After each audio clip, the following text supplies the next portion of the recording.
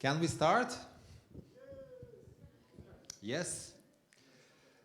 Hello, audience online. I hope you can see me and you can hear me. And yeah, welcome to the International Aquatic Warbler Conference. We were discussing among our organizers team that maybe it's a congress, it's not a conference, but after all, when we thought that we will be rather more humble, and when we just titled the event International Aquatic Warbler Conference. My name is Žymantas Morkvėnas. I'm coming from Baltic Environmental Forum, an NGO which is managing some aquatic warbler conservation projects, MagniDucatusAcrola project, and actually this conference is a final conference of a MagniDucatusAcrola project, but also LIFE Aquatic Warbler project. Both of these projects will be presented during the conference. And you know, I won't speak many words because I have anyway too many presentations to talk, so I will ask others to do some welcoming words for you, but I just wanted to say you two things. So first is welcome to the European Green Capital, Vilnius. This year Vilnius is nominated as a Green Capital of Europe. And the second one, I think it actually fits very well to the aquatic warbler community, considering its biology. But another statement, what I really like is about Vilnius. Vilnius, the G-spot of Europe. Nobody knows where it is, but when you find it, it's amazing. And I think that really these days, for those who will be here, next days, I think will be really, really amazing days. But that's enough for me. And I would like to invite some people, some very important people for us also for the conservation community to say some welcoming words. So one welcoming word from our dear colleague from the Ministry of Environment, one welcoming word from the, of course, chairman of Aquatic Warbler Conservation team, and a very welcoming word from our farmers' perspective. So I'd like to invite Algirdas Klimavičius, first of all, the head of the Nature Conservation Policy Group at the Lithuanian Ministry of Environment, to say some words about the aquatic warbler. I know aquatic warbler is probably among the most popular birds in Lithuania in recent years, so you heard about it quite a lot, but please, yeah, say a few words for the audience.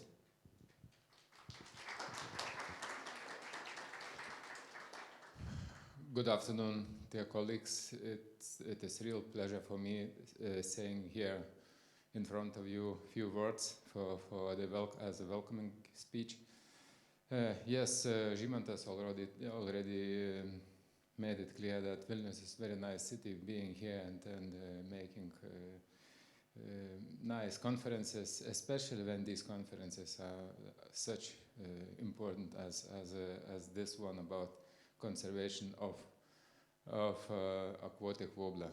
The species which is very popular in Lithuania, and this popularity is not always pleasant for the ministry, who is truly supporting these attempts of the conservation of species. Aquatic warbler isn't, all these efforts saving the species are not about saving one species. This is an umbrella species, and it brings for Lithuania many positive outcomes and results. You will hear today and in next few days presentations from Lithuanian side explaining all these positive effects on Lithuanian countrysides and nature conservation. All these presentations will provide evidence about the profit of investing in nature. I'm very proud being among you, dear colleagues, dear distinguished guests from all about the world here, dear friends. I wish you good working days here, and good luck in your working careers. Yes. Thank you, Olgis, and indeed, as we have to say in the posters and everywhere, species do not go extinct alone, and exactly the contributing conservation to the aquatic warbler contributes also conservation to the wider biodiversity. Martin, I would like to invite you, Martin Flade, the chairman of the International Aquatic Warbler Conservation Team, many years chairman, a lot of memories, so you can have a really bird's view into what's going on, and of course you will talk in your presentations, but first come with some welcoming words to the group here and the group online. Thank you very much. Yeah, also a very warm welcome from my side. I'm always very happy to meet so many members of our family. So it will be a great conference. And many thanks to Gymantas and his team of Baltic Environmental Forum to organize this conference at this wonderful place. As you already explained, I know Vilnius from last year, and it's a great place. Yeah, but just now, we are in a multiple situation of war. War of humans against each other, for instance in Mali and in Ukraine, but also war of mankind against nature, threatening ecosystems and climate at a global scale. And as Gymantas said in a former presentation, aquatic warbler is a songbird of war, which is to find at all these front lines. And I hope it will be our aquatic warrior for peace. So we are just now on the onset of a decade of decision, but also a decade of hope. The LIFE MagniDucatusAcrola project is coming to its end and very successful completion. And the LIFE projects, Aquatic Warbler on the Move and LIFE for Aquatic Warbler, have just started. So we are facing a huge challenge, but also a huge chance for the fate of our Malinki Druk. Besides our knowledge and experience, our sharpest weapons are our dedication and our enthusiasm. So let us take on the challenge together. In this sense, I wish us a very motivating and inspiring conference. So, thank you. Thank you, Martin. This is truly inspiring, motivative speech for the warriors of peace, I understand. Thank you, Martin. Really good, and really showing the existential situation with aquatic warbler, but not only, with us as well, humans. And finally, I would like to invite also a third short opening speech from the very ground of aquatic warbler breeding habitats, from the farmer. So Gabriela Kuskytė,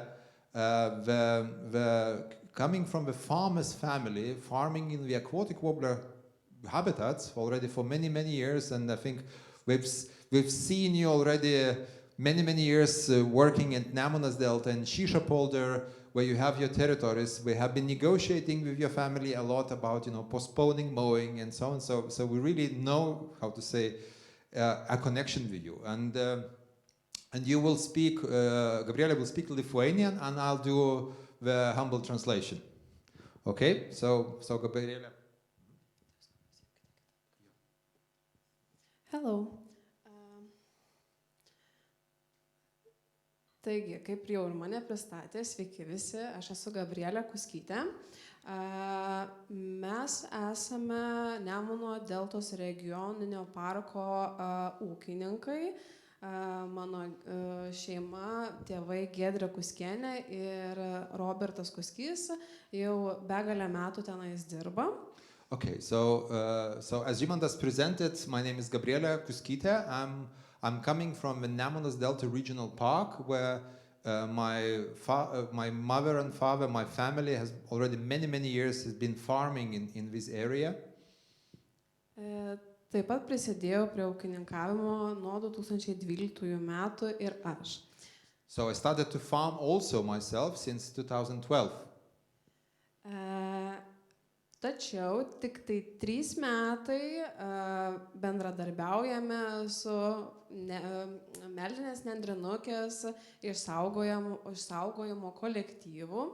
So only 3 years now we have a more intensive experience of cooperation with a team of aquatic warbler conservationists. Galiu teikti, kad mes ūkininkaujame intensyviai. Mūsų pievos yra šienaujamos 2 kartus. Tai yra pirma žolė ir antra žolė. I have to say that we are rather intensive farmers. We are mowing grass 2 times a year. So we are collecting 2 harvests. Ir pastebėjome tokį dalyką, kad meldinė nendrinukė ypatingai mėgsta mūsų pievas. And we noticed that aquatic warbler especially prefers our meadows. Gali nuskambėti juokingai, galime pasijausti ypatingi dėl meldinės nendrinukės. It might sound funny, or maybe we might feel kind of very important because of having aquatic warbler in our farm. Tačiau yra vienas dalykas. Supratome ir iš praktikos pastebėjome tai, kad meldinė nendrinukė jinai pasirenka būtent švarę pievą, kuri yra pastoviai dirbama, nuvaloma ir prižiūrima. But we also notice one thing, that aquatic warbler, from our practical experience, aquatic warbler prefers to breed in those habitats which are cleared or cleaned or mowed actively, and the biomass has been collected from the area. Tad galiu tik pasidžiaugti, kad galime sklandžiai bendradarbiauti. Iš pradžių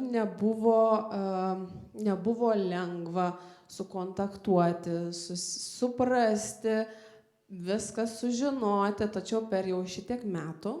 So we are really glad to cooperate with the Aquatic Warbler team. And I have to admit that it was not easy from the very beginning. It was so much information to swallow and to understand the things, but... Bet per laiką sužinojome apie visą šio paukščiuko gyvenimo būdą, pomėgius, gyvenamasias vietas ir taip toliau. But in that time we got to know everything to know about aquatic warbler. Its lifestyle, its hobbies, where it lives. Ir šiuo metu jau mums yra daug lengviau bendradarbiauti, pasiekti geresnius rezultatus dėl šio paukščiuko išsaugojimo. Ir tikrai būna tokių dalykų. So, and in recent years, when we know the situation and we know how the system works, I think now it's much more easy to cooperate and to achieve the conservation goals together. Mes deklaruojame, kad išsaugoti nendrinukę, tačiau yra laukų, pievų, kur yra kitokia deklaracija. So we are, with our land plots, we are declaring the agri-environmental measures dedicated for aquatic warbler conservation, but also there are other fields which are not declared for agri-environmental measure. Ir kad išsaugoti paukščiuką, mes sukontaktuojame su kolektyvu, išsiaiškiname, jeigu tame lauke jisai yra, mes pasistengiame šiek tiek išlaukti laiko, kiek mes palei įsipareigojimus galime. So in those fields we always initiate a contact with the Aquatic Warbler Conservation team here in Lithuania, and we really try to get to know if the aquatic warbler breeds in these more intensive fields. And if it does, then we try as much as possible to postpone our mowing activities in that particular area around the Tad mums taip pat yra labai svarbu gamta, taip pat labai svarbu yra šis paukščiukas. Iš tiesų, turėjau incidentą tokį su nendrinuke. So I want to say that it is nature is very important to us, and it is also aquatic warbler conservation is we see it as also a very important thing. Just want to mention that we had one little incident with aquatic warbler. Kartą buvo taip, kad atvažiavau į pievą, ją reikėjo nupjauti, kad technika galėtų toliau važiuoti, sugriebti ir presuoti. So there was once a story when I arrived with a tractor to the field to do the mowing, to prepare the area for mowing, for raking and collecting the biomass. Ir kai tik įvažiavau į pievą, ant traktoriaus kapoto nusileido paukščiukas. And when I just drive into the meadow, on the cabin of the tractor, the bird has landed. Ir tik akimirką taip žvilgtelėjau į jį ir taip pasirodė, paprastas ten tas paukščiukas. Paskui žiūriu, kad yra ant galvos dryžiai tokie, tarsi zebriukas. And then I thought, okay, that's another brown little bird landed just on my tractor. But then I looked closely for a few seconds and I saw a stripe on its head. Ir tada iš visos charakteristikos sudėjimo ir visos tos jau medžiagos, kuri jau apšvietė mumis, supratau, kad tai buvo mėlyni nendrinukai. So I just then identified that it was actually an aquatic warbler. Tad galiu tik tai pasidžiaugti, kad yra žmonių, kurie dirba vardan to ir kad teko mums susipažinti ir labai tikiuosi, kad toliau eisime taip bendru kumščiu, bendrom pėdom. So and I can just only say that I'm really very happy that we can work together, that there are such people protecting this bird, and then we can work together as one fist for the conservation of this bird. Yeah. Thank you. Thank you. Thank you. Thank you.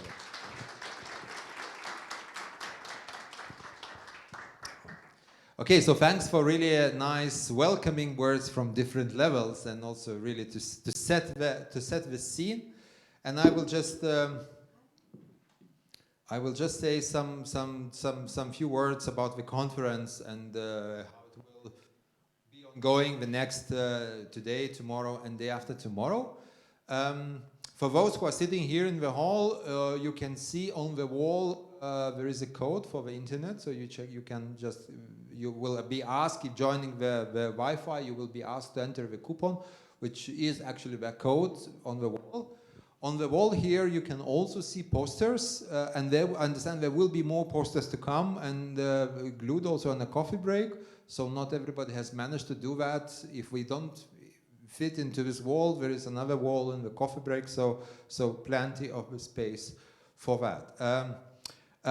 Some rules of a conference, very simple also for the online participants, is that this whole conference is broadcasted through Zoom, where you obviously joined with a link, and this link will be the same link will be operating all the 3 days, so you can just connect using the same link. Take note that this conference is recorded, so and also the records later on, I hope, will be also available online. Yeah, Rita is saying yes, it will. So you can also come back to that and have a look at it, and or forward it to your friends. For the online speakers who want to ask a question, I kindly ask you to drop your questions in the chat. So we have we have our team who are observing the chat and looking on the chat and on delivering the questions here in the plenary. So participants can answer, but you can, if you really want to speak yourself, you can also raise a hand and we will make it possible. So you can also participate and we will hear you and we can then interact. I will very briefly go through the program, so not going into the details. It's really intense. We Aquatic Warbler family are really used to work hard. So we packed really intense conference with many slides, with really interesting talks. So I will just go through the logics and highlight some things. So first of all, today we are setting the scene, having a certain strategic overview on the Aquatic Warbler Conservation mission. So we will have a talk from Martin, also making a kind of global overview about the situation. We'll have a presentation about where we stand with the science and with the knowledge, what we know, and maybe where are the gaps. And of course, there is a climate change ongoing, and when we talk about strategic things and setting the scene, we cannot ignore the climate change. We will also have a nice panel discussion about the stepping stone habitat network scenario setup. So that is the setting for today. In between, we will have a coffee break, and as you can see from the program, the programs are printed, so you can also get it here. But also for those online, besides me sending the email, there is also on aquaticwarbler.eu website, there is online program also placed. Important for those who are here, at the coffee break, we want to make a family photo. We have a tradition always to make a family picture. So we'll make a family picture in the coffee room quickly, and then we first make a picture, and then we go for the coffee and networking.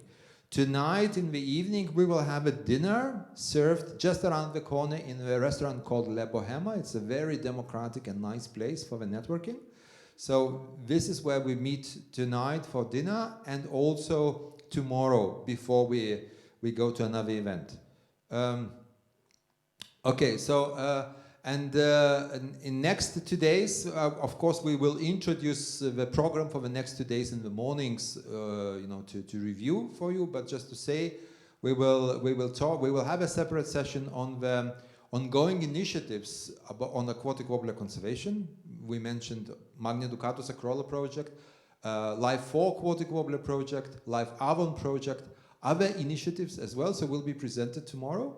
We will have also tomorrow a talk about some communication activities, which is actually switched from Friday to tomorrow. And then tomorrow we will have also a session on the translocation of aquatic warbler, one of really exciting initiative, where we'll dive into the translocation experiences and discussions. And we will end tomorrow with the talks about the agri-environmental measures, where exactly what Gabriela has been highlighting and joining these agri-environmental measures, her experience. So we will talk in details about it from Lithuania, from Poland, and we will see what are the challenges, opportunities, and the future perspectives. And in the last day, on Friday, we have another half day till lunchtime, which mostly will be dedicated for the biomass use. So we will discuss the issues, the problems, the challenges, because we want to do the late mowing, which means that the biomass needs to somehow we need to deal with the biomass. And so these aspects will be triggered tomorrow, as well as, of course, we will look into the future perspectives. So just kind of a highlight of the whole conference. One more important thing for tomorrow at 8 o'clock in the evening. So when we end up the conference here, we will go to the same restaurant as tonight to have a light and quick dinner, and then we go to another event. We go actually to the pub, where we will have another session of Café Scientifique. So that is, this is a format when you talk serious things in unserious environment, a bit more relaxed, and to have some discussions. And we will have a Café Scientifique discussion with some, of course, our aquatic warbler experts about is it worthwhile saving brown little bird, aquatic warbler, but probably not only that. And so we will dive into the discussions. And this is an event which is open for Vilnius public, so everybody is welcome. It is announced on social media everywhere. So let's see, it can hold, I think, more than 100 people. Let's see how many will gather. But this will be a nice format when you can also order some beer, relax, and talk about serious thing in a very democratic atmosphere. So that's a glance to the whole program. Poster sessions, you can always study and look into the posters. There are some really, really nice posters, interesting posters. We will see how we can do it, maybe also to send it to the online participants. We intend also to share the slides of the presentation so others can also, you don't need to take screenshots or take notes. I think the slides, once they agreed with the speakers and tweaked maybe a little bit, they will be shared online.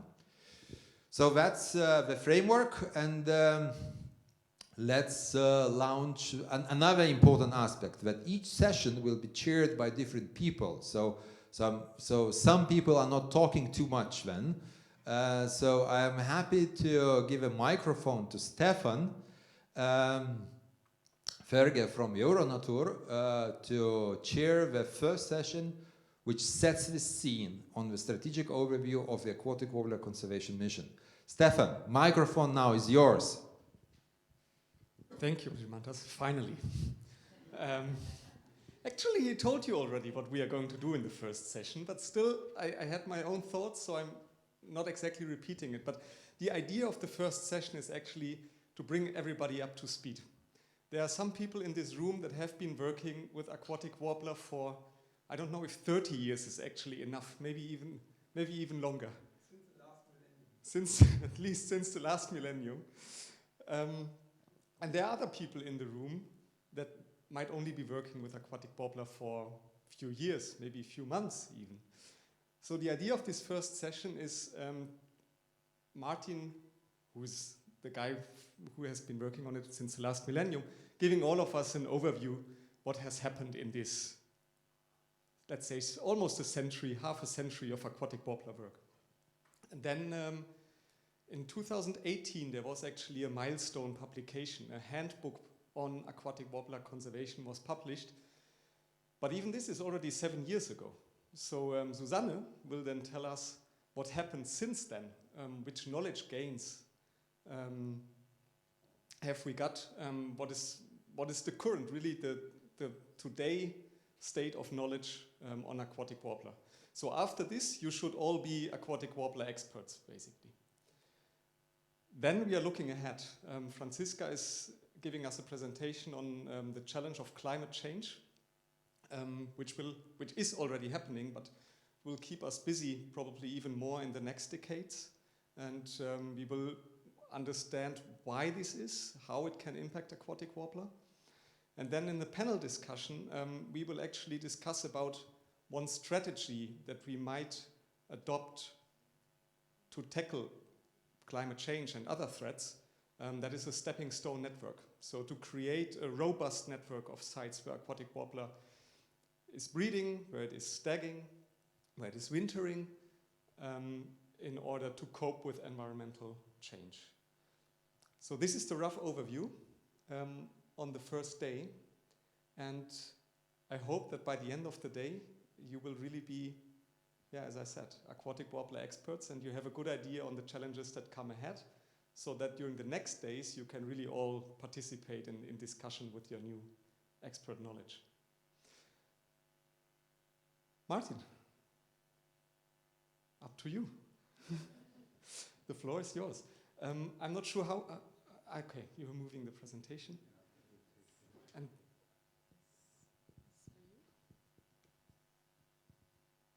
I'll keep, Martin, do you want this microphone or are you using that one? Okay.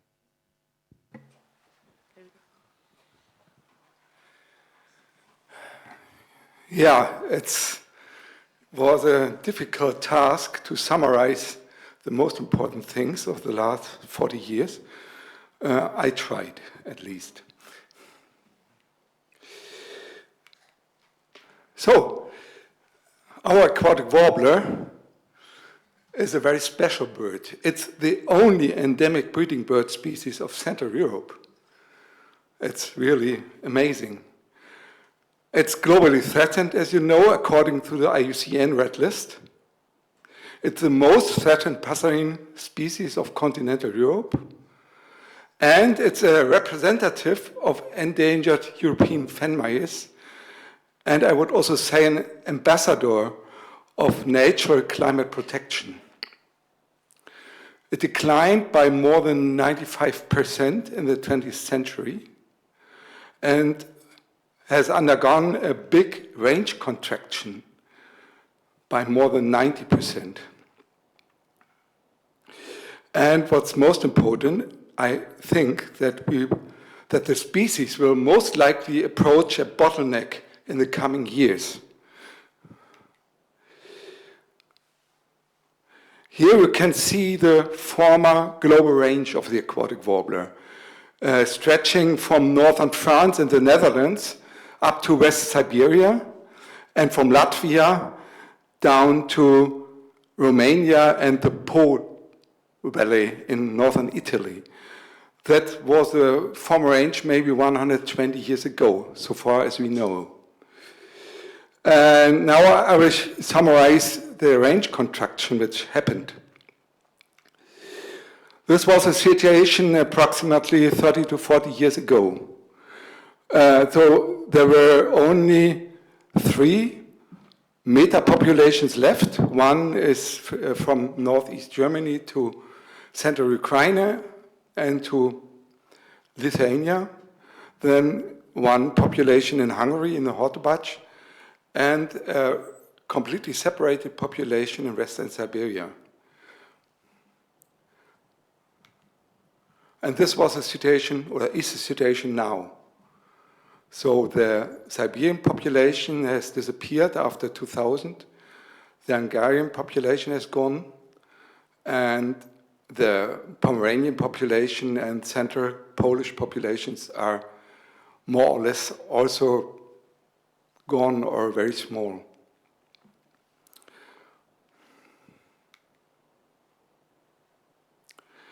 Yeah, so you see the global range now in one map, and also the different stages of range contraction. Jochen Bellebaum has analyzed all historical data and brought them on a map a few years ago, and they can see only the documented breeding sites between northern France, you can see it on the left, one dot, and the Netherlands to Kaliningrad region and southwestern Lithuania and so on. So all these dots are confirmed breeding sites, and the color indicates the latest breeding record over there.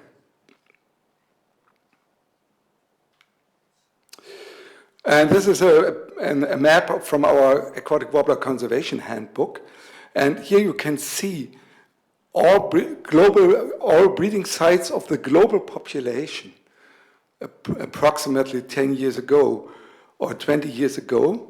And the Hungarian population is extinct since 2011. And in the Pomeranian population, there were only a few birds in 2024 and 25, which are obviously all coming from translocation.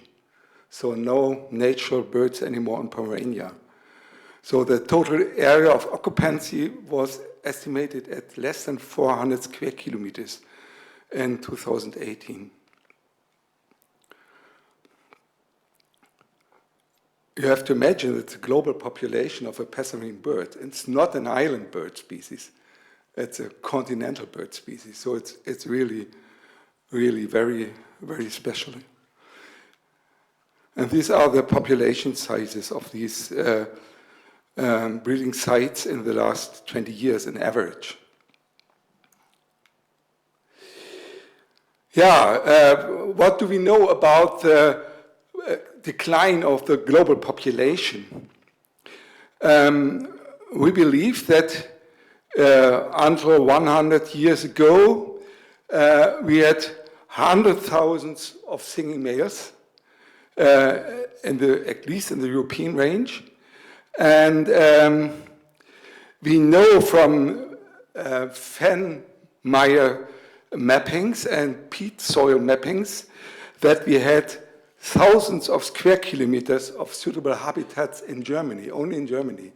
In the state of Brandenburg, we know that there have been around 1910, there were at least 250 square kilometers of suitable habitat.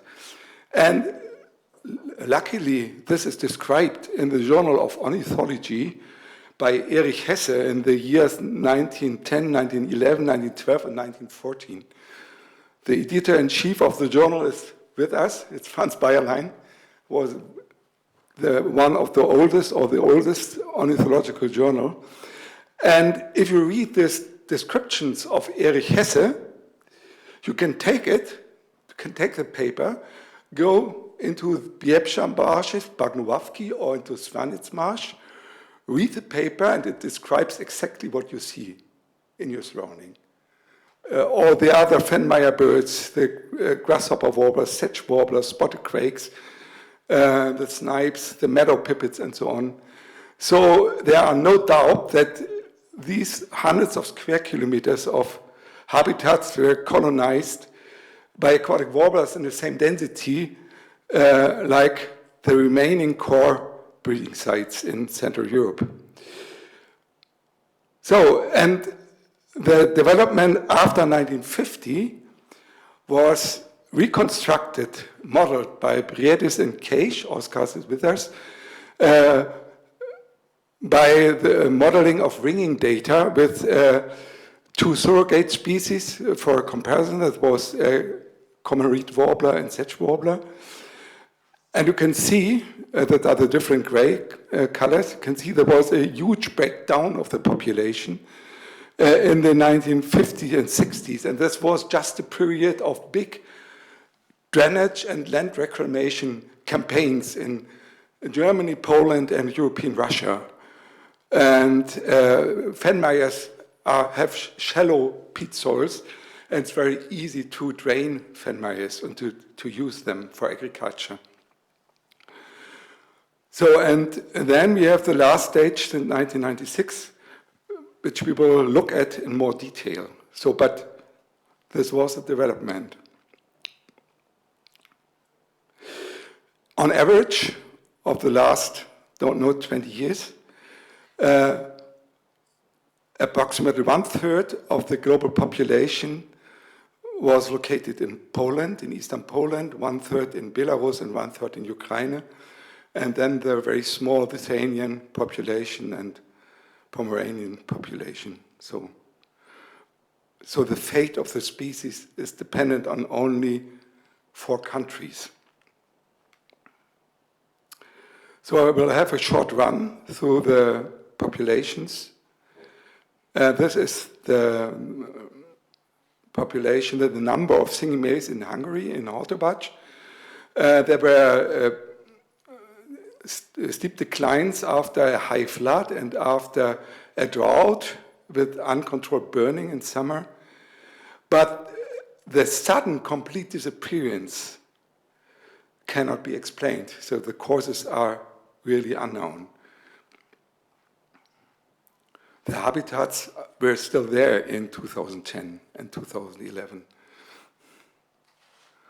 So this was the development in Pomerania. And we know that main causes of decline have been the abandonment of agricultural use of important sites, then the succession overgrowth with reed, also eutrophication was a problem or is still a problem, like in Rozvarovo, and unsuitable habitat management, of course. And we believe that since 2013, the aquatic warbler population was too small to survive at its own, even despite there were some restored sites, some restored habitats. But we think it was simply too late for the population to recover. So this was a development in eastern Poland, it means Chelm marshes and Biebrza. The figure of 2025, it's my own estimate from information I got, mainly from Biebrza. You know, it was a catastrophic year, we come to it later. And Biebrza was probably only 30% of the former population in this year. So cause of decline mentioned by the Polish colleagues were in the last year and past years extended droughts, uncontrolled fires, also in this year, low insect abundance after fires and late severe frost, overgrowing with reeds and shrubs, too early mowing also at one site, and biomass left on the site was also a problem at one site. So this is a paradise for aquatic warbler, Bagnovavki. Most of you will know it. In Belarus, the population development was or seemed to be rather stable in the 90s and 2000 years after the discovery in 1995, but then dropped to a half approximately. And for this year, we have a rather good estimate by Alexander Kozulin. They did counts in Svanets and other sites. So it's still not very high. And the Belarusian colleague says they have still problems with overgrowth with reeds and shrubs of the habitats. Also, they mentioned droughts and uncontrolled fires, but also water excess in Savage, northernmost site, is better now. And they also mentioned low insect abundance after late severe frost in May. It was this year especially. So this is or was for a long time the largest breeding site of aquatic warbler in Svanets in southwest Belarus. And this site, Dikuya, is a wonderful site, has almost disappeared as aquatic warbler breeding site because of overgrowth with bushes. And this is the northernmost site, Savage, near the border to Lithuania. In Ukraine, there was obviously an increase in the late 1990s and 2000 years. Might be also an increase of knowledge, but there were also some very adventurous years, enough water or high water table, large flooded areas. Then stabilization at a relatively high level, and then the last years, steep decline. Causes mentioned were cessation of mowing and accelerated eutrophication, both supporting overgrowth by shrubs and reeds. There was nearly no active habitat management in Ukraine until now. Pollution of river water was mentioned, and in the last year, droughts and uncontrolled fires. So Lithuania is completely different, as always. In Lithuania, we had a very critical situation in 2012, 2013, very low population, and then a really strong increase. And this was a result of conservation projects, of EU LIFE projects, which were really successful and successfully implemented. So we can learn a lot from Lithuania. We will hear more about later. So this is the most important breeding site in Lithuania, Alkapolder, a few years ago. Yeah, and this was a very special situation this year. We had a big drought, the heaviest drought ever in the last decades, maybe forever. And there's big fires in Ukraine and Biebrza. Of course, it's going along with climate warming and climate change. So that I think that the global population was below 5,000 single males in this year. So we are approaching really a bottleneck in the global population, as you can see. So it's really critical. What about the stopover and wintering sites? So we have a lot of knowledge from ringing activities, also in Africa, and from ring recoveries. But the most current knowledge we have is from geolocator studies. There were two campaigns, one in 2011 and 2012 in central Ukraine and West Belarus.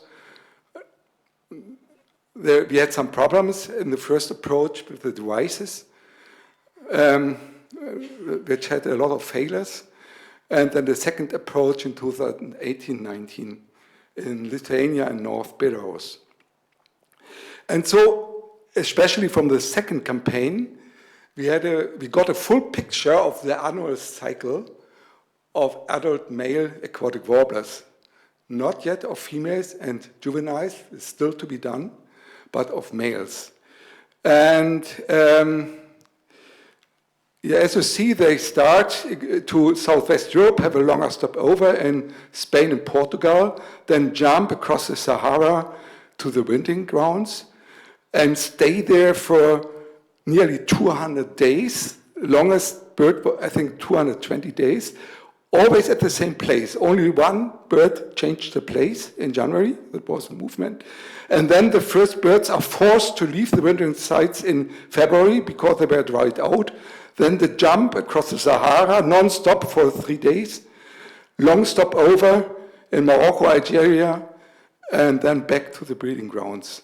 And as you can see on the right hand, the birds are only 80 days in the breeding sites and on average 184 days in the wintering sites.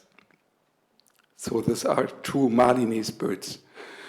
And we believe that the wintering sites are still not a bottleneck for the species, despite the extent of the habitats is very different. It's changing from year to year, especially in the inner Niger Delta in Mali, but also in dry years, the flooded habitats are still so big that it should be not a problem to host a few thousand aquatic warblers.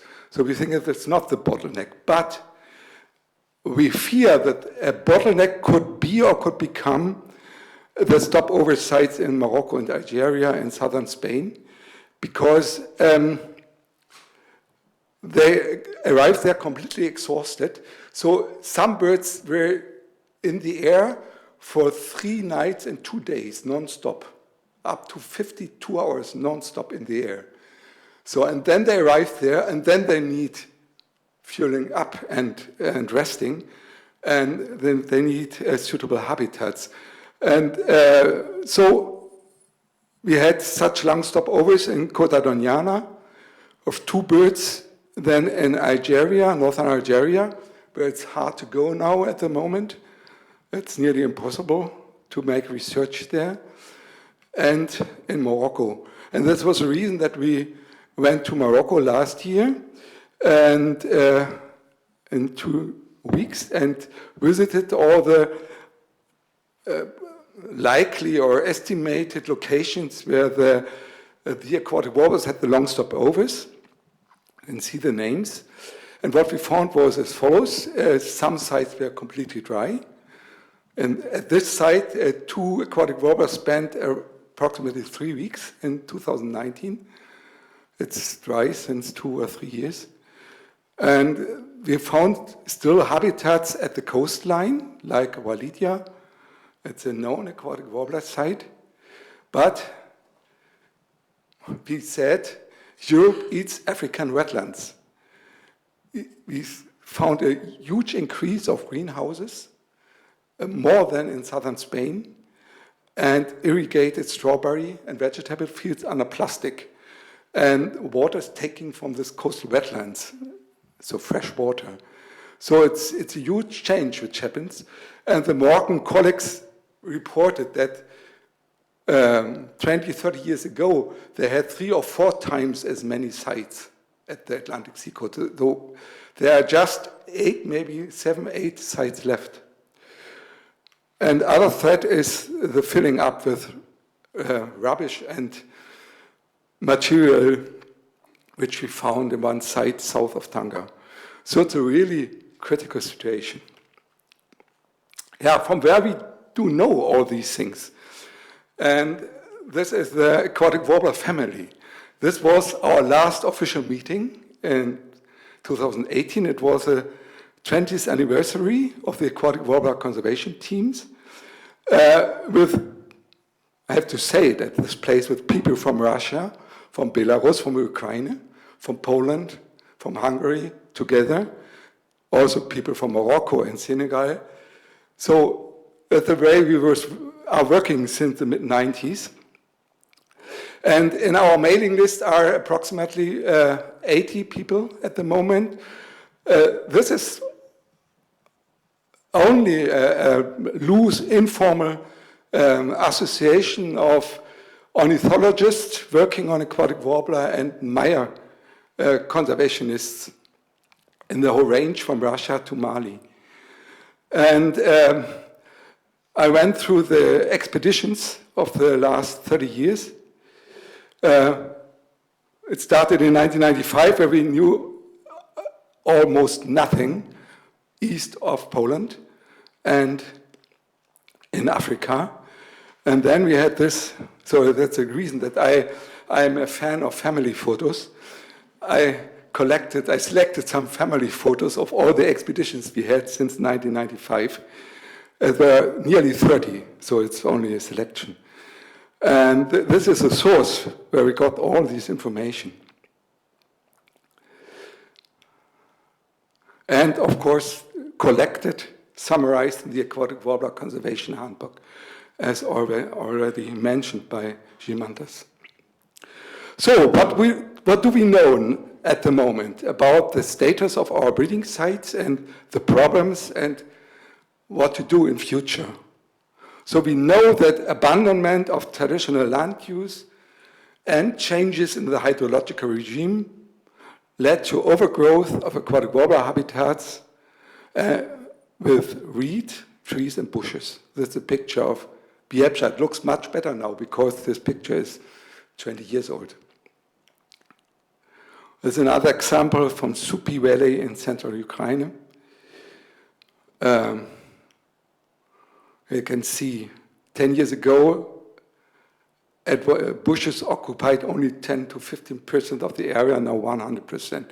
This slide was prepared by Anatoly Poluda. And this is a very new development, the upcoming new big challenge along with climate warming are the extended droughts and the uncontrolled fires we experienced in the last 2 or 3 years, and the worst year was this year. Yeah, I think it's a term from Gymantas. The aquatic warbler is a songbird of war zones. It winters mainly in Mali, where we have this civil war since more than 10 years, and where we cannot work at the moment, we cannot go. The last ornithologists which have been there are the friends from Acrola from France. I've been there in 2011. And the big picture is at our project site in Birki, just along our project site of the LIFE Aquatic Warbler project.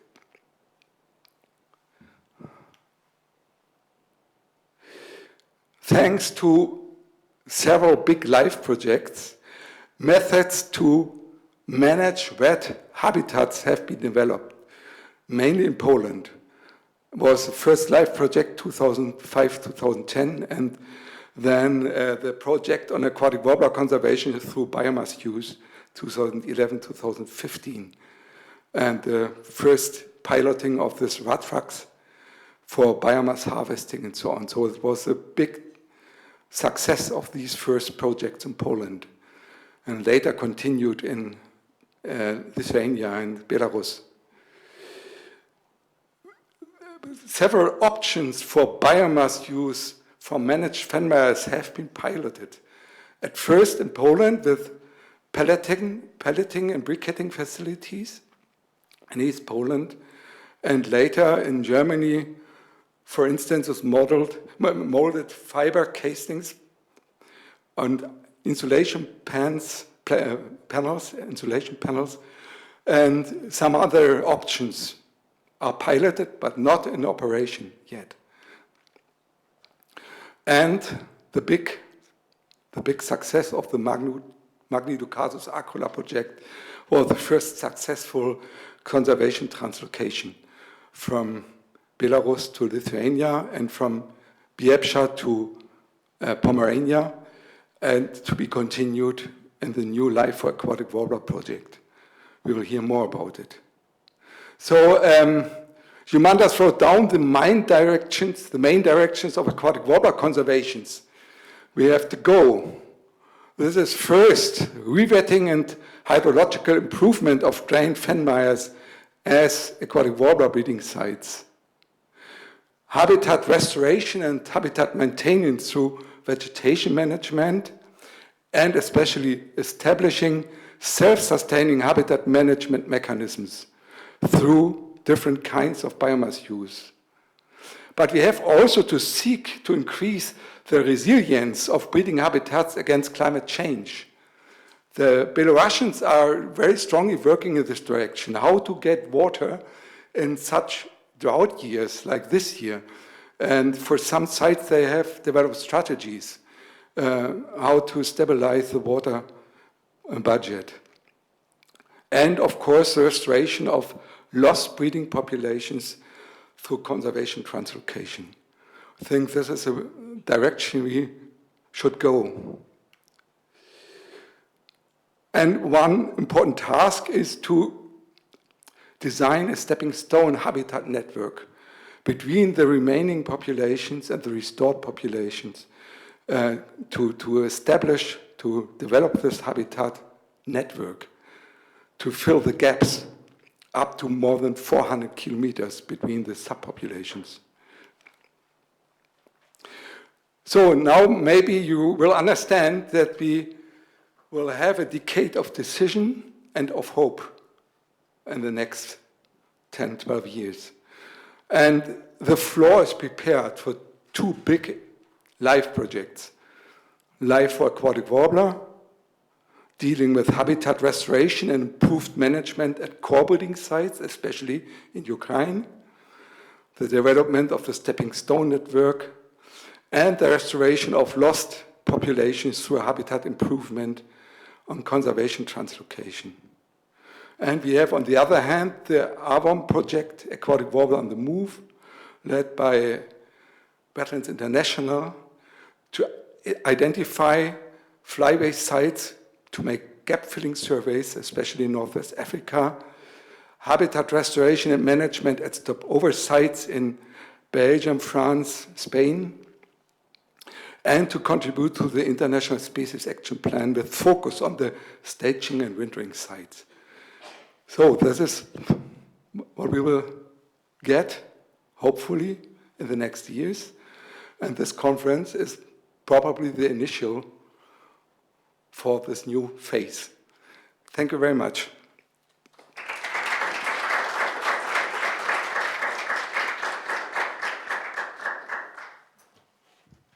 Thank you, Martin. We are a bit ahead of time, so there is time for questions, if you have any to Martin. Jarek. Thank you, Martin, for your very good presentation and overview. I will add rather not question, but some additional issue to this.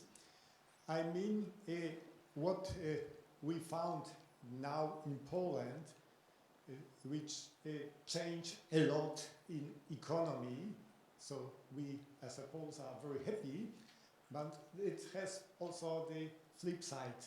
I mean, there is a very strong pressure from especially agriculture sector on aquatic warbler sites, including Biebrza. Biebrza today is quite different, which we know from, let's say, 90s. Now they are surrounded by very powerful farmers, dairy farmers, who extract a lot of the water, groundwater, and of course need a very high need of hay. I will talk about this in my next presentation. But what I would add, there is one mechanism, a policy mechanism, we might or we should even include in our conservation work. Maybe not really Aquatic Warbler Conservation team, but our, let's say, organizations. It's nature restoration law in EU, which require to restore, for example, stepping stone areas. And I think it might be a good tool to this self-sustaining restoration. I mean, not, you know, directly covered every stepping stones in Poland, Germany, and Lithuania, or let's say just EU countries. But we should consider and we to work on NRL in this case. Yeah, thank you.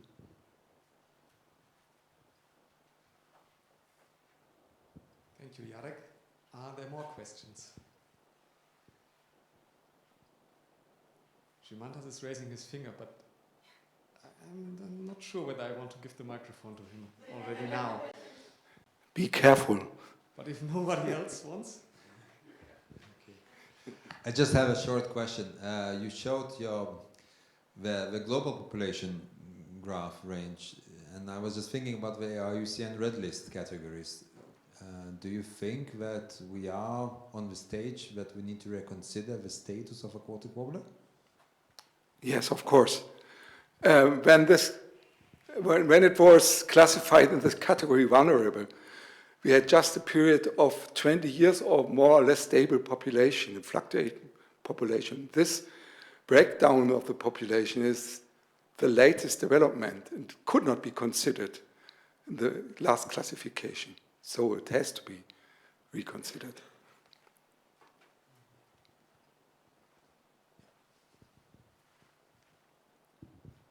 Yeah, thank you very much.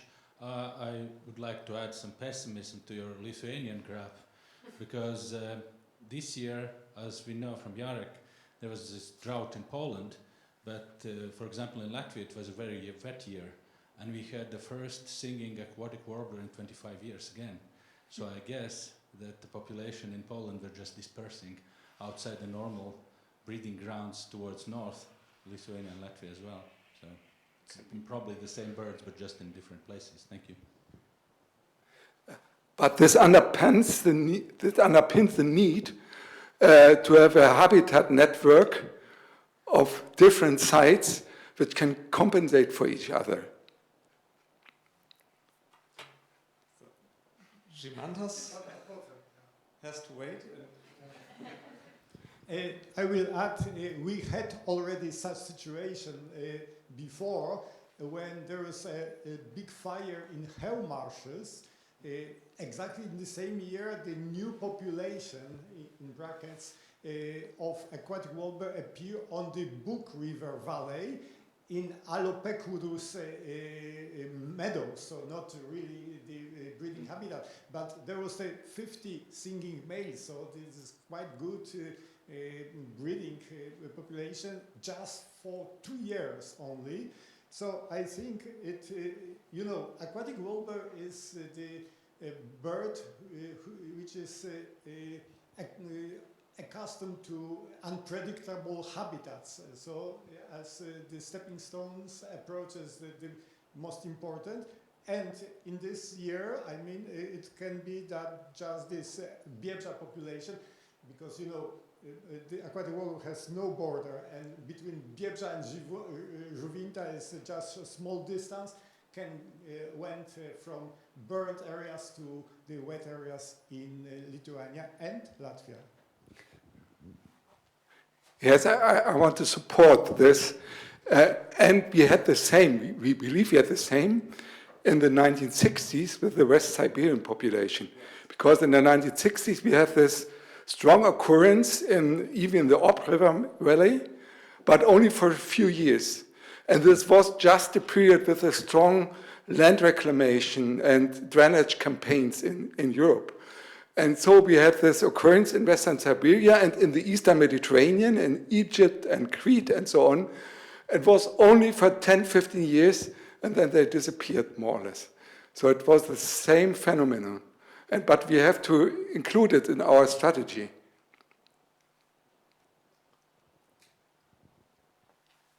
I wanted to react a little bit on what, Oskars, you said, and I fully agree with you, and but I would frame it a bit differently. I would say I fully agree that we should not be too naive thinking that the Lithuanian aquatic warbler population suddenly increased. But the Lithuanian population situation this year, I do not see it actually as a pessimism. I even have 3 good, positive messages.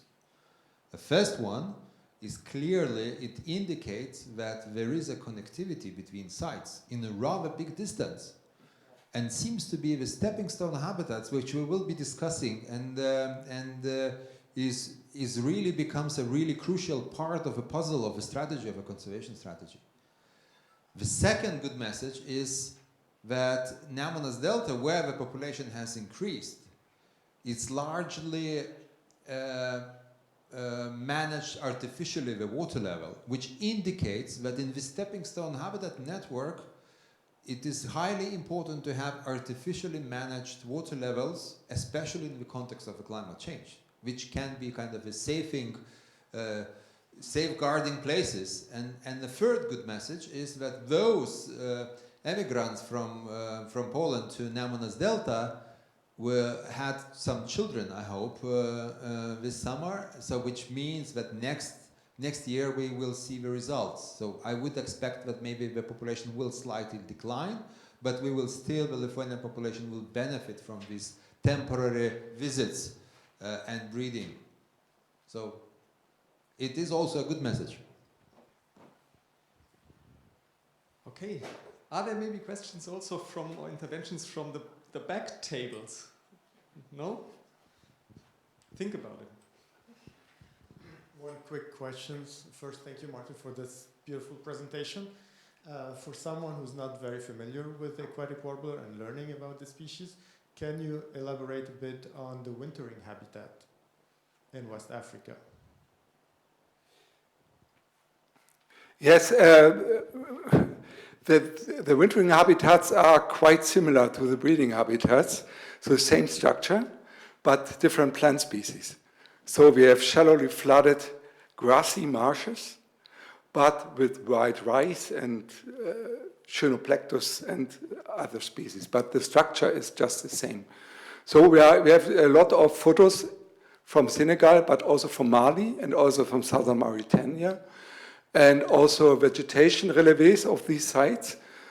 So there are no peatlands because they are drying out every year in late winter.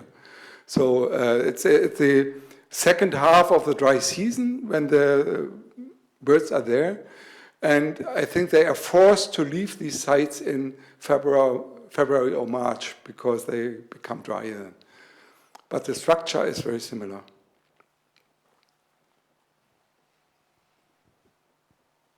Okay, I'm looking at the back tables. No raised hands? Ah, there's one. Very good. Okay, I get a question. In Senegal, we have a new opportunity related to the ringing of bird. And it's a new project coaching by Professor Guillem. I want to know what link we can make with this project to do the reporting to improve data for warbler. Yes. I think it's a question for the AWOM project, Aquatic Warbler on the Move project. The colleagues are sitting on your table in front of you. I think that this is one important task of the AWOM project, to connect these activities and to collect this data and to fill in gaps and so on. So we will talk about, I think, later in the conference, tomorrow, I think, huh? Your presentation will be tomorrow. Yeah. Yes, we can present further on this tomorrow. So keep the excitement for tomorrow. Okay, that's good. Actually, it's a bit of a cliffhanger, so it hopefully motivates you to be still here tomorrow. Thank you for the questions and for the interest. I think we are moving to the next presentation.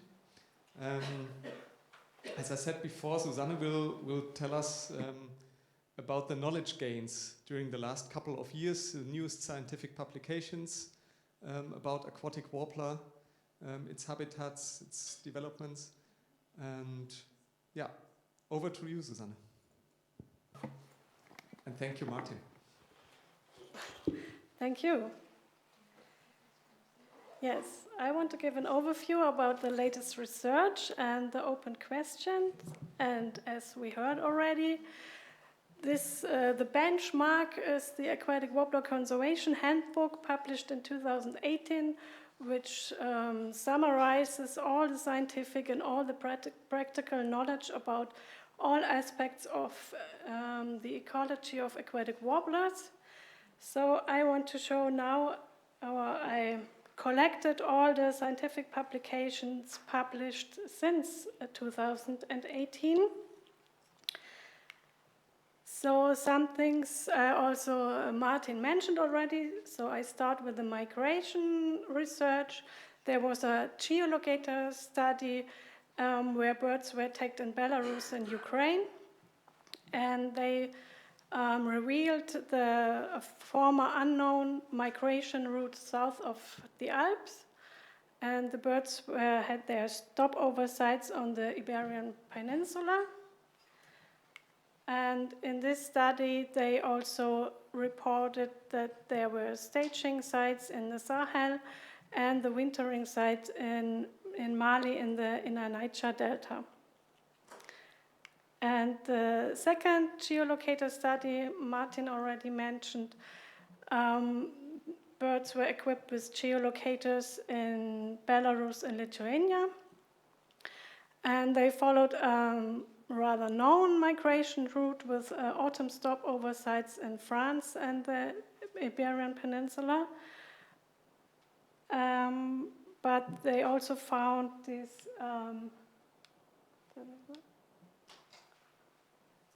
long stopover duration during spring in Morocco and Algeria. And this study also confirmed the wintering site in Mali in the Niger Delta.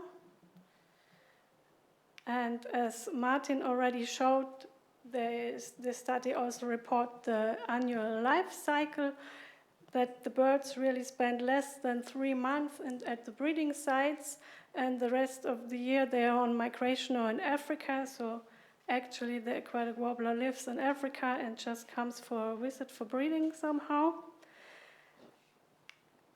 And this study also deals with migration and stopover sites. And they wanted to highlight the importance of stopover sites. So the birds start the migration on the breeding grounds, and they need their first stop and refueling in France at the coast and in Spain. And they also state that most individuals would not be able to cross the Sahara from France or Spain, so they need to stop again in North Africa. So they also highlighted the importance of North Africa during the autumn migration. And they had a picture of the graphic of this sites of Africa, and they draw this distance, almost a 100-kilometer buffer around these sites. So what they assume that a bird can fly in one go, so they need to stop again in North Africa to cross the Sahara in one go. Another study on migration and stopover is from Portugal, where they found an increasing number of aquatic warblers captured on migration in Portugal at the coast. And then there was a recent study on breeding ecology from the Chelm marshes.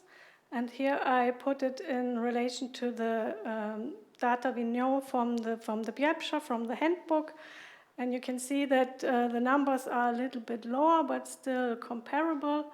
So we have nest survival of about 60%, fledgling success of 77%, and around 3 fledglings per nest.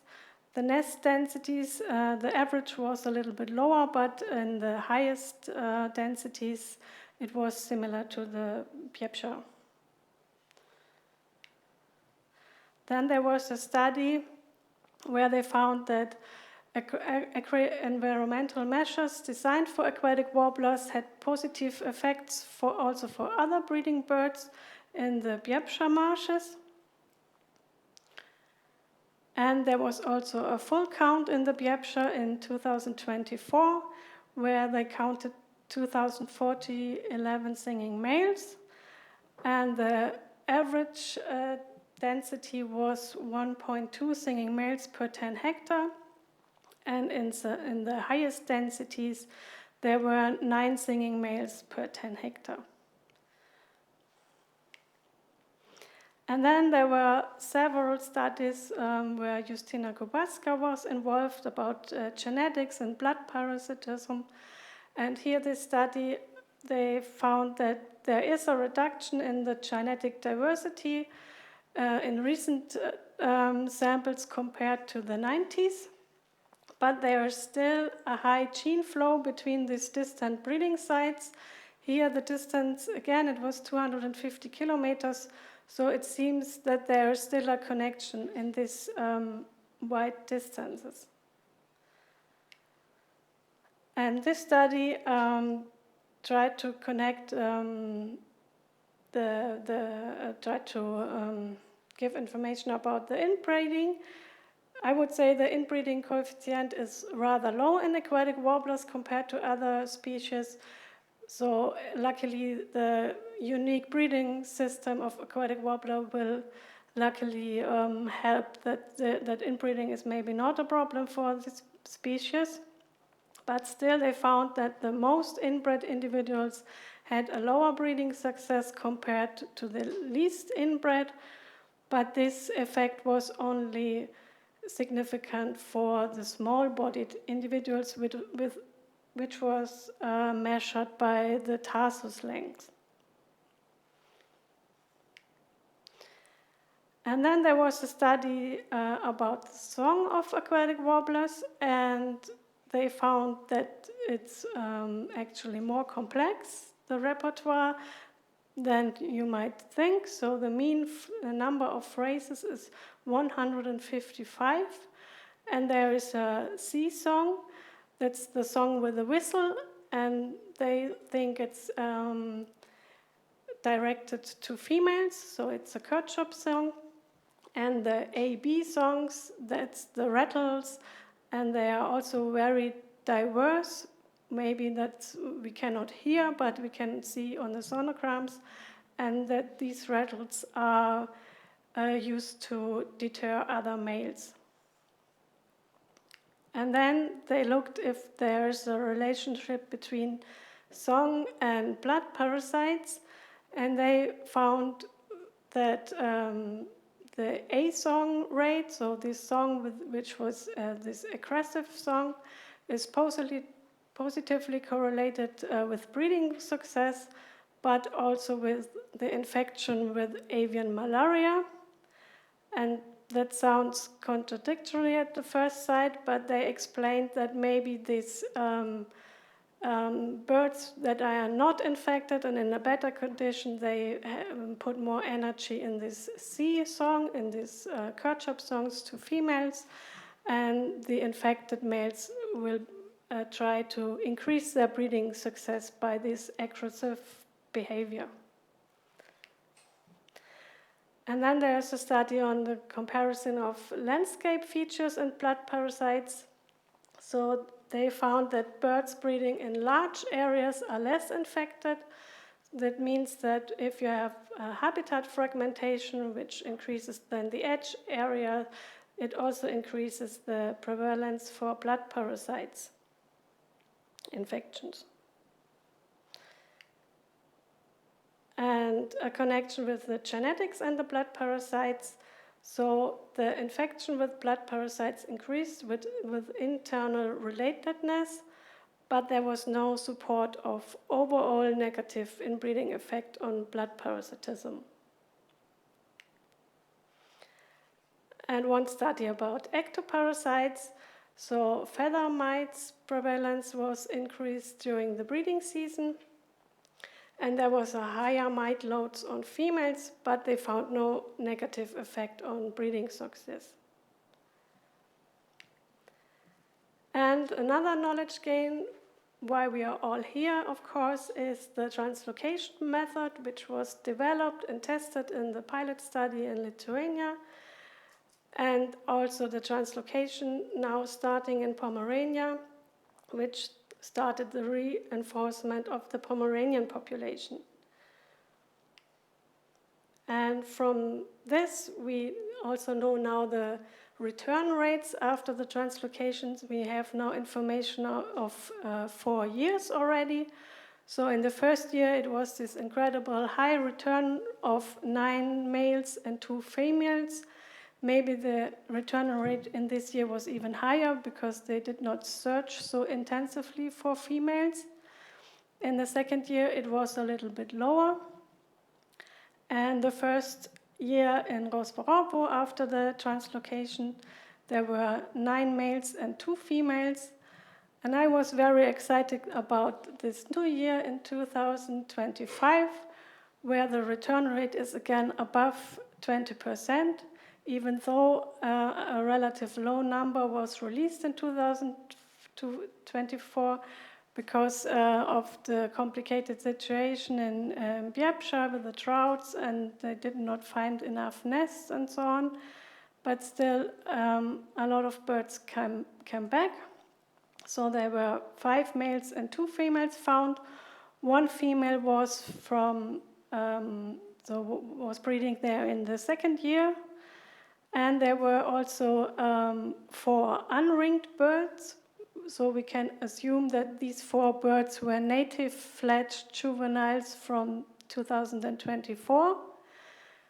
So I think there's also, they took samples of them, so we know for sure if they are related to the females of 24.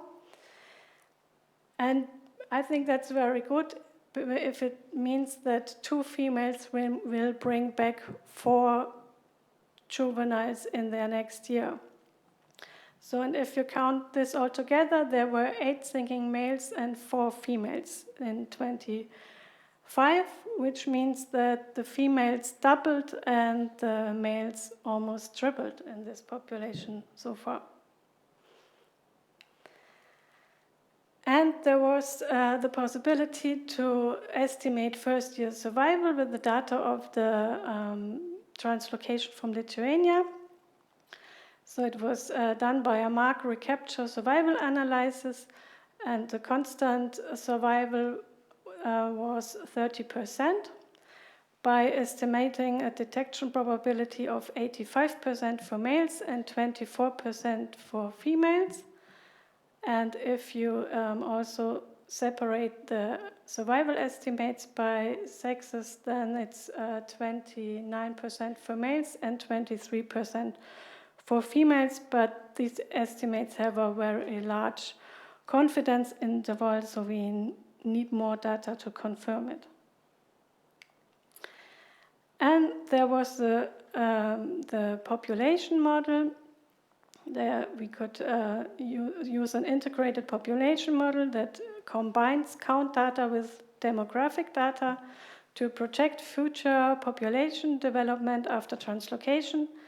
And we were able to vary the survival and habitat extent and different duration of translocation years. But I will present this model in detail tomorrow. So I will finally come to the knowledge gaps that still need to be closed to improve aquatic warbler conservation. And for the translocation method, I think there's still a need to optimize food and nutrition of chicks. And so far, we also have no experience with very long distance transport, as we are planning to transport birds from Ukraine to Germany. And there's also the question of carrying capacity of the donor population, meaning how many birds we can safely take from the source site without having a negative impact on this population. And there's still the question, what population size can be considered as self-sustaining after recovery? And then I showed the return rates after translocation, so we are also interested how this table can be filled in the next years, what will be the return rates in all the translocation sites we are planning. And of course, we should update the first year and the adult survival estimates. And then we mentioned already that we know that birds are very mobile and that they move between sites, but we have no information about natal dispersal. For example, is it female biased like in most other passerine birds? So the returns to Rosvarovo might indicate this. There was 1 female and 3 males. And what are the distances? So far, we never observed any marked translocated bird in another site than the release site, so we don't know where they go. The same is true for adult survival. So there are some ring recoveries, so we know there's a connection between Biebrza and Šuvintas. We have from Pomeranian some ringing data that Rosvarovo and the lower Oder Valley is connected, but it's only a few data. And also from the translocation data, when we assume that adults will have a survival of about 50%, it means that they are somewhere else, because so far not 50% of the adults will come in their second year to the release site, so they must be somewhere else, but so far we don't know, and also not the distances they go. That brings us to the overall movements between breeding sites, as also mentioned before. So what is the exchange rate between the breeding sites during one season and also between the breeding seasons? And what is the connectivity of the sites? So what distances are covered, and so where are the stepping stones to connect the breeding sites so that we can prioritize these sites for habitat restoration? And then, of course, we need still more data on breeding success and productivity. So what's the nest survival, fledgling survival? Is it different to former studies? So has it changed in the last 20 years, for example, also in the core breeding area? And then compare number of fledged juveniles between the core breeding area and peripheral breeding sites. And predation, at least now with some years of droughts, we know that also predation can be a problem. What are the predators of nests? What is the predation rate of nests? And how is predation rate affected by habitat fragmentation? As we saw, there is no really, they are all fragmented breeding sites. And can we somehow adapt the management to reduce predation? Then the question of food availability. So there is a first indication that insect abundance differs in Pomerania compared to the core breeding area, Biebrza. So we need more data on this and years. And does it affect also the breeding densities and fledgling success? And is it in the end a limitation for population stability and persistence in Pomerania? And we also need more information still on migration and stopover sites. So where do the translocated birds migrate? And we will need to identify the most important stopover sites in Africa and assess the habitat conditions and threats there during migration. and how does these conditions affect survival and return rate. Here I just plotted quickly the rain sum in Morocco between October and April in relation to the so far known return rates, and it might be not significant, but there is an indication we want to know more about and add more data in next years. And as I said, we need more information about the stopover sites. There had been 2 expeditions to Morocco, and so we need to find out how can we improve the protection there, what are possible cooperations and financing tools. And the genetics, there should be a genetic monitoring in Pomerania to detect any inbreeding effects in the founder population, and how this genetic diversity affects return rates and survival and breeding success, and how this genetic diversity develops over the time. And last, but I think the most important, habitat management. So the overall question is, how can we implement the long-term management to provide high-quality habitat? So there are a lot of topics. What are the best hydrological measures? How can we include aquatic warbler into agri-environmental schemes? And how to protect nests from mowing? What are the impacts of grazing in aquatic warbler habitats? How can we improve the utilization of late-cut biomass, maybe with new concepts like paludiculture? So also to include the economical aspects of farmers, to get a better cooperation, that it's not us against them, that we can all benefit from aquatic warbler conservation and still include the farmers. But we will hear a lot about this habitat management later in this conference, so I wish us fruitful discussions about it, maybe some solutions, and that's from my side. Thank you.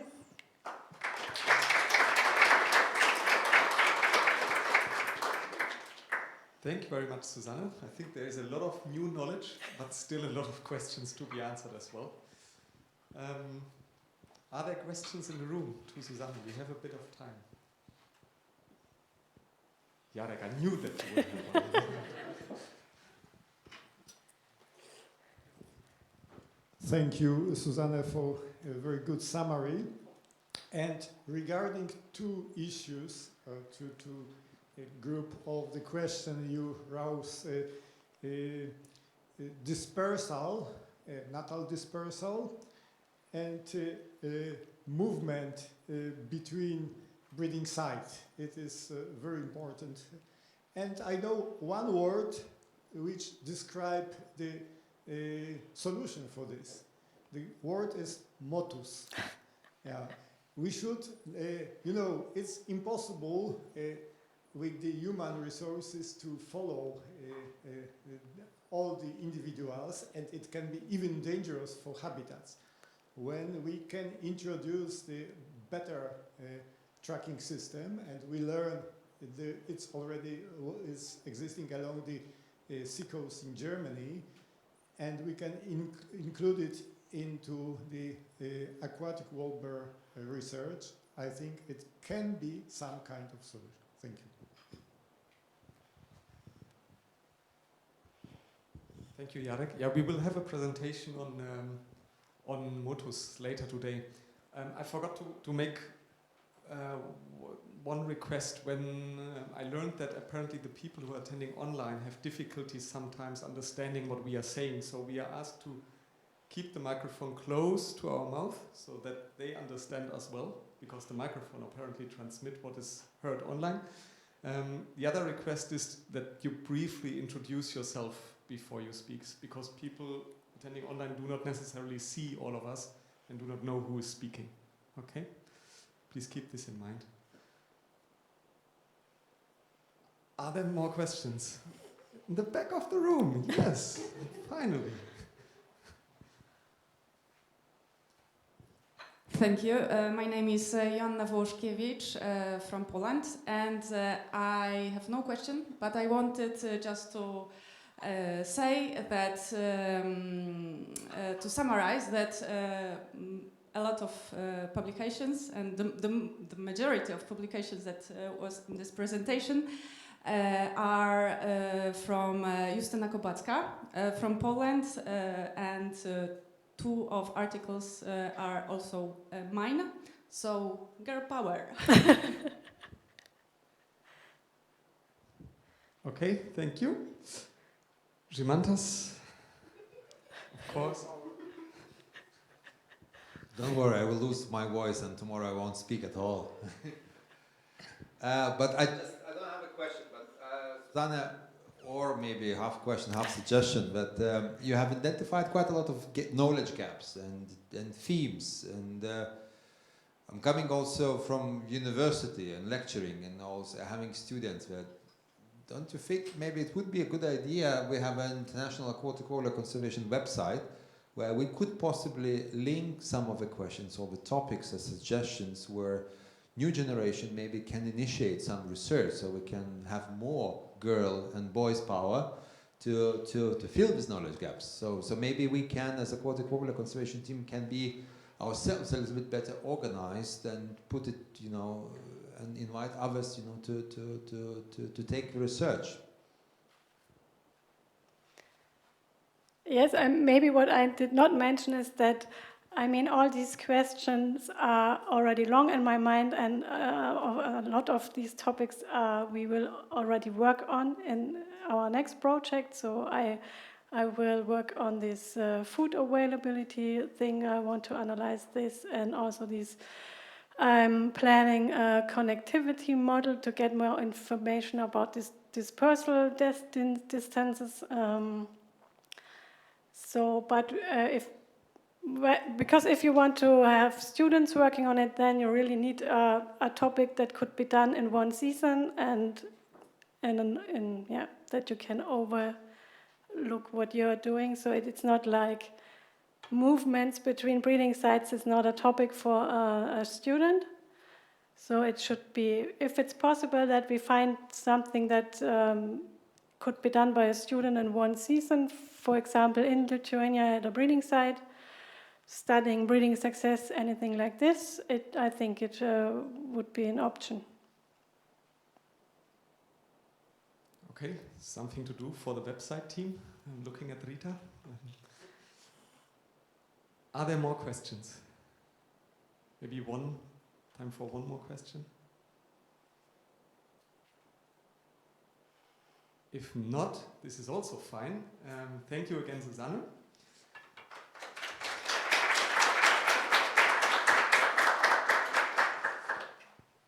And now we're having an online presentation, and I hope that Franziska is online, and we will soon see.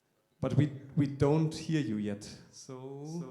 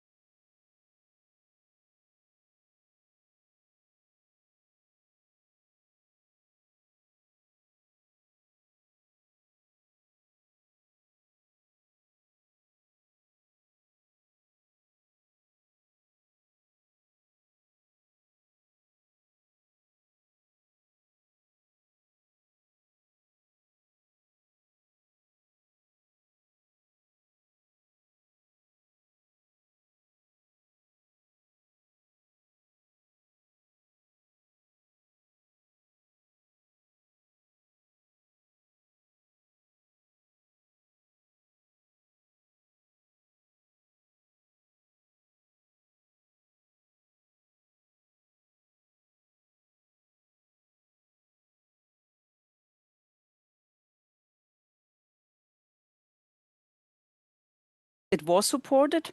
They were invited by local people to do it, but there were also people saying, keep the United Nations out of our Okefenokee. And so you see him standing here. You see also Tobias Salate, who was long-term a representative of Ramsar Convention for Europe. I think some people here in the group know him. He is now retired. And there was even in the local newspaper this article on the left-hand side, evil triumphs when good men do nothing, and they wanted to keep the United Nations out. So this is just to illustrate some of the challenges that are there on a global scale now. And I mean, this is the United States. It's not a kind of other country we may have suspected things like that would happen. Now it's rather, in contrast, it's the US. But it's something we have to deal with. And similarly, right now, you have followed it in the news, the climate conference, the COP30, the 30th meeting of the parties started in Belém in Brazil. This is the typical family picture that is usually taken at the start when the leaders summit starts. And one of the striking things here is that there are basically 4 countries not sending a delegation. It's I have to count now again. It's San Marino. It is, I don't know, 2 other countries. I just forgot them. And it's the United States. And this is new. In all previous years, they at least sent a delegation. And this year it is, for example, the governor of California, Gavin Newsom. You see him here with our state secretary, Jochen Flassbart from Germany. So California is trying to represent the United States and to tell others, we still move on. We do climate protection. So a lot of challenges, a lot of changes we have to adapt to. One surprising fact about Brazil, I also wanted to share with you. Brazil is actually the tropical country with the largest peatland area, the major part located in Amazonia. This is the peatland map of Brazil you can see here. And I mean, it does not look like very much peat covered, but it's a huge country. So bringing together all the area, it is then actually the largest area of tropical peat, over 17,000 square kilometers consisting of peat, with a further more than 200,000 square kilometers containing peaty soils. So it's really massive. And this is something we have just arranged for a peatland scientist from Brazil also to attend the COP, to join events we are organizing. But it's not known to many people in Brazil even. It's still something that a lot of people do not know. So there's much attention on forests now, which is very good. But still, we also should care and look for the peatlands. So what is happening with respect to better peatland protection and restoration, potentially also as aquatic warbler habitats on a global scale? So this year, for the first time ever, we will launch specific action on peatlands. The COP30 has an own action agenda because they stress now it is about implementation. It's not about negotiating numbers, but it's about implementing climate protection. So we will have several events, and I'm traveling to Belém, to Brazil on Saturday. We will have events presenting this peatland breakthrough, which is something we have adopted from mangroves, from seagrass meadows, from other ecosystems to bring together international organizations and especially international finance, the finance sector to invest more, as well as governments to engage more in the protection of these ecosystems.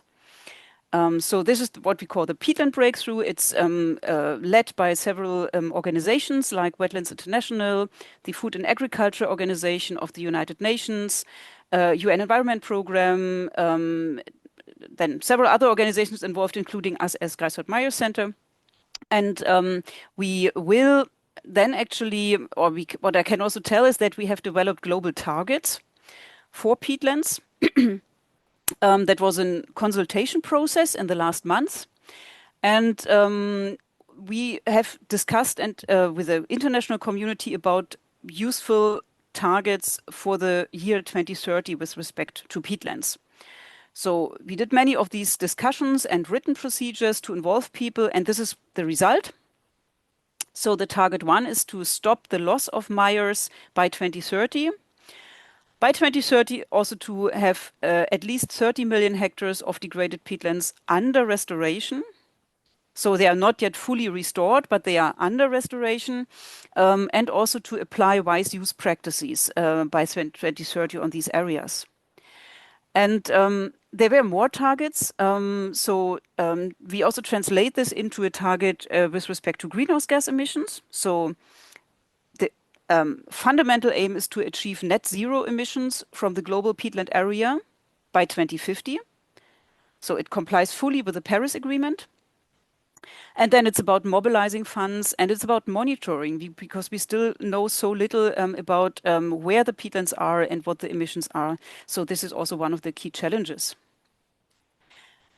And to make it also maybe on the one hand side more challenging, but also in a way also more sustainable, more promising, this will all be done through some principles that are the core of this breakthrough. To safeguard the ecosystems and biodiversity, to ground our action in science, in knowledge, in data and innovation, to advance equity, inclusion and co-creation, to foster shared responsibilities, to be inclusive, to mobilize high integrity finance, to operate in a landscape approach context, and to commit to long-term sustainability. And yeah, this all sounds very nice. It is crucial to implement, and it's a big challenge, of course. But I'm very glad to inform you that there's a really dedicated group of international organizations now behind it. And what is also part of it, that we have champion countries actually doing this. And in Europe, one of the champion countries, so it is probably UK involved. We have Germany involved, so our Minister of Environment will speak about that at the climate conference. But we have also other countries like Indonesia, like Uganda, like Peru and Chile, who are also involved and will work on it. And then one step back to biodiversity, there is no similar process with the Biodiversity Convention or on biodiversity, but what is now starting, and this is also interesting from our perspective from Aquatic Warbler Conservation, there is work being started now on a red list of peatland ecosystems. And this is coordinated by IUCN, the World Nature Conservation Organization, together with the Wildlife Conservation Society. There was a starting workshop in Indonesia, and we hope that this work will be then done in the next 2 years. And this will hopefully also have some, clearly it will have connections to the aquatic warbler, but maybe also some direct effects on it. Now, zooming in more to Europe, what I also wanted to show, and what is one of the things I learned this year, and it is, again, frightening simply, that Europe is the continent, or one of the fastest warming continents on Earth and places on Earth. So then since 1980, Europe's average temperature has increased more than twice than the rate of global average. So we are warming faster than other countries, other regions. We have more extreme weather. It's not remote places, it's really here in Europe, and it is a threat to security in Europe.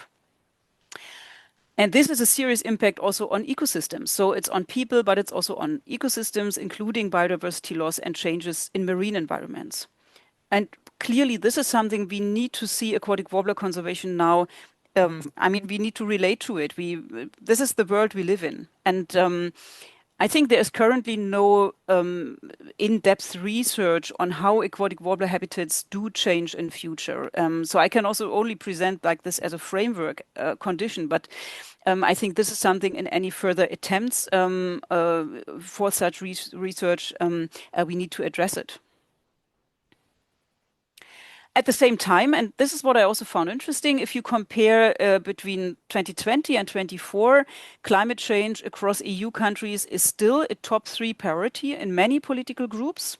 It's a bit different for where you belong to. So for people associating themselves with the Green parties, it's like 70%.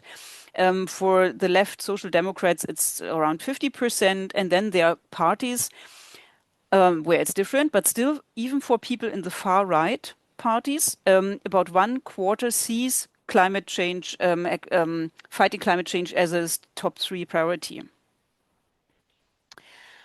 This is from the same survey, and here they have compared 5 countries, Germany, France, Italy, Poland, and Sweden. And the blue bars indicate that people think that climate change is entirely or mainly by human activity, so anthropogenic.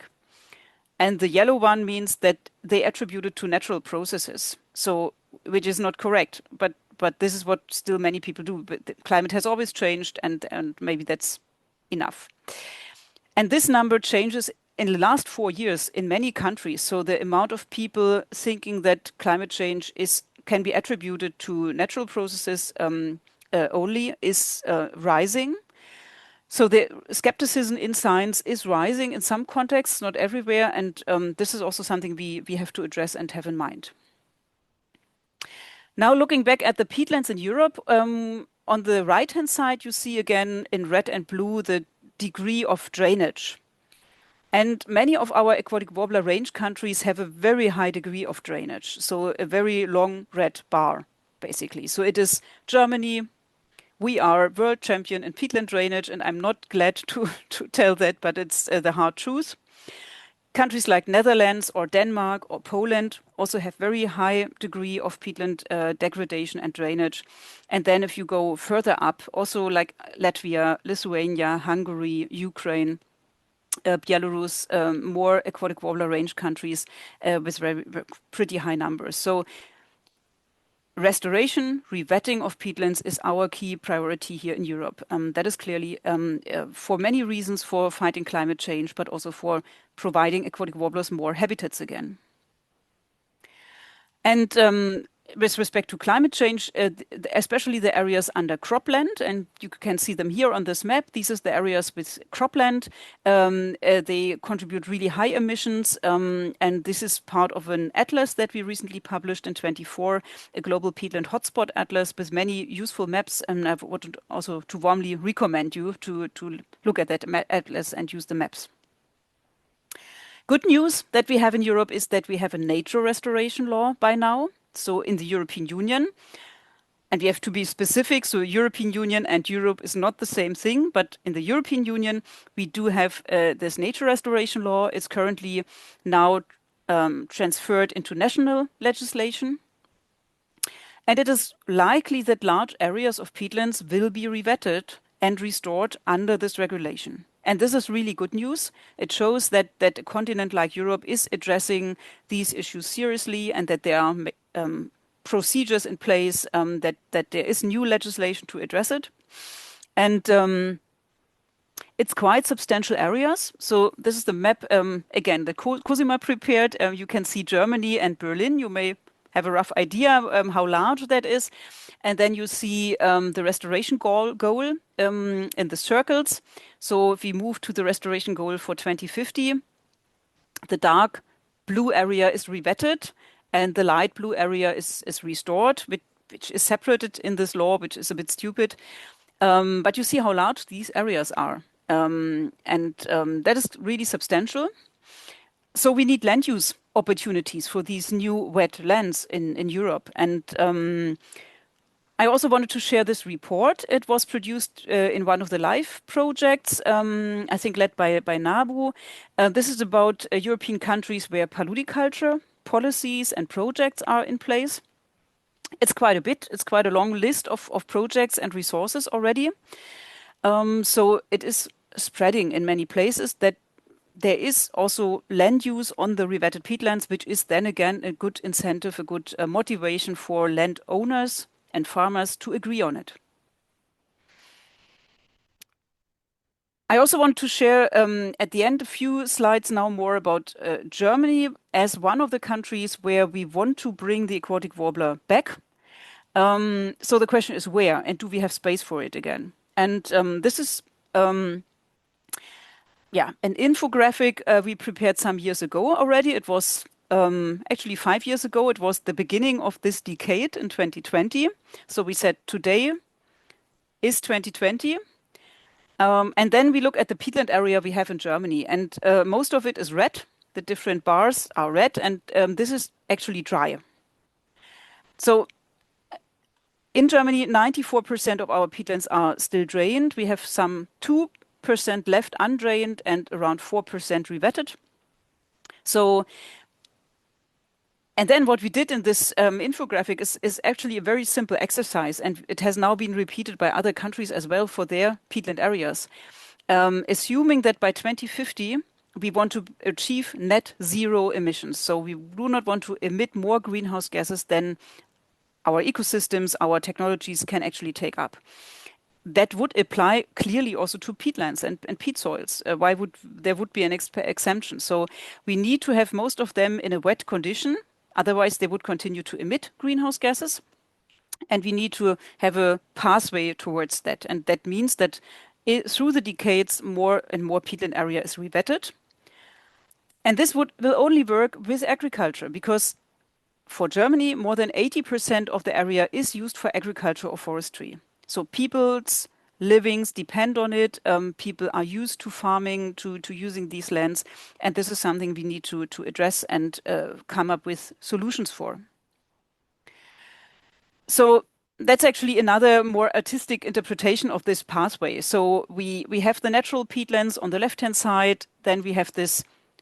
At some point, we will hopefully look back and say, okay, it was an interim stage of having drained peatlands with drainage ditches and with cows for milk, dairy cows on it.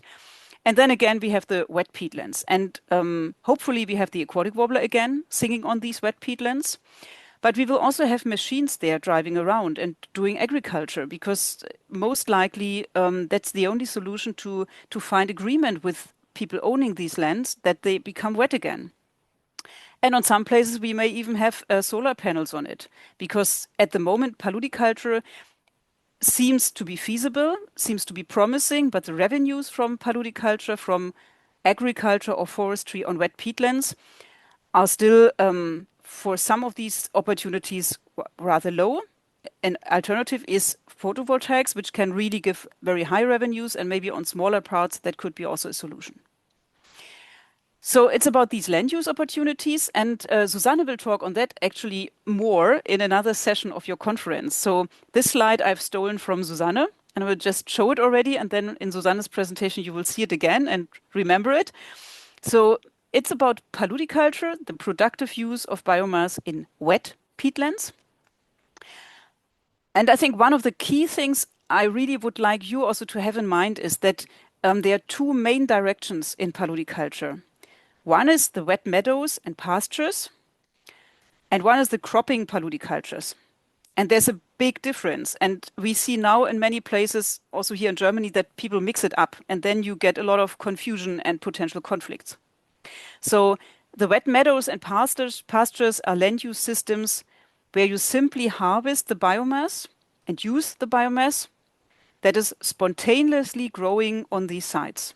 So as soon as a site becomes wet again, sedges appear, reed may appear, or peat mosses may appear, and then you would simply harvest these species without changing anything in the vegetation cover, only indirectly through mowing or grazing. On the right-hand side, you see cropping paludicultures. This is really the deliberate establishing of plants, of peat mosses, of typha or reed or alder trees. And this changes, of course, these sites a lot.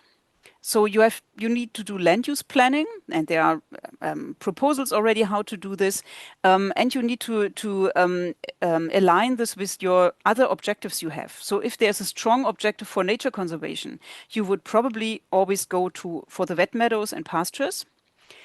But if you have a heavily degraded site already with cropland, with potatoes or corn on it, you can also go to a cropping paludiculture, which potentially gives higher revenues, because you have then a monodominant vegetation and advantages in harvesting the biomass. So most applied paludiculture in fens is probably the wet meadows and pastures. And what is also very important, Susanne will stress it again, this will not be fertilized sites. So this is because, at least in our country, in our case, that would be forbidden by law. So this is something we don't have to be afraid of. I wanted to share with you one slide here. This is very, very recent research of this year from colleagues in Bavaria.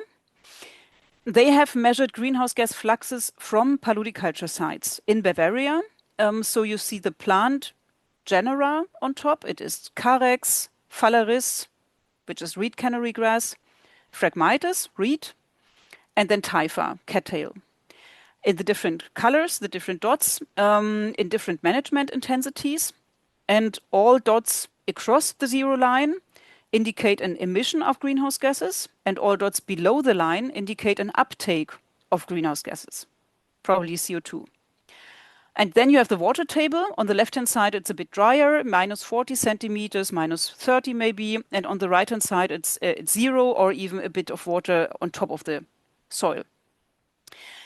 And you see many, many of these dots below 0, actually. And this is really good news if we could reproduce these results in the landscape, because that means that we have really uptake of CO2. And at the same time, harvesting of the above ground biomass. We harvest the plants above ground, and below ground, they bring CO2 and carbon basically into the soil and store it then as carbon in the soil. And these results are from a small research facility or smaller plots. So it's not like big sites of it.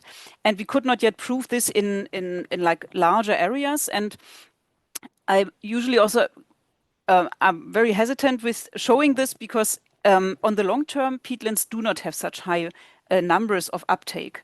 But on the long term, it would be 0.5 to 1 ton per hectare and year normally. And here you can see it is like 10 tons uptake. But it's ongoing research, and we will year by year know more about that. And it's just a promising indicator that maybe these revetted peatlands have a high uptake. And this is something we can then also translate into climate benefits, maybe into money, because we can sell carbon credits for it. And that would help us to speed up with revetting and to provide more potential habitats for species like the aquatic warbler. Yeah, just to share a bit of how these sites can look like. This is the largest paludiculture site on a revetted bog in Germany, 17 hectares. And this is the largest site where cattail has been planted, so a cropping paludiculture.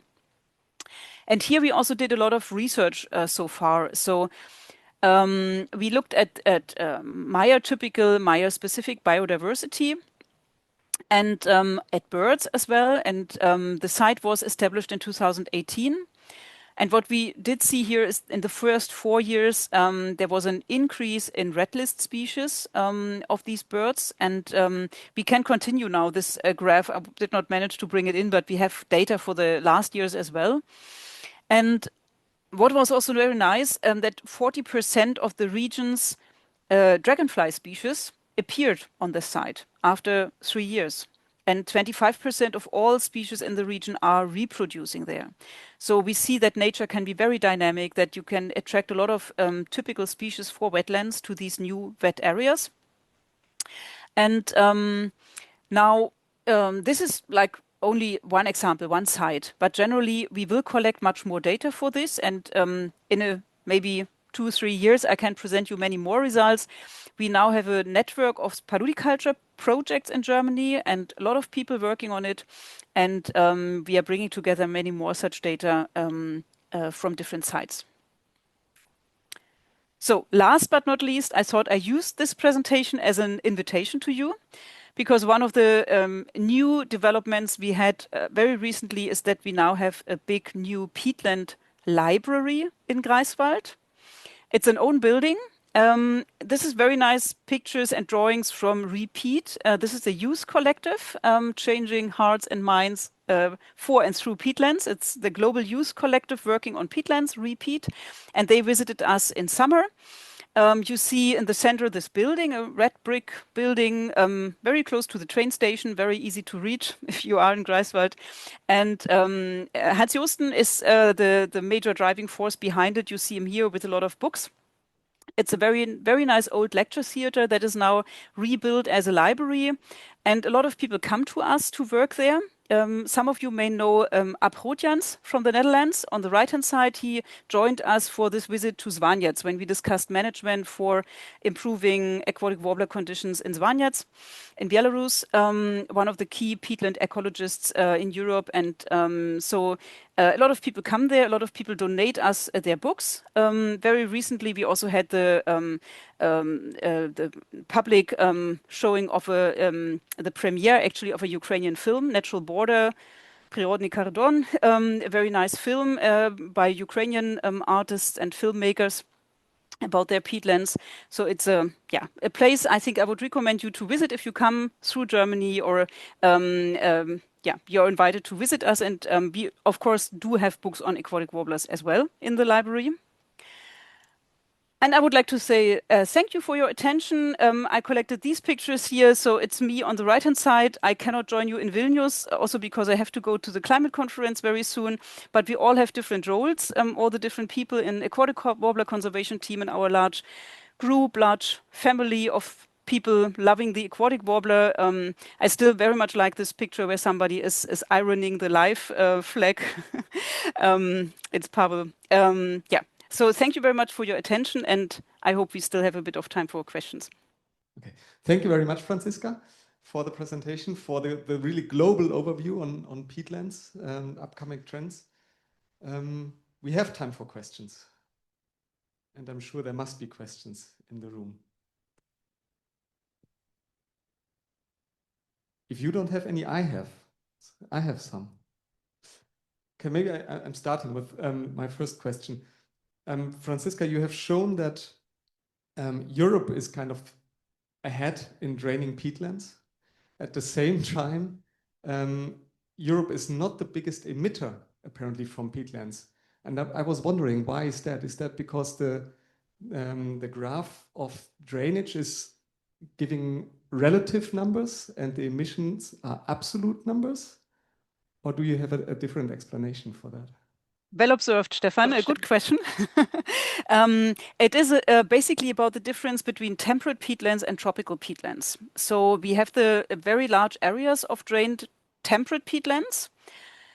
But it's not only the area that contributes the greenhouse gas emissions or determines the amount of greenhouse gas emissions, but also the climate. And in tropical climates, you have much faster decomposition of peat. You have much higher microbial activities. So there's a rule of thumb that we say in a drained peatland, in a temperate climate in Europe, we lose 1 centimeter per year of height of this peat layer, which is substantial. But in the tropics, it's 3 to 5 centimeters. And this is then all emitted as greenhouse gases. That is one of the reasons. And another reason is also peat fires. So we had devastating peat fires in tropical countries like Indonesia. And this is also counted in, and this also contributes quite a lot to the total emissions.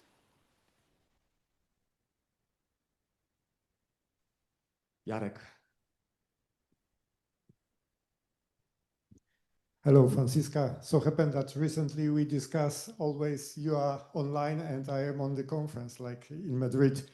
But we met in Warsaw recently, Jarek. One, let's say, correction or proposal to correct, because in your landscape priority slide, you present the cows on the wet peatlands or wet meadows.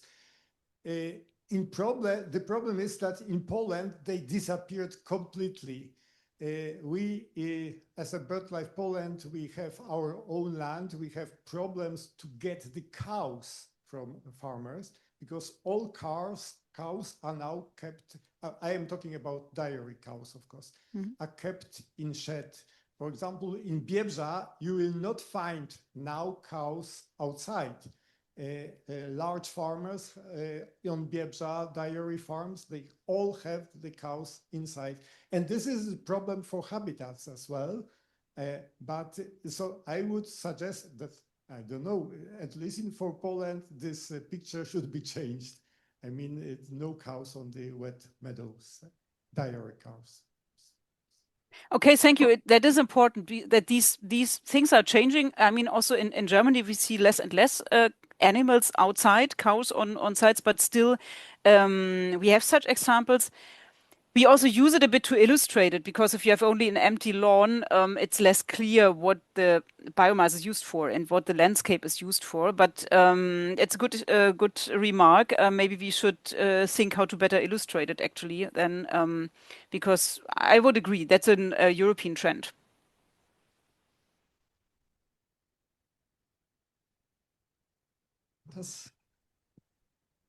Thank you. I want just to elaborate a little bit on the cows in the wet grasslands. As a farmer, also actually, my cows are actually grazing in the wetlands, but exactly, they are not dairy ones, and I think that's an interesting point what you raised, Jarek, how to debate it, because if you really look into, if you take the farmer's perspective, then there is no point of grazing cows, dairy cows, outdoors, because they have a lower productivity, and this is why they are kept in shed. Of course, maybe partly can be solved with payments, or maybe higher price for better milk, or I don't know.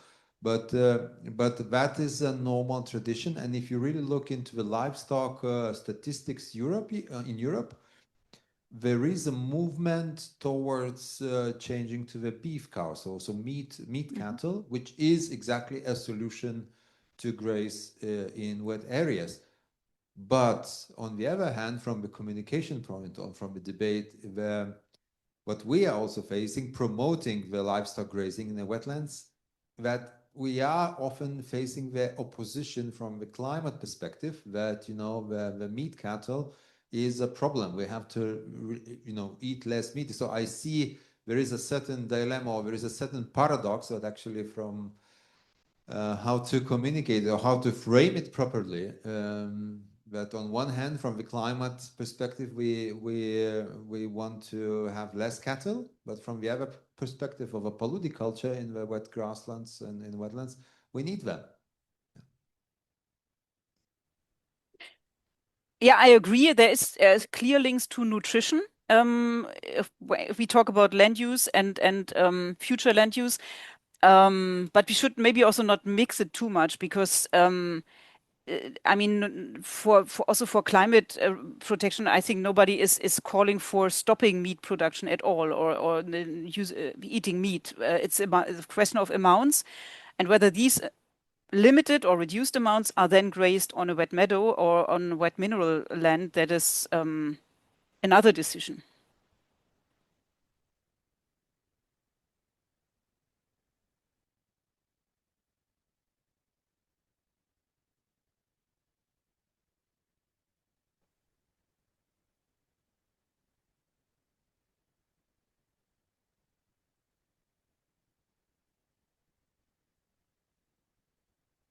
From the current distribution of the aquatic warbler, that there is a lot of potential in the north and in the east for the aquatic warblers to, let's say, to adapt, to move. Is that really the case? And if so, is the area that is much more crucial and much more under threat from climate change more in the wintering and stagging sites than in the breeding sites?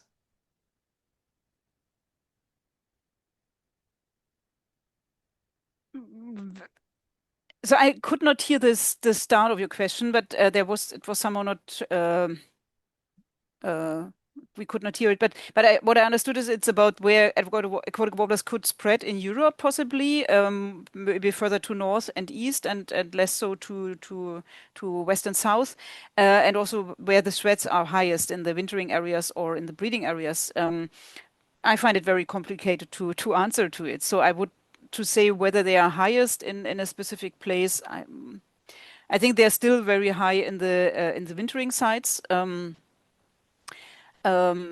for the breeding sites, yes, I mean we have the temperature issue, the condition of peatlands, but still, I mean I said that Europe is the fastest warming continent, and that this is a challenge at the same time.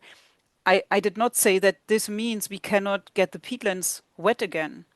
And this is something I hear very often also now from semi-well-informed politicians. Yeah, it's important with the peatlands, but we don't have enough water, so you can basically stop. We do not get them wet again. And this is not correct in my opinion, because all these, I mean, with the warming, we get a different distribution in precipitation. We have longer dry summers, we have droughts in summer, but in many regions, the total amount of precipitation does not change.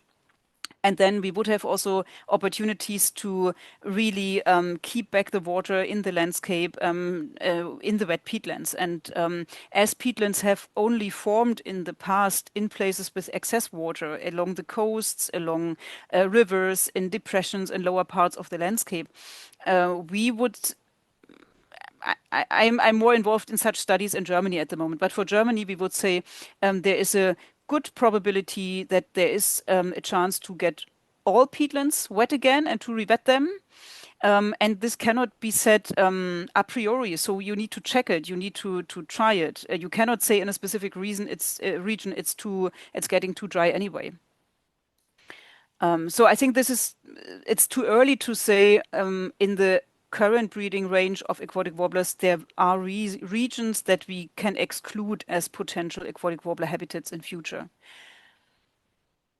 Maybe that's a bit controversial. Maybe there are people in the room who would say, no, we should not put any attention now to specific regions, maybe, or we should be much more look much more for predictions of future climates and then move our activities to these specific places. But from a peatland ecological perspective, I'm skeptical about that because I would think that there are still good chances. But it may mean that restoration is more. You need higher efforts for restoration.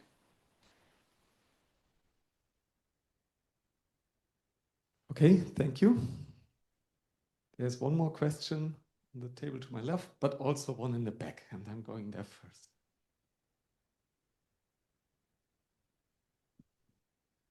Hello, Franziska. Thank you for your presentation. It's Joanna from Poland. And I wanted to ask you about peat mines. What can you tell us about this problem in Poland, in Lublin region, in Polesie, just close to the Poleski National Park? We've got a lot of peat mines, and it's year by year more and more of them, and the water level is down and down. And yes, I wanted to ask what do you think about this problem? Hi, Joanna. Is it about peat mines or coal mines in close to peatlands? Because I think that's also an issue in that region. Coal mines. Okay. Yeah, that's a big problem then, because coal mining is done at very deep layers, and then you would lower the groundwater table substantially, and then you that's is really very detrimental to the peatlands.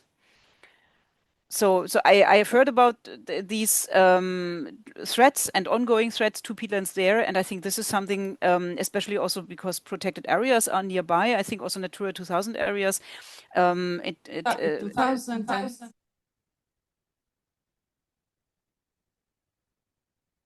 So maybe just to finish, I would think that it's very important to fight against this. Do you have any idea how?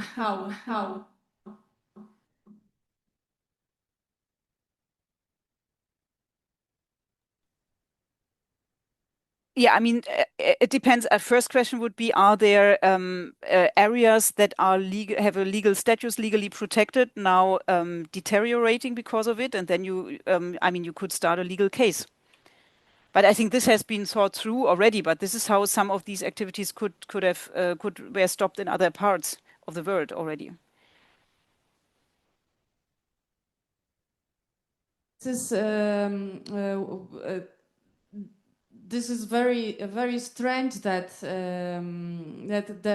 there are active peatlands and they are destroyed, and it was our regional direction of protection of environment that was supervising this, and it was continuing to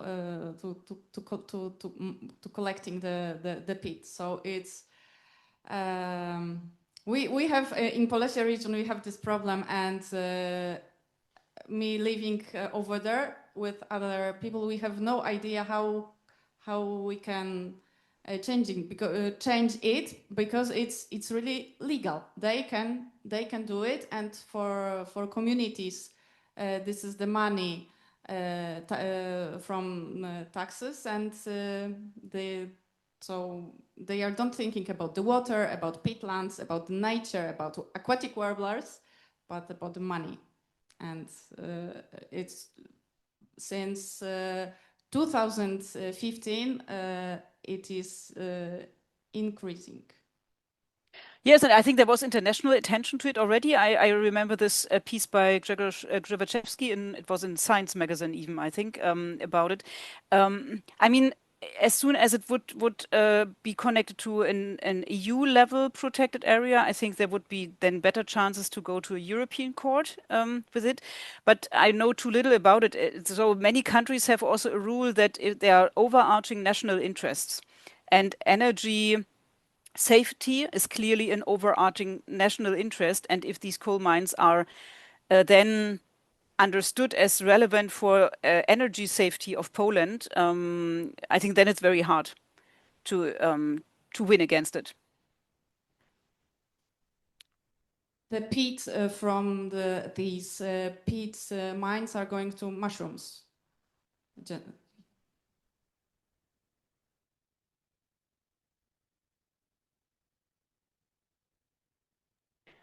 Maybe all members of the meeting from Poland can sit together tonight and think about it and discuss what to do. It's a good opportunity. And it is, of course, not the only case. So as Franziska said, there are a lot of cases where we can learn from, and definitely one particularly blunt case where we can look into together. There was one more question from Jimantas, and I think looking at the time, it's maybe the last one. Yes, thank you for giving me my microphone. Franziska, you know, I'm just thinking through your presentation. I think it's from the perspective of aquatic warbler conservation community. I think that your message is mostly about rewetting, restoring more and more and more, and from the framing of climate change mitigation. So we need to rewet more to mitigate the climate change. And but it just gave me an idea that actually maybe from the aquatic, but maybe we also need to think from the angle of the climate change adaptation than for the aquatic warbler conservation perspective. What I mean is this year, I think the really severe droughts has indicated that actually in Biebrza and other regions had indicated the importance of the peatlands, which has artificial water management. So, I mean, the example one would be Vilnius. Sasha will present that tomorrow, or also Nemunas Delta, and to me, it is in a way kind of a climate change adaptation measure to adapt aquatic warbler habitat to the changes of the climate, to the severe droughts or to more wildfires, and thinking about the roadmap for the future rewetting initiatives. Maybe it is one of the questions that actually we need not just only to renaturalize, how to say, the water level or restore the natural water dynamics there, but also to think and to prioritize also in the areas that equally important is really to re-wet with intention to also to regulate the water as a climate change adaptation measure. So I'm thinking like from the breeding range perspective. Probably when we think about Africa and also the climate change impact there to that wetlands, there can be also different angles, but I understand that also less and less water is available there. And despite our rewetting initiatives, our current aquatic warbler habitats will face stress, and we need to think how to adapt to that. So I don't know if you have any thoughts on that angle. Yeah, I would love to discuss it longer with you in the evening, maybe over a beer. I think it touches really on one of the key questions. I mean, one of the hopes I have with just pushing for larger areas being revetted, being restored, is that I think there's so many factors that we cannot yet really plan. So the more area we have, the higher is the probability that aquatic warblers find a place for themselves in it. But at the same time, adaptation to the changing environment is an important topic.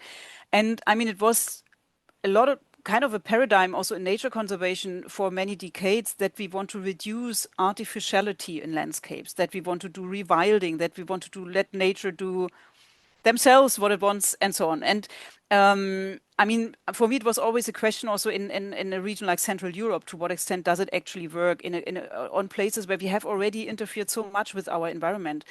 But I also see pros for having some artificiality with respect to water management, for example, because it can make ourselves more flexible and the ecosystems more flexible then to respond. And what we see with climate change is that, I mean, nature has the capability to respond a lot, but maybe now it's speeding up everything, and maybe nature is not fast enough then too. And we see with aquatic warblers that, I mean, it's also a matter of speed and velocity, that they are not fast enough now as a species to adapt, and we should approach it from that angle. I would fully agree, and I would very much appreciate and welcome if you would discuss that also over the conference, and that we also address this in the further process of the LIFE project. Okay, thank you very much. Yeah, Jarek is raising his hand. He still has a question. Okay. Yes, I am just. I want to add to you at WOCEM. We have this problem already in OTOP discussed about the Zajki area. You know, maybe this is the large. It's a large floodplain of Narew. And we recently had a very detailed hydrological study there. And the result is that we have very limited water available. And we need to enlarge the drainage channels and, of course, make the barriers there,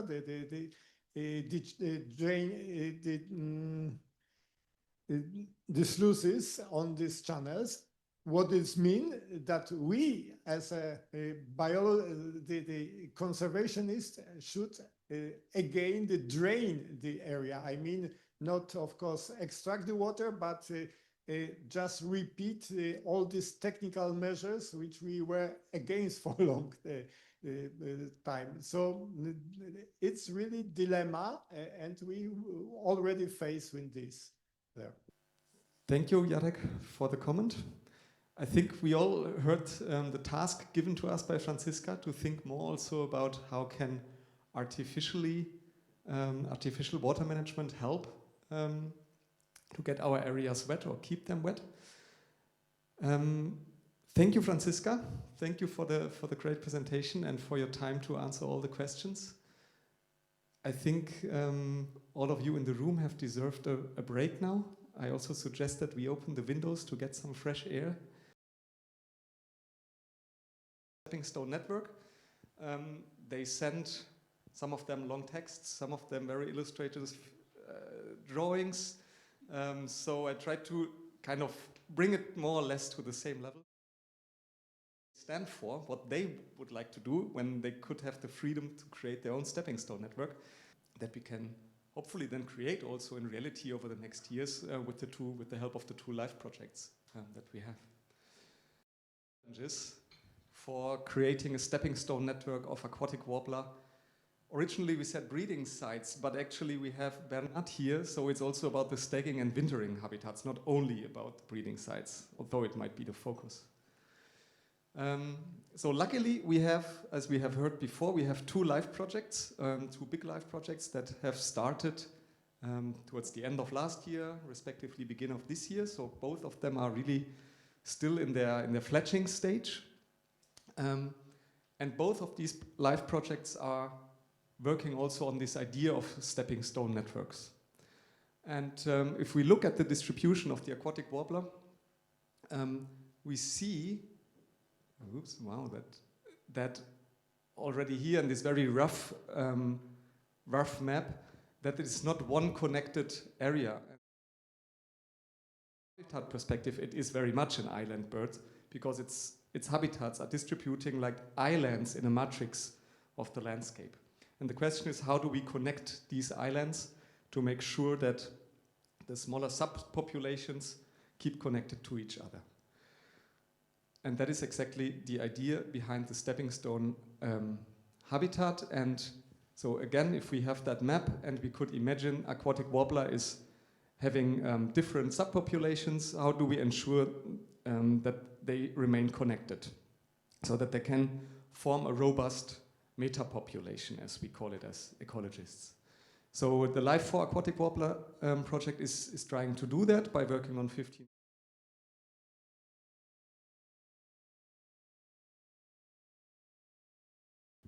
Martin sent me a couple of bullet points on his vision, and I took the liberty to create like one sentence that I would read out. So his vision for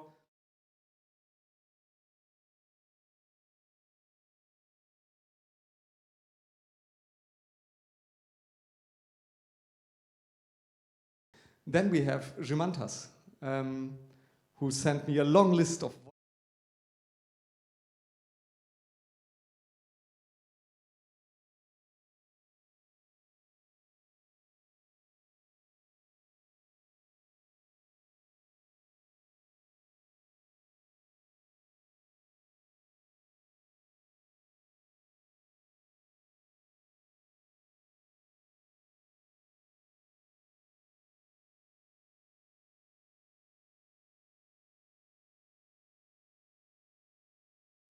visual representation of his vision.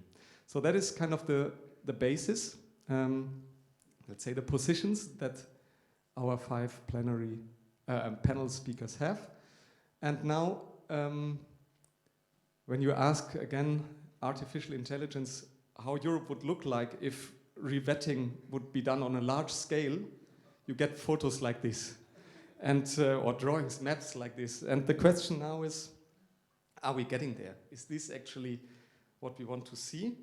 And we could ask ourselves now, what are actually the low-hanging fruits? So if we consider that our resources are limited, as mostly in conservation, what would be the low-hanging fruits? And Martin, I'm asking this question now to you, because you already had, I think, some low-hanging fruits in your vision.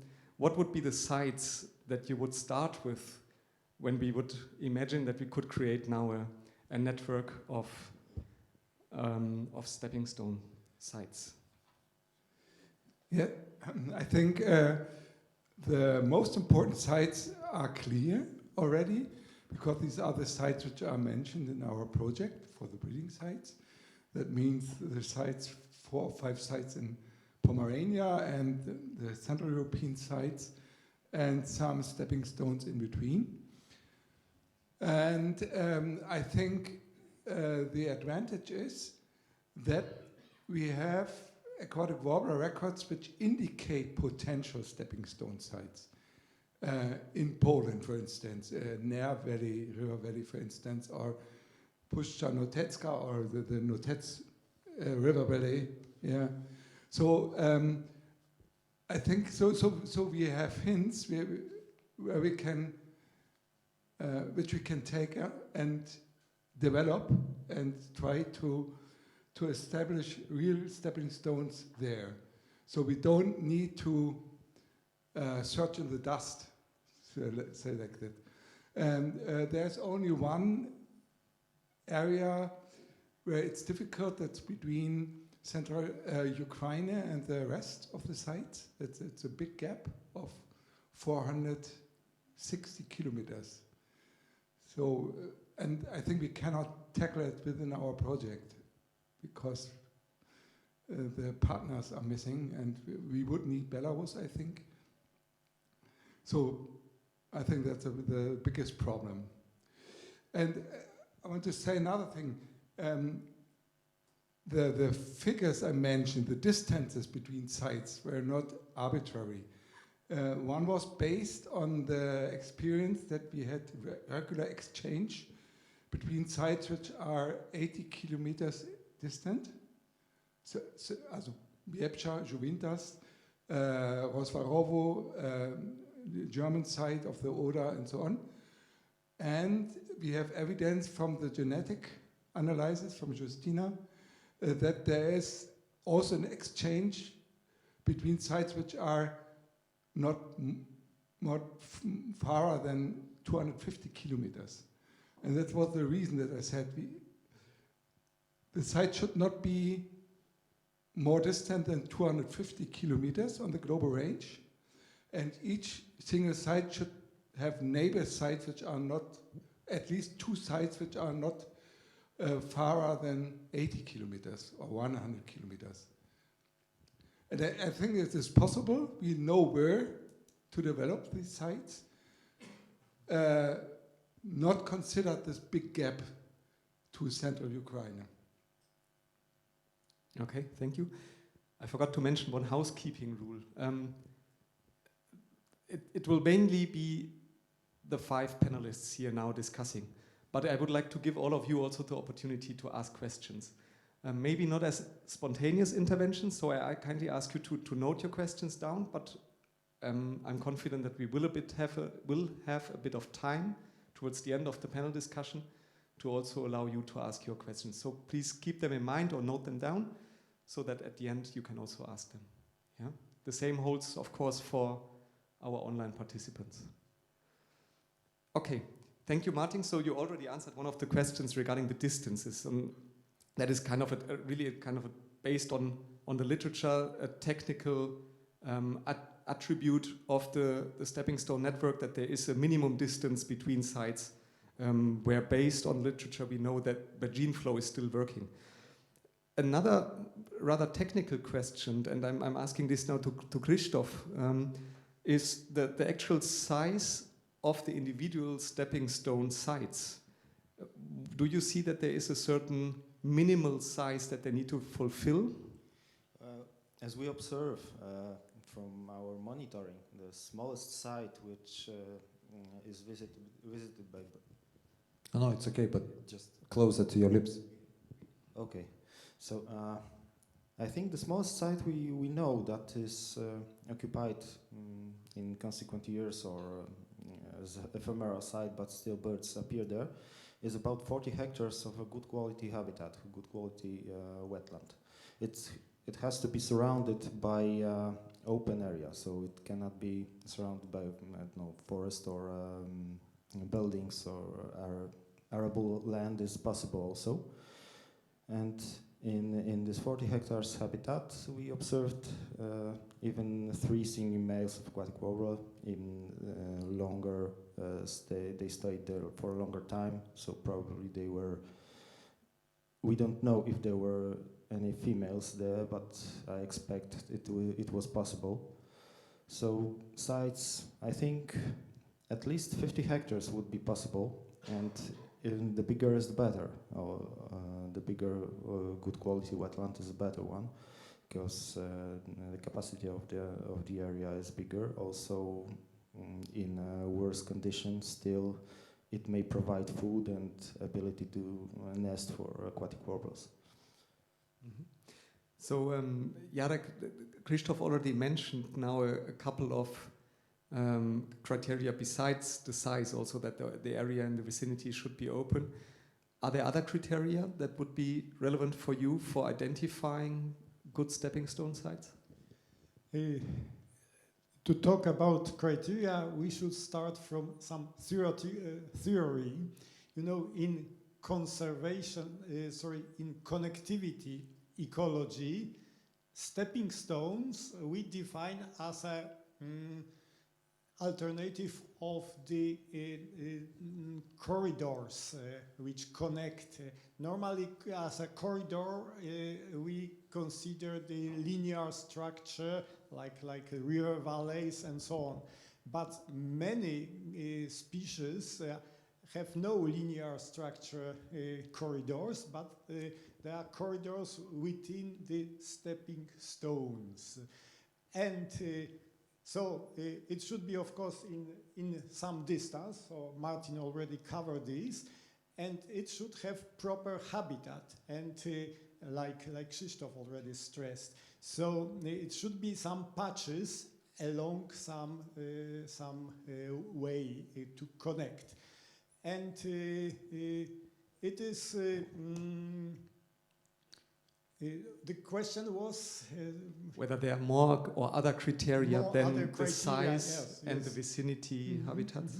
Yeah, definitely it should be the proper habitat. I mean, not only size, but also all prerequisites, so the proper structure of the vegetation. Yeah, it should be, but sometimes it can be variable. As I mean, I remember in some areas in Poland, when there was problems of optimal habitats, the aquatic warbler went to secondary habitats like this Alopecorus meadows I already mentioned. But anyway, this proper habitat structure and proper water conditions. And it might change, and we know from Poland that there are such sites which were where aquatic warbler was absent for 10 years, and when the habitat conditions improved by chance, for example, the good rainfall during the spring, they return after 10 years. We have this year such situation in Ner Valley in the central Poland, or in near the artificial reservoir Żelizna in Lublin region, where there was no aquatic warbler seen. It is in monitoring areas, which is monitored by Krzysztof in Poland for 10 years. So good habitat structure and proper water level for aquatic warbler. Thank you. Gimantas, you wanted to comment on it directly? Or? I wanted just to add some criteria. Yeah. And if you asked about criteria once, and I just remember the stepping stone scenario we made for Lithuania, we added several more criteria. I think besides what Krzysztof mentions, the size, the shape is very important, because you can have 100 hectare size, but very narrow river valley, when aquatic warbler is too narrow to be there. So I think the shape is important. But I would then also add other criteria. If we are considering that these network sites are probably degraded at the moment and we want to restore, I think that is important to consider also how realistic is to restore it. So maybe it is not even possible, it is turned around, or maybe there is a dense forest there. So I think there is really an assessment, kind of pragmatic technical assessment. Can you really re-wetten? Can you bring water back? Maybe you will flood some villages by doing so, or things like that can happen. So I think that that needs to be. And then I think another is more kind of socioeconomic criteria, really to see what is the land use there, which helps, which is kind of supporting criteria, which helps to prioritize, because you might have some really nice potential sites which are intensively farmed by farmers that you can see in the IX database through the declaration. But really to re-wetten them, it would cost millions, you know, to pay them compensations, to buy out land and so on. So it's kind of a criteria which helps to prioritize where really to look at. So where is low socioeconomic benefit at the moment? Maybe this is more lower hanging fruit then.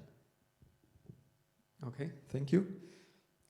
Bernard, because you are working also in the LIFE AWOM project, and for you, Bernard's task is there to lead on the work package 2, which is dealing with the stepping stone analysis.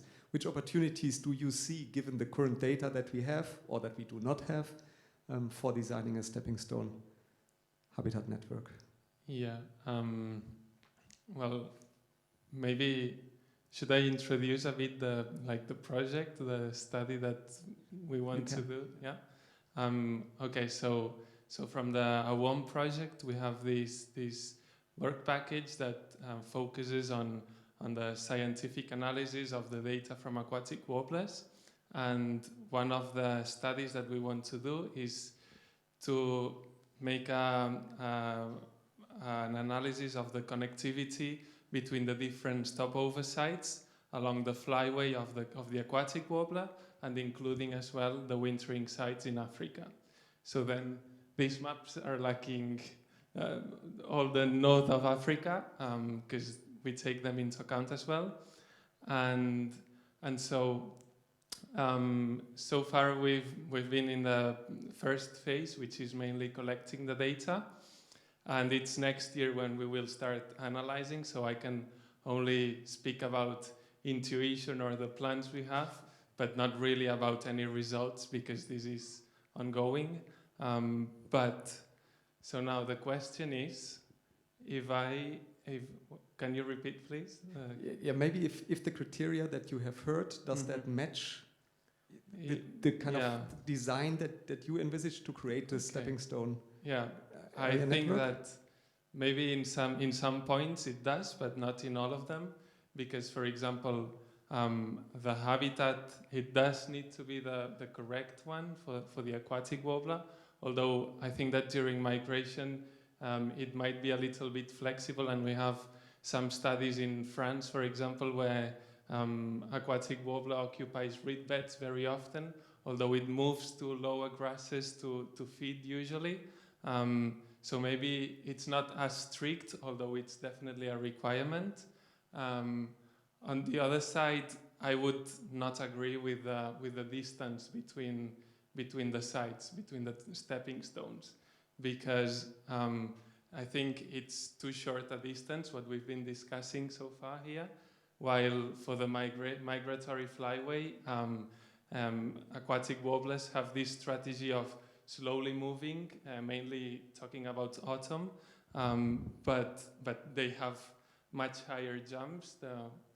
The migratory steps are much higher, so I would talk about, this is just a bit of intuition, a bit of a wild guess, but between 300 or something like this kilometers, more or less, to have between the different stepping stones, because there are some studies of how much potentially an aquatic warbler could fly if it was full of fat, and I think it reaches up to almost 1,000 kilometers, depending on adults and juveniles. But and we have some data from the geolocators that they crossed the Sahara Desert, right, which is more than 1,000 kilometers non-stop. So they can really have very big jumps, but to be safe, and also juveniles, I think, usually have a shorter migratory step. I would say around 300 kilometers between stepping stones. Yeah. Mm-hmm. Okay. So based on that, is it actually realistic that we will have like a continuous stepping stone network, or would it rather be kind of a network of networks where you have on a regional scale, let's say like in eastern Poland, you have a couple of sites that are rather close to each other, then you might have a bigger gap in between, but then in Pomerania you also have, again, a couple of sites that are close to each other. Is that a scenario that is realistic, Jarek?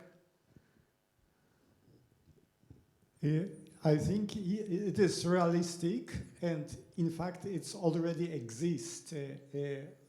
I mean, there are such places, as already you mentioned, but I think we should and we can enrich it, because between already existing sites, I mean the sites where we have or regular or ephemeral occurrence of the aquatic warbler, there are some other sites which have some potential and we can restore it. And we are working on that, and Krzysztof Analysis prepared such sites, I mean prepared some fundaments for establishing of such sites. And we know also from our experience that in Poland at least, and I think it's not only our effect, sometimes aquatic warbler appears on the sites we have no idea before that they can be in this area. Recently there were such sites in Mazurian lakelands where we have no previous information about this. So just referring to Martin about this gap between Eastern and Western Ukrainian population, it is also our knowledge, the human resources shortage, I think, problem, because in Poland, where we have relatively good network of bird watchers and persons who just record the birds, still there are some new areas of aquatic warbler discovered from year to year. So in Ukraine and in Belarus, I assume, they can be such areas as well, but we have still no persons there, and now there is another reason for that. Martin, yeah, go ahead. I would finally add another criterion additionally to the criteria mentioned, and this is resilience against extended droughts. So we should have a look on the water situation of the sites, because then they are most urgently needed in such periods. Yeah, Žymantas? Immediately on that, I think I also had the resilient word in vision, and I think that just besides it as a criteria, I think that the network as such, as a conservation tool, is a resilient measure. Because I'm just in my thoughts, I'm linking, Martin, your slide with your prediction about the aquatic warbler population dynamic, where you see drop to 4,000 singing males, I think, in the first presentation you showed. The reason for that, if this would be true, I hope it's not. I hope it was more. But the reason for that was exactly the lack of resilience. So there are sites where the birds can fly, but obviously not all. So I think that overall, it's not only just to look for other resilient sites, but I think we must see the stepping stone network as a conservation tool itself as a resilient measure for the species survival. Christoph, yeah? Yeah, also, but thinking about this, the whole breeding range resilience, we should think about that the most important sites that cause those significant droppings are the biggest areas. And the number of those biggest areas, biggest habitats available, where large numbers of birds breed, there is a very low number of such places. So we should or restore new such big areas, or make the network of smaller ones, but that have overall the capacity similar to those big ones. So birds, if, for example, in Biebrza there is drought and there is a problem with habitats, all birds from there can escape somewhere else and occupy new or ephemeral places just to survive the particular year. We observe similar thing, and we suppose that it happens, for example, birds in Lithuania or in surroundings of Biebrza Valley in bad years. But still we need more big areas that are to be occupied in worse years, or can be maybe lower numbers occupied during the good years where the core population stays at the core sites. Bernard, you mentioned in your challenges that you sent me before that you see droughts, extensive droughts and climate change as one of the big threats. How would the stepping stone network help for that? Žymantas mentioned already the resilience that it creates. How does that work? Can you elaborate on that?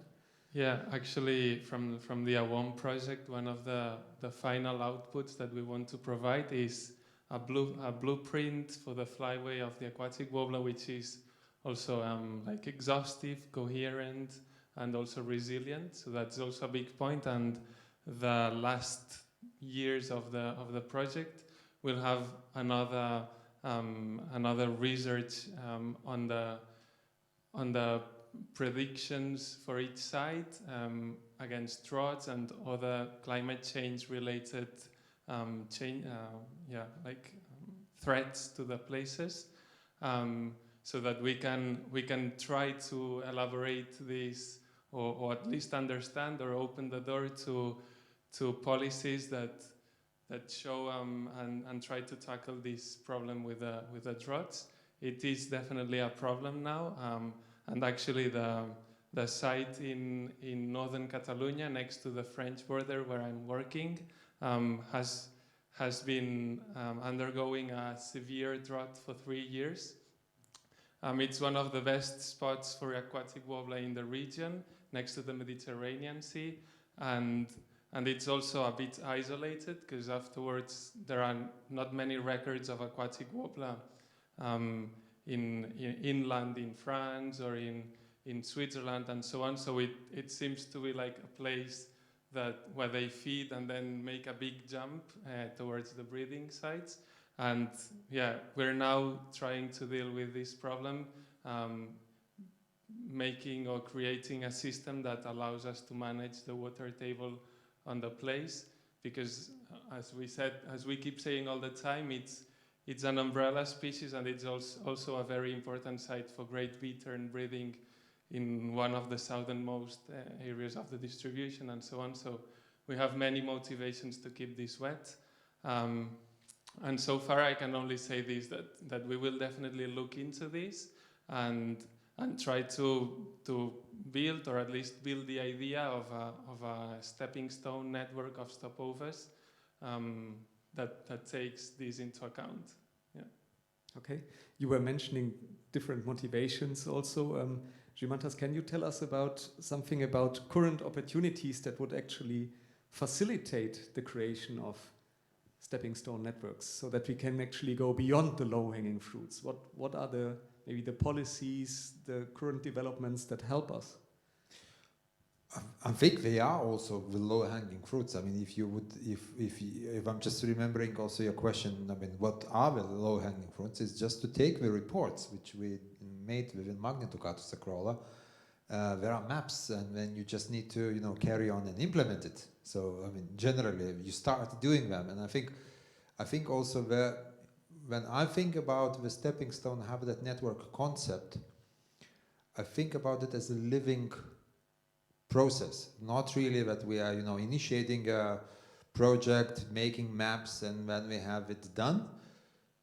But in that situation, we will need to make a perfect report or perfect scenario, and we don't have time for that, so which will be too late. So I would rather say it as a continuous process, that we have a draft, we have a rough draft, which we are fine-tuning, but in parallel we are implementing, and the instrument for that, I think in the region, when we talk about Poland and Lithuania, what is real, I just had a chat with Algis on a coffee break. They had a meeting with the National Defense talking about wetlands as security measures, which Ukraine proved to be, as important. And this is already happening. We just need to be there also to say that, hey, it is also about aquatic warbler by site this. So that's one. The other thing is the carbon credits initiative and the messages from Francisca about rewettening and involving carbon credits.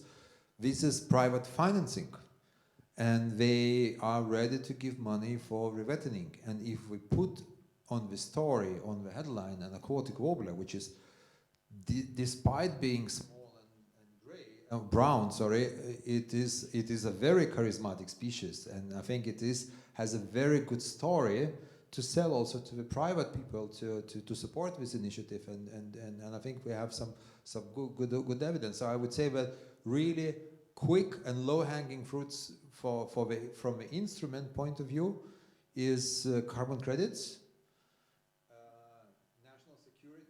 giving the geopolitical situation policy, and I think near future biodiversity credits. Jarek wants to add on that. Yes, I will add that this issue, which was raised by Żymantas, national security, is now under public discussion in Poland. And in other countries, Lithuania, Latvia, Estonia, and Finland, there is now establishing the so-called Eastern Shield. And this is, of course, very sad that we now build the wall. It's not a real wall, but anyway, wall between our countries, which we used to be, and we would like to cooperate. But anyway, now is this geopolitical situation. In Poland, luckily there is a good communication between NGOs, academia, and Ministry of Defense, and we already proposed together so-called Green Eastern Shield. To consider some belt of rewetting of some areas to be unpenetrable by potential aggressors. So this is important. And BirdLife International, the European office, which is located in Brussels, considered to work with another office which is in Brussels, so NATO office, about this Eastern Shield and in other countries. So this is one opportunity. But returning for more positive, there is another mechanism I already mentioned. The most important is this nature restoration law. At least in EU countries, so Lithuania, Poland, Germany, we can restore. In fact, we must restore some part, and it is very important from us, from Aquatic Warbler Conservation team, to work to include our areas into this network. Żymantas, do you want to add on that? Just to add, I wanted also to mention the nature restoration law and national restoration plans. But beside one, there is one more instrument, which is also major. It's common agricultural policy. And the measures we do have in Lithuania, the measures which are supporting restoration of habitats. The national strategic plan of CAP is also, raising the targets for the biodiversity conservation and also for the climate change mitigation and restoration of the grasslands or restoration of peatlands. So they are explicitly there. Maybe they are not. The question is, when we talk about the CAP, then I think we mostly need to help them to do the better targeting. So our scenario of the stepping stones can be really a good targeting tool. If we send them here, they are the priority areas. If you support through the CAP system, this rewetting of these sites, then it is, more probable, more benefit it will be for biodiversity, but also for the climate. Okay. Christoph, we understand there is apparently a political movement on it. There is even a policy, the nature restoration law. Żymantas said before, it's super easy. We have the maps. We just need to do it. Yet I don't see out there that we are really scaling up wetland restoration all across Europe. What is holding us back as a society, maybe, or as Well, I think there are several issues. Firstly, we should divide the restoration of some areas and just maintaining those which exist, and both. After restoration and when maintaining, we need a long-term financing, long-term possibility to maintain and to conserve the area. And for example, CAP, which Żymantas mentioned, is a very good tool providing a long-term financing for habitat conservation measures with cooperation with farmers, with people. This is the second probably issue that not every time all the people that should be engaged, all the stakeholders are into the specific issue of aquatic warbler conservation of the habitat, because it needs some rather strict measures like later mowing or removing the biomass. So the cooperation and both financing, both cooperation with the owners, because most of the lands are privately owned. It's needed to work on this. So we can deliver the map, we can deliver the points, the target points and crucial points from the point of view of aquatic warbler or in our understanding of the aquatic warbler ecology. But then we should cooperate and firstly assess if the point we propose is really manageable for us, and then cooperate with the local community, with the different levels of administration, even EU administration, like including the aquatic warbler in big documents, to really provide the possibility of conservation of the area. Then we can see that it really works. For example, the stepping stone we've started on the map and we proposed is really the stepping stone we can conserve, we can keep for the birds for a longer time. Martin, if you would imagine that money would not be restricting us, I wonder, would we actually have the capacity to organize all these restoration that is needed? Or who, if not us, who would have that capacity? The BirdLife partners, I think. So I think we're on the first place, the BirdLife partners, and second place, at least in Germany, would have foundations, powerful foundations. We have a federal foundation for environment, which have, I don't know, a few 100,000 of hectares of land in the meanwhile, or 150,000 hectares. And we have to get them involved. And so that this is one important point on the agenda to secure such wetlands and stop oversights for the most threatened bird. Thank you. Jarek wants to react on that, and then Gimantas.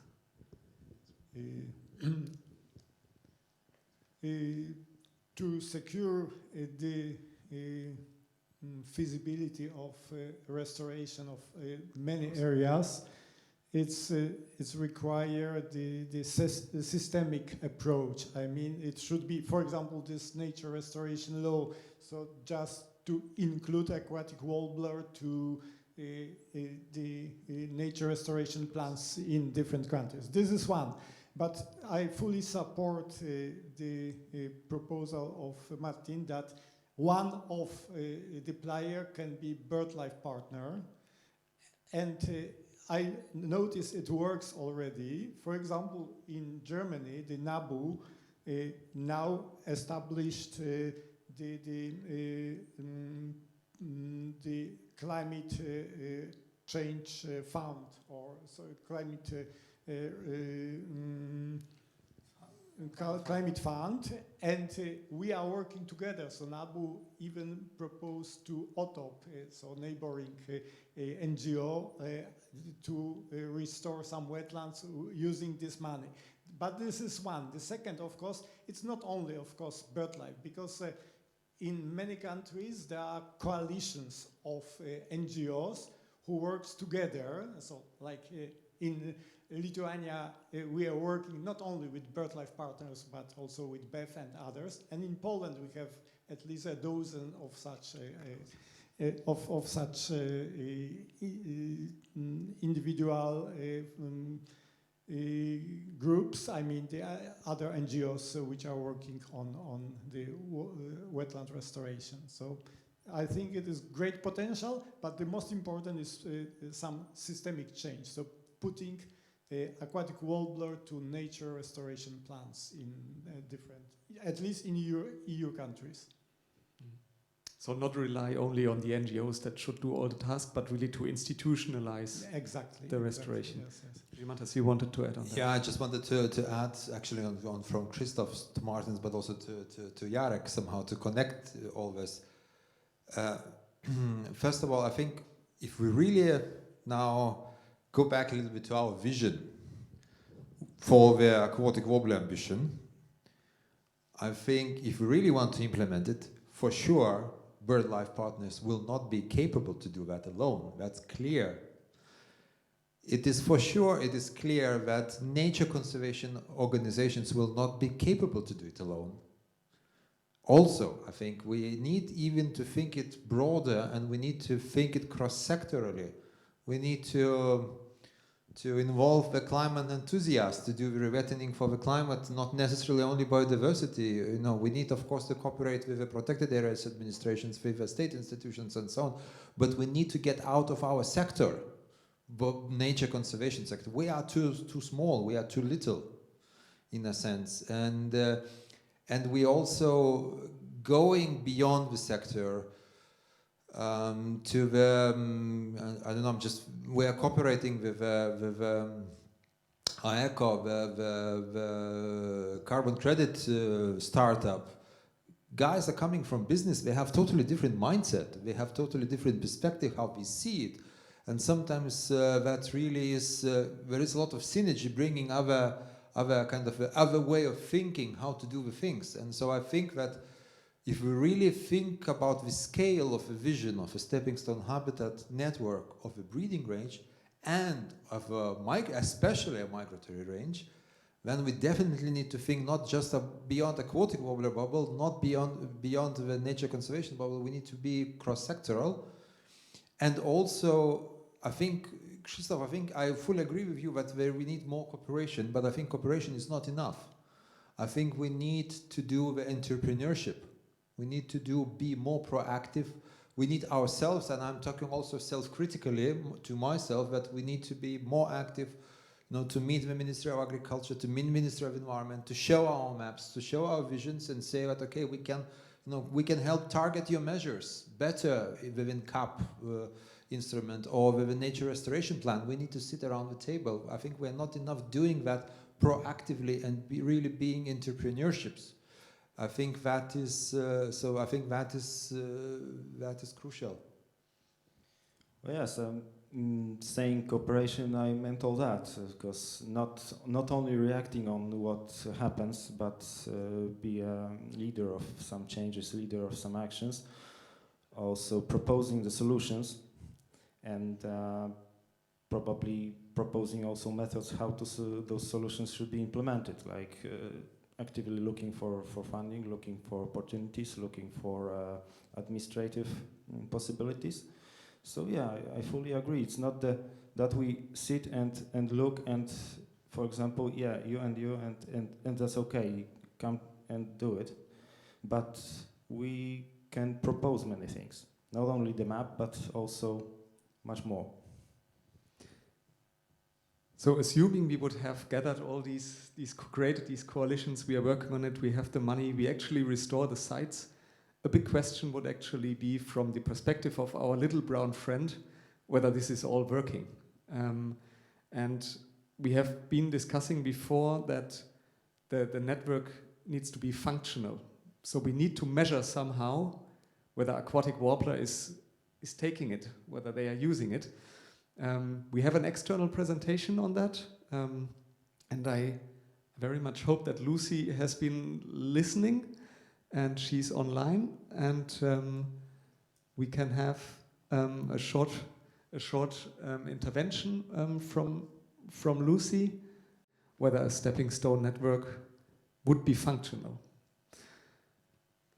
We are approaching actually already the day at the end of the first day, but I promised you that you will have a chance to also answer your questions. So I understood there are people online who may want to comment on the stepping stone network, and maybe you have also comments here from the audience in the room, if there are any. Susanne and then Franz. Yes, it's about the connectivity and the stepping stones you talked earlier. So the last state was saying, oh, it's a network of networks. So like Pomerania is an own network and Eastern Poland is a network. And I think it's very important to connect Eastern Poland and Pomerania, because even if we manage to restore the population to, I don't know, 50 or 100 birds, it's still I think it needs the connection to a core breeding site for exchange, and if that we have really a range again in whole Poland where they can go if there is one site in a better, in worse condition, that Pomerania is not isolated again, I think.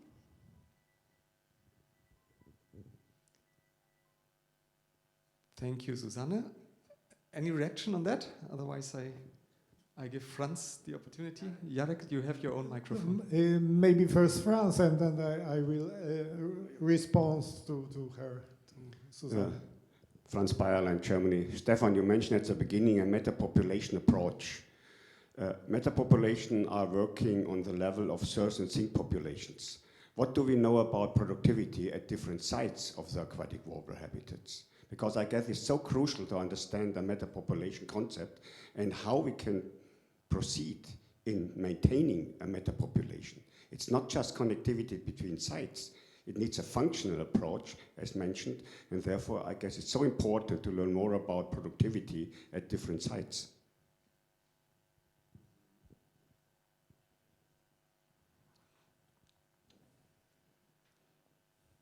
Okay, But maybe I will first answer to Franz and then to Susanne. Yes, definitely we need this source sinks approach, and in fact we don't know what's going on, at least in sinks, because we of course had already some productivity studies in big areas like Biebrza, Vilnius and so on, so we know, but we still have no chance to approach these smaller sites, the sink sites. And it is why I am talking that one of potential answer is motus, because when we will learn that these small sites are really occupied both by males, because normally we are just recording only singing males, and we have any chance to be sure that there is really reproduction. If there is any reproductive site, then we can make some approach to make research on the productivity also in sink sites. But of course, first we should have good tools. So this response to Susanne about this network connectivity. Of course, definitely it's not a network of networks. It should be just one large and more or less stable networks between all sites in Pomerania and other sites in Poland. I mean, for example, Lower Warta and other great Wielkopolska area and so on. Then, of course, also in other sites in Germany, there should be good restoration measures taken. And it's of course great chance now within nature restoration law. The same is in Eastern Poland, because we are of course always looking on the national state perspective, and of course there is no borders for aquatic warbler, so there is no Germany and Poland. It's just Pomerania and other areas, and the same is in Eastern Poland. I mean, for example, the Poleski National Park has definitely a direct link with Pripyat-Stochit National Park. I mean, via Stepping Stone, via Szatsk National Park and some others areas there. So we should also establish the stepping stones together between Poland and Ukraine, and of course, at least now on paper between Poland and Belarus as well, because there is no borders. And of course, one of the most probable network between Lithuania and Biebrza and other areas. Okay, I thank you, Jarek. Thank you for the questions here in the room. I think there is also the intention from the audience online, namely from Alexander Kozulin, to share also briefly his thoughts on the Stepping Stone Network. So Alexander, if you hear me, please unmute yourself and ask your question. And I do the translation. Я переведу. Саша, ты хотел поделиться своей стратегией, так, пожалуйста, сейчас твое время, если ты на онлайне.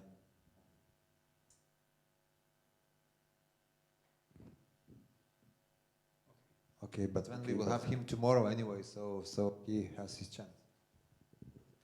Okay, yeah, Alexander will have a presentation online tomorrow. Hopefully it's working then, and if he likes, he can still comment on that tomorrow. You have another comment? I'm not sure whether I should give back the microphone to you. I just wanted briefly to react on motos. I think we just talking from the stepping stone habitat network approach, but I think it sounds to be a really good tool to do the post-release monitoring of the translocated birds. Exactly. Everyone for. Okay, so another application for motos. Looking at the time, we are actually already a bit over time.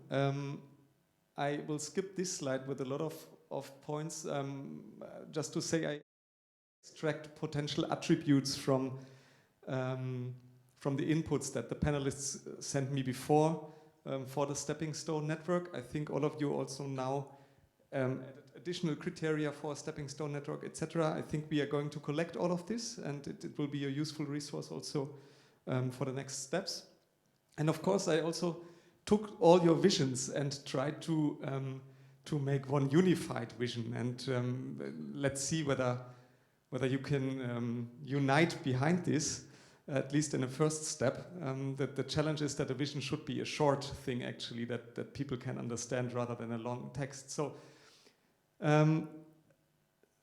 a draft unified vision could be to have a legally protected science-based network of aquatic warbler habitats that ensures ecological connectivity, population resilience, and compliance with national and international conservation frameworks. This stepping stone system integrates climate mitigation, socio-economic benefits, and multi-source funding into national strategies, delivering measurable outcomes for biodiversity and sustainable land use. So, as a starting point, I think it can work. And even our little brown friend likes it. And I'm not sure whether I will allow Jarek now to comment on that. You have your own mic, go ahead. Okay, because one of your last questions before was how we can prove that the aquatic warbler, the stepping stone will work, and we then switch into motus. But I should start. I should tell that it is already existing mechanism. At least I'm talking about EU countries. There is the Article 12 obligation to monitor birds, especially such species like aquatic warbler. So we have, at least in Poland, the obligation to report about all aquatic warbler sites in Poland. It so happened that it's coordinated by OTOP, and it so happened that it's in Poland coordinated by Krzysztof Stasiak. But what I should stress, that it's really work, and we just cover all the sites. And if appear the new sites, like new stepping stones, we automatically will enter it into state monitoring of birds, which is run in Poland by Chief Inspectorate of Environmental Protection. And then it is protected, included into monitoring, but also included into the agro-environmental schemes. But this will be discussed by Krzysztof later. Yeah. Okay. And there is another tool, actually, which is not mentioned here. I recognize it, but it was mentioned before. That is actually the genetic monitoring, because the genes also show us where connectivity exists, and even a bit more how they are related, etc. Okay, but with that, I think we can wrap up today's session. I hope you got a good overview by Martin on where we stand in aquatic warbler conservation, what has happened over the last more than 30 years, where we were coming from with very little knowledge to where we are today. Susanne has told you about the state of knowledge based on the handbook and then all the new developments, but she has also shown to you which research questions are still open. Some of them are being addressed at the moment, but there is still a lot to do. We have learned from Franziska the bigger context of climate change and distribution of peatlands and how all of this could affect the aquatic warbler in the future. And we had a good discussion now on the stepping stone network as one potential mitigation mechanism that could improve the resilience of aquatic warbler metapopulation towards, for instance, climate change, but also other threats. And we even got a small glimpse of an insight into one tool that can help us to track whether the stepping stone network is actually functional and the sites are connected. So I hope that we stood up to the aspiration to set the scene for the next days of the conference, and you have a good basic knowledge now about aquatic warbler and its threats, but also the opportunities for its conservation. And with this, I release you into the evening, and just to remind you that we are all invited to La Boheme, which is just around, I think, this up this road, for having a good dinner and more conversations about little brown friends and other topics on nature conservation. I'll pass the microphone maybe to Jumantas for some housekeeping on that. Thank you. So the next session, networking session, and I think we definitely deserve a glass of wine and talk a lot of, I don't know if we have any slide. I asked to make a slide of a map, how to get into that, but we're supposed to start at 7 o'clock, so in 20 minutes. How do we do it? We can maybe meet someone in the lobby. Yeah, we can meet in the lobby. I mean, it's 2.5 minutes walk, or 1.5 minutes walk.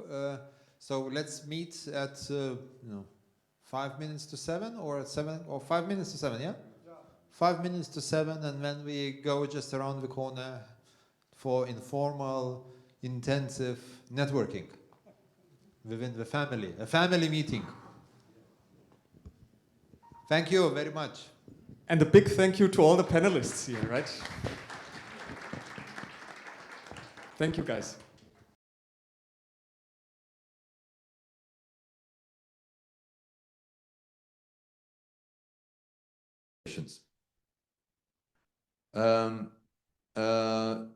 I will not talk also in very detail because there is a separate presentation on that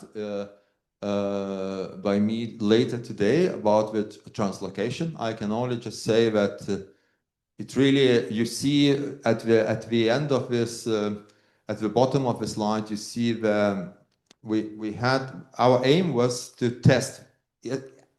We were the first ones globally who tried to translocate long-distance migrant passerine bird. So nobody has done that before. So the goal of the MagniDucatusAcrola was actually to test, is it working in principle? So we had the success criteria, but we need at least 75% birds translocated to release into the wild. So it's a little bit better than the natural conditions because we're feeding them well and so on. And at least one bird return, because if there is one bird return, then means that translocation is actually working. A separate question, is it efficient or not? But as you can see, we have achieved quite good success with release to the wild, even in 200%. So we have really very low mortality, and we achieved up to 22% of the first year return, so which is also a very, very high return rate, a really successful, how to say, story. You can see the chart of Žuvintos population, but after the translocation of 2 years, the population has boosted, but since the translocation has not been continuing, the population gradually declined. Yeah, so and there is also scientific paper published on the translocation. And really nice results. So I'll go in detail in the separate presentation on that.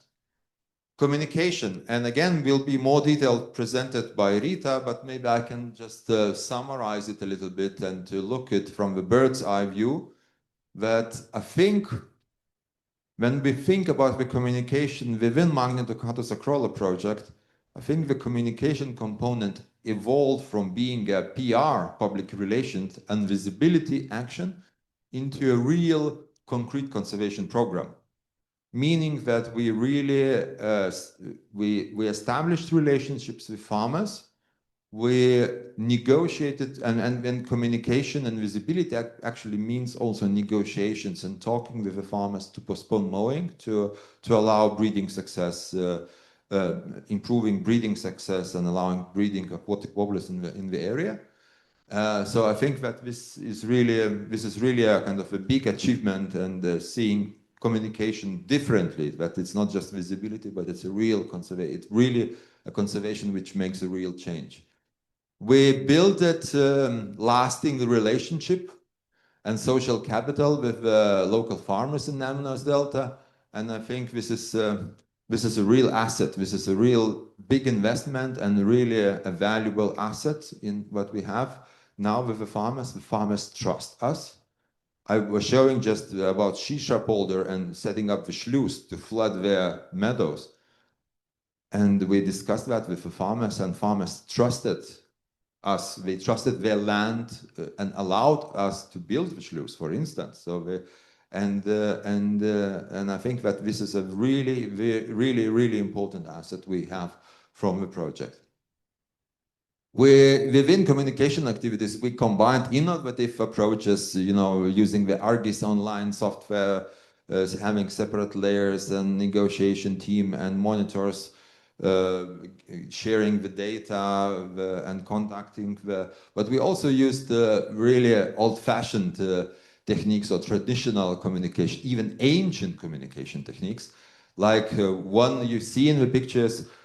To keep the relationship, we maintain meeting with the farmers in their fields, and where a project manager comes and cooks goulash for them. So we sit around the fire, and then we share food, and then we talk about the farming and how. So it is really a, I mean, Stone Age communication technique. We are also presenting flags to the farmers who are farming, and there is aquatic, so they can really be proud, you know, and giving a flag. I think, Martin, that correlates very much with your opening speech, the warrior for peace, and so we have a flag for that too. So such kind of communication techniques used. Very interesting. Now I can say that it was very interesting, but it wasn't at the beginning, that we faced a really severe political criticism. Wasted money for a little brown bird. So we really faced an active communication attack from the political opponents, politicians, because one of our staff members in Baltic Environmental Forum became Minister of Environment. So the opposition was kind of using, you know, trying to make a conflict, and Aquatic Warbler has been, you know, at the top of the attention. But now I can say that actually it was a really good and interesting process and delivered really good benefit. Aquatic Warbler is the second most known bird in Lithuania. The first most known bird is a white stork. So Aquatic Warbler is the second one. We can still discuss which, in the evening we'll talk about which is more popular, white stork or Aquatic Warbler. But it also became really a conservation symbol. So when I mean, the topic about, is it worth investing money in biodiversity? The hero of the story of this debate, which is ongoing now in Europe-wide, was Aquatic Warbler in Lithuania, or it still is. And at the end, with this communication attack, we really, to our core stakeholders, we really, how to say, our reputation as an organization, I think, has increased. I think Rita will talk about it in more details. And I think we also had some recognition on the international level, and with some communication activities. You can see a BBC Wildlife magazine, which is some nice stories about Aquatic Warbler printed there. So to summarize, of the achievements of this project is what are the 5 most important things, if to say. So first is actually really large scale habitat restoration, approximately 20,000 hectares of restoration implemented across breeding sites of the area of the northeastern range of aquatic warbler breeding. I think we have to highlight that Zvanets, especially the improved water management, ensured really favorable breeding conditions for aquatic warbler there. This is probably the most important breeding site in the breeding range. Pilot translocation, yeah, this is a success story. I think that is also should be one of the highlights in the 5 major achievements. I already mentioned about the stepping stone. I think the concept of stepping stone is becoming a really tangible idea now. I think that we can also be very proud being part of this process. And the relationships with the farmers in Nemunas Delta, I think this definitely needs also to go into the big 5 of the MagniDucatusAcrola. Some key challenges which we faced. Still, we have to admit that ensuring really a smooth, self-sustaining system for large-scale late-cut biomass use remains unsolved. We need to, I think we need to also face the situation that because of the war, the conservation activities in Belarus are not ongoing, or they are ongoing on much smaller scale than they have to do. And I think this is a problem for the birds don't recognize borders. And I think it is it remains a challenge really how to secure the habitat in non-EU countries, not only Belarus, but I think Ukraine as well.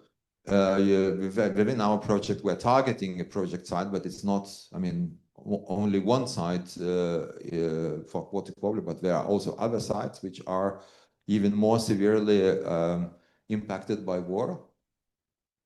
I think managing water levels in Nemunas Delta still remains complex, especially balancing a conflict with the polder renovation projects. Now there is also, in the context of a climate change, there has been some climate change adaptation initiatives to renew the polder systems and to establish the bigger dikes to prevent the flooding and so on, which is done by the drainage experts. So they have their view, as more we drain, as better it is.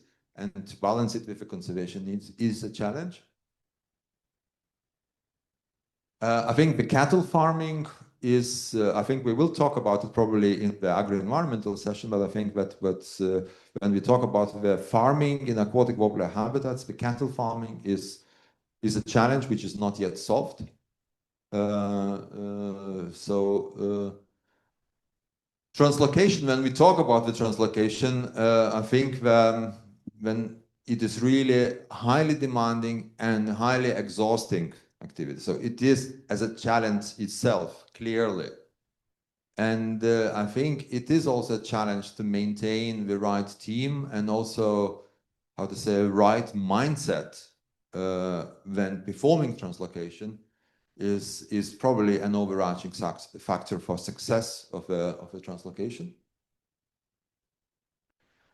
I think that strategic communication management gave already us some valuable lessons within the project, but I think we see it in the bigger context, in the EU context, in the Green Deal context, but I think we will be criticized, or we are still criticized, not only we MagniDucatusAcrola project, but the nature conservation community as such. I think this is another challenge which we face. I think Martin has also mentioned that in his introductory speech. We did some policy impact as well. I think first of all we need to mention that the previous project, Baltic Aquatic Warbler project, has introduced the agri-environmental schemes for aquatic warbler in Lithuania. It was launched in 2015. MagniDucatusAcrola continued to follow this, and we also supported the ministry to transition in Teams mode. It's part of the eco schemes now. So we involved, and I think that what probably is even more important is that actually aquatic warbler agri-environmental measures served as an example to introduction of new support schemes for other species and habitats as well. So we really was a aquatic warbler was a door opener to design a number of agri-environmental measures in Lithuania, not only to maintain habitat, but also to restore habitat. I mentioned about Belarus and the legislation, that adoption of the methodology for burning, so it's kind of a legally adopted and legalized method. I think that's another policy impact. Translocation, I think, clearly is becomes listed in the species action plans and clearly becomes, how to say, an issue of a strategic agenda for the aquatic warbler conservation. We did several feasibility studies within the project on the alternative grass biomass use, not only for the pellets, but also for the burning them, how to say, in the municipal ovens. We have not installed any of those. However, these feasibility studies really launched the discussion and debate in Lithuania about the alternative use, because Lithuania is facing a severe decline of grasslands. And along in parallel with the severe decline of the livestock. So if you want to maintain grasslands, you need to deal with the biomass, and you need to find alternative to cows. So we did some feasibility studies which suggested some alternative to cows, like ovens to heat cities or to heat small towns. And this has, at the moment, is on the agenda to be discussed, but maybe it's a good solution and to be implemented. And of course, because we were a really popular project on the communication, I think we are in the front line in nature conservation political debates as well in Lithuania, talking and communicating and defending nature conservation in the political arena. And I think that was all, and even Martin did not stop me. No, you have plenty of time.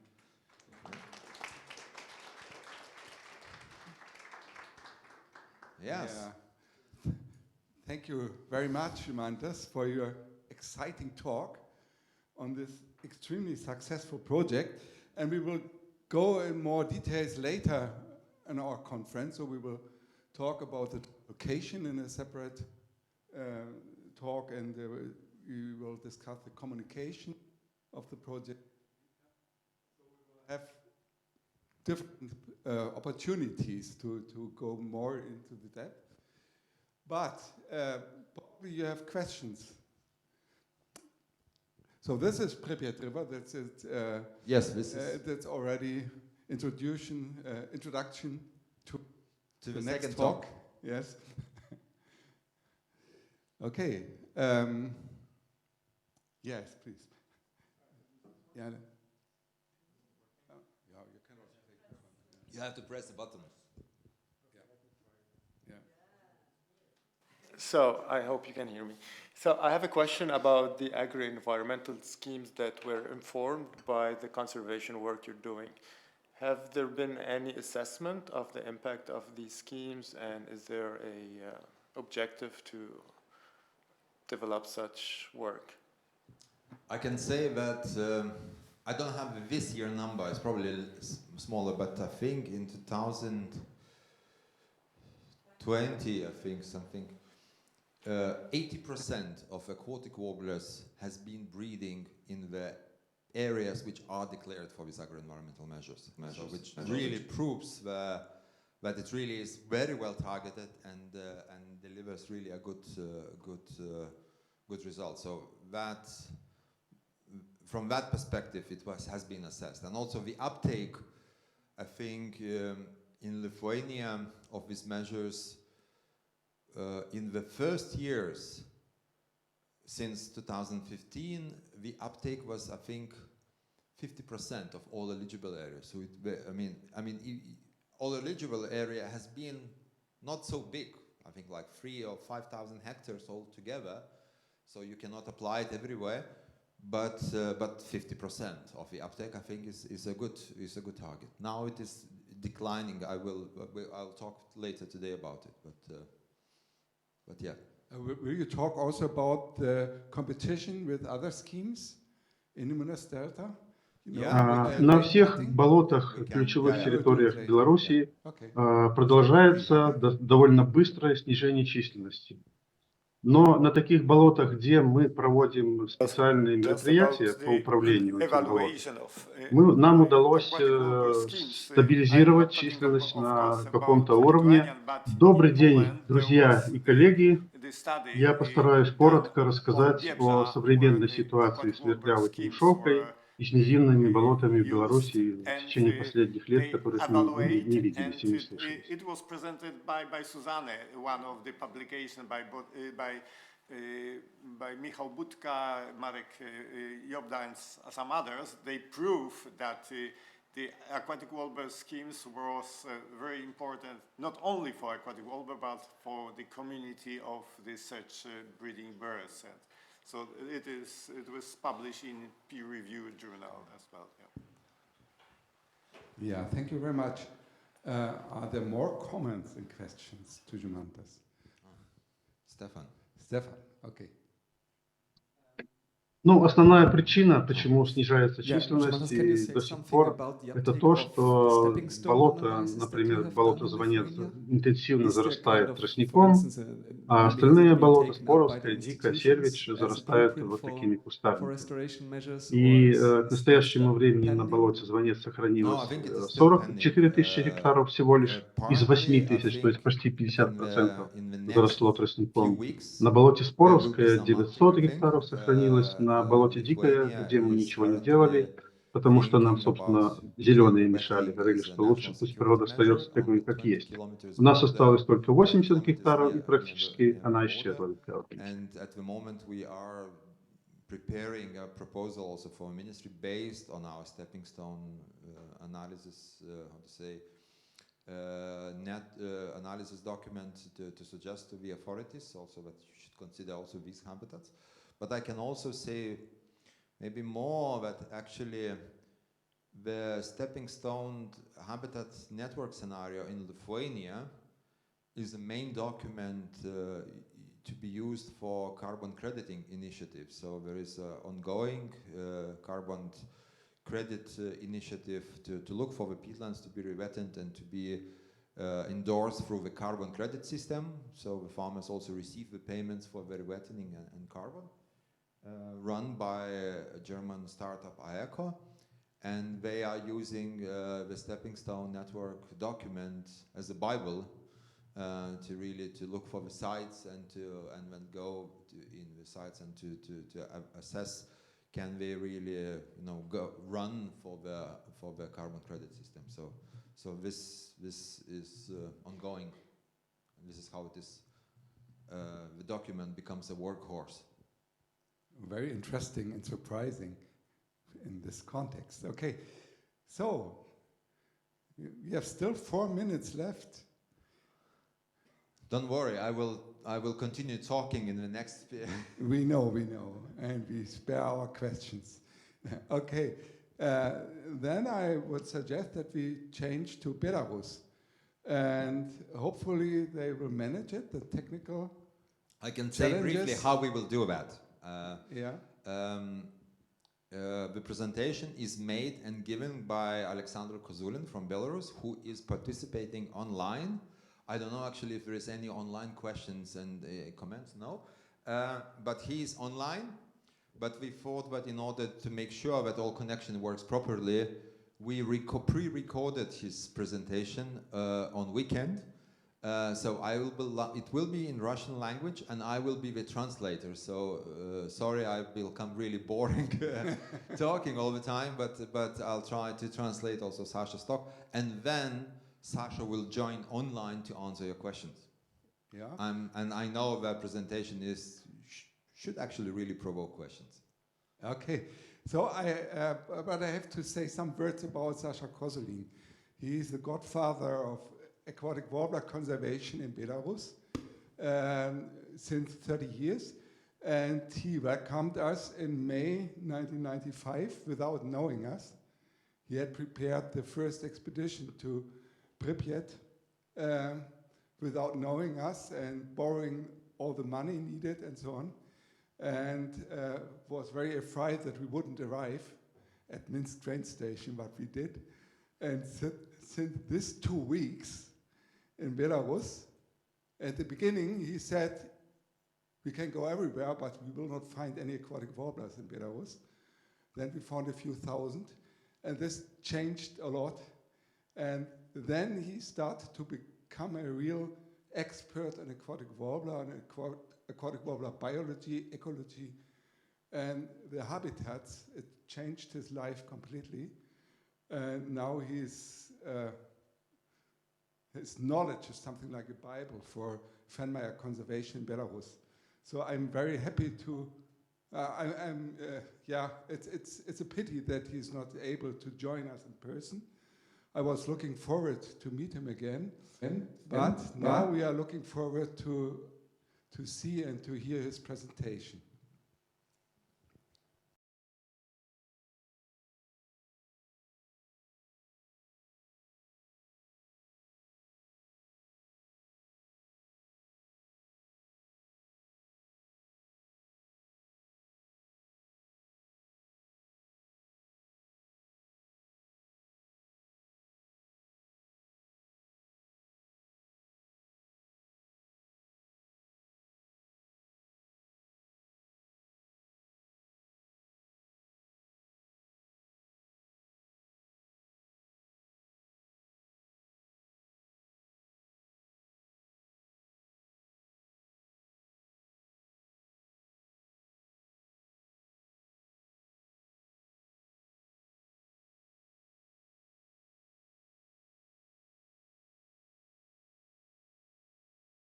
Колебаний там плюс-минус.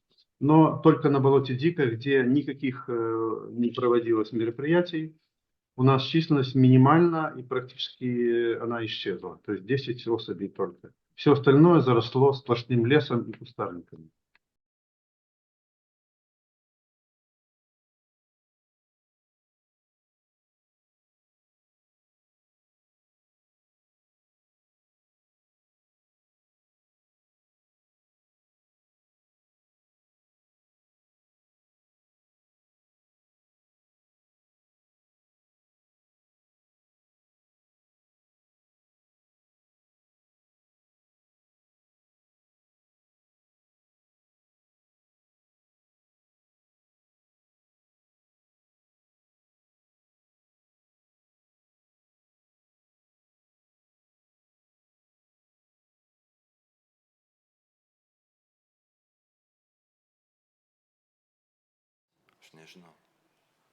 Here it is. Oh, because okay. And in in Sporovskoye only 900 hectares has been 900 hectares has been left in a good shape. Okay, can we? I have a different view in my screen, so I should probably face it here. The black and white color is showing the proportion. The black color is the remaining good quality habitat, and the gray or yellowish color is the area which has been lost as aquatic warbler habitat. So, okay. Now it is. Let's try. Сервич зарастает вот такими кустарниками. И к настоящему времени на болоте Звонец сохранилось 44 тысячи гектаров всего лишь из 8 тысяч, то есть почти 50% заросло тростником. На болоте Споровское 900 гектаров сохранилось, на болоте Дикое, где мы ничего не делали, потому что нам, собственно, зеленые мешали, говорили, что лучше пусть природа остается такой, как есть. У нас осталось только 80 гектаров, и практически она исчезла. Ну и основные причины зарастания – это, конечно, нарушение гидрологического режима в водосборе этих болот и, в общем-то, региональное нарушение гидрологического режима. из-за осушения и спрямления большинства рек. Конечно. So, and the major reason for the habitat degradation is, of course, water regime in the sites, but also kind of a more regional level when the rivers having also less water available. Основная причина то, что все эти болота у нас, по крайней мере, в Беларуси, где-то 50-40 лет назад прекратили полностью использовать для сенокошения. Раньше. And the specific for Belarus is also that quite some years ago, like 50 years ago, these areas has been used by the farmers mowing the sites for the hay, for fodder. Now this traditional use of the habitat is not ongoing anymore. Они все косились ручным способом. Но и последние годы мы видим, что уже даже в Беларуси чувствуется изменение климата, которое проявляется в увеличении количества сухих годов, когда уровень на всем Полесье сильно понижен, и страдает и сельское хозяйство, и, конечно, наши болота тоже, в том числе. And finally, what we face also in Belarus is the climate change impact, that the years getting drier, and in Polesye region already for a few years, I mean, there are droughts which are a problem for farming and of course for the conservation as well. И особенно это проявляется, после вот на этом графике видно, с 2010 по настоящее время. Ну, как известно, у нас справа график такой есть. And you can see as from the graph that these severe climate situations are happening in more severe since 2010, I think, yeah. Требования ветрявых камышовки к местам питания и уровней воды, что при уровне воды очень низком, ниже уровня почвы падает, снижается плотность, так и с повышением уровня воды, когда наводнение, тоже в ветрявых камышовках плотность низкая, а самая высокая плотность, когда уровень воды в вегетационный период около нуля. So, and the other graph on the right side for you is just showing the density of aquatic warbler breeding when the areas are too dry, when there is low density, as well as the areas if the water is very high, there is also low density of breeding, and the most optimal breeding conditions and density, the biggest density is when the water level is around 0 during vegetation season. По поверхности почвы. Ну, на болоте Звонец мы, в общем-то, к настоящему времени уже создали очень хорошие условия для оптимизации уровня гидрологического режима, уровня воды на болоте. Независимо, и вот эти выполненные нами мероприятия, независимо от засухи или при избытке осадков, мы за счет вот этих водорегулирующих сооружений можем регулировать уровень воды и достигать более-менее оптимальных значений для этого болота, для ветрявых камышовки. So as you see from the slide, this is Zvanets, and in Zvanets we managed to secure the optimal water condition with the help of these sluices, which I also mentioned in my previous talk. And now we are, thanks to these setups, the sluices, we can secure the optimal water level no matter droughts or rains, so that can be, with the help, we can independently really manage the water level for the whole Zvanets. В самые-самые сухие годы, когда пересыхает Ореховский канал и Украина прекращает подачу воды с Ореховского канала, мы не можем обеспечить болото водой, как было в 2015 году, например, когда ни ветрявая камышовка не гнездилась, и болото было полностью сухое. So except for the very, very dry years, when in the rivers there is also no more water, and also there is no water in Orechovsky Canal, which is, I mean, the source of water to Zvanets. In these conditions, when we're not able to secure, only in such conditions we're not able to secure optimal water level regime, and such situation has been happened in 2015, and also this year also. And there is also dependency of the water from Ukraine as well. So the water is coming to Herachovsky Canal from Ukraine. То же самое на болоте Сервич. В рамках проекта ГЭФ и лайфовского проекта, который выполнялось, мы построили на основной реке, которая дренирует это болото, вытекает из болота, мы построили такое простейшее водорегулирующее сооружение из шпунта, которое... So a very similar situation is in Servich, where we set up a very simple, thanks to the projects, we set up very simple sluice on the main river to regulate the water level regime there. Установили для того, чтобы обеспечить воду в сухой период на уровне поверхности почвы. То есть лишняя вода вся уходит, и если наблюдается засуха, то дальше вода прекращается уходить с болота.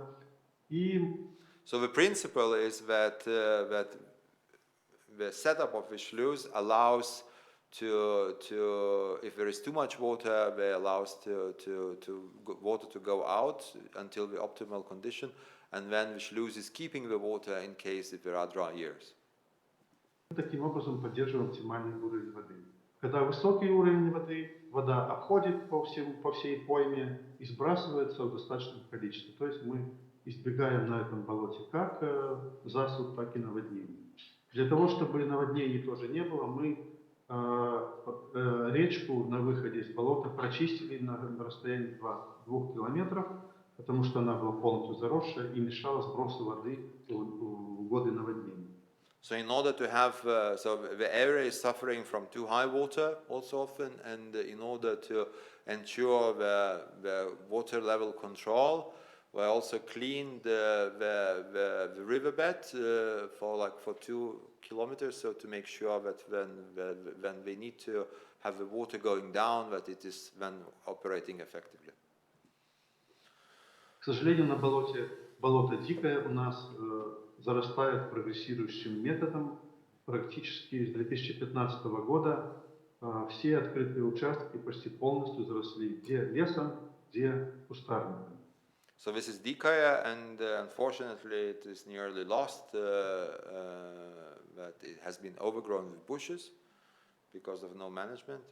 Наши Выброды, которые всем известная территория, уже прекратила свое существование, там сплошной кустарник стоит. And our famous territory, Biebrza is, which we all know it, now it is just pure bushes. Осталось только Орлова. Only Globa left. Остались единичные особи ветрявых мышов. And only just singles, very few aquatic warblers being there, singing. Года проявила активность Белорусская Пуща, национальный парк. But last year, the national park of Belaverska Pusha National Park has started the initiative or showed the initiative in this area. Разработаны 2 строительных проекта, в рамках которых земляными простыми перемычками перекрываются все каналы, дренирующие болото. So they elaborated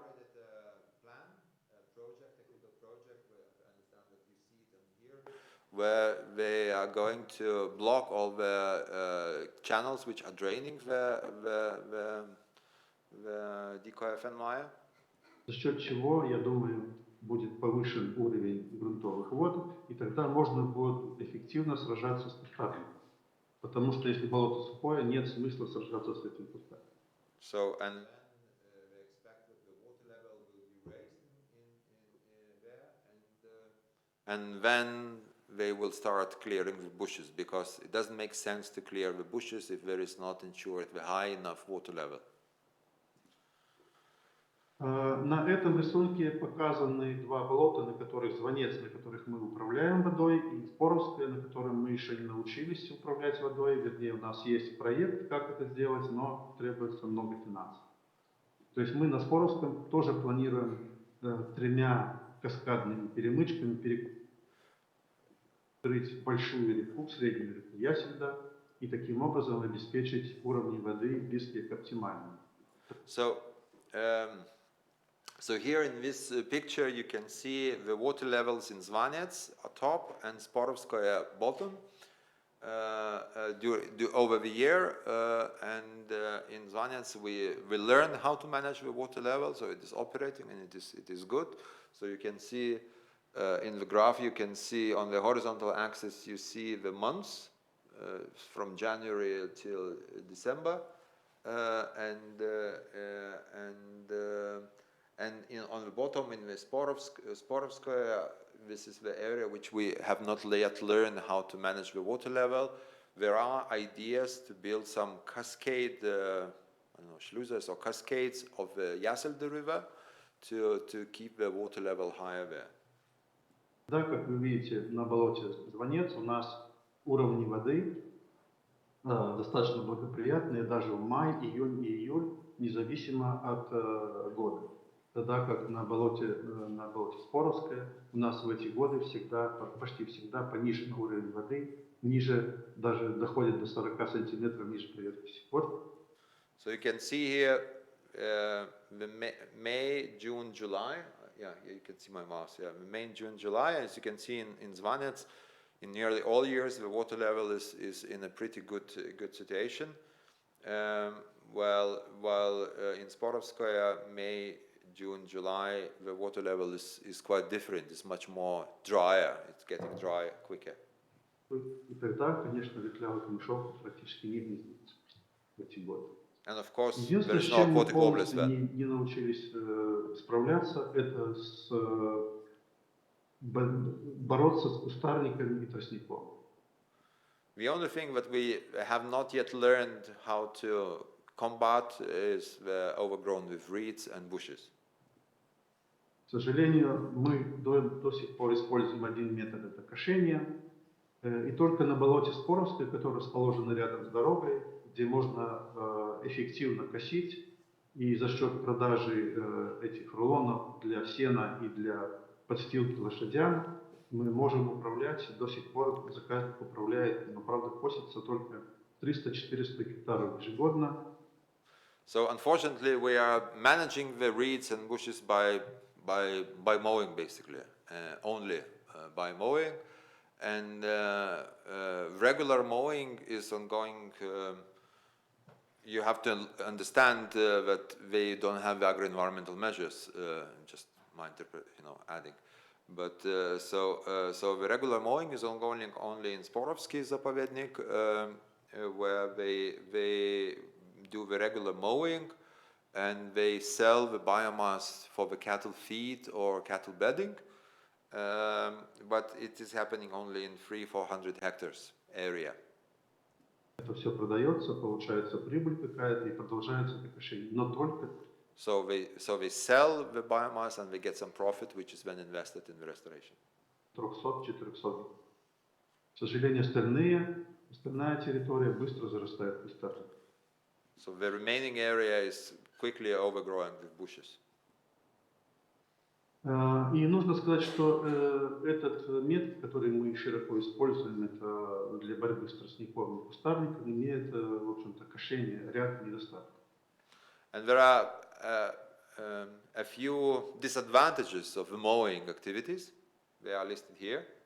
Во-первых, косить мы можем, управлять болотом только в конце гнездового сезона, то есть начиная с августа, когда воздействие на тростник, кустарник нашего кошения практически минимально. So, as the first bullet point is that most of the mowing you can do only in August after the breeding season, when combating reeds and bushes is very ineffective. Ему способствуем росту тростника в следующем году.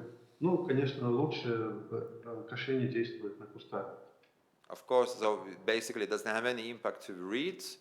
If you do so late mowing, of course, the impact to bushes is there, and it's. Кроме того, для того, чтобы убрать кустарник и тростник, нам нужно повторять кошение минимум 3 года. So if we need to remove the reeds and bushes, we need to repeat mowing at least 3 years. Это для кустарника, а для тростника, если мы косим в августе, мы должны будем косить каждый год. So 3 years for the bushes, But if we talk about reeds and if you talk about the late mowing, then you are simply need to continue continuously to do the mowing every year. И наше кошение, в общем-то, приравнивается к выжиганию. Ну, это, конечно, связано также очень достаточно много стоит. Нам нужно еще убрать всю биомассу, скошенную биомассу. И для того, чтобы управлять большими территориями, такими как у Беларуси, там 8 тысяч гектаров, 10 тысяч гектаров, нам требуется, если мы работаем только с кошением и мульчированием, нам нужно очень много техники, допустим, как на Бебше и так далее. У нас имеется на болото по одному трактору практически. So, and it is expensive to do the mowing every year. You have to also to remove the biomass from the field, but also in our conditions when we need to mow overall around 8,000, 10,000 hectares, for instance, we need a lot of machinery, similar as machinery available in Biebrza, for instance, but in Belarus situation, every reserve have only one tractor per reserve. Ну и учитывая недостатки этого метода, а также то, что у нас недостает техники и, в общем-то, финансирования для того, чтобы управлять такими большими территориями, мы начали разработку новых методов. So considering these disadvantages and also considering, but well, we also don't have the finances to continue traditional restoration, we started to develop new methods for restoration. Более эффективных методов, которые позволят работать в Беларуси. So the more effective methods allowing to be operating in Belarus. И поддерживать достаточно большие территории в открытом состоянии. Начиная с 2003 года мы инициировали проект, который был поддержан Национальной академией наук как эксперимент. Протестировали метод борьбы с кустарником и тростником. So in 2023 they started an experiment endorsed by the National Academy of Science as an experiment to apply the glyphosate, yeah? To apply the chemicals into the reed management. С применением глифосата. Собственно, мы повторили тот метод, который широко используется для борьбы с тростником в Америке. So basically, they applied the method which is widely implemented in America. So it's based on the American experience. С определенными модификациями. So with some modification. Мы изготовили вот такой аппликатор, который позволяет наносить глифосаты только на определенной высоте, только на тростник и кустарник, не затрагивая нижний ярус, осоковый ярус. So they elaborate with this supplement to the tractor, which is applying the glyphosate only on the certain height, so targeting only reeds and targeting only bushes and not targeting sedge grass, for example. Ширина, этот аппликатор мы изготовили сами, скажем так, заказник из Звонец, и опробировали его на площадке, которую нам выделили схоз. Собственно, это низинное болото, участок низинного болота, расположенный за пределами заказника, с площадью около 30 гектаров. So they developed this supplement themselves, this device for applying glyphosate, and they've got the experiment area outside of the reserve, so it's not a protected area, in the area of 30 hectares. Этот участок был полностью заросший тростником и мелким кустарником, ивняком в основном, с плотностью стеблей тростника до 90 стеблей на метр квадратный. So it was entirely overgrown with reeds and bushes. On 1 square meter, 90 reed plants counted. В 2024 году, в августе, начиная с августа по сентябрь, мы обработали этот кусок. So in 2024, they applied the chemicals. Глифосатом. И в 2025 году мы, так сказать, сделали мониторинг по полной программе, включая растительность, насекомых, птиц, и получилось так, что... So and then in 2025 they did the monitoring, everything what needs to be monitored, so vegetation, insects, birds. Мы за 1 год практически полностью очистили этот 30 гектаров от кустарника и тростника. So in 1 year, they practically eliminated the reeds and bushes from that area. Остались единичные, так сказать, стебли тростника до 9, от 0 до 9 стеблей на метр квадратный. So only like 9 reed shoots or 9 reed plants in square meter up to from 0. И причем они все уже были угнетенные, то есть корневища у них наверняка уже. And they also looked much weaker, which means that probably the root system has been damaged. Не в хорошем состоянии. К сожалению, на ивняк метод воздействовал меньше, потому что мы работали в августе и в сентябре, когда уже кустарник уже начал фотосинтез у него работать меньше. It was not so effective on bushes because they have been operating in August, and maybe that's the reason that the photosynthesis and there is not so active in that season. Ну и какие результаты основные? Вот вы видите здесь зелененьким это наш участок, который мы работаем, а справа точно такой же участок по такой же площади, только мы на котором не работали. Он также и остался кустарником и тростником. So you can see here the results. The fresh green area is the experiment area, and on the right side of this area you can see exactly how to say control area, which has, I mean, exactly how it looked before the experiment. Значит, результаты 78-95% по данным наших ботаников, которые исследовали растительность, погибает тростника, и 78% ивняка погибает. So 70-95% of reeds and 70-80% of shrubs are being eliminated. Слой болотной растительности, осоковый слой, практически не повреждается. Sedge grass is practically there is no impact. Использование такого метода. Ну, видовой состав и биомасса насекомых и птиц только увеличились. The biomass and the diversity of insects is increasing. Этих территорий, на очищенных от тростника территориях. And also birds. Параллельно с этим методом мы изучали экологию, особенности роста и развития тростника, чтобы, может быть, разработать какие-то более экологичные с точки зрения зеленых методы борьбы. So in parallel to that, we elaborated another approach. We studied the ecology of reeds and looking for the more ecologically friendly restoration methods. Тростником и кустарниками. И пришли к таким вот, для нас, по крайней мере, это были новости. And then we found out some news, at least for us it was new development, new things.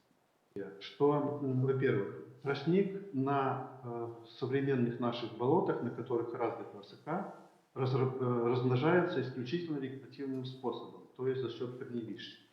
So reed is multiplying in our conditions exclusively by vegetative processes. Размножение за счет семян не наблюдается. And they don't observe the increase of through the seeds of reeds. So it's only vegetative. Особенность тростника состоит в том, что начиная с июня на его корневищах вырастают почки, затем из них вырастают ростки, и растут эти ростки, так называемые озимые ростки, растут интенсивно до практически наступления мороза, до ноября. So the specifics of reeds is that since June they started to develop the shoots for the next year, which are growing up to November. They grow up above the soil surface. За это время они вырастают длиной 7-15 сантиметров и достигают поверхности почвы. Вот здесь они на рисунке нарисованы. So you can see them in the pictures. They are growing up to from 7 to 15 centimeters long. Раскопки на болоте Звонец показали, что все корневища, живые корневища тростника расположены от поверхности почвы на глубине 20-40 сантиметров. So by excavations in Zvanets indicated that all the roots of reeds are located 20 up to 40 centimeters below the soil surface. So it's rather on the surface, близко к поверхности почвы. close to the surface. И надо сказать, что вот эти вот озимые ростки, они практически похожи как стеклянные. Они очень твердые и очень хрупкие. So it looks like really these shoots, they're like the glass shoots. They are very hard, but they can also be crushed very easily. Если наступить босой ногой, то можно проколоть очень сильно ногу. Они почти как гвозди. So they are like nails. I mean, if you step them in autumn, you can with your leg you can get a hole in your foot. Стеклянные. И основываясь на новых знаниях, оказалось, что при прохождении машин с давлением на грунт 150 грамм на сантиметр, и когда земля плотная в летний межень, машины практически не повреждают эти ростки при таком нагрузке на почву. Но когда увеличить нагрузку на почву до 300-500 грамм на сантиметр квадратный, все ростки ломаются, практически все ростки ломаются. So based on this knowledge, we learned that actually with a typical tractor, when you drive in a Fenmire with 150 grams per square centimeter, it doesn't really impact these shoots. But if you increase the pressure up to 500 grams per square centimeter, nearly all of these shoots are being destroyed or being broken. А если земля еще влажная, то прессуются и корневища тростника. So and also if the soil is also humid or wet, then it is also the root system of it is also being pressed. Корневище тростника в живом состоянии, оно такое полое. И если при прохождении техники сдавливается корневище и ломается, то вода заполняет это корневище, и оно погибает, очень быстро погибает. So if you are then pressing, the root system of reeds or breaking these shoots, in the wet conditions, water getting into the root system, and then the root is dying. Показали наши раскопки по хранению. На рисунке вы видите живое корневище тростника и мертвое корневище. So you see the living and dead root on the picture.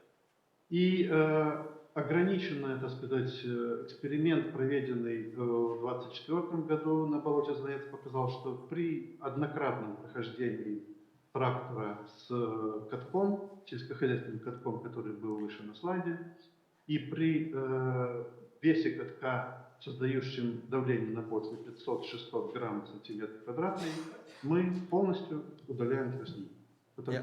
And so they applied in 2024 this experiment by pressing with this roller to press the soil up to 500-600 grams per square centimeter in 1 year, and you see also the result that also is a very effective elimination of the reeds in 1 year. Что удаляются не только ростки, но и корневища тростника. So, and it is only by these methods you are not only just eliminating the shoots, so the new growth of reeds, but also destroying the roots. So it's a long-term effect. Ну, немножко расскажу о состоянии болота Звонец в 2025 году. So I'll talk about situation in Zvanets in 2025. Начиная с 20 февраля по 15 марта болото все было подвержено управляемому выжиганию. So until March months, nearly all of the Fenmire has been impacted by the fire. So it prescribed or controlled burning. На этой картинке вы видите справа в мае, 2 мая мы приехали на болото. Болото было, ну, скажем так, немножко местами выгорела и не только старая растительность, но и растительность, которая была на торфе. Но торф не был затронут. So the burning implemented was it did not damage the peat layer, so the vegetation was targeted, and you can see in the top left picture when we arrived in May in some of the areas which were not burnt, we saw this situation. В то же время, чуть позже, болото покрылось зеленой растительностью в июне, вот 1 июня, внизу слева, 1 июня. Болото было в более-менее нормальном состоянии, но из-за низкого уровня воды, который все-таки был низкий уровень воды, минус 10 сантиметров, минус 20 сантиметров даже на болоте Звонец, и наблюдались сильные заморозки. So and then vegetation developed quite normally, quite well, and in the beginning of June, when the vegetation was quite well developed, but still it was rather dry. Water level minus 10 up to minus 20 centimeters below the soil surface, and there was also frosts happening, so freezing. Верхушки осоки были замерзшие. So the tops of the sedge grasses were frozen, caused by the frost. И практически погибшие. And потом died. осока почти по-новому вырастала. So the sedge grass had to start growing again. Начиная с мая мы подняли уровень воды, потому что Украина открыла наконец нам канал Ореховский. Мы подняли уровень воды почти до поверхности почвы, плюс еще начались дожди. И вертлявая камышовка, которая до сих пор сидела и не размножалась, начала в конце июня размножение. So and then in June, when they eventually got access to water, because the reason there was so dry was there was a lack of water in Orechovsky Canal, where water has been stopped from Ukraine. But when the water has been released again, they were able to raise the water level, and there were some rains as well. And aquatic warblers at the end of June started to breed. So they came and they started really late breeding at the end of June. И довольно успешно, потому что, видите, вот в июле, 4 июля у нас болото выглядело очень хорошо, появились насекомые. So also insects appeared, so 4th of July the Fenmire looks really nice, you can see in the picture. Очень много появились насекомые, ветлявая камышовка успешно гнездилась, самцы пели, все нормально, и гнездилась практически до августа. And aquatic warblers has been successfully breeding, singing males were singing, and the breeding was more or less up to breeding was until August. Последний выводок мы видели 18 августа. The last fledglings we saw was 18th of August. Только начал вывод 18 августа. И таким образом, за счет управляемого выжигания и регулирования уровня воды на болоте Звонец мы достигли, мы оцениваем численность 2000 особей самцов. And thanks to vegetation, also thanks to the vegetation that has been burned, so the entire area has burned, so there has been a big area. The aquatic warbler densities were not so big, but it was scattered in the whole area, and we managed to our assumption, estimates, to have approximately 2,000 singing males. Почему высокая довольно численность? Потому что ветлявая камышовка гнездилась практически на всех 8000 гектарах, и в том числе на тех местах, где раньше росли сплошные тростники. И после управляемого выжигания она достаточно успешно загнездилась. Потому что было сильное запаздывание роста растительности, в том числе и тростника запаздывал рост растительности, и он почти не сформировал такие густые заросли, и ветлявая камышовка с низкой плотностью, но гнездилась на всем болоте. Нужно сказать, что вот вверху слева у нас рисунок, где болото Звонец, где он не было затронуто выжиганием. Вот эта сухая растительность, которая была в начале мая, она такой же сохранилась до конца до конца года. И там не было ни только вертлявой камушовки, там не было ни одной птицы вообще, в принципе, ничего не было. And if you come back to the, he was just explaining the reason why the numbers was relatively high, even the density wasn't high, but because of the whole area burnt and the much bigger space, that allowed to have a big numbers of aquatic warbler. And Sasha is referring to the picture on the top left, where you can see the area has not been touched by fire. This habitat remains looking similarly through the entire year. So Зимонтас, я плохо слышу очень. Переведи мне еще раз вопрос. Хорошо. Probably because of that. Ну, на основании всех этих данных мы можем сделать вот такие выводы. So, что нам в первую очередь для того, чтобы вид выжил, нам нужно оптимизировать уровень воды там, на тех территориях, на которых можно это сделать. So in order to ensure the species survival as such, we need to first of all optimize the water regime in the areas where we can do that. So the areas which we can be triggered by water management. Не надо рассчитывать на то, что... Понял. В этом году, конечно, в 2025 году мы не делали мониторинг. Мы раньше проводили, когда были финансы, мы проводили регулярно изучение насекомых после управляемого выжигания. И нужно сказать, если управляемое выжигание проведено оптимально, то есть при замерзшей земле, либо же при высокой воде, тогда насекомых становится еще больше, потому что продуктивность растительности увеличивается, а насекомые, численность насекомых зависит в основном от продуктивности растительности. Поэтому нам нужно обязательно оптимизировать уровень воды, гидрологический режим на всех наших территориях. По крайней мере, мы это будем делать на Дикой и на Спорской. So we're going to do the optimizing the hydrology regimes in Sporovsky and Dikoye. Не знаю, где мы найдем на это финансы, но тем не менее планируем. Ну и для того, чтобы поддерживать в открытом состоянии достаточно большие территории, нам нужно применять вот эти новые методы, которые мы разработали. Методы разработаны, но для того, чтобы их применить на большой территории, нам тоже нужно небольшие, но финансы нужны. Yeah. And then the second step is really to apply the newly developed methods in a larger scale.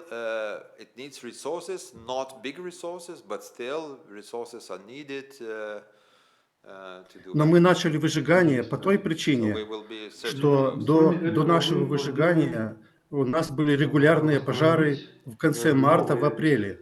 И после этих пожаров, да, не выживали никакие насекомые, и 3 года они восстанавливались. Поэтому, чтобы предотвратить эти вот постоянные пожары, которые наносили громадный ущерб для болота, мы начали это управляемое выжигание с этой целью. Около 10 тысяч гектаров. They have been rewetted around 10,000 hectares there.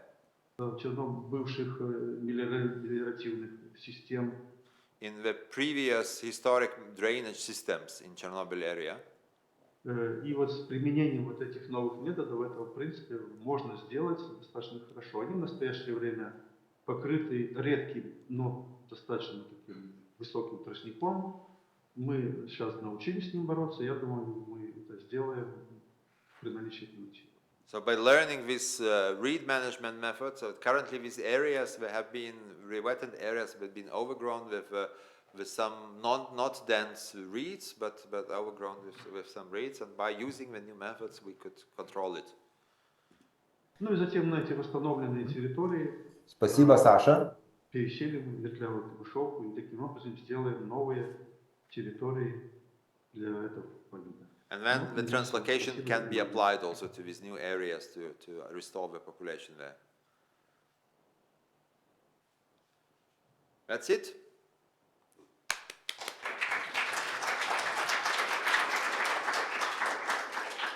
I hope my translation was clear, but my brain was some kind of on the other universe. Thank you very much. Translation was very helpful, but also the slides with the English text. So it was possible to understand everything. So a lot of stuff for discussion, I guess, but we are a little bit running out of time. So are there important questions to Sasha which will not be discussed later in our conference? Then this is the right moment. And I hope that Sasha is online. He is online, yeah. Hello, Sasha. So please, Stefan. Дело в том, что выжигание – это все равно, что кошение, что позднее кошение. Это то же самое практически. Мы удаляем зимнюю биомассу. И тростник растет еще лучше после этого, когда особенно загущенный. Когда мы используем роллер, то есть каток, мы удаляем не просто тростник, ростки, мы еще удаляем и корневища. И на этом месте тростник не возникнет очень длительное время. Reed stems, for instance, and over winter, the invertebrates winter in these larval stages, and if it is burned, my assumption would be that invertebrate density is lower. But the result was, if I understood correctly, that aquatic warbler bred well and population even went up. So apparently there were more, or at least enough invertebrates, but I wonder if you have data on this, on invertebrate density on burned areas.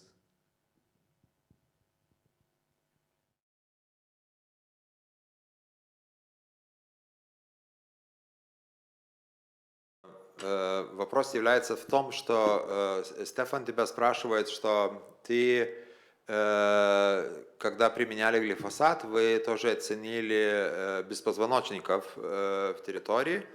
Он спрашивает, делали вы мониторинг беспозвоночников тоже в тех территориях, которые были выжиганы в звонце, потому что Стефан говорит, что, может быть, беспозвоночники, которые были в лярве, может быть, тоже сгорели, и как пожар воздействовал на беспозвоночников в звонце.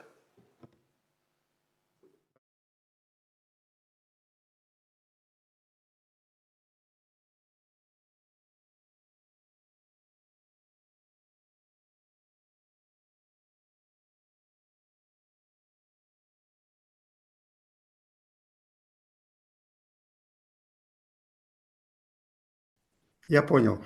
Значит, смотрите, использование этого метода зависит от качковатости болота. Если там растет карекса пепинкуата с высокими кочками, этот метод не подойдет. Но если использовать, если там растет карекс селята, лазиокарпа, они как практически кочки не образуют. Кочки, по крайней мере, на болоте Звонец, они маленькие, там 5-10 сантиметров и то меньше. И они практически как резиновые. Каток проходит, и они почти все поднимаются, а весной они все подняты точно такие же, как есть. На других болотах мы не опробировали, может быть, если будет болото очень влажное и кочки высокие, там кочки могут уйти в землю, но все равно кочки восстанавливаются очень быстро. По крайней мере, на болоте Звонец для нас этой проблемы нет. По крайней мере, и ботаники подтвердили.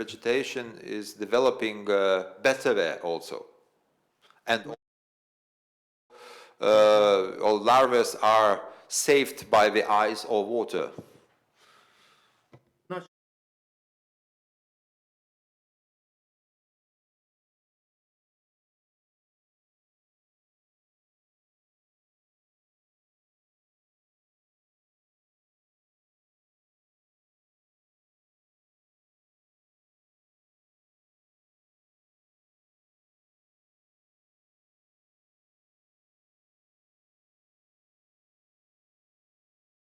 I need to mention that if there are uncontrolled fires starting in March and later in the season, made by the local farmers, and if these fires are happening, then they are destroying all the invertebrates there because they burn, because it is dry enough, and they burned.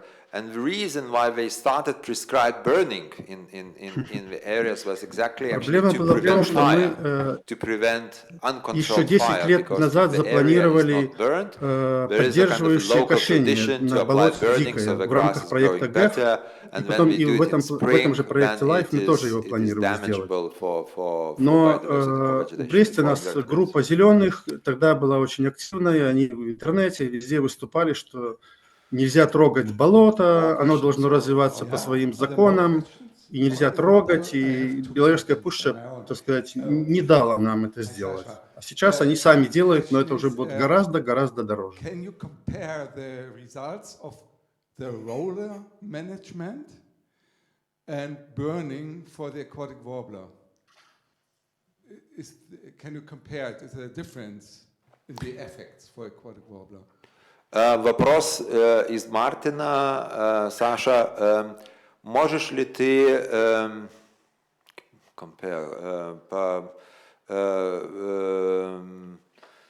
по-русски полигинты?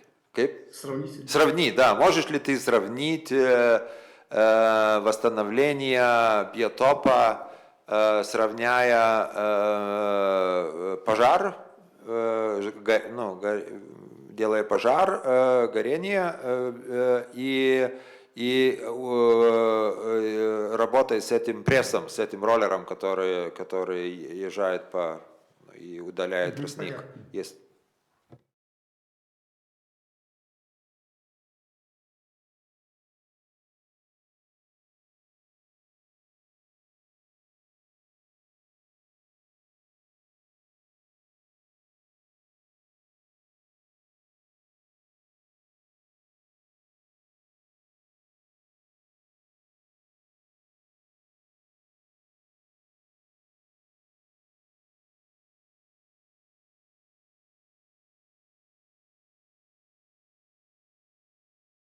When we apply burning, it is basically we are achieving the similar effect as late mowing. So the reeds next year grow and actually they grow even more в дельте Ясельды, на Простере, еще много есть маленьких территорий на самой Припяти, небольших таких. Вертлявая камышовка гнездится, но не постоянно. Один год есть, другой год нет. Это все зависит от уровня воды в реке Припять, который каждый год очень сильно меняется. Hi, Sasha.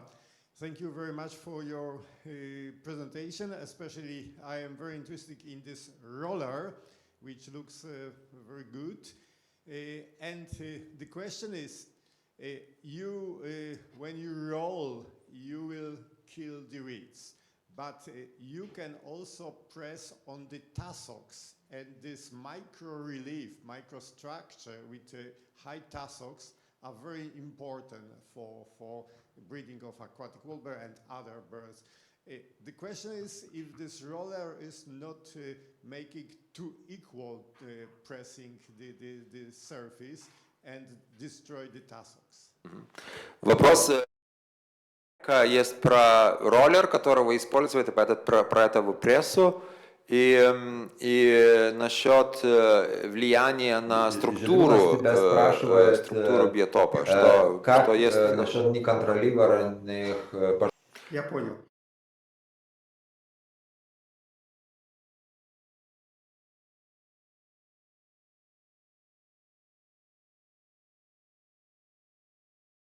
Да, они происходят и в Беларуси точно так же происходит, намного меньше, конечно.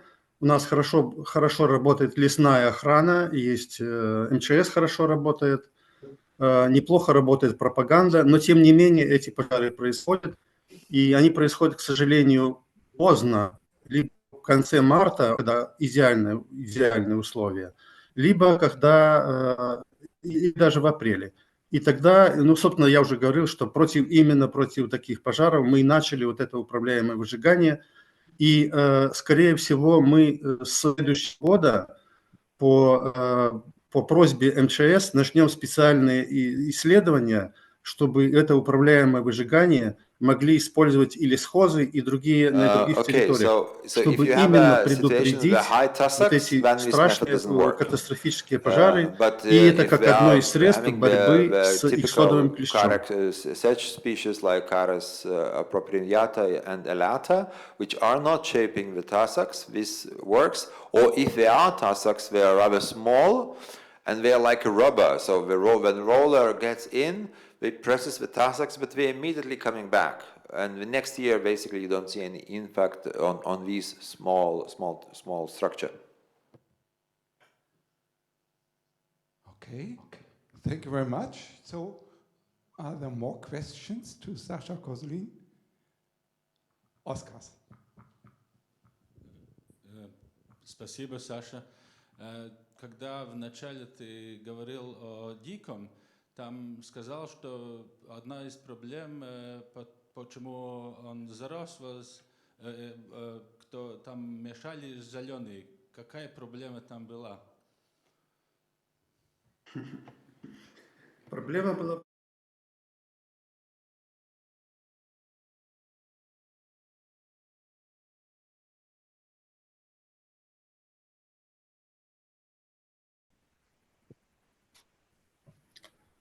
Зимантас, я могу показать пару фотографий?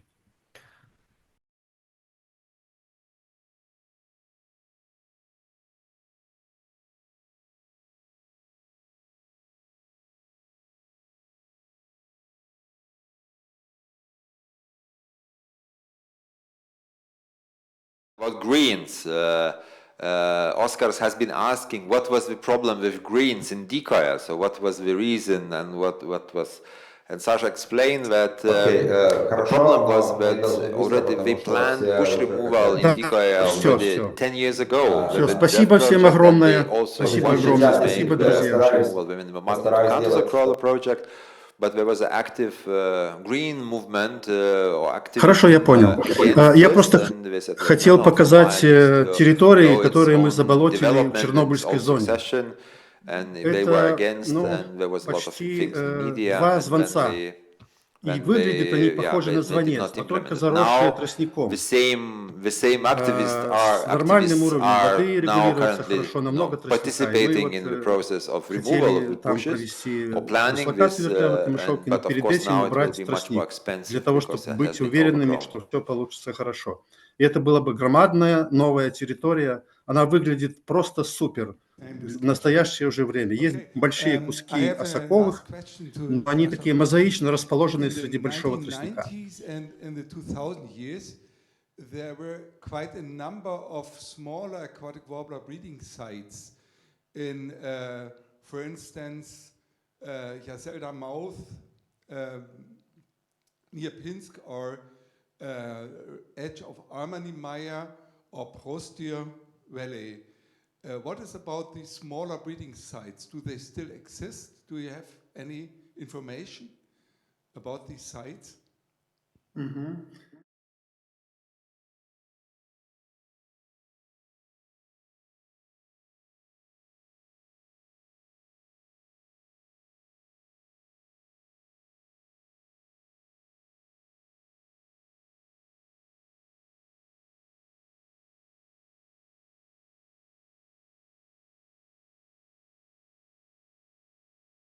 So these small areas, they are still existing, especially when we talk about the Yassel, the river mouth, and the aquatic warbler is there, but not regularly breeding. So it highly depends on the water level and depends on the treatment water level, which every year the water level is changing quite rapidly there.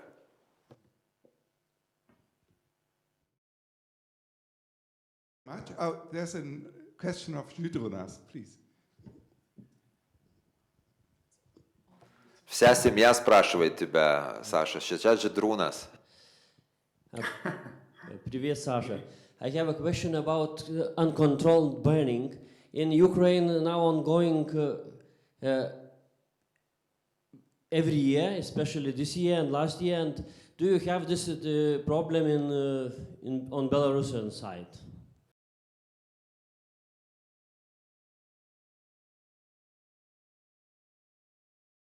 Пожаров. В Украине в этом году, каждом году происходят эти пожары, как происходят они или в Беларуси, неконтролируемые.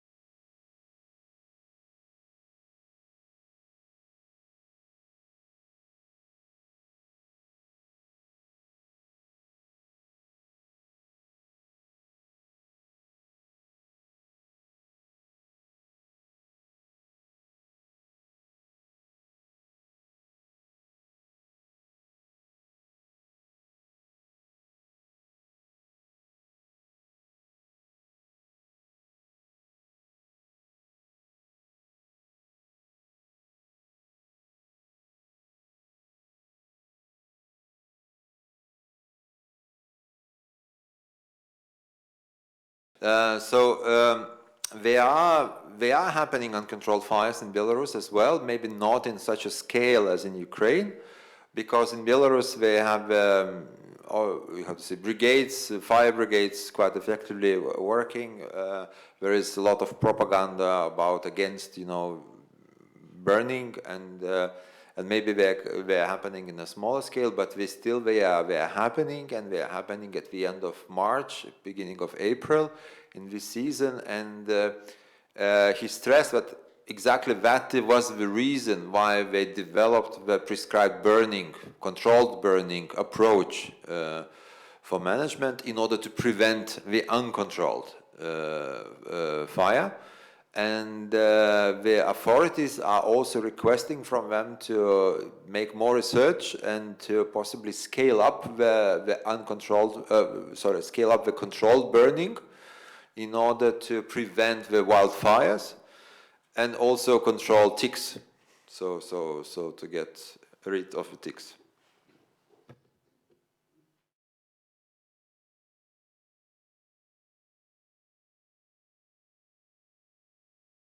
Попробуй, может, сделать этот, нажми на share и тогда свой экран покажи. Может быть, посмотрим. Если... Не знаю. Сейчас надо посмотреть. Сейчас. He wants to show some pictures. Yeah. Maybe No. not more than 5 minutes.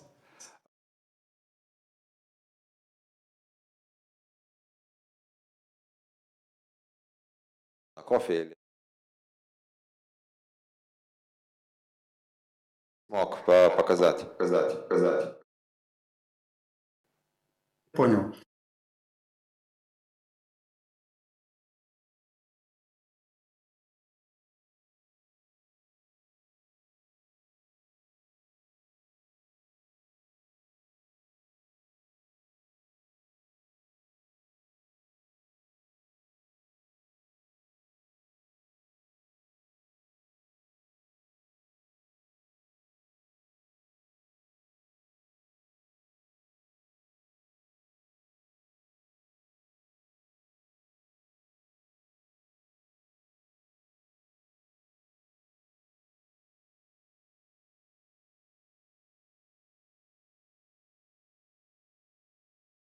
As Sasha, as usual, I'm getting sentimental. He's, going into new other areas, and he wants us to show the pictures from Chernobyl zone, which they re-wetted, and he will send the pictures to my email because he cannot share the screen, and I will show it. I don't know in the program if we have now a coffee break or yeah. So after the coffee break, I will show it. And he said that these pictures just illustrate these areas in Chernobyl. They look like Zvaniets, and the size twice bigger, and it can be really a good opportunity for aquatic warbler. So I will share, and maybe if you have any questions after the coffee break to these pictures, maybe then we can approach Sasha. Yeah, thank you very much, Sasha. It's most interesting for us. We are very excited.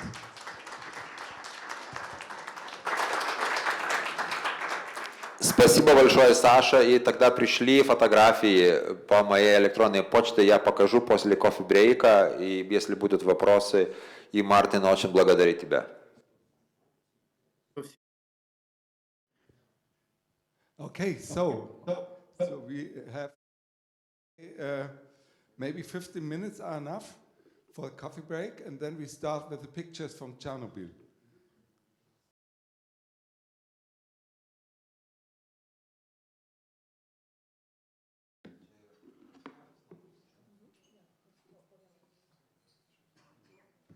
So here are the pictures from Sasha, Chernobyl area. So you can just have.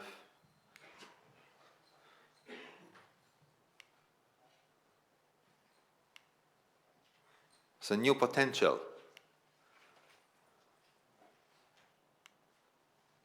And these are the spots where they are, so these pictures. But right now there are no aquatic warbler. No, I've understood that they are freshly re-wetted. And now they are the size twice as big as Vanets. And by applying, you see it's overgrown with reeds, and so by applying these new methods, they could then potentially restore that. So that's kind of a new focus also in Belarus to see. And you can see the channels everywhere? Yeah. So Sasha looks very promising and very interesting. I don't know if there are any questions to Martin, but yeah, you. You can see the shallow water on this picture. That's very interesting for me. You can see that it's wet.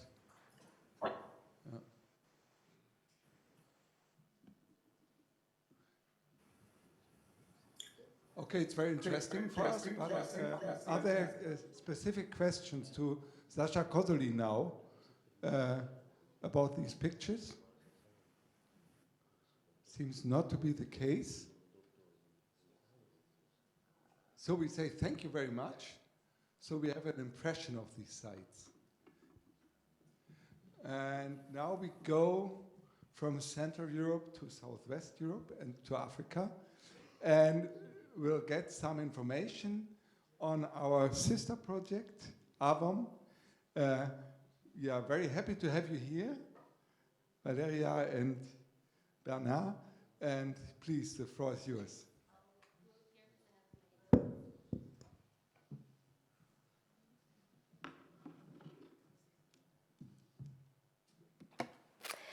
All right. Hi, everyone. I'll first introduce myself. My name is Valeria Numbella. I am here on behalf of the LIFE Aquatic Warblers on the Move project. Thank you very much, the organizers, and for including us in this exciting conference. I'm meeting many of you finally face to face, so it's very nice to see everyone. So LIFE Aquatic Warblers on the Move. As I said, it's coordinated by Wetlands International Europe. And Wetlands International Europe is part of a global network of Wetlands International, which has 20 offices worldwide. What the European office does is we bring together other NGOs whose shared mission is of course, to safeguard and protect wetlands. We do this by influencing European policy and implementing projects. One of them, of course, being this project here, LIFE Aquatic Warblers on the Move. So I'll start off with some just very quick facts about the project. It's a new project. It's a baby project. It just started this year, so the 1st of January, and it's foreseen to last 5 years, so 60-month duration, so by the end of 2029. The total budget of the project is a little over 10.1 million euros. But because it is funded by the LIFE program, we only have 75% of the funding, meaning that the rest we need to come up with ourselves. So the funding already secured is a little over 7.5 million. As I said, the coordinator is Wetlands International, and because it's a kind of complex project with many different sites, many different diverse settings in 5 different countries, it takes a lot of collaboration from different organizations to realize the project. So here you can see the list of the countries that are involved. So we have Belgium, France, Spain, Portugal, and Senegal. Now, who are the brilliant minds behind the implementation of this project? Here you see in the slide the overall composition of the project consortium. I won't go into detail of what each partner does, but just a quick recap. We have a Belgian partner, an NGO known as Nature Punt, who has extensive site management experience and a relevant partner for the project, as we are also focusing in Belgium. We have 5 French partners, so again, a combination of national NGOs and scientific research partners. So we have Association Acrola, Maison de l'Estuaire, the Ornithological Group of Normandy, we have Breton Vivant, and Tour de Valade. So five French partners. We have 4 Spanish partners, also scientific and local NGOs. So we have Fundación Global Nature, we have the Catalan Institute of Ornithology, Fundación Migres, and Spanish Scientific Research Council. We have 2 Portuguese partners, also important. We have the Portuguese Society for the Study of Birds, so SPEA in short, and the University of Aveiro. And last but not least, our Senegalese partner is the Wetlands International branch in Africa. And of course, they're going to focus on the activities in Senegal and in other African countries. So that is the team behind the project. So now, I think many of you are much more qualified and know what the issues of the aquatic warbler that it faces. And yesterday we had a very good overview by Dr. Flade of what the problems are, and that's the current situation. So of course, I don't need to go into detail about that. But for the sake of the project, if I could kind of summarize it in 3 main challenges and 3 solutions or objectives that we want to reach. You can see them here in the slide. So as we also discussed yesterday, one of the main challenges is that there is an incomplete site network. So one of the objectives is to then create this blueprint or stepping stone, as we discussed yesterday, to connect all of the different activities and research from the different sites that the species is in. As part of this blueprint, and I will go in more detail a bit later, is to essentially gather all the available information, create models for distribution. We want to conduct gap-filling surveys and complement all of these activities with proper advocacy for the protection of the sites and of the species. The second main challenge is site degradation, and again, we also already discussed this at length yesterday and today. So one of the main objectives is to restore and manage several sites in the migration and wintering grounds of the aquatic warbler. And last, another challenge that we see is that there are many known sites and many unknown sites, and we don't have the magic treasure box to be able to restore and manage all of these different sites, so that we hope that by the activities that we implement in this project, we can then scale up to hopefully attract more funding, but also share the knowledge that can be applied to this species, but also to other species. And in terms of policy, we also hope to scale up our actions by influencing national action plans, nature restoration plans, and common agricultural policy strategic plans.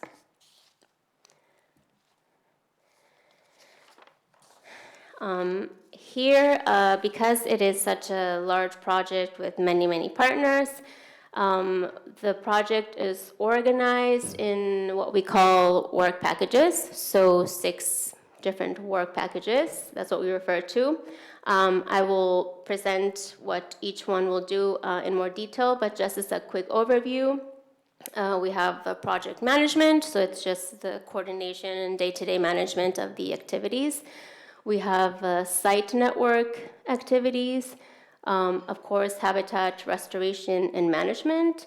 We have our communications and outreach activities, monitoring and evaluation, and we have our sustainability, replication, and exploitation work package. Each work package is led by one of the partners in the consortium, but of course it's a cross-collaboration between all of the 14 partners. So to start off with our site network activities, again, we also kind of discussed about it yesterday a little bit, so I will try my best to provide more information. So here you see the 4 main activities under this work package. This work package is led by our partner ICO, which is the Catalan Institute of Ornithology. And one of the first steps under this activity is the creation of an exhaustive database on aquatic warbler occurrences, the biometry, the body condition, and movements. And these are all taken from field observations, ringing activities, and through animal tracking, so telemetry and geolocation. So far, because I also want to present what we have done up to this point, is we are in the process of creating this database, and we foresee to have, let's say, the main part of it done by this year, by the end of this year, but then it will be updated regularly and annually to include all the information that we're obtaining throughout the project. The second aspect of our site network package is the modeling of aquatic warbler distribution. So in this aspect, we hope that by the second year, we will start evaluating all the data that has been assembled through the database to properly structure and develop monthly distribution spatial models, using also combinations of different factors like climate and weather variables, habitat variables, to also include hydrological conditions. So including all these factors, then we will create these models of spatial temporal distributions, which then can help locate unknown stopover sites and wintering sites. The third aspect of our site network, this task is mainly led by our partner in Portugal, Universidade of Aveiro, as they have a lot of experience in creating connectivity analysis and assessments. So this is what we also refer to as a blueprint of a climate-resilient flyway site network. So it's establishing all the links across the flyway to eventually better coordinate the conservation plans. So all of these assessments will also begin in year 2, and the analysis will be based on ring recovery, geolocator studies, and the data and collected prepared under the database. And towards the end of the project, we hope to already have this blueprint combining all of these different factors.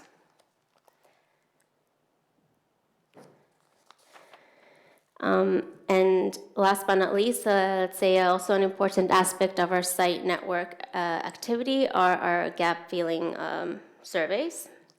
So essentially, the main focus of our gap filling surveys are to fill the knowledge gaps that currently exist in the key sites in the migrating route and wintering sites of the species.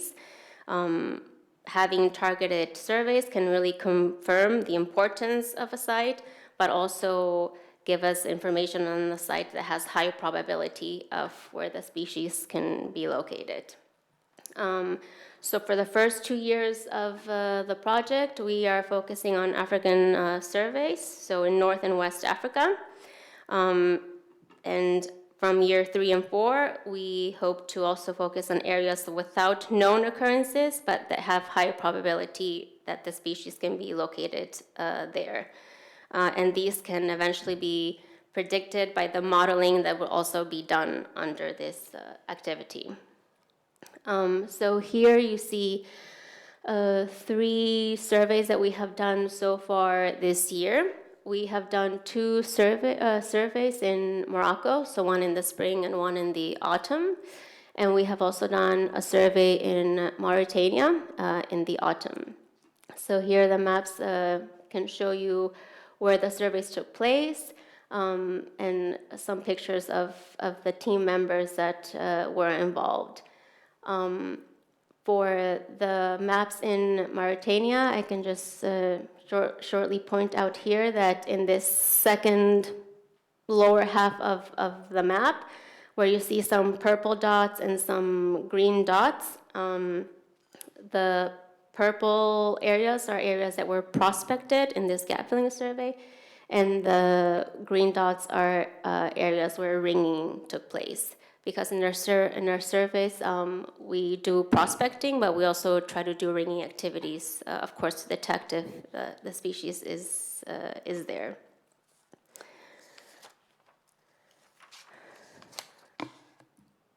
Here I have some additional pictures. I notice now that I don't have subtitles on the pictures, but I have them noted here. The pictures here on the left are in Morocco. The first one is in Yasmina, if I'm not mistaken. And here we have a picture of our team also conducting some ringing activities with local people and also other students that are there for a bit more capacity building and learning proper ringing techniques. And then the other 4 pictures are all from the gap filling survey in Mauritania. And here the team was impressed by the kind of habitats that they found there. They had a very rainy season prior to going to this location, so the habitats seemed to be very suitable. But they were only able to catch 1 aquatic warbler. So in thinking with the team, because the habitats were quite suitable, maybe they thought that they were there a bit too early. So for other gap filling surveys, this is taken into consideration that we really need to think of the timing and the length of gap filling services, because sometimes being there for a few days is not enough. So extending the time period that the team is there could be very beneficial. And one last thing I wanted to mention is that the teams that are conducting these gap filling surveys, they are composed of European experts, but also including local capacity. So any local organization based in the country where we're going to, of course, are welcome to join the expedition, because we also include capacity building. So now I move on to the next aspect of our project, which is quite a main one, is the habitat management and restoration. So we have 4 main objectives under this package of activities. So the first one is, of course, to demonstrate restoration and management of 819 hectares of the staging habitats in Spain, Portugal, France, and Belgium, and 300 hectares in Senegal. So here to the right, you see the activities, the main activities, restoration activities that will be undertaken in all the different sites. And in my next slide, I will show you the sites where we will work on.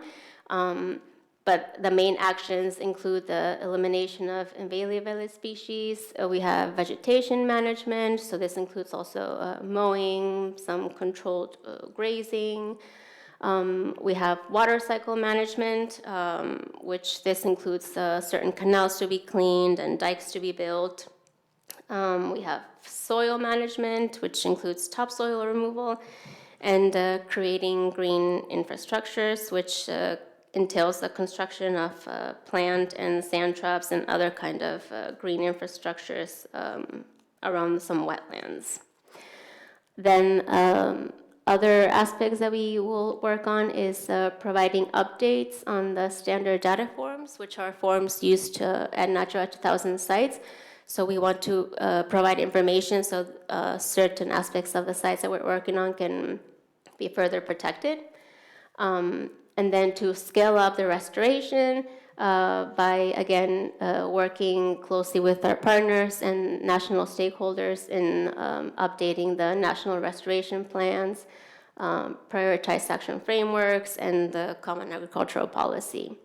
And another important aspect is the promotion of the conservation of key sites outside of the European Union. For this last point, what we mean by the conservation of sites outside of the European Union is I don't know what happened. Oh, it came back. One of the activities that we have planned around year 3 of the project is that we will launch an open call for proposals within our project to support the designation of key sites as national protected areas. And these call for proposals will give a grant to interested African partners that might want to do activities like additional surveys or preparing proposals to then further protect an area, activities in stakeholder consultations and advocacy activities. So we aim to launch this call for proposals for civil society or organizations that are based in Morocco and Mauritania and Senegal and Mali, Burkina Faso, and Algeria. So that's what we foresee, that we have some interest from local organizations there to further work on the protection of the sites that are present in those countries.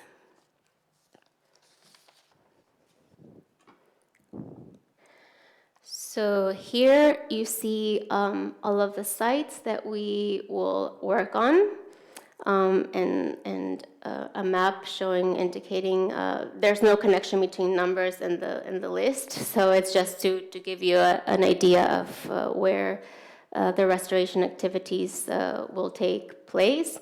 So as I said, in Belgium, in Portugal, in France, in Senegal, and in Spain. All of the activities that I mentioned are a mix of, in some areas there's topsoil removal, in other areas there's mowing, in other areas there's controlled grazing. So I will not go into detail of each site and what we will do in each specific site because that would take too long, but here you have the idea of where our work will take place.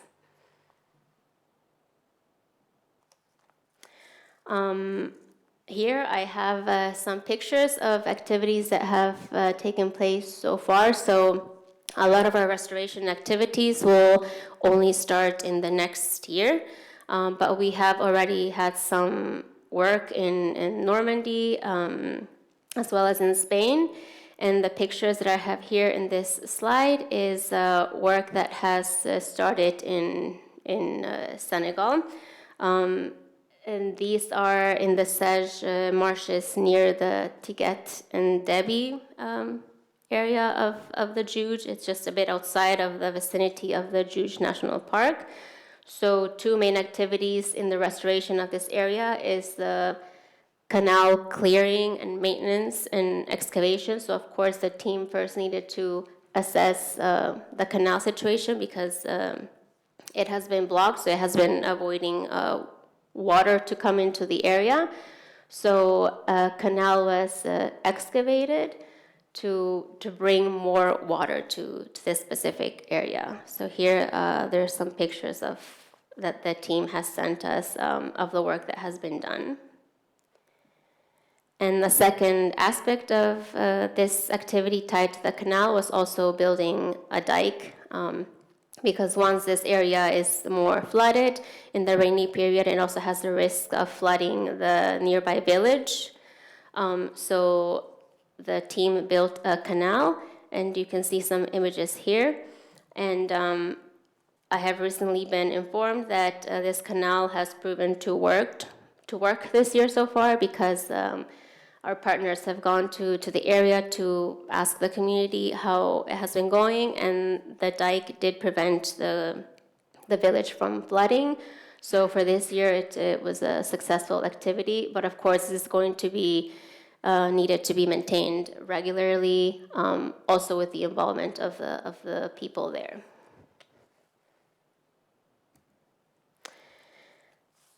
Now moving on from our restoration activities, I will just shortly mention our communications and outreach activities that are also a big part of the project. We of course want to raise awareness amongst the general public of the situation and the importance of the conservation of the aquatic warbler. We want to collaborate with the local stakeholders and decision makers, disseminate all the information that we will get throughout the project, and also share our experiences amongst internally amongst project partners, but also other projects. So in this aspect and in many others, we're also closely collaborating with the LIFE Aquatic Warbler project, because we have essentially the same end goal. So we collaborate regularly in reposting social media posts, and the website. Here you have an image of our first official project poster. And if you have Instagram and you scan the code here, you can go to our Instagram page, and you should follow us. We regularly update there with pictures and some videos. So yeah, it's kind of the fun aspect of the project, that we get to share all of the content and the work that the team is doing. And of course, we have different target audiences to include the local population, people that might not be so aware of the situation, but also working with farmers and businesses and decision makers to bring more awareness to the project, but also to the aquatic warbler.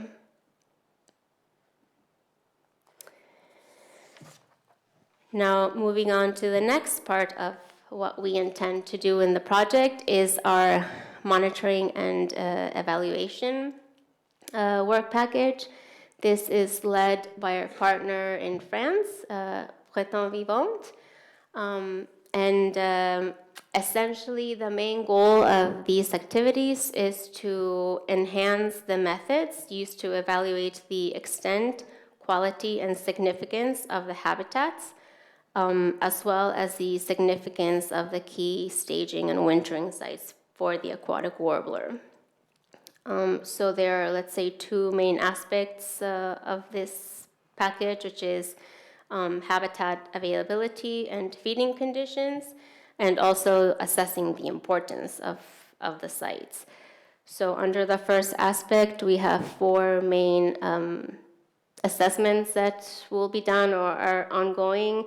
So we have monitoring and evaluation on habitat availability, food availability, fuel accumulation or fat measurement, and then habitat use by telemetry. So I'm not necessarily going to go into detail on how to do all of these. So you see some very useful charts on how the main steps are to do these different measurements. But just to give a quick overview, when we talk about habitat availability, this is the mapping of the suitable habitats. to monitor the changes in the extent of the suitable habitats. So for this specific activity, we hope that by the end of this year, we will have our baseline mapping habitat that will then be shared with the partners. And then once the restoration starts, we can use this established baseline to see the suitability of the habitats and how restoration affects these habitats. For the food availability measurement, this is done through eDNA samples collected from the feces of the bird. So by year 3 of the project, the aim is indeed to assess the food availability at 5 different sites and to see the relationship between the food availability and the habitat structure. Regarding fuel accumulation, this method, I think it's the best method to do this is the capture and mark and recapture methods, which can estimate how quickly the bird is gaining body fat. So this is also an important aspect that's going to be measured throughout the project. And last but not least, we have the habitat used by telemetry, which is indicated here in the slide. So we plan to investigate the habitat use at 10 restoration sites in Europe and 1 site in Senegal, and some similar studies at some permanent ringing stations. And in regards to assessing the importance of the staging and wintering sites, here we will implement the ringing stations that are located in this map. Some are already existing, but we will use 3 ringing stations in France, 15 ringing stations in Spain, and 1 ringing station in Portugal. And eventually we also hope to establish a more permanent ringing station in Senegal. Now I want to show some pictures of one of the activities that have happened already under this this work package. So here you see some images of a pilot that we did to test the telemetry that then we hope to use throughout the project. The pilot took place in Laguna Boada in northern Spain, and it's also one of the sites of the project. Essentially, this pilot telemetry trial was to evaluate the performance and the applicability of the automated radio tracking system that you see here in the picture. There's some aspects of the system, not everything is detailed. So we did this pilot to familiarize the research team on how to use the equipment and the software to evaluate different aspects like detection distances and the configuration of the nodes and identify any technical logistical issues. So with the results of this telemetry, it will be discussed internally with the team on what the best methods are to apply this, which sites to apply this to, and see what the best way is to eventually apply this throughout the project. So yeah, here are some pictures. I'm not a very technical person, so I can't give too much details, but one interesting thing that I found personally was that this pilot was done in August, so it was not the right time to tag birds with this technology, but the main purpose is to actually test the technology. So the tags were placed on drones, and this proved to be successful enough to provide the information that was needed. The team provided a very detailed report on everything that was analyzed, so in case you are interested in reading the results in more detail, this report can be shared. Now I'm getting close to the end of my presentation. So the last aspect of the project is what we call our sustainability, replication, and exploitation of project results, which essentially is to ensure that the project results have an impact once the project ends, and also to ensure that people know about the project and the results in different kinds of communities and settings, and use what we learned in the project for their own purposes. So for similar projects or projects that are dealing with wetlands or species, to use what we learned and apply it to their specific needs. One of the best ways that we plan on sustaining the project results is, again, being involved in the planning of national species action plans, but also the international species action plans, and then creating an afterlife project, which is a plan detailing how the results can then have a long-lasting impact. And in this aspect, we will also work closely with the LIFE or Aquatic Warbler project, because it's better to do this together and have a better effect in especially updating the international species action plans. And then for the replication, we will have twinning activities, so sharing knowledge between partners, between other organizations, acquiring new skills, collaborating in different aspects of the activities, as well as scientific collaboration, so attending conferences such as this one and sharing as much knowledge as possible, also through workshops and webinars.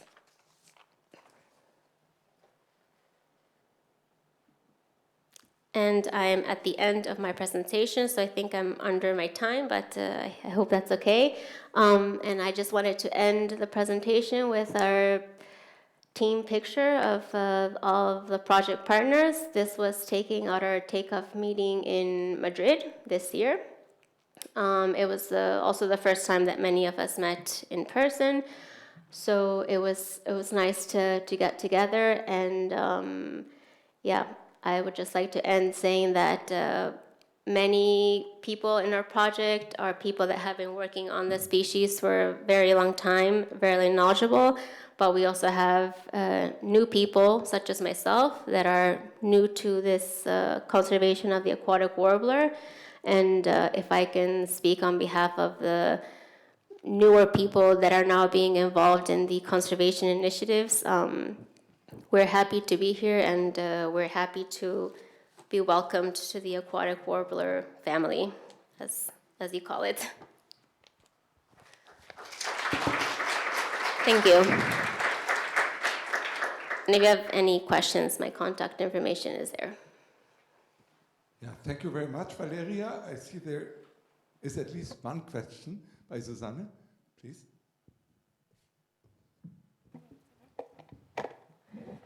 Yes, I have a question about the food availability. It looks like there was a malaise trap in this picture. So you will also study the insect biomass with malaise traps, or is it just analyzing the fecal samples? As far as I know, what we have done so far and plan is studying the fecal samples. But if I am mistaken, right next to you is also the colleague who is in charge of this. Yes, Mallory Lacombe, so I'm in charge of the work package 5 in the LIFE AWOM. On this slide, the two traps that I put is just for illustration, but we have to discuss furthermore the method we will use to sample yeah, because in the LIFE for Aquatic Warbler we use malaise traps, and it would be, if you have not started, it would be very cool if you use the same model so we can then compare the data. Yeah, I think it would be great to have, as you say, comparability between projects. Okay, you are sitting at the same table, so should be easy to coordinate it. Jarek? Just following this question about the food availability, you just use also more advanced methods like eDNA. And this is the question, what are the advantages of this methodology? And maybe we can consider also in future in our projects, but just can you tell me us how it works and what is the pros and cons of using this technology? I'm not sure that we have the time because it's an own topic. Yeah, I think we should discuss it in a smaller group. Yeah,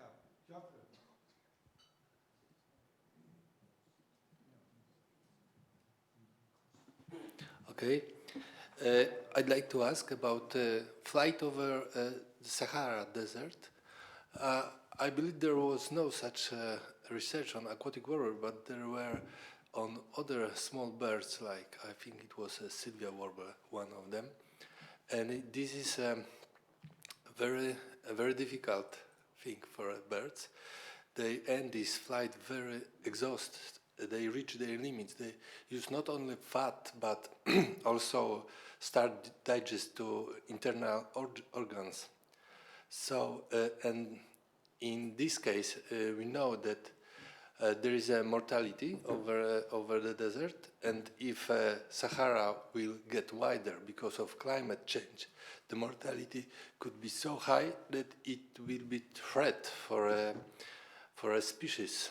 And I wonder if it is a case of aquatic warbler, because this is a habitat specialist, so it's not like a Sylvia warbler that it can stop anyway after Sahara and feed there, but it have, I think those spots are more more dispersed, so it could be even if we maybe there is only few such spots, it can start and land after this big jump, and if you lose them, it could be crucial. If you lose them, this jump could be too long then.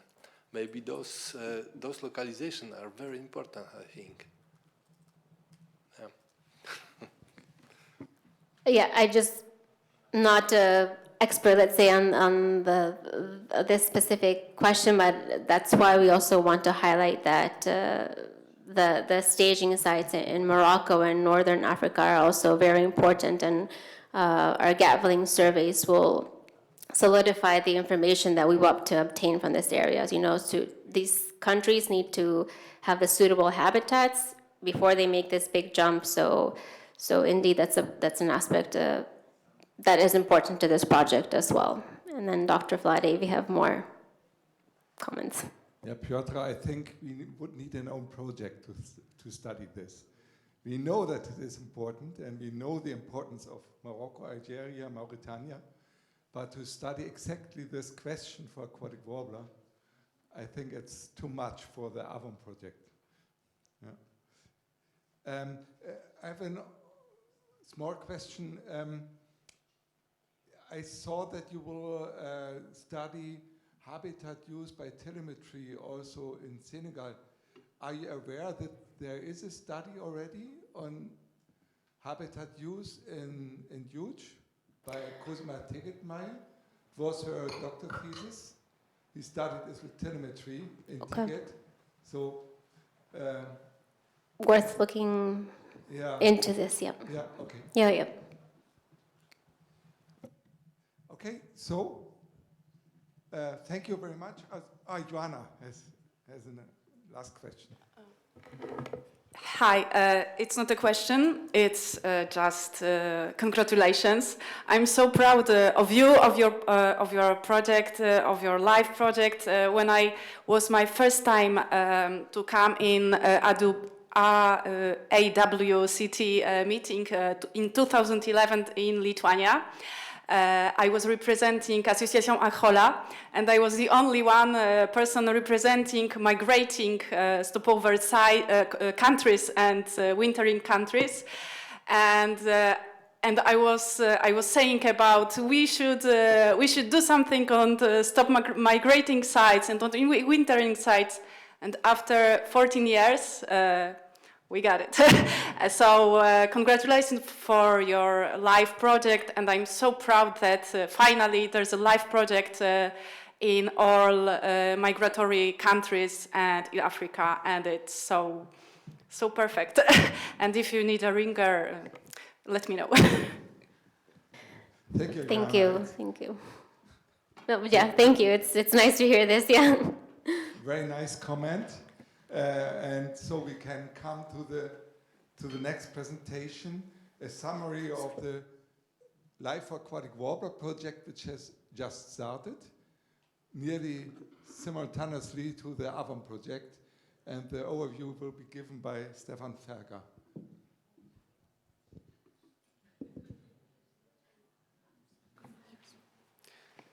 Okay, thank you, Martin. Yeah, it's the twin project. So we started even a bit earlier in October 2024. LIFE AWOM started in January 25. So we are the firstborn of the two twins, but LIFE AWOM following close by. So I'm presenting to you the general approach that we have in the LIFE for Aquatic Warbler project, and then I give you an overview on the first actions and the first results. Thank you. Okay.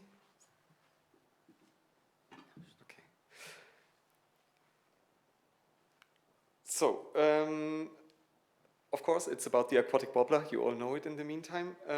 We are working in 15 different sites across 5 countries in Germany, Poland, Lithuania, Ukraine, and Hungary. So, except for Belarus, where we cannot work for obvious reasons, we are covering all the breeding countries, plus Hungary and Germany as former breeding countries where the species is not breeding any longer. Since 2011, not any longer in Hungary, since 2014, not any longer in Germany. Our project is even a bit longer than the LIFE AWOM project. It will last for 9 years, so until 2023. And 33, sorry. Otherwise we are done already. Of course, yeah, you're paying attention, that's good. And well, we have, of course, Bev is coordinating the project, and we have 6 additional beneficiaries, 3 from Germany, 1 from Poland, a partner from Ukraine, which is also for LIFE. I learned there is a second LIFE project also in Ukraine, but it's still a novum, I would say, and then Hungary, of course. So, aquatic warbler, we have learned it now, is a species that today depends a lot on human management of habitats. And there are threats actually to these habitats. We have heard about it. It's about draining, it's about excavating peat from the area. It's also about nutrient intake that increases the growing of reed and of bushes, so that succession vegetation changes the habitat structure. And all of this led to a decline in the aquatic warbler breeding range over the last decades. The above picture shows on the right the breeding areas that you have seen before, and in the below picture you see the difference between the European breeding bird Atlas 1, which are the red cells, and the European breeding Atlas 2, which are the blue cells. And you see that the range contraction is still going on in the aquatic warbler, and it is declared as vulnerable. Yesterday we discussed whether this would need a revision, and it is probably even needs to be scaled higher on the IUCN red listing. But of course there are also approaches to reverse these threats and bend the curve for aquatic warbler towards a positive trend by revetting habitats, by managing vegetation, we've seen that, and newly also by translocation of chicks into newly restored sites. So we know the methods, and as Srimantas said yesterday, we just need to do it. It is unfortunately not always that simple. So the overall goal of our project is to halt the ongoing range contraction of the aquatic warbler by stopping the declining trend in basically all the subpopulations that are left in Lithuania, Poland, and Ukraine, and then also to restore the breeding area in about 4,000 hectares in different sites, in at least to recolonize at least 6 former sites, so that the overall breeding area becomes larger again than 1,500 square kilometers, which is kind of the benchmark for the IUCN red listing. And this includes sites in Germany, within the Pomeranian population, and in Hungary. So the general theory of change, how we want to achieve this, is first by our strategy on vegetation and hydrology measures to restore habitats. Once these habitats are restored, we also learned that this is not good enough, but it needs long-term management. So we want to establish like self-sustaining habitat management approaches in these sites, and also work on sustainable financing mechanisms. We have heard about agri-environmental schemes, which depend on subsidies, obviously. We have heard about carbon crediting, about biodiversity crediting. There are different ideas how biodiversity measures can be financed. Yeah, and we want to make use of these ideas and to establish a long-term habitat management. Once these habitats are restored and well managed, we want to translocate birds into these sites, and by doing so, to recolonize these formerly abandoned breeding sites. And this should then lead, by a clever selection of these sites, to an increase of the range, and via an increase of aquatic warblers. If we look into numbers, I said before, it's close to 4,000 hectares of habitat that we want to restore. Overall, we want to work on 12 management plans to ensure not only the long-term financing, but also the technical appropriateness of the management of these sites, and then translocate up to 760, or at least 760 chicks to these sites, so that at least 6 sites are reoccupied. And overall, that would hopefully result in an increase of the aquatic warbler population of roughly 850 birds across the 15 sites at which we are working. So that is kind of the theory of change that we want to implement. Now, the structure of that is that we have 8 work packages, ranging from project management over pre-operational activities like getting permits, writing feasibility studies, etc., to the concrete conservation actions of vegetation management and hydrological management, translocation. Then the socio-economic project strategy, which entails the use of biomass as one model for financing, dissemination and communication, monitoring and evaluation, so that we can actually also measure our progress and our effectiveness. Then the replication work package, and then finally we also have a smaller work package on land purchase in Lithuania and Germany, and on the designation of new Natura 2000 sites, basically in Lithuania. So that's the overview. I'll try to talk you very quickly on what we have done in the roughly first year now, but it is quite a couple of slides. So we set up a management structure, of course, a very complex one. I'm lucky that a couple of people from the Scientific Advisory Board, which is part of our management structure, also here, namely Franz Bayerlein, for instance.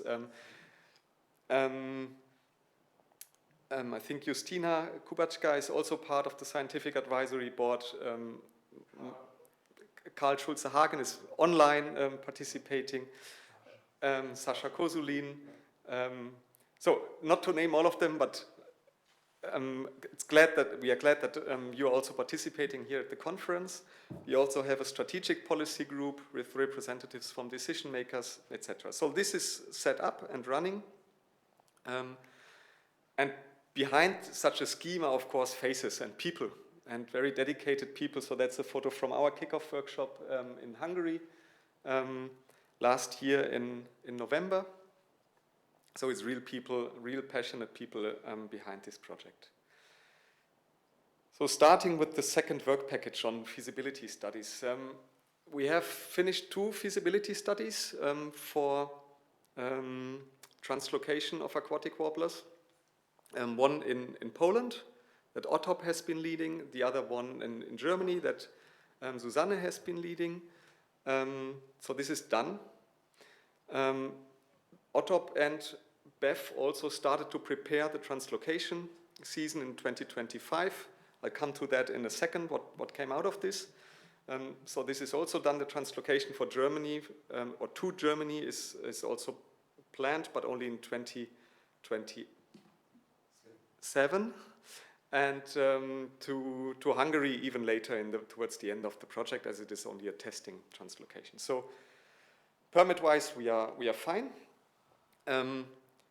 Then with the feasibility studies on the permission of biomass use, we are a bit behind schedule. In Ukraine, there are simply difficulties related to that. We are not allowed to extract biomass at the moment from the site. In Germany and Lithuania, this is also ongoing. So it's a lot of formal procedures here. And we are also planning a study visit. So once it is clear how we want to use the biomass, to bring local stakeholders to other areas, to show them how this has been solved in other regions. This is also upcoming. Then on the hydrological habitat measures, of course, we also need permits for that based on feasibility studies and on a technical documentation of what exactly we want to do. This has been finalized now for Ukraine, for Birki. They have a technical documentation on that. That's currently under review, and it's still in preparation for the other sites, and the actual measures are then due next year. Then, for all the 15 project sites, we have drafted so-called site-specific action plans, where we have summarized the activities that we want to do on these sites, to share it with stakeholders, because you cannot give an almost 500-page live proposal to local people and ask them to understand what you are doing there. So we summarize this in shorter documents that can be used for communication, especially on the local level and also on the national level. So this is done for all the sites. In the long run, we also want to work on management plans for the protected areas. We had the ambition in Poland to do that already by the end of this year. That proved most likely to be a bit ambitious, and so we are currently discussing with OTOP about postponing it slightly for 4 sites in Poland, and also in Ukraine. They are working on it, so it's work in progress.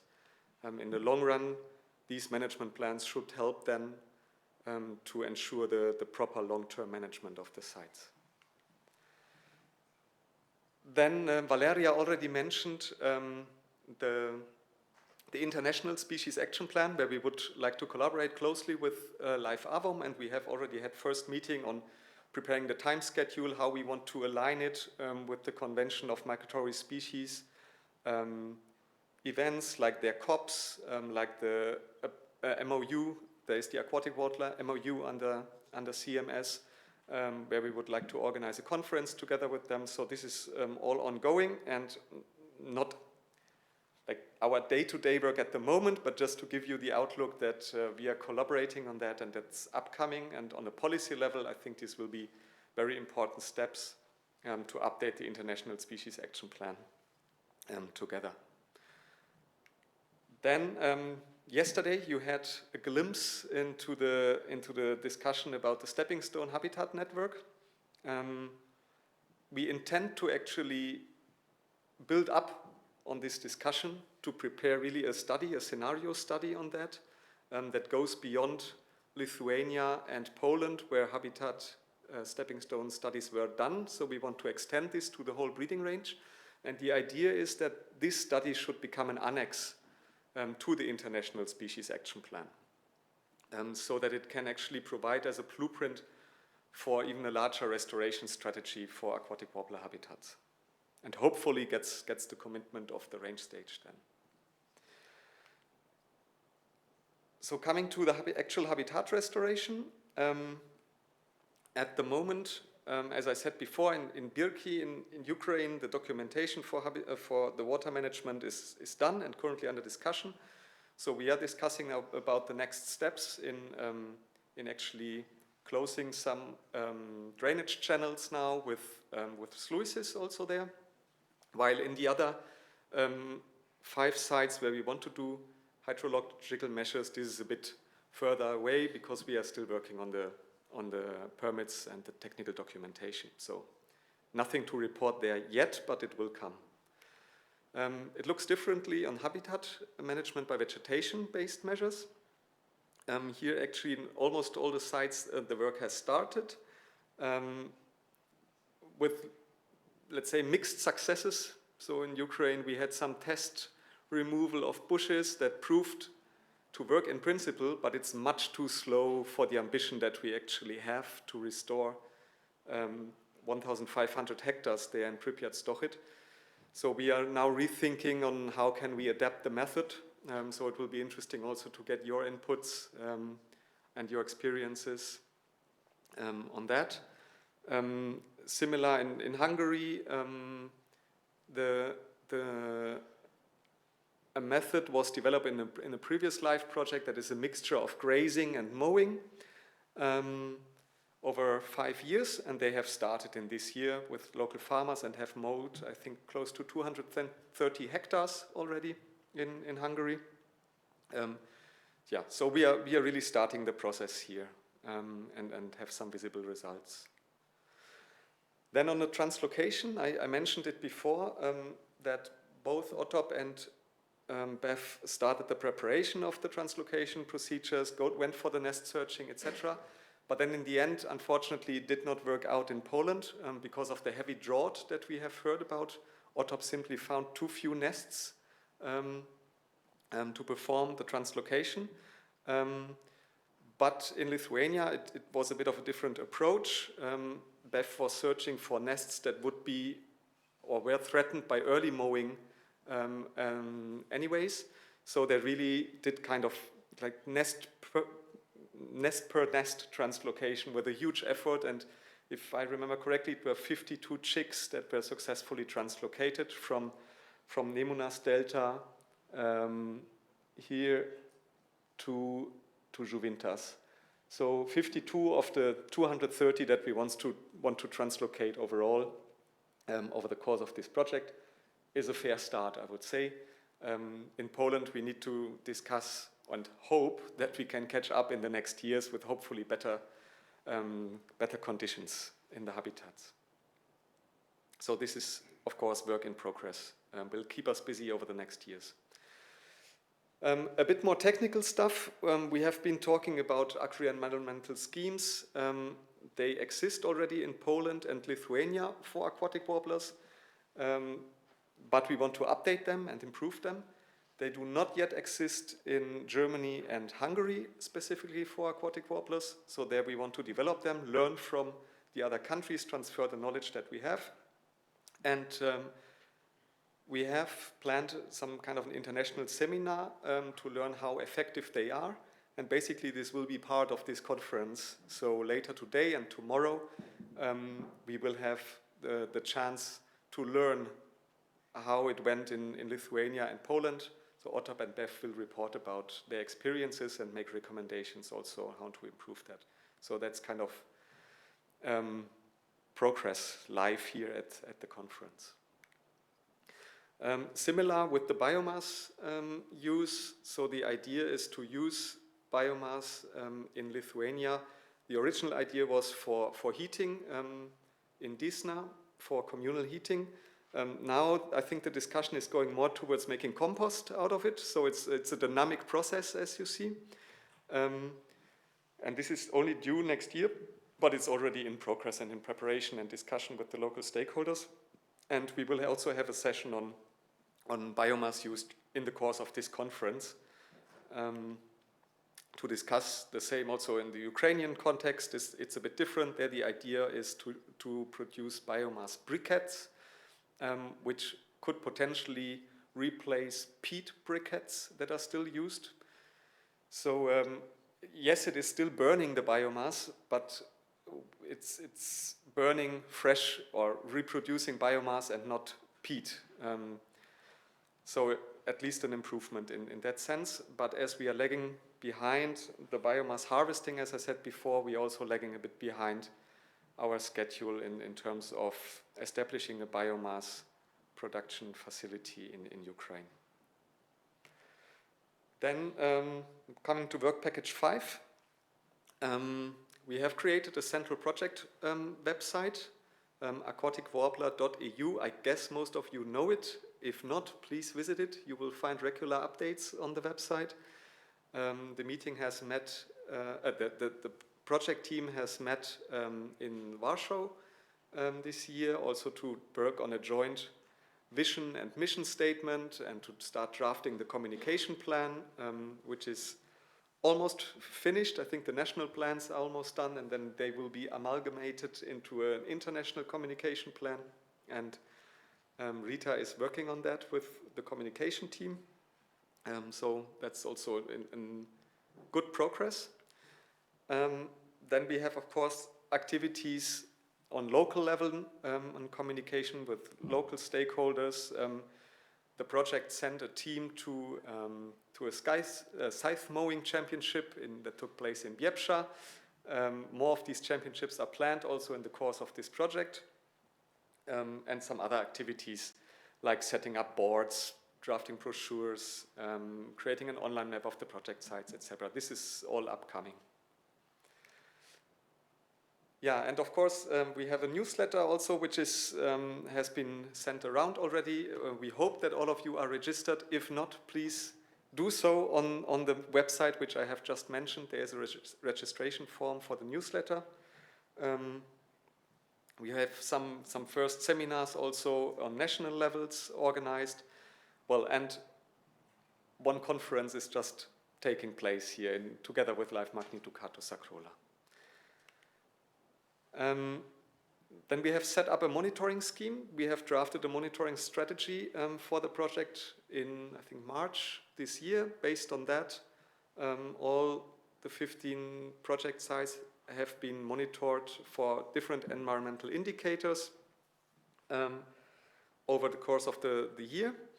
And we are currently working on the baseline monitoring report based on that data.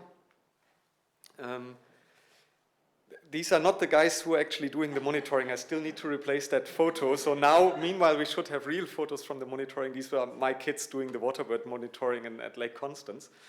So it's just a placeholder photo. So we are monitoring, of course, aquatic warblers, the singing males. We are also identifying ringed individuals if we find any. Also to calculate the survival rate of translocated birds, of course. Then we are also monitoring all other bird species in line with the standard data forms of the Natura 2000 sites, or just important bird species if, like for Ukraine, we don't have N2K sites already. So to have a wider picture on the bird community there. We are monitoring the vegetation structure by a simple assessment developed in Poland and a bit adapted to our project. Then we are monitoring the plant community coverage in the sites, which is very important also to document the progress of our restoration work to show that we actually have an effect. We are documenting the hydrological conditions by automatic loggers, and we want to deduce the nutrient content also in the areas based on the vegetation that we sample there. And then we have talked about the invertebrate biomass and diversity. It's a bit tricky still to work on the diversity, but the biomass is something that we can do for sure. and it would be great to align this also with LIFE AWOM. We just mentioned it. And then a brief snapshot also on the strategy of how we use our results and replicate it, etc. So the idea is, of course, to use the know-how that we have in the project team and that we elaborate further now on translocation. So again, we will have a session later today on translocation which contributes to this, but the idea is also to attend further network meetings, conferences, etc. To share the lessons that we learn. Then the same with the biomass. I said before that we are having a session on that later, today and tomorrow also. We also plan to have, once we have set up in Ukraine the biomass processing facility, also to have some national seminars to spread the word also within Ukraine on that. And we have also some initiatives in Germany, some pilot projects where we can hopefully learn a lot from. And Susanne will present this briefly on Friday morning, I think. Yeah, and then last but not least, the strategy on designating new Natura 2000 sites and land purchase. It's actually, we still have a bit more time with that, but BEF had some first success and entered into an agreement with at least one farmer, I think, in Alkapolder. You even purchased it already, so even better news. So we are ahead of schedule. This is why I'm mentioning that, although it's not due yet, and there's some more area to be purchased, but some good progress also on that end. And with this, I want to give a brief outlook summary on our legacy. What, in one nutshell, what do we actually want to achieve? Well, we want, of course, restore sites, but also to scale it up. We have heard it from Valeria before also that they are working on mechanism to scale up, because it's clear that even these two LIFE projects with a total budget of almost 24 million, they will by far not be enough to restore peatlands and wetlands across Europe at the scale that is actually needed. So we hope that we can establish these scaling mechanisms or contribute to their establishment. We also talked yesterday about the stepping stone network. So by implementing our project in the breeding areas, we hope to really improve the situation for the aquatic warbler meta population, to recolonize at least 6 sites that have been abandoned, to better connect these sites, maybe to use motos to measure this. Let's see. So in the end, we also want to have this socio-economic model that integrates the management of wetlands with an economic use of the biomass that we have from these areas, so that we can ensure really a long-term management of these sites by different approaches, either using biomass for burning or for packaging material or for insulation material. Yes, also carbon crediting, biodiversity crediting, maybe the subsidy schemes, at least in the European Union countries, is a perspective.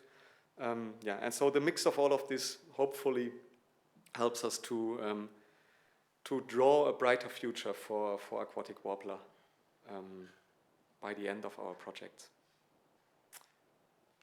Thank you for your attention.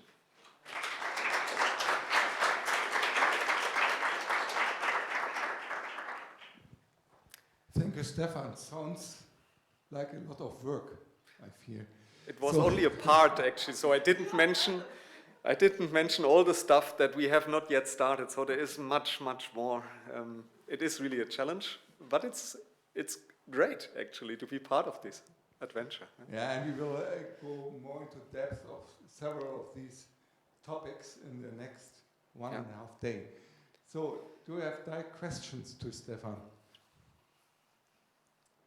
Franz. I have one, and this regards your monitoring scheme. I missed monitoring of breeding success, at least at particular sites where we could be do it rather properly, because I guess we need more demographic parameters to understand population dynamics, not just describe population changes. Yeah, it's a good point. We shall rethink this, yeah. Yeah, we have not specifically planned it. No. But it should be feasible, of course. Yeah. I mean, at least from the translocated birds, we should be able to deduce it, right? Because they are all ringed, I guess. And we have the return rates, and therefore then, I know we don't have really the breeding success from that. Pardon? Yeah. Yes. Yeah, yeah, and we are doing that for the translocation, but then we are actually translocating them, so it's not. Yes. Yes, we have to do this. And we have to organize it. It will be possible. Yeah, I think when we face, I know that we were discussing about this also, and I think there is a certain kind of dilemma faced, that we don't want to disturb the fragile sites, because breeding success is also a disturbance, and there is a certain risks that some nests might be loose. So I remember in the discussion there was this aspect also taking on board, because we have a fragile new sites to be restored. But on the other hand, I think it is also crucially important to do that, because what is actually success of translocation? It's not that the birds are moved or are returning, but it is that the birds are actually successfully breeding. So on that side, there is really important to know it. But I think the other challenge is really capacities to do that, and expert capacities, because when this is done, most of the experts are busy with the translocation. But we can at least count the alarming and feeding females. I think this is possible in any case. Okay, that is maybe if we are not able to search for the nest. This is really a breeding success. We should, looking at the time also, I guess we should have a discussion. We take the question on board for sure and have a discussion in our monitoring team. We have a meeting anyways next week, Thursday, in the team, and they will be happy to actually get more tasks from us. Or not. Okay, further questions? Not? So I have to work of the Radar project, which is working in some of the same sites. We are also working in the AWOM project and wintering sites of Aquatic Warbler, and this was the reason to invite them to report on this very big life project, or two life projects on the flyway. So please. Yes, spoiler alert, I'm not going to talk about the Aquatic Warbler, but I am sure you're going to find the presentation interesting, and there's a lot to learn from each other.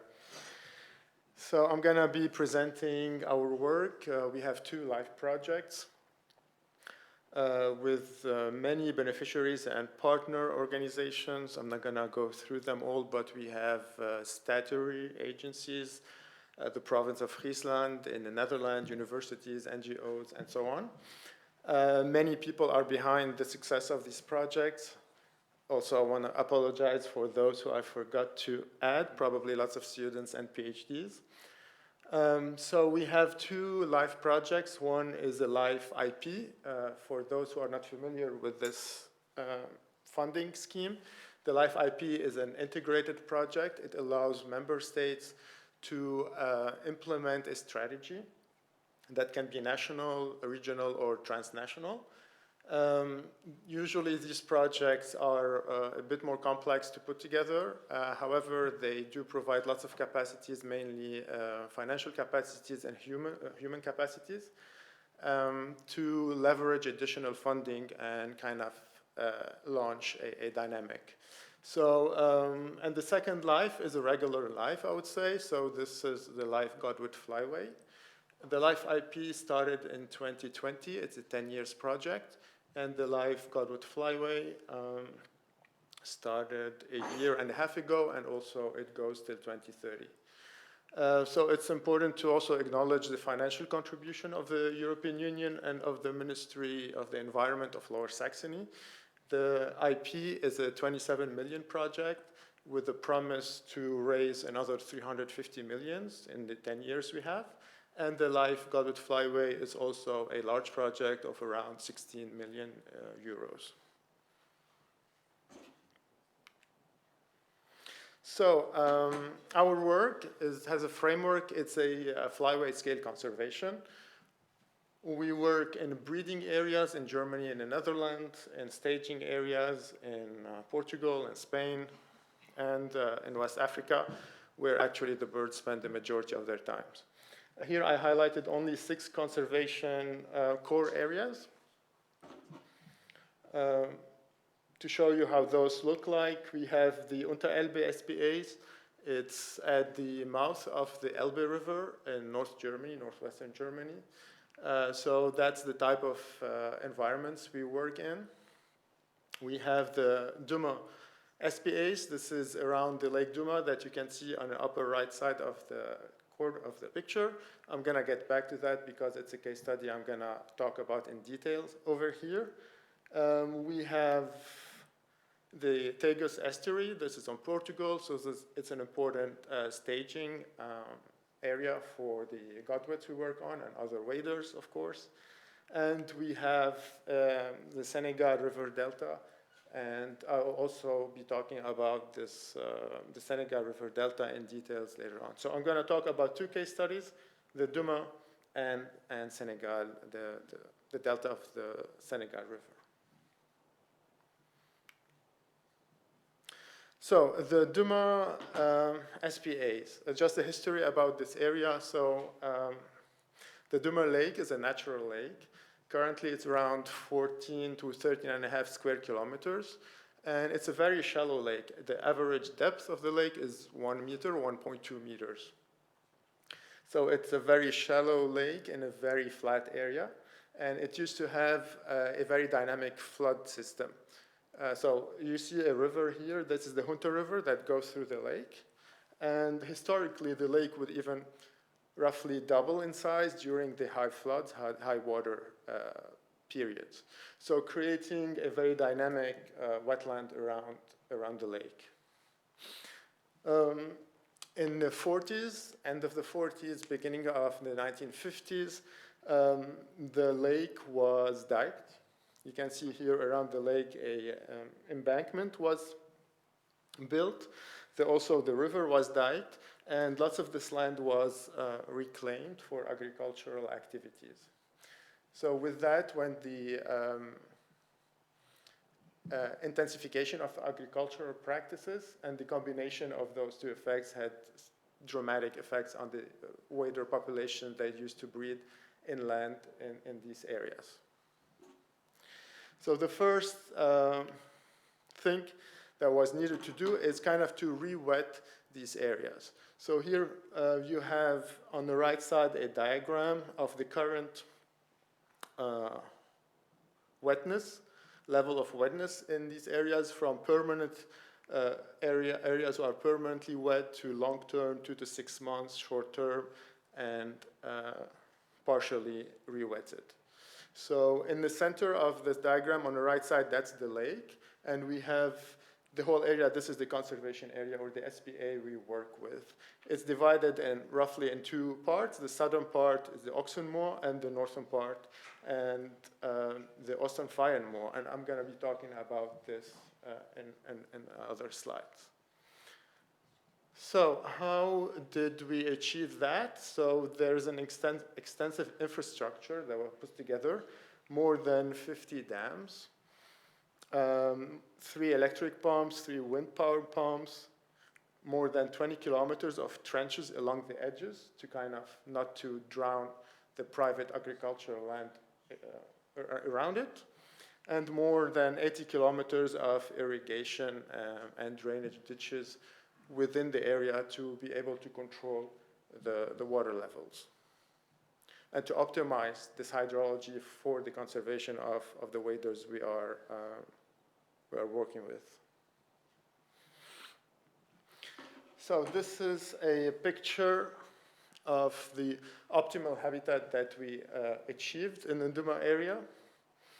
So it's a short grass, mown grass, no vertical object, no trees, and relatively heterogeneous wetness with lots of open wet areas, open waters. So on the upper diagram, you have the elevation of the water table. So our aim, our objective is to have the area flooded in winter and in spring. And then we will lower the water table so the land can be mown or can be grazed.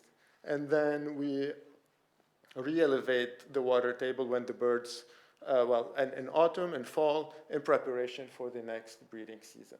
So the birds will arrive in spring, they will benefit from the wet areas, and then once the bird leave the area, and then we will drop the water table to allow the management of the landscape. So currently there is more than 2,500 hectares of public land. So this has been done through 30 years of land acquisition, purchase, and consolidation. And all these 2,500 hectares are optimized for wet meadow breeding birds. So the rewetting of the area, I just talked about it. And this is a snapshot of the distribution of breeding birds, breeding pairs. The different colors, obviously there are different species here. And we have more than 1,500 breeding pairs in this assessment. So rewetting the area alone is not sufficient because the area is under lots of pressures, predation pressures, among others. So I'm going to be talking here about 4 programs, ongoing programs we have in the area. One about predation management and studies around arthropod and food availability for the chicks. And of course, the optimization of grazing and the research and monitoring that is conducted in the area. So there have been an effective predation management program for the last 10 years, at least in the area. So technically, we achieved a very low density of ground predators, mammalian. So those include foxes, stoats, raccoon dogs, and so on. We have a sufficient hatching success, up to 88%. And we have 80% of the birds that lay replacement clutches, and the lapwing even raise a second brood in the area. So the area is producing many thousands of wader chicks every year. So on the right side, you have a picture of a typical trap to capture foxes and other predators. And we are working, there's a program, in this program actually, we are working with professional hunters, and even there's capacity building towards hunting and teaching the new generation on how to monitor that. Life is never simple. Ecosystems are never simple, very complex. So as you can see here, on the left diagrams, you have the Oxenmoor, which is the southern part, and the Østenfjellmoor, this is the northern part. What you need to see here is in yellow is the proportion of chicks predated by mammals. In blue is the proportion of chicks predated by birds. And the red arrow shows when the predation management program was implemented, or started.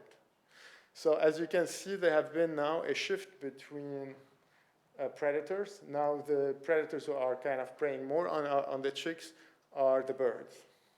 So this is an ongoing question, an ongoing problem we are dealing with to see how we can limit the effect of avian predators on the chicks. Those include the buzzard, the common buzzard, the marsh harrier, the kestrels, and others. So you can see on the right side, this is a common buzzard bringing a godwit chick that been ringed in the area. However, on the right side, you have a third chick, a second and a third chick. So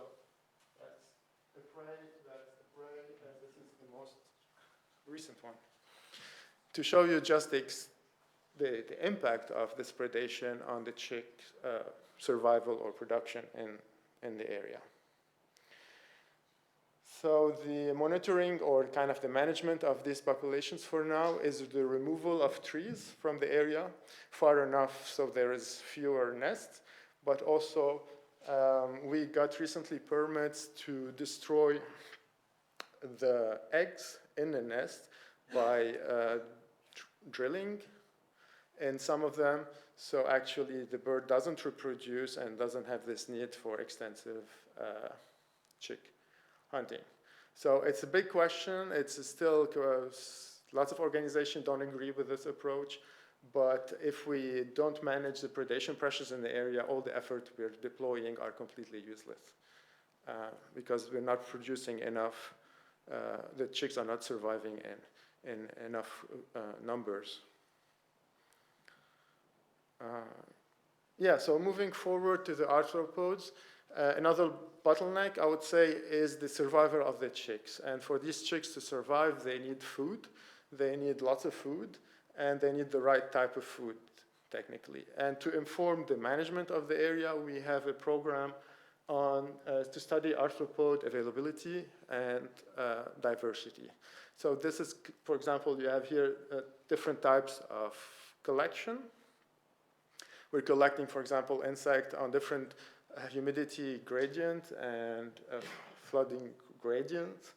We're analyzing the composition in terms of biodiversity, but also in terms of biomass of these samples. We're also collecting, like other studies here, feces from the chicks and doing also metabarcoding analysis on the feces to understand what type of insect they are feeding on, when, and in which type of vegetation.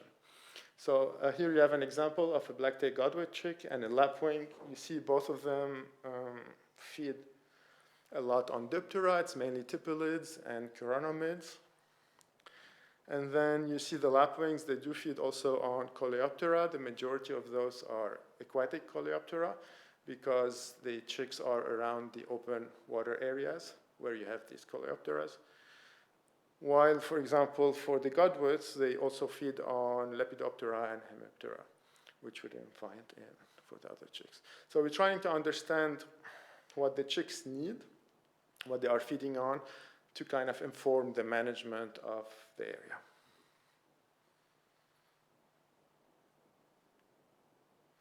The third pillar of the work we're conducting there is optimizing the farming and the mowing and the grazing for the survival of these chicks and the success of their reproduction. So we are developing currently a business model that aims to turning a management that is a deficit towards a system where there's a payment premium related to the presence of birds in the lot.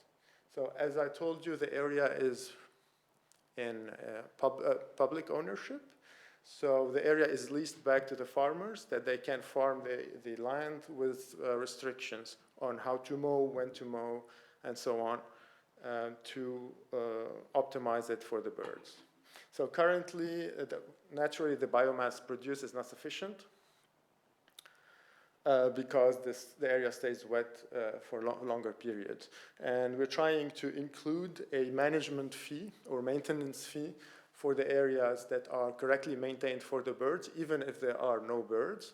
This includes, for example, of course, the cut of the grass, but also making sure there is no, that the farmer, they don't surpass a threshold of soft rush, because soft rush is a big problem over there.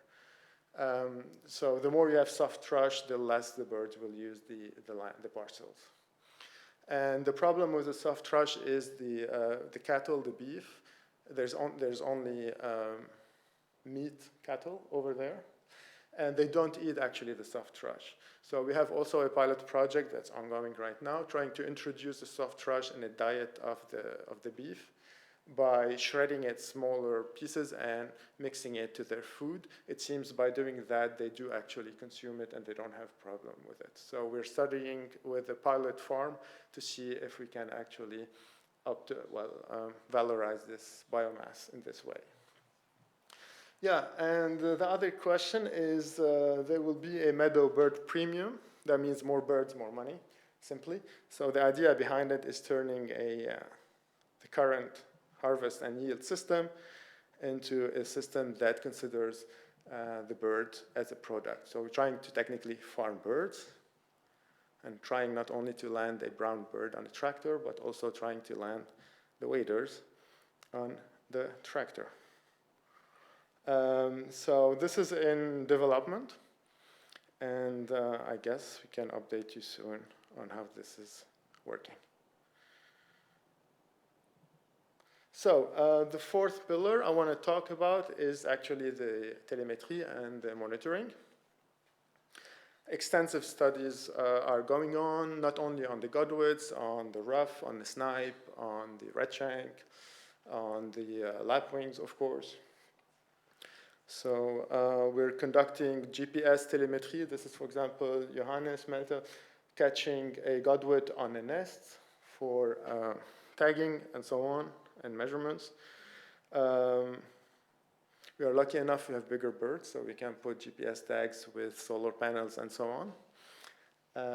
This is an example of a GPS tag. Yeah, so this is a snapshot of black-tailed godwits tagged through our projects. We have more than 750 birds, and the aim is to achieve 900 to 1,000 birds tagged by the end of the project, only for the godwits. We have, of course, other tags that are deployed on other bird species, as I told you, mainly the ruff and the snipe and the redshank. Yeah, so we don't do only GPS telemetry, we do also radio telemetry to understand the movement of the chicks at the parcel size, to understand the movement, the kind of habitat occupancy of by chicks and so on. So this is done by, we have a network of fixed antennas and on some test parcels, and this is also an ongoing research. So it is working. It's good to see for once that it is working on a large scale. So here we have results. So on the x-axis you have the years. On the y-axis on your left-hand side, you have the number of breeding pairs for the first 4 species. And on the right side, it's for the lapwings because the scale is different. So as you can see, for example, at the beginning, well, in the last 10 years, the changes. In the years 2000, there were technically no more redshanks in the areas. Now we have roughly around 200 breeding pairs for the black-tailed godwit, for the northern lapwing. We multiplied the number of breeding pairs by 4 to 5 times. And for the common snipe and for the curlew, technically the number of breeding pairs doubled during this 15 years of implementation.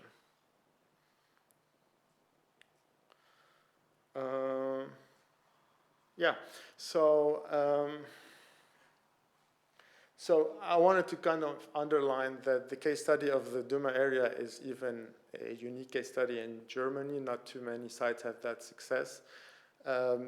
The advantages that explain the success is first the scale of the area, the massive re-wetting of the parcels, but also the implementation of a very strict predator management program.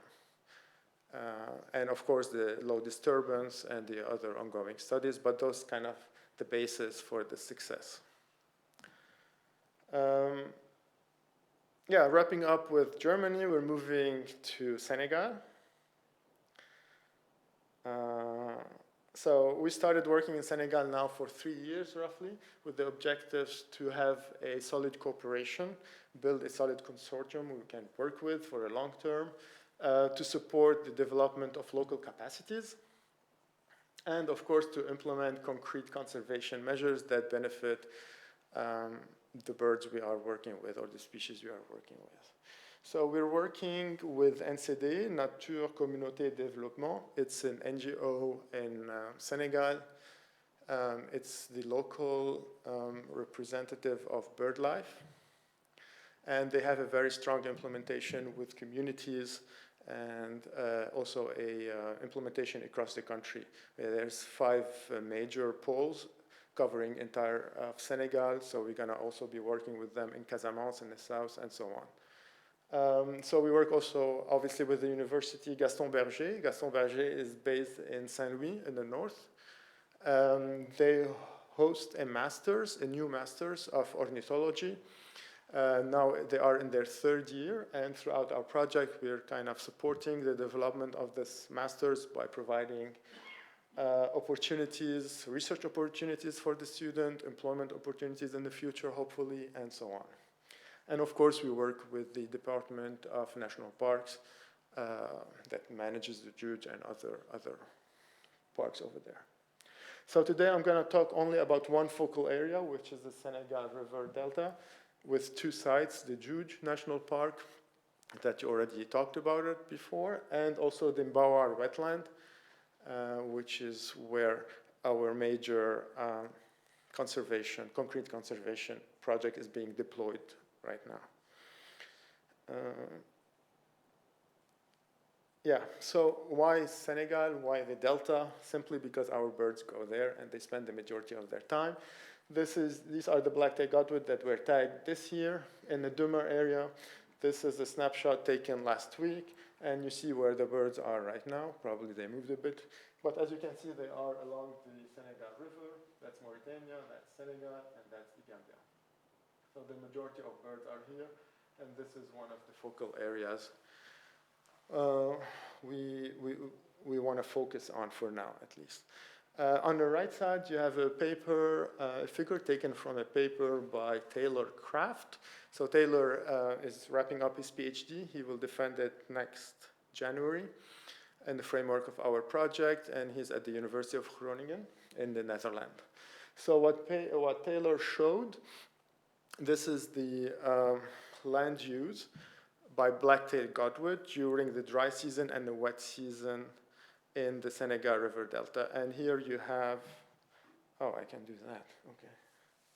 So here you have the land cover, the rice farming over here in this color, and the others are cattail, this is invasive typha, and, well, other types of land cover. So that's the Senegal River. It's the border, the physical border between Mauritania on this side and Senegal over here. That's the, that's the Juge National Park, and this is the Jiaoling National Park, which is on the other side of the river. So as you can see, during the wet season is the pink or fuchsia. So the distribution of the godwits is spread out, and mainly they use actually the rice farms. And in the dry season, when you don't have wetness in the landscape, then they all focus on the managed hydrology, which is the national park in that case, both national parks. So I'm going to be talking about the Juge and one project we will launch in 2026, a couple of months over there.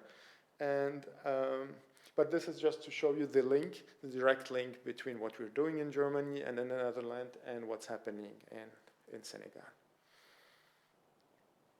Yeah.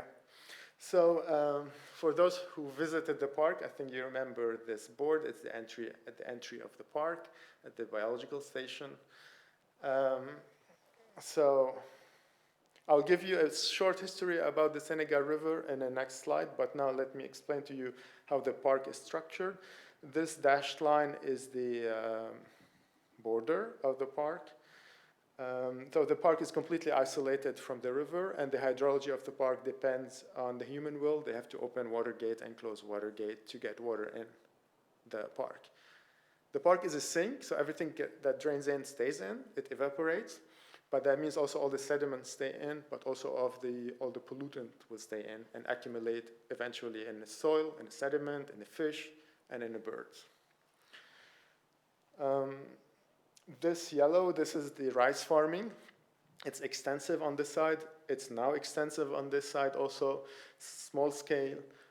Some of the rice also is growing in a buffer zone. So the park is under lots of threats, lots of challenges. The park itself connects to the river, so that's the river over here. It connects through two gates. This one is the Ouvrage des Crocodiles, and this one is the Ouvrage de Juge. These are the two water gates. They can open them and close them to get water in the park, with the objective to keep it wet, obviously, but also to manage the salinity in the park. There is a gradient of salinity, and also to bring fine particles to the system to keep it working as a wetland by importing nutrients and so on. You know, it's a managed large-scale wetland. Yeah, so I will get to the other details now. I'm going to show you a picture just so you capture the scale of things happening over there. The picture is taken from here. It's a drone picture that was taken 2 months ago, and it will show you the heterogeneity of habitats within the park, the diversity of the habitat. This is how the park looks like. That's the water gate I was just talking about. It's completely isolated from the floodplain. What you see here, all this is Typha. It's Typha australis. It's an invasive species that kind of ate the whole floodplain, or what's left from the floodplain. So we're going to launch in a couple of months a research project through a PhD based at the Université Gaston Berger in Senegal to study the hydrology of the park.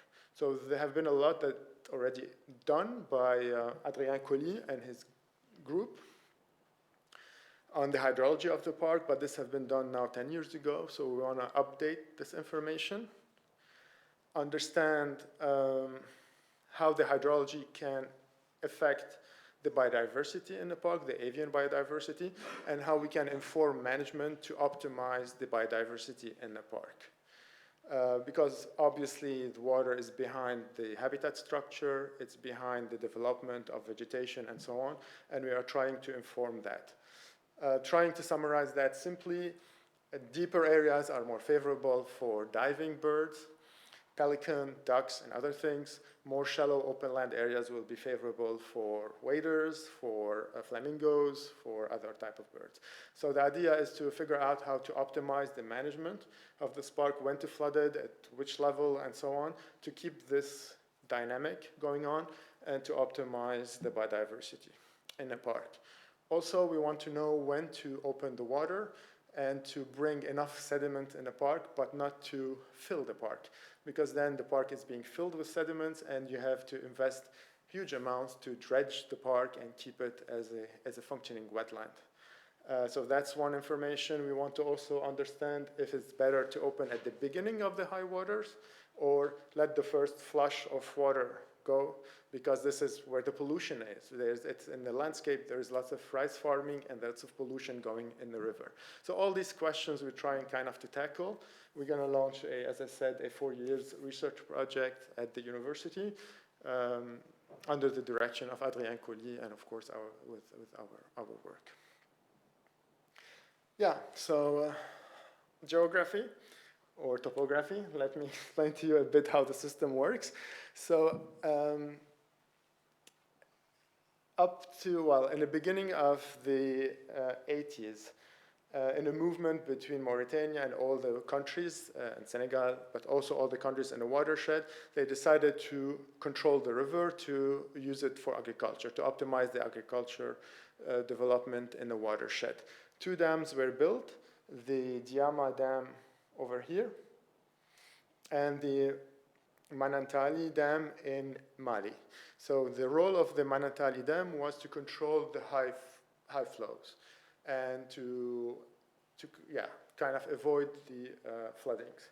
And the role of this dam is to limit the intrusion of salt water in the system. And by doing so, the whole river was controlled to develop the rice farming.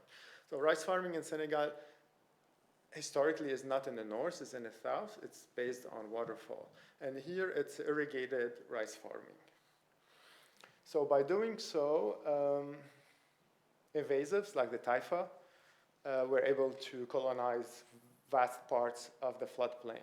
And actually, there have been also a lateral control of the river. That means the river was diked to limit the lateral movement of the river. And you can see that simply by looking at the limit of the green area. So that's the dike, and that's the national park over here. Couple of more information. The red line, this is the drainage that was built by the Saed and other, technically by the Senegal government, to drain the water of rice farming. So this water is heavy in pesticide, in fungicide, in nutrients, and they want to get it out of the system, so they built a network to drain it and technically dump it lower in the river without any specific treatment.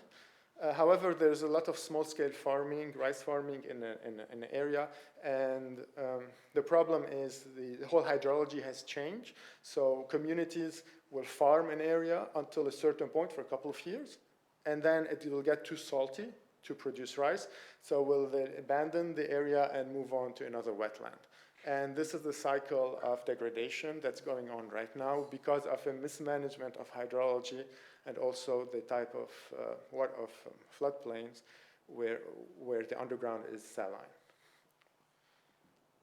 I think that's lots of information about the river itself. What else? Yes, the most important part, the Mbawar wetland. So this is where we are launching our wetland rehabilitation project, is in this yellow area over here.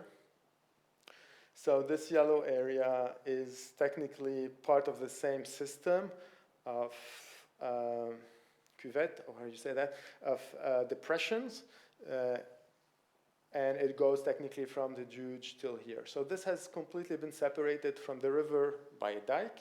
There is some water gates. There's one over here that will help us get water in the area. And currently the area suffers, like many wetlands in the area, from salinization. The soil is too saline. It's been used only to dump polluted water and so on without any specific objectives to recover biodiversity. So we decided to focus on it because of its location, because of, we're trying to kind of restore a landscape for the birds where they can move between the park and outside of the park, not only rely on the park itself for their wintering time. Oh yeah, I give details here. So we split the project in 2 phases. Phase 1 started a year ago. It's a 2 years phase. 4 work packages in this phase is to understand first the system, topography of the area, functioning of the hydrology network, and so on, and desalinization. The second work package is working with the communities, working on the acceptability process. So we're working extensively with local communities through NCD, who has a strong network. Sitting with the communities, understanding what they want, what are their fears, what their objectives, because after all, this will be also used by them. There's 5 villages concerned by the Mbawar area. That's a picture of our last trip. It was in February, doing these community talks, I would say, facilitated by NCD, and trying to understand what can we do for the communities and how would they accept the project. And 4 minutes? Okay, so I'm gonna skip. So third work package, obviously, is biodiversity. You know what biodiversity is, so I'm not gonna talk about it too much. Working on birds, but not only, vegetation, eventually benthic communities, and so on. So we're trying to make a living labs where the university can deploy students and capacities. And the fourth work package is plan phase 2, budgeting and intervention area, basics. I'm skipping all of those because I want to show you a video that is taken exactly at this location, at the water gate. So just to enjoy a bit the landscape, and I'm going to be wrapping up after that. Let's see if it works. Yeah.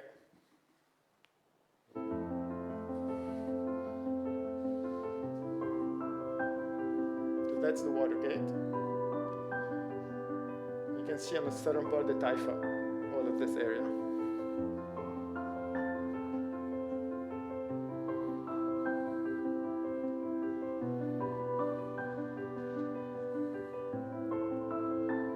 This is one of the villages that's concerned by the project. You can see here the old rice farming up there, abandoned.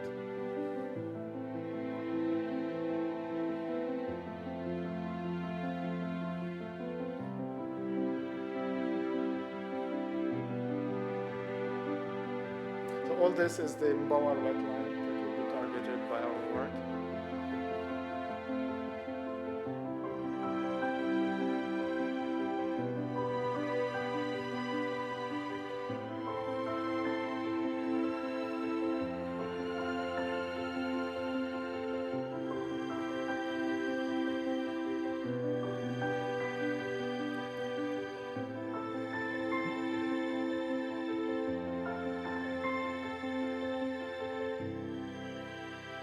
You see the split on a dike between the taifa.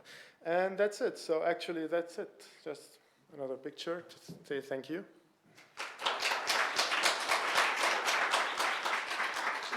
I want to add one point. This is exceptionally wet because it was taken just after the rainy season. Usually it's much more dry and less green than this. Yeah. Yeah. Thank you very much, Alain. Unfortunately, we are half an hour behind our time schedule now. I don't know if it's a serious problem. The usual problem which we will solve. Okay. But I think we can. Okay, it's better for all of us. No, I think we can approach Alain for further questions. Now you know who it is. And ask. I only want to mention that the huge area is the most important wintering site of aquatic warbler outside Mali, outside the inner Niger Delta. And so we are interested in the same site, but in different sections of the site. So the aquatic warbler sites are the north, Tiget and Canal Crocodile. And there we have the problems with rice cultivation, and this is a conflict. So, and the godwit habitats are more on the south, and as you showed. So we have to have it in mind. Both parts of the park are important, but the problems are completely different.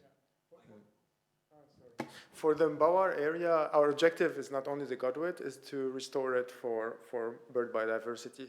So we are in a phase where we need to start planning what type of habitats we want to favor, whether it's open shallow areas, more deeper areas, vegetated, not vegetated. So all this in preparation. And I think it would be very important to link our approaches because we are creating habitat, actually restoring. And it can be very informative for us. Yeah, thank you very much. We will keep in touch, I'm sure. And it's very nice that you made it possible to be here. Thank you for the opportunity and for letting us be part of this group, absolutely. Okay. You want to say any announcement, Jimantas? Lunch. How much time do we have for the lunch? Can we do that in 45 minutes? Save 50 minutes, yeah? 45. Let's try it in 45. Catch up. I think when Jarek will need to make efficient sharing because translocation session is rather short, so we need to catch up later on. I think, but we cannot be late. It's in the capacity peak at 8 o'clock. So let's do lunch. Let's meet back at 20 minutes past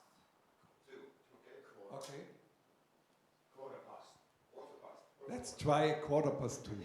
Where is he? And the lunch is in the second floor, here they will guide all of us, so we are not lost in this huge hall. Those who are online, 2:15, we're returning to the next session. They will see this one.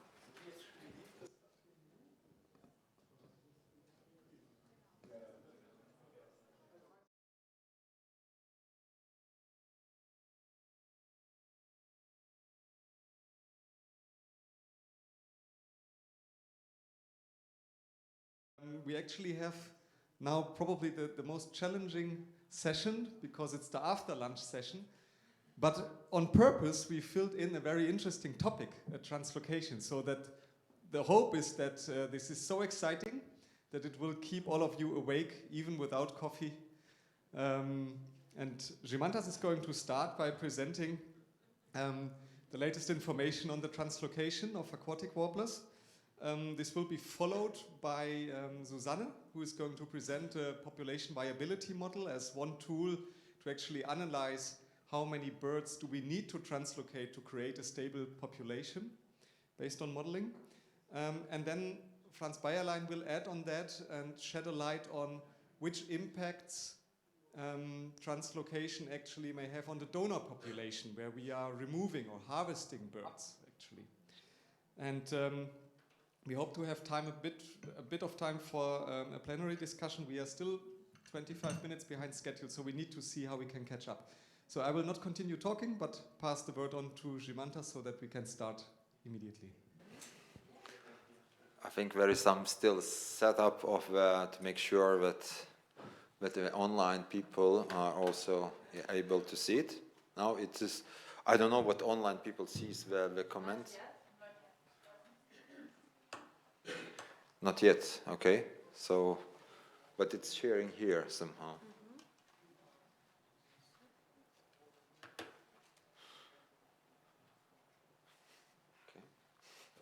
Okay. So we have a chance to have a small nap after lunch. Power nap.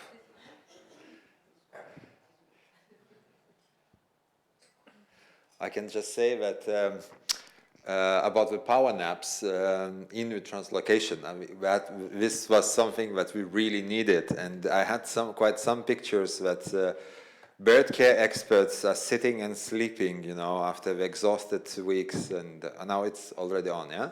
Yeah, but we see this note. Size, but not, okay, maybe when you make it a normal.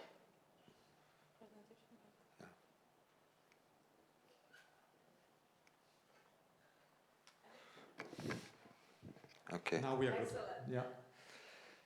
Okay, so translocation, aquatic warbler translocation. I will largely talk about MagniDucatusAcrola experience, piloting translocation, but I will also touch this year experience a little bit as well, so with some more exciting, interesting information.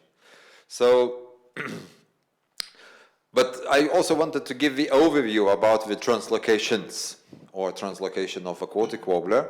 So in MagniDucatusAcrola project, we started the pilot, so an experiment as I talked in the very beginning in my first talk in 2018 and 2019, 2 years translocating to check if this is actually working. In parallel, Sasha Kozulin and his team has also did the translocation in Belarus, translocating birds from Zvanets to Servech, really to see how it works. So we really also wanted to test the method, and they translocated 35 chicks. Unfortunately, we did not monitor the success of returns there, but still, for the records, there is an experience stored there as well. And then this, after the test that okay, translocation works, the translocation program has started to re-establish the Pomeranian population with the sites translocating from Poland to Poland, from Biebrza to Rozwarowa. 2 years has been done 2 years has been done within MagniDucatusAcrola, and 3 more years will still be done in Rozvarovo within LIFE Aquatic Warbler project. But not only that, when we talk about the Pomeranian population, it's also German side, and there is also plan for 5 next years to do the translocation in German side as well. So altogether, Pomeranian population will receive 5 seasons of translocation in Polish sides and 5 seasons of translocation in German sides. So really solid program in the future. This year we started within LIFE Aquatic Warbler project. This year we have started with translocation in Žuvintas again. So we came back to Žuvintas with translocation plan, not to test it, but really to reinforce Žuvintas population. So it's becoming viable and self-sustaining. So this is first year. This year was the first year, and at least 4 more years need to come. And finally, we have also some plans in the future to translocate birds. Another pilot. We are going to send some spies to Hungary to translocate some birds to Hungary. The population has been lost long years ago in Hungary, and we have a suspicion that maybe it was related to the wintering sites. So we intend to send spies to Hungary, the birds, equipped with geolocators. So we winter and then they return, and then we know where is the wintering site for the Hungarian birds, because that information we don't know. And then we can deal the conservation plan for that. Is it possible or not, or I don't know, what are the sites and what are the problems? So then you can really do the planning of the conservation. So you see quite a number of birds has been already translocated, but even more translocation, even bigger numbers is going to be translocated in the future. So really a big program. Within LIFE Aquatic Warbler project, I think it's altogether is 750 birds. Jesus Christ! And when we did the translocation, we decided that actually a good number to translocate is 50 in one go. So it can be a little bit more, can be a little bit less, but it's an optimal to manage that amount. Just to show you the sites or the release sites where we plan to do, so just to illustrate in the map. The translocations, they also must be based on some kind of feasibility studies and following very special guidelines, IUCN guidelines on the conservation translocations. So we have been using these guidelines as a guidance to develop the feasibility studies for German side, for Polish side, for Pomerania, and also for the pilot testing we elaborated also a program for Žuvintas, which will be updated with population viability analysis, I believe, in the future, in the near future, in the next years to do. And Susanna will talk about the population viability analysis for Pomerania, I think. And so there will be an update to come for Žuvintas, I think. Just it is announced there is a article published on Animal Conservation Journal about our experience in Žuvintas pilot. So that information is also available, and we are very proud that a special issue of Animal Conservation has chosen Aquatic Warbler to be placed on the cover page. So it was a very nice thing, of course, for us to. Vytautas probably is very happy because it is his hands on the cover page. Vytautas Eigardas. I don't know if he's online, but and I want actually to really to say a big thanks for the first Mohicans enthusiasts who were brave enough really to think. I mean, were brave enough to raise the idea of a translocation, and the idea came originally from Sasha Kozulin, walking somewhere in Fenmeyers of Zvanets, and but also really appreciation of the warriors who are courageous enough to implement it. So it's a nice picture of a nest searching team in Zvanets on the top. So more family pictures, Martin, for you. And on the bottom there is a kind of a translocation crew from Lithuania and from Belarus. And you see our logo is already there in Zvanets. This is a fish pond base camp. I will just go through the principles, the methods. So I will introduce you. Some of you have heard about it. I've spoken so for some will be a repetition, but there will be more information. But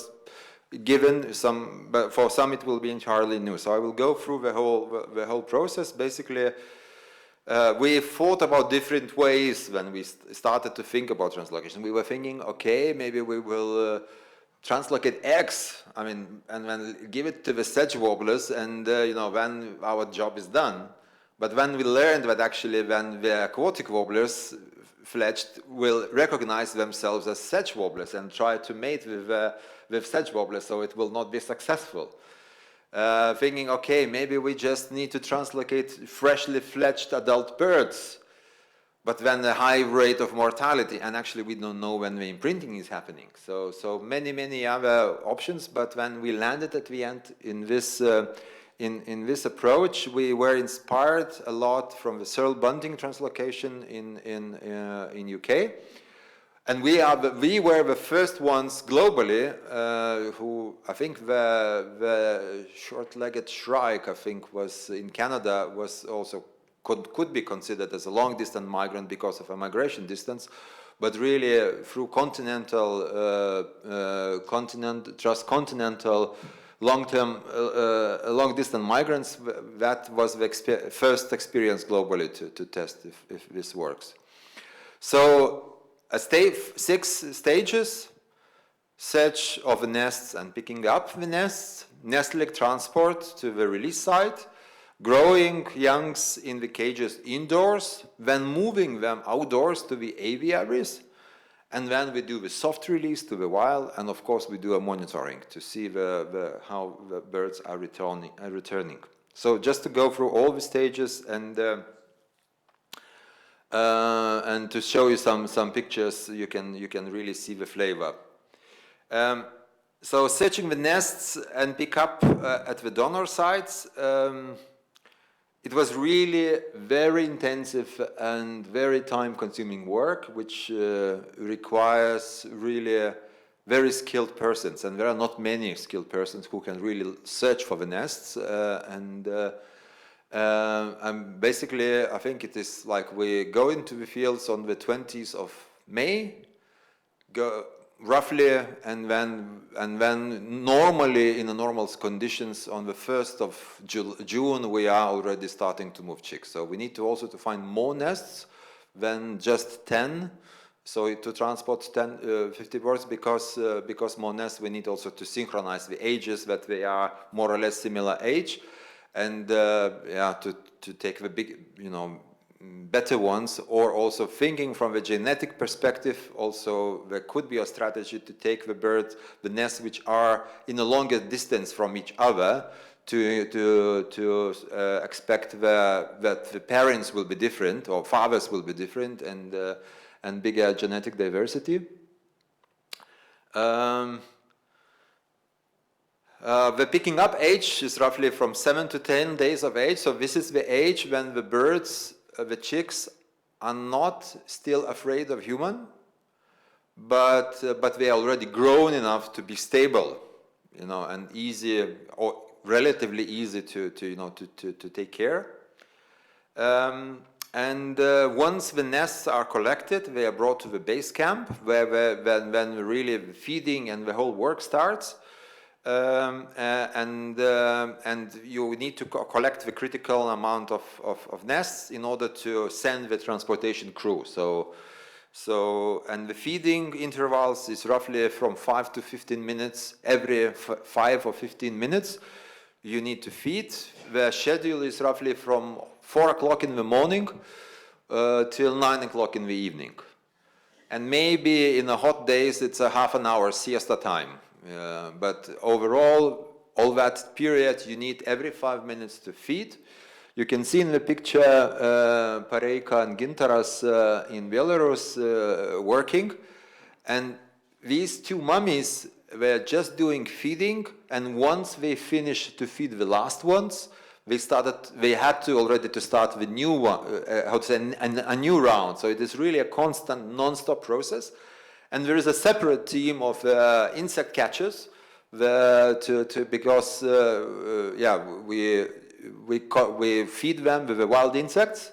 We do have a backup of cultivated insects in case there is a rain or in case there is bad weather and so on. And so there is a separate team which is catching insects, wild insects, sorting them, preparing them also for the feeding crew, so they will be comfortable to feed with the tweezers. Yeah.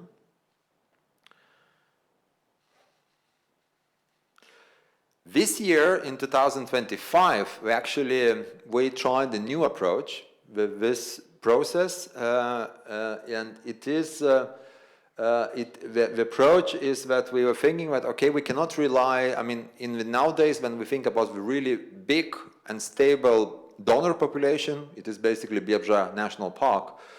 But if we think about our future translocation program, we need really big amounts of birds to be translocated, and then we probably cannot rely entirely on one site. So we need to build another strategy and to think, can we actually harvest chicks from the smaller populations without having a significant negative effect to them? So that we thought about the Nemunas Delta, which is relatively small population, that we can collect the nests, but only those which are destined to be killed by early mowing or intensive grazing. So they will be anyway lost. So we rather how to say, collect it and then move it to Žuvintas. And in this case, the program worked like that. So it is much more complicated and more efforts needed, because you need much bigger area to walk than in concentrated, healthy population like Biebrza, because also the densities are not so big, and also generally the area is bigger. And also it involved another important element of communication and negotiation. And it was not easy also, because you have to realize that it is sensitive to farmers, when they don't know what is happening in the field, they just mow. But if you come and say that, okay, in your plot there is a nest with birds, with threatened birds, and farmer also needs to mow. So for the farmer, emotionally, it is also difficult, to make him start mowing decisions, of feeling a guilt a little bit and so on. So it is quite a sensitive process. What we did, but our approach was that once we found the nests, we are in contact with the farmer, and we are finding out what is their plan. This plan is the farmer is agreeing. We are asking them to postpone the mowing, and if the farmer does not agree, he needs fodder. Then we said, okay, then we take the nest and then we translocate. So that was kind of the approach. And then this approach required also near immediate nest removal, meaning that also maybe a farmer tomorrow will start mowing, or we don't have a possibility also to synchronize the different nests with a similar age and so on. So we need to, we were transporting nearly each nest individually. Okay. Now I hope it's okay. So we were transporting each nest individually. And that, of course, required much more transportation efforts. And also in this approach, when we also ringed all the females for further observation to see how the females are behaving, do they really start in new nests and so on. So,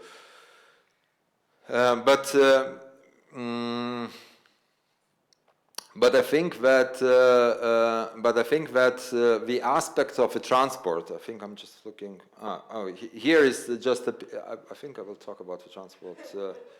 But here is the example of the sites. Agla is a talented nest searcher trained by Justina and really has a good gut feeling about the nests and finding the nests.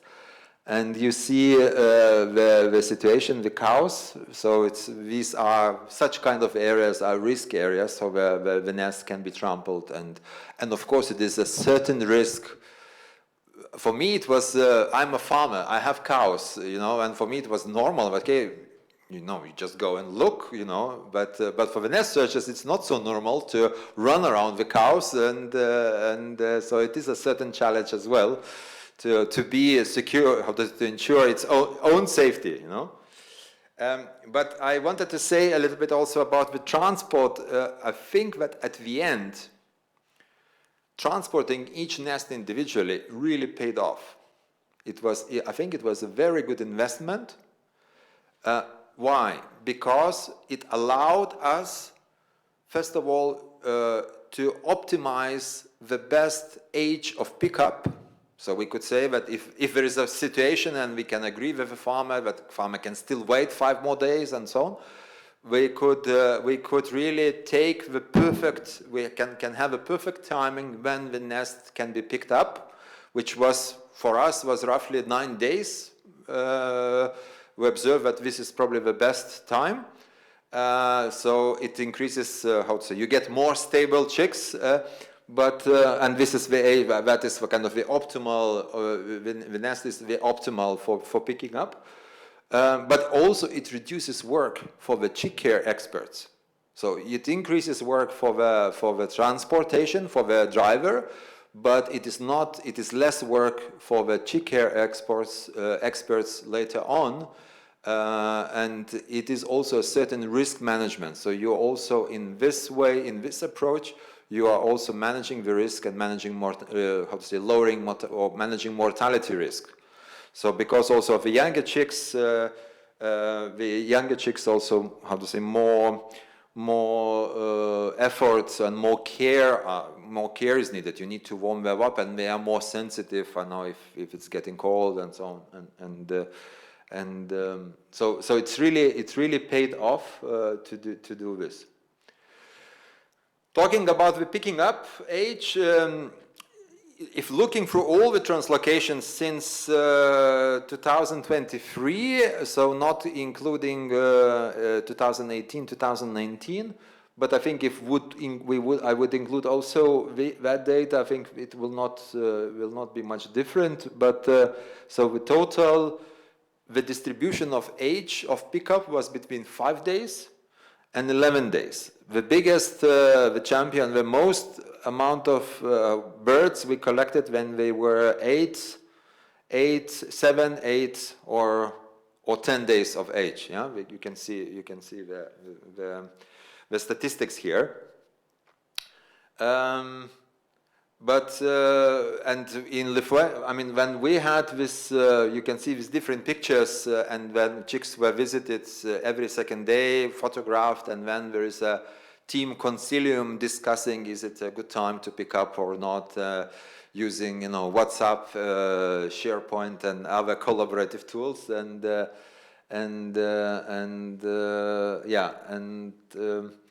and we learned that I think the chicks which are with a green circle, this is a sign that they are ready to be transported.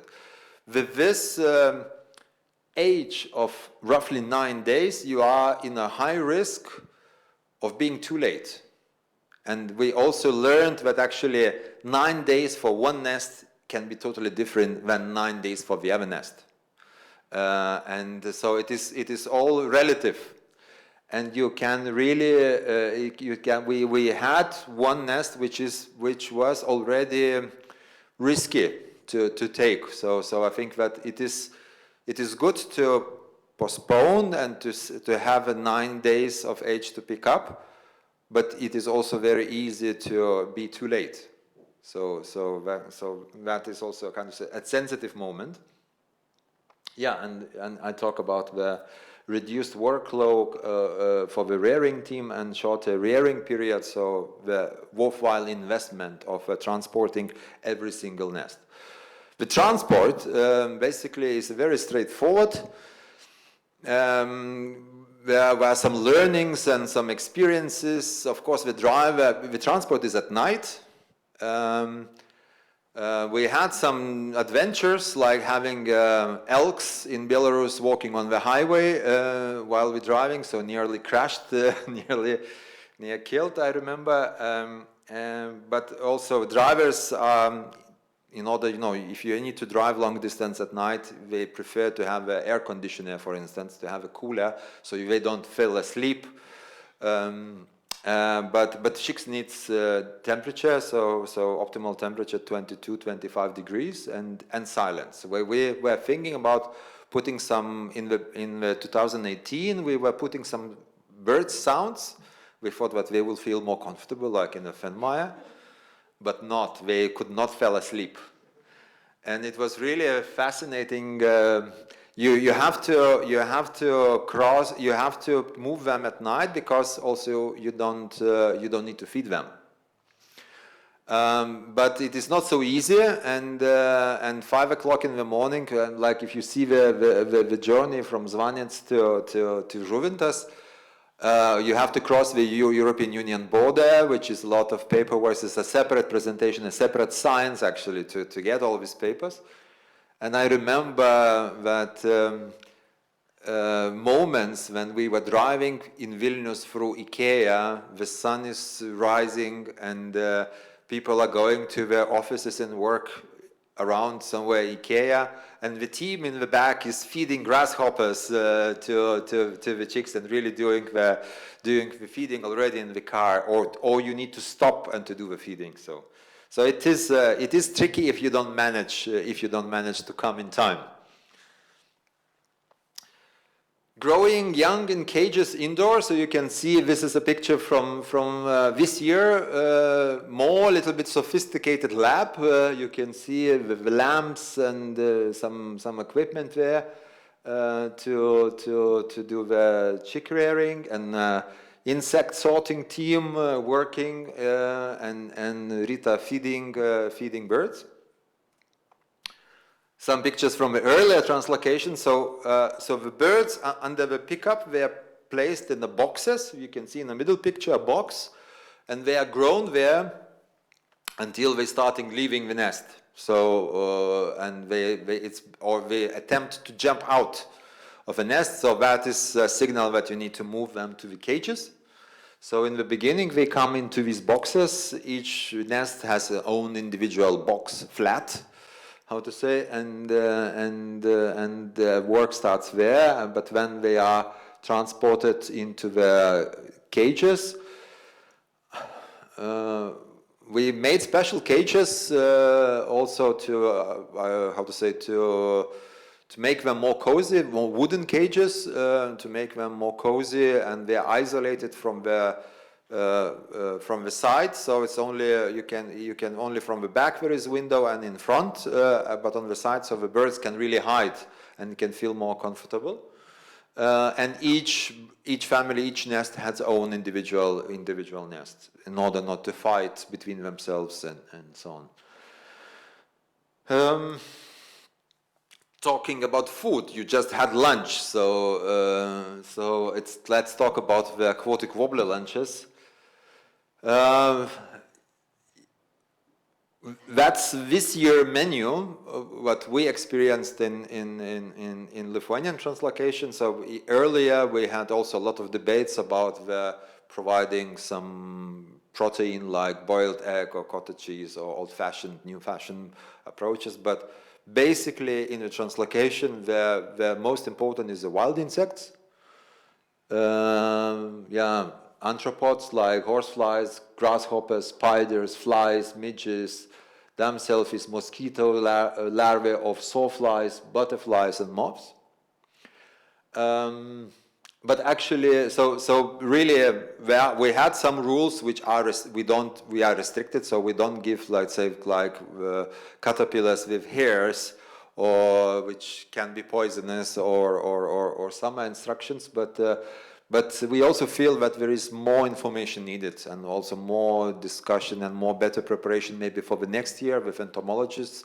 We have Agla, who is originally entomologist, so maybe she will be really to have more guidance, which insects we can feed and which things that we rather avoid, because especially this is important that the wild insect preparation is delegated to the volunteers who are changing, and they need to be trained also what to look for and what to avoid. But we also have cultivated insects like mealworms, crickets, cockroaches, bee larvae. This year we didn't have bee larvae, but because of the year there was no bee male larvae available actually, because of this strange spring weather conditions.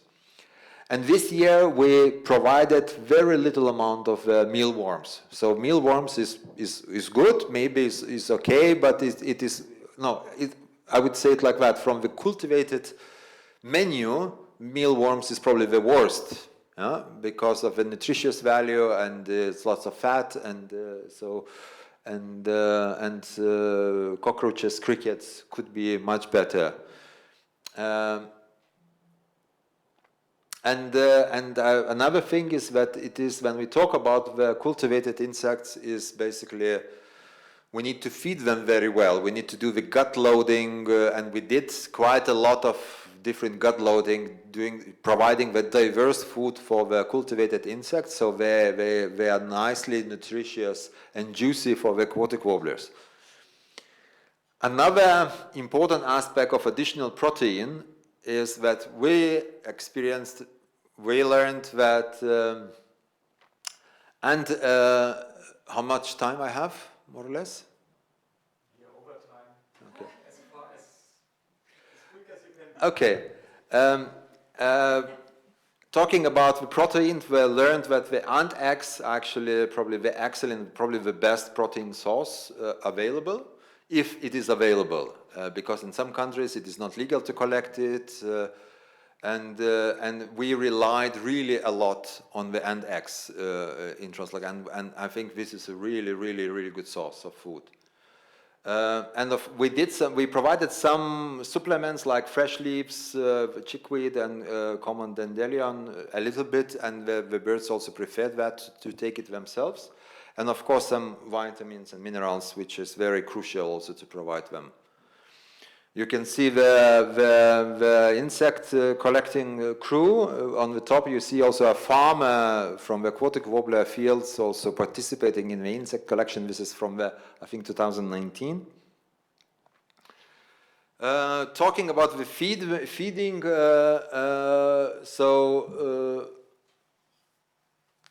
so we do have a separate team for the collection of the insects, of the sorting of the insects, and a separate team for chick care, for feeding chicks. We learned that from this year experience that ideally it would be good to have 4 experts feeding chicks, working in pairs, in shifts of 2, because you need to shift, otherwise you need it is really, really exhausting, and you need to keep the attention. And feeding intervals gradually change from 10 minutes, every 10 minutes, to 1 hour. So once the chicks are growing, you are, or if they can start eating themselves, then it is easier. And it is requiring just like 1 hour period. And you can see nice sorting of the preparation for the feeding. So really to sort and to give it, because once the chicks are growing, it is tricky also to feed them, because also they want to escape, they are running around and so on. And what we did, we also did the regular weighting of the chicks. You can see examples of the 2 charts. Every day, every morning before feeding, we were doing weighting for each nest, so each actually individual, which also was very helpful for the chick rearing team, really to see what's going on. And then we were, after weighting the chicks in the morning, we had a kind of concilium meeting with the chick care experts. Okay, but this needs a little bit more. This suddenly there is a drop of weight, what is the reason, what is the problem, and that you can really, it's a really nice preventive measure. Another device which we elaborated this year, which is developed specially for the translocation, is once we feed the nest or the cage, we press the button. So we have all recorded timing and intervals of feeding. This is, as you can see, how the flat looks like. Healthcare and yeah, so talking about the healthcare, I think the overriding principle of the translocation is that the constant is a prevention. So really, I mean, the successful translocation relies on the prevention and not dealing with the sick birds. Because if you start dealing with the sick birds and if everybody starts being sick, then you have really chaos. So really, the biggest energy is really focused on all the preventive measures to avoid sickness of the chicks. And that is achieved by the constant behavior observation of each individual. So Vitali, our main chick care expert, is excellently doing there. You imagine you're having 50 birds and you can recognize them by the character of individuals. So this is really a very attentive work to do that. And then you can really observe the early stages of, I don't know, some things, maybe they don't feel good and so on. And then you can isolate them immediately and do more care and so on. Regular cleaning of the cages also prevents parasite and other diseases. The regular disinfection of tweezers. We did a disinfection of the tweezers once a day in the morning, so veterinarians were recommending maybe to do it more frequently. But it is not really possible in this workload. But still, and also if you, of course, if you have a sick bird, then you immediately isolate it. So that's a sickness prevention. Talking about the parasite control, this year we did some fecal sampling and analysis, and also inspection of the nest. When we do a weighting of the birds, we also inspect the nest if there are parasites. And I understand I don't have time, but if there will be still time for questions, I can, in the comments, I also have some parasites identified there. We have some coccidiosa, for instance, there, but was cured actually. So we did the fecal sampling in the beginning, just after immediate transport to the base camp, and then at the end, so we can really compare the different. Yes, vitamins, crucial. Vitamins, mineral supplements. We work with Daily Care company, UK company, really good support and really good, high quality calcium and other supplements. The daylight, UV light, is super important for the birds. And we also used the special UV lamps for the birds, but is this kind of a backup? The natural daylight, bringing them to the fresh air is really crucial, and no lamp can change that. We can really see in the change of the behavior of the chicks once they are outdoors. They are becoming more lively. They are becoming, how to say, more, looks healthier. Yeah?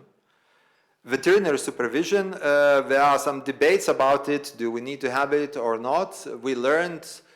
We had two veterinarians who were advising us on a daily basis in the distance. So they were not in a camp, but advising and participating in our discussions. But I think it's also very important really to calibrate, how to say, the mindset and the values of the veterinarians and the chick care experts. I mean, some veterinarians might, see the aquatic warblers as a chicken farm, and just routine work, and some others have a different perspective. So that's, I think this is very important.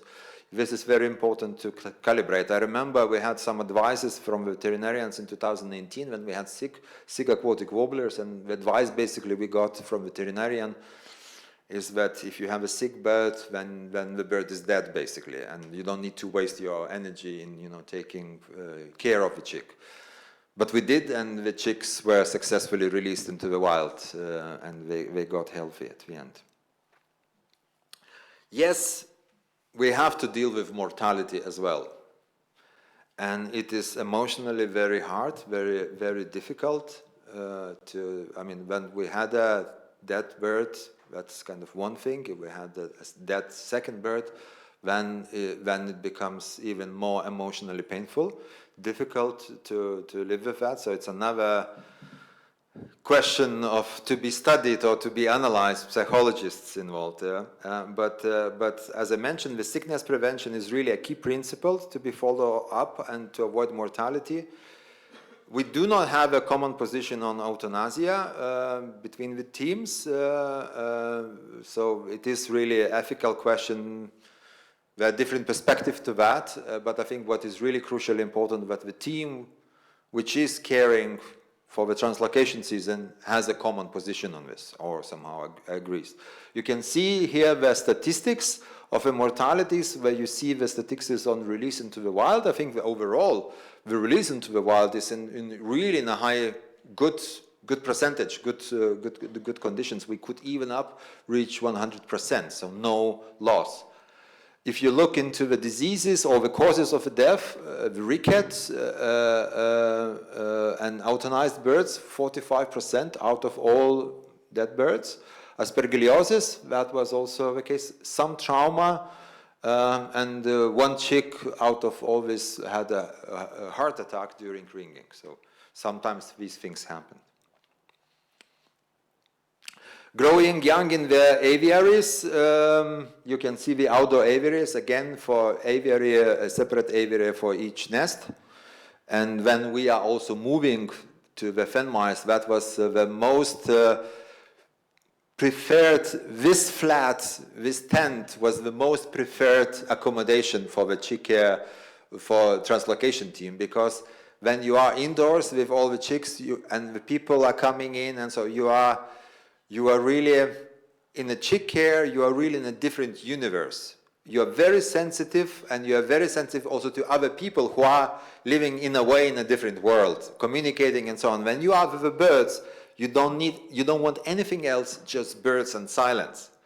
So going to the tent, there is a competition, really, because here you can really be alone with birds, and no other human are kind of disturbing you. The soft release I will not go, so it's straightforward. When the chicks are developed and we really can hunt the food, we do the soft release, allow the birds to go out and then to go in, and yeah, so the picture is self-explanatory. Post-release monitoring. I won't also talk in detail a lot about it, but I think it is super important stage which we often underestimate. Because it's hard, it's difficult, but I think it is super important because it determines the success of a translocation. But still, when we talk about success, when in the earlier presentations we discussed, I mean, what is actually the success? Is it the returned birds, or is it actually successful breeding? So the breeding success probably would be the ultimate goal to monitor. Results and return. So, I mean, we talked about the release to the wild, one criteria. The other is the return rates after the first migration, and we reached from 10% to even 22% of return rate. So really, really high return. You see the chart from the 2018-19 translocations in Žuvintas, a pilot that, so it was just 2 years to test if it's working, but you see also that we can of course discuss, was it just translocation, or how much actually was a drought in Biebrza, for instance, and the birds came in, but there was a boost of population in Žuvintas. So there is an impact, and of course the impact also shows, I think, in Rozvorovo that now they're also appearing non-translocated birds as well to Rozvorovo. So there is definitely, we see an impact. The only question is how many years we need to do with translocation. Okay, I'm in a risk. I think this is not this one, and the other one will be the last ones. Slides. Human resources. Dealing with a team management which implementing such exhausting work can be or is one of the biggest challenges, but I think also one of the biggest rewards. Because you really feel a lot of purpose in this daily work. It really unites people, but it is really super exhausting, and all team is really working on the psychological edge, because you need to take care, 24 hours a day, 7 days a week. And that needs really concentration. And I think that is not only the team, but also the team families who are sending their family members to this mission. I think it is also part of a crew, in a sense. I think the challenge is that when we think about scaling up translocations, I think more experts are needed. I think now we have 2 translocation crews, one in Poland, one in Lithuania. There should be a crew developed in Germany, and then if we think about species, saving species, and whole translocation, team, I think we need really much more nest searchers, and chick care experts. So this is really a big challenge.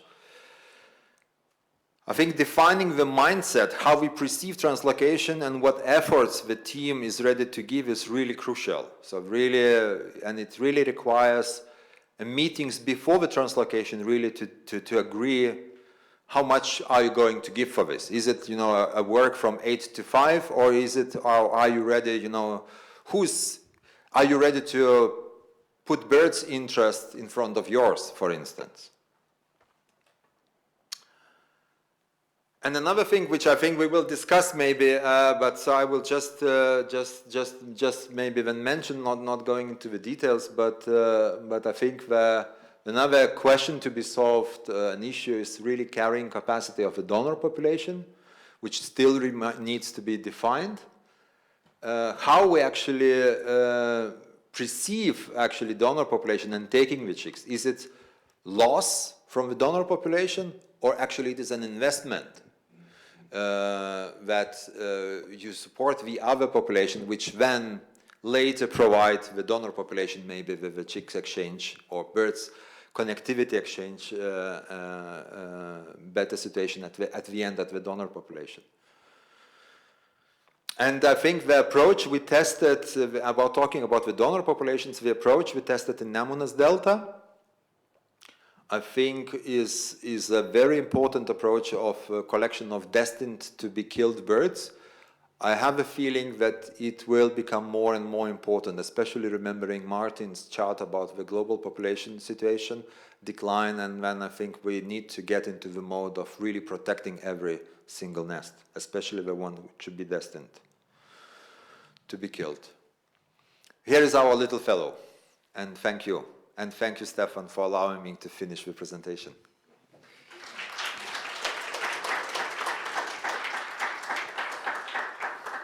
Thank you, Žymantas, for taking us on the exciting journey of translocation. It really felt that we were part of all the steps. Really great.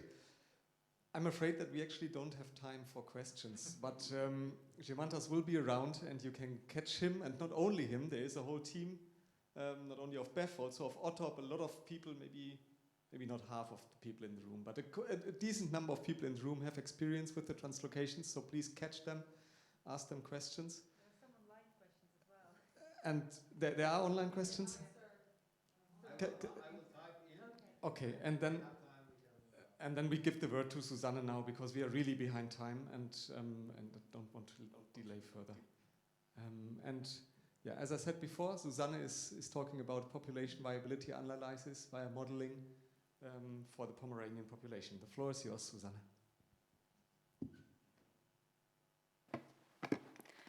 Yes, thank you. So I started with this model because the first question always comes after the translocation: how long do we need to do these translocations to get a population back? And I actually worked on this, or had the idea already 2 years ago, And now finally, with the help of Steffen Oppel, who actually applied and constructed this model, we were able now to have results which we also actually will publish in ornithology applications, hopefully this year.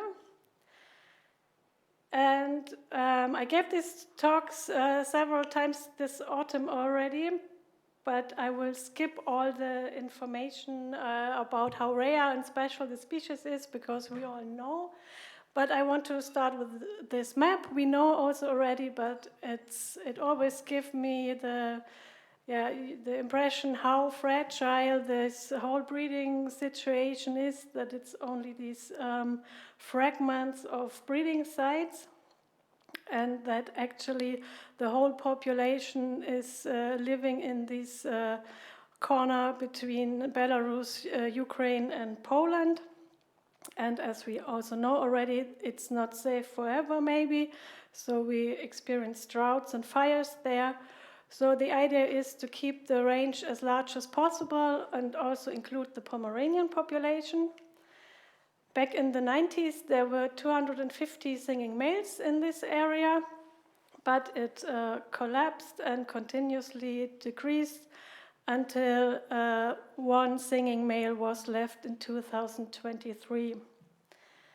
And then, as we also already know, we started the translocation of chicks to Pomerania in 23. So, yeah, that's just repeating that the translocation 23 and 24, and that we plan another 3 years in Poland and 5 years in Germany. So we plan 10 years of translocation to Pomerania. And at first sight, it looks like we are able to reverse the decline. So we had 3 singing males and now 8 singing males. And the question why I used the model was, first, what happened demographically during the past decline? So it's obvious a decline, but is it more related to reproduction or to survival? And the second question, how many translocation years are needed to establish a population again? So for this model, you need demographic parameters. We know for the species we have only little data, mainly from the core breeding area in the Biebrza from the 90s. So the most important information is that the species is double brooded, so up to 50% of the females will have a second clutch each year. And we know the number of fledglings from the 90s, but also from a more recent study. So we used the numbers of fledged brood sizes from Justina's study. And we included a first-year survival estimate from the translocation data from Lithuania. And in this model, you have to include, it's a female-based model because only the female will determine the population growth. So we need to include the female survival, and we also have only the data from the 90s from the Biebrza. And for the carrying capacity, we used also the data from the literature, from the handbook, and we said as an, for Pomerania that there will be 1.2 nests per 10 hectares as a carrying capacity. So what happened in the past? So we set up the scenarios that we had a variation in the reproduction, so there were no second broods or 25% second broods, and we write the survival having this average estimates for female and for first-year survival plus minus 5%. And for the habitat extent, for the past, we used the area of occupancy from 1993 from the handbook, which refers to about 400 females carrying capacity. And that's the results. So the filled circles are the singing male counts, and the open circles are the population, including the females. And you can see that the model adequately estimated the decline when assuming this no second brood scenario.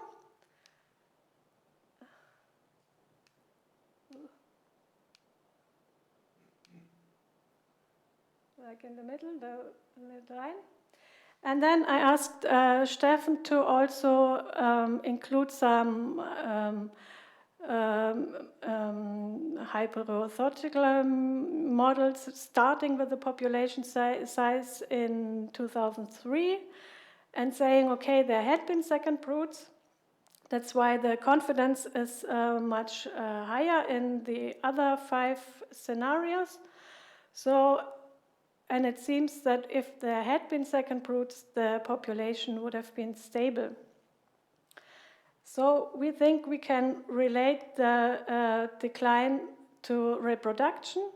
So even with lower survival, you would not have this steep decline in the population.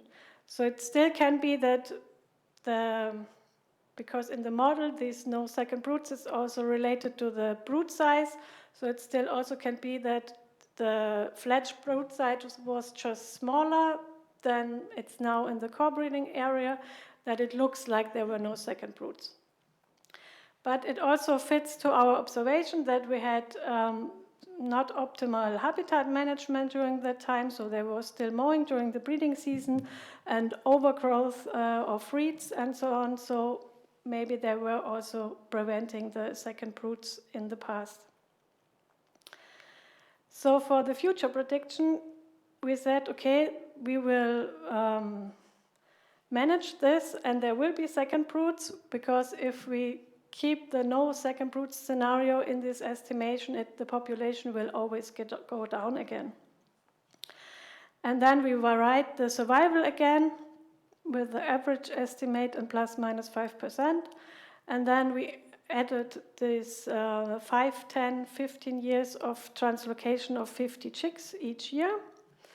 And for the habitat extent, we also included 4 different scenarios with 200 hectares referring to one release site, which can be enlarged by habitat restoration to 400 hectares, or saying, okay, we have 6 sites in that area, so we have 1,200 hectares, or after habitat restoration, 2,400 hectares, which will also then refer to these different carrying capacities. And it's this result. So you can see in the rows the different estimates for the survival, and in the lines the different years of translocation.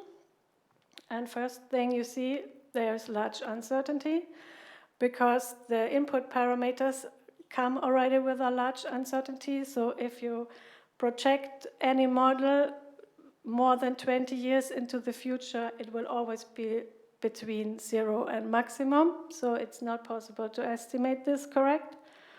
But you can see that survival is most important. If we assume that we have 5% lower survival, the population will always go down as soon as we stop the releases. And there is also effect of the habitat extent. So in the smaller habitats, 200, 400 hectares, then also the carrying capacity will kick in, and so the population will also decline after the release stops. And to narrow this down a bit, to have more practical outcome, we said, okay, what's the target population? We want to have a target population of 100 individuals, which is a number which is in the literature assumed that it's rather stable and not so vulnerable to effects. And it refers to the 56 singing males we actually promised in the LIFE project, that we want to have this number at the end in the Pomeranian population. And so we checked the probability of reaching this target population size at the end of the projection, so it was 2048. And here you can see again that with 5% lower survival, it will never be possible to reach this population size, no matter how long we translocate.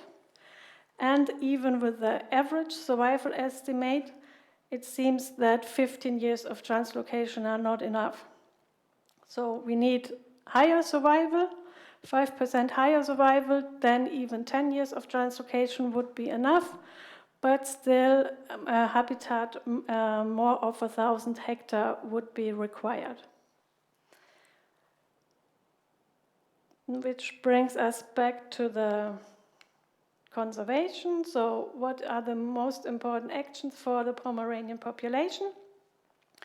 So there should be a management that allows second broods, so the postponing of mowing until end of August, but also managing the vegetation structure and the water, that it's during the whole breeding season optimal. And the habitat restoration, so currently we have about 800 hectares in the whole Pomeranian range, and in the LIFE project we plan another 600 hectare habitat restoration, so we can fulfill this 1,000 hectare if we assume that all the Pomeranian sites are connected somehow.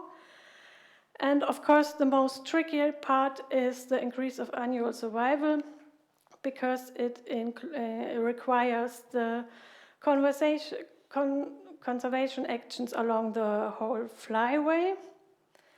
And we also saw these pictures already, and luckily we have our sister LIFE project, Aquatic Warbler on the Move, who will address these stopover sites.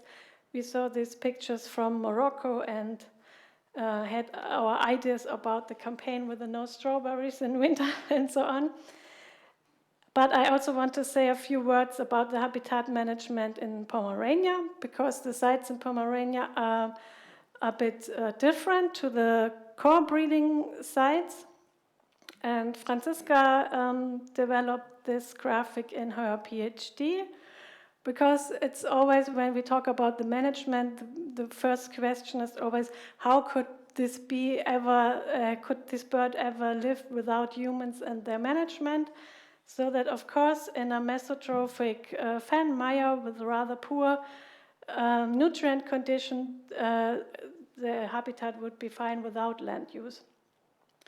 And for example, in the Biebrza, it's enough if there are 2 to 3 years of land use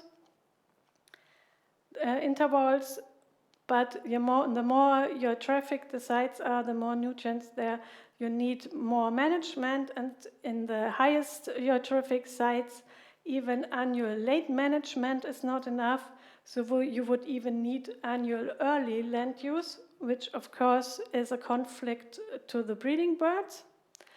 So we developed this rotational management. So in the year when the site is occupied by aquatic warblers, the mowing is delayed. So in the next year, the vegetation will be too high and too dense, so there will be no birds. So then this site could be mown early in June or July, so that it's then suitable in the next year. But this, of course, requires a large area where you can implement this flexible rotation based on the occurrence of aquatic warblers. And of course, you also need the cooperation with the farmers. So also doing the mowing like we want, so that in 1 year you want late mowing, the next year you want early mowing, and so on. And we had these challenges in the lower Oder Valley that it did not work out as we want, and that we actually lose the population there in 1 year without mowing in this year, and they did not return forever then.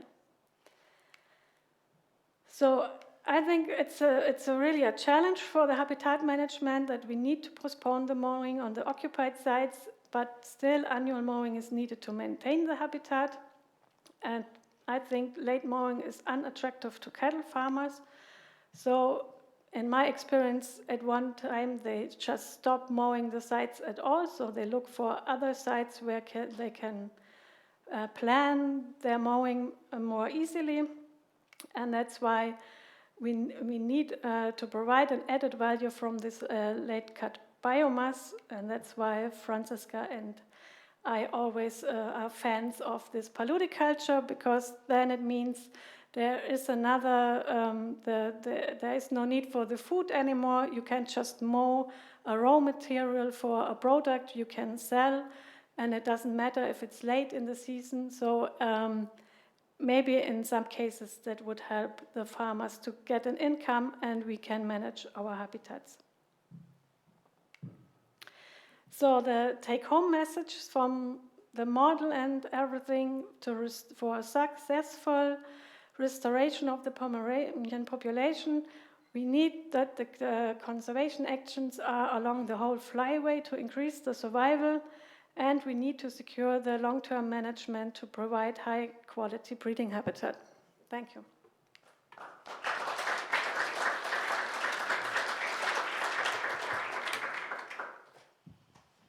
Thank you very much, Susanne. We are still behind schedule, but you were quick, so yes, maybe we can at least allow one question. Jarek was first. Sorry, Martin. Comment.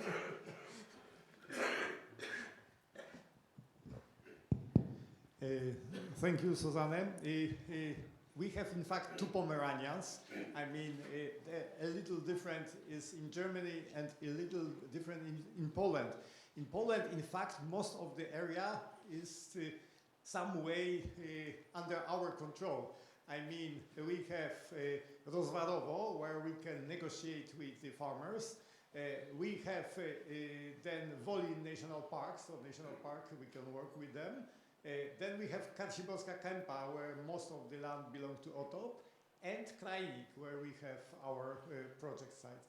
So, but of course, there should be some incentives for farmers. So, for example, this delayed mowing, I think it is manageable. We can discuss it, and it will be, of course, very important to include it also for agro-environmental schemes, which we can consider as special for Pomerania, because in other areas of Poland it will be very difficult. Anyway, let's discuss it and consider. And I think it's in Poland we can, let's say, survive without paludiculture, which is, you know, for us it's still a very distant future to have proof for farmers that they will have any effects from this. Thank you. It was not a question. It was not a question, but a comment. So. No question, it's just complex. Okay, yeah, go ahead, Martin. I have 2 points. One is the carrying capacity you calculate or you estimated of 1.2 females per 10 hectares seems to be extremely low, especially for Central European breeding sites in Biebrza or Vilnius, where you have more than, in the best breeding sites, more than 100 singing males per square kilometers. What I mean is that if you raise the carrying capacity through optimal habitat conditions, it's also an important factor for the population model. But we have no evidence for that. How many? I think it was not a, you know, a number out of the blue that in the 90s 400 females would be the carrying capacity, because we have never reached this number so far in Pomerania. And I calculated it from the singing males. So we had the maximum number of singing males for every site, and then I divided it, and the average was 1.5 singing males per 10 hectare. And I mean, it's still an average what is also observed in the Biebrza. No, and then, if you then calculate using this 56% males in a population, then you will end up with this value. And another comment, we discussed a lot the completely extinction of the Siberian population. But we also know that they can only do one annual brood in Siberia, because spring starts too late, 1 month later than here, and the breeding season stops earlier, so they can only perform one brood, and that can be a very clear explanation that the Siberian population could not survive. Yeah, maybe it's to explain. It can be that it's not actually the second brood. It's the output per female per year, and if maybe the site is so good that they have 7 chicks in the nest, and then you have 4 chicks per female, then 1 brood would be enough. So it can also be just the overall output per female. So it can be again that we have second broods, but still the output is lower than in the co-breeding area, then it has the same effect than no second brood. Okay, thank you, Susanne, for this interesting input for the target site, or one target site. And now we are giving the word to Franz to have a look or some thoughts about donor sites and the effect of harvesting chicks for translocation to donor sites. Yes. Okay, thank you. Thanks, Stefan. Good afternoon. When I got approached by Šimantas to take this subject, I was very reluctant to do it. Because, first of all, modeling with so many uncertainties is challenging, and it's a very emotional issue as well. Nevertheless, I tried to do something because he invested a lot into me to do it, and so I will try it. I will not present a sophisticated analysis nor a sophisticated presentation, just a few ideas to stimulate and kick off our discussion on the subject. I guess this is more important than any integrated modeling which is based on so many uncertainties. But let's start with, I would like to start with the statement by IUCN. If removal of individuals or propagules from a source population, the source population, a donor population, causes a reduction in its viability in the short term, the translocation objectives should include balancing this with expected gain in viability of the destination population, so that the species has a greater overall viability than without the translocation within a stated time period. Meaning that we have to have a look on both sides, on the donor side, which is the source side, as well as on the new population we are going to establish. So we have to monitor both and to consider both. This is not that often happening in the literature, but it means that we have to assess the effect of harvesting on the source population on the one side and monitor the success of translocation on the other side, on the new side. Mitchell et al. Presented a framework for the management of wild populations used as a source in conservation translocation programs. And this basically tells what you have to do. First of all, assess source population demographics. And this is already one of the weaknesses we have with our data. In part, and I will come back to the same demographic parameters Susanne used, most of them are already rather old gathered, and we do not really know whether they are still valid.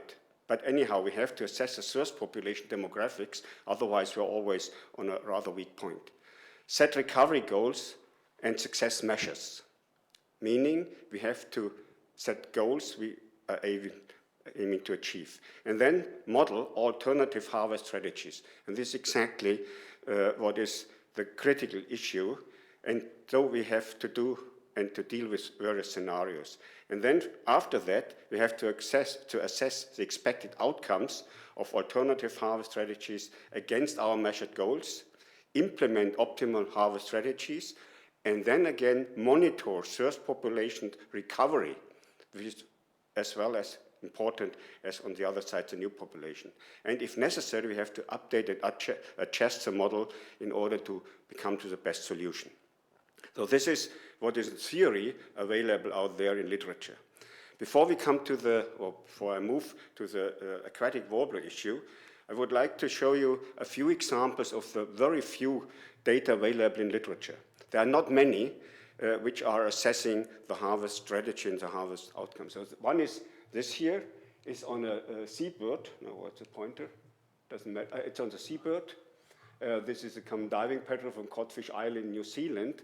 And as you can see here on the right side, what they try to do is to implement in their model the source population, the destination population, as well as all these processes related to translocation. And then they went for various scenarios of harvesting, 5 years harvesting with different rates of harvesting. This is 10% of the population, 20% or 30% of the population for 5 years, or the other scenario going for translocation over 10 years each. And you can see here, this is the donor population. In all these cases, except there's no harvest, it's the yellow line. In all these other cases, there is a first drop down of the number of adults available in the donor population. At the same time, of course, there's a hopefully increase, and they can model it. It's an expected increase in the destination population, the new one. And here you can see the more you harvest, the better is your success. This is rather trivial, but it's important to see that, where it is. It's important to see that in all harvest scenarios, there's a first decline, and then there's some recovery, and this is basically based, which is very obvious and known in these seabirds, by density-dependent regulation. And if it comes to a 10 years harvesting period, then you can see it's more pronounced. So all these harvest scenarios are resulting in a decline in the population size at the donor side for quite a while. Here is over more than 10 years. So this is one example. The other example is coming from Norfolk Island in Australia, where they did similar studies for various endemic species on that tiny island over there. And you can see here for the Norfolk, for these different species, again, they have different harvest scenarios. No harvest is a more like gray line you can really not identify. Then 50 birds harvested, these are all adult birds, 100 birds harvested, or 150 birds harvested. This has been done by Mitchell, who provided that framework I already mentioned.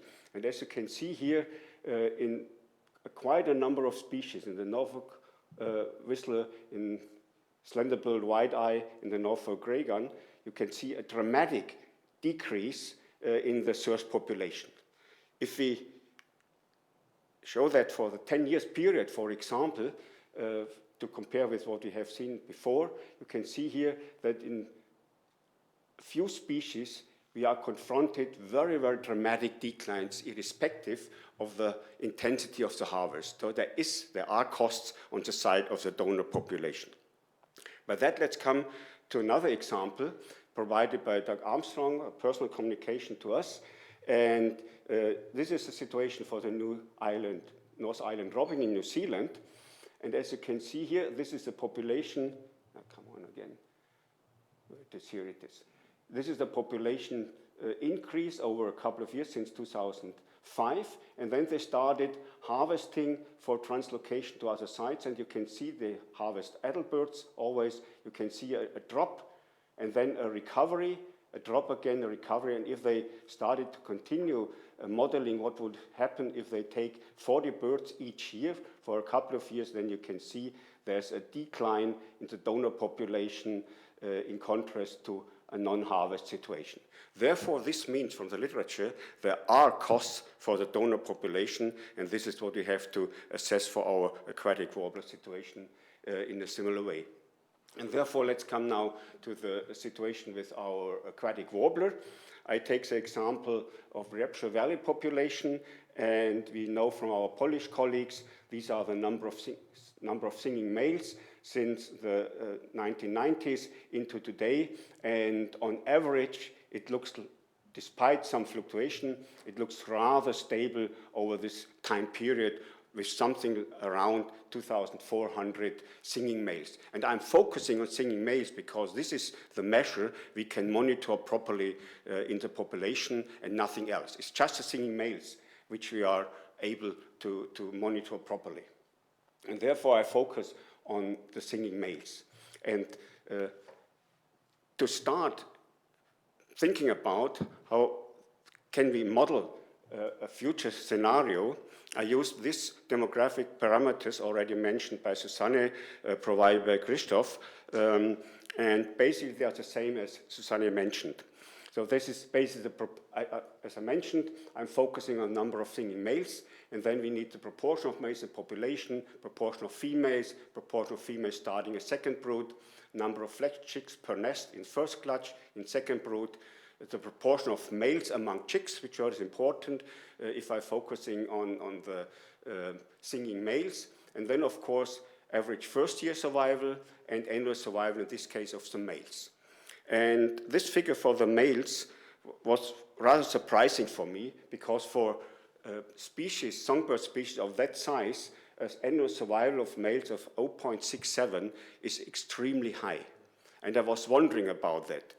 Therefore, I tried to model that and to see what would be happen with the population under these scenarios. I did not consider, in a rather simplistic model, I did not consider emigration and immigration, because these are factors we cannot really know about. I do not include density-dependent effects, because we do not know anything about density dependency in our aquatic warbler populations, and I did not include natural stochasticity, meaning variation. So basically I went for a rather simplistic model using these figures as average values, and I did not include any variation of these figures, because that would be speculation.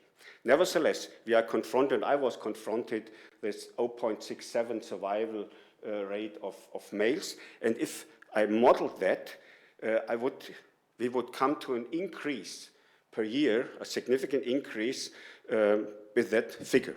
And therefore, I was wondering, is that figure really a correct one, meaning an average on a long term? And therefore, I visited further literature, and so there are two, for example, for aquatic warbler. This is a paper by Zalewski et al., where they reported a return rate of coloring adult males of 43%, and Fouché et al. Reported an annual survival of females or of males of 0.57. So this looks rather closer to the reality, and therefore I recalculated the expected annual survival rate of males in case or provided that we have a stable population with these 2,400 singing males. And from that onwards, with that figure, I tried to model various harvest scenarios. And I went to 3 or 4 scenarios, 50 chicks per year. This is something which happened the last years here in Biebrza. Or 1% that was discussed, which is roughly 85 chicks a year, 100 chicks, and 2%. And by that, I ended up with, on an average level, with that figure here, change in male population size under different harvest scenarios for the Biebrza population, starting with the 2,400 singing males. And you can see here with the different harvest intensities, there are declines on average. So after 10 years of continuous harvesting at that population, we are confronted these reductions with, of course, only 50 chicks. We end up after 10 years with something like 66 missing singing males, and the more we harvest, the steeper the decline. Now this is what is the situation for the donor population. What we expect for the receiving population, we have heard from Susanne. So basically we are confronted that there will be costs for the donor population, but at the final end it's to us to decide what we want to do. We have these costs for the source population, but we have to balance this with what we expect and what we aim for the new population. In the sense, IUCN was mentioning it, that we have to balance both the costs on the one side and the benefits on the other side. Therefore, we need a proper monitoring to be able to balance the costs and the benefits at the both sides. With that, I leave it to the discussion. Thank you very much.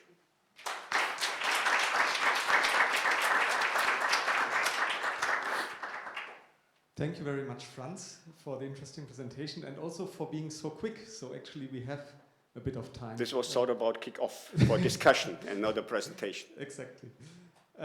So we have a bit of time for having the discussion. Are there comments, questions? Yes. Yeah.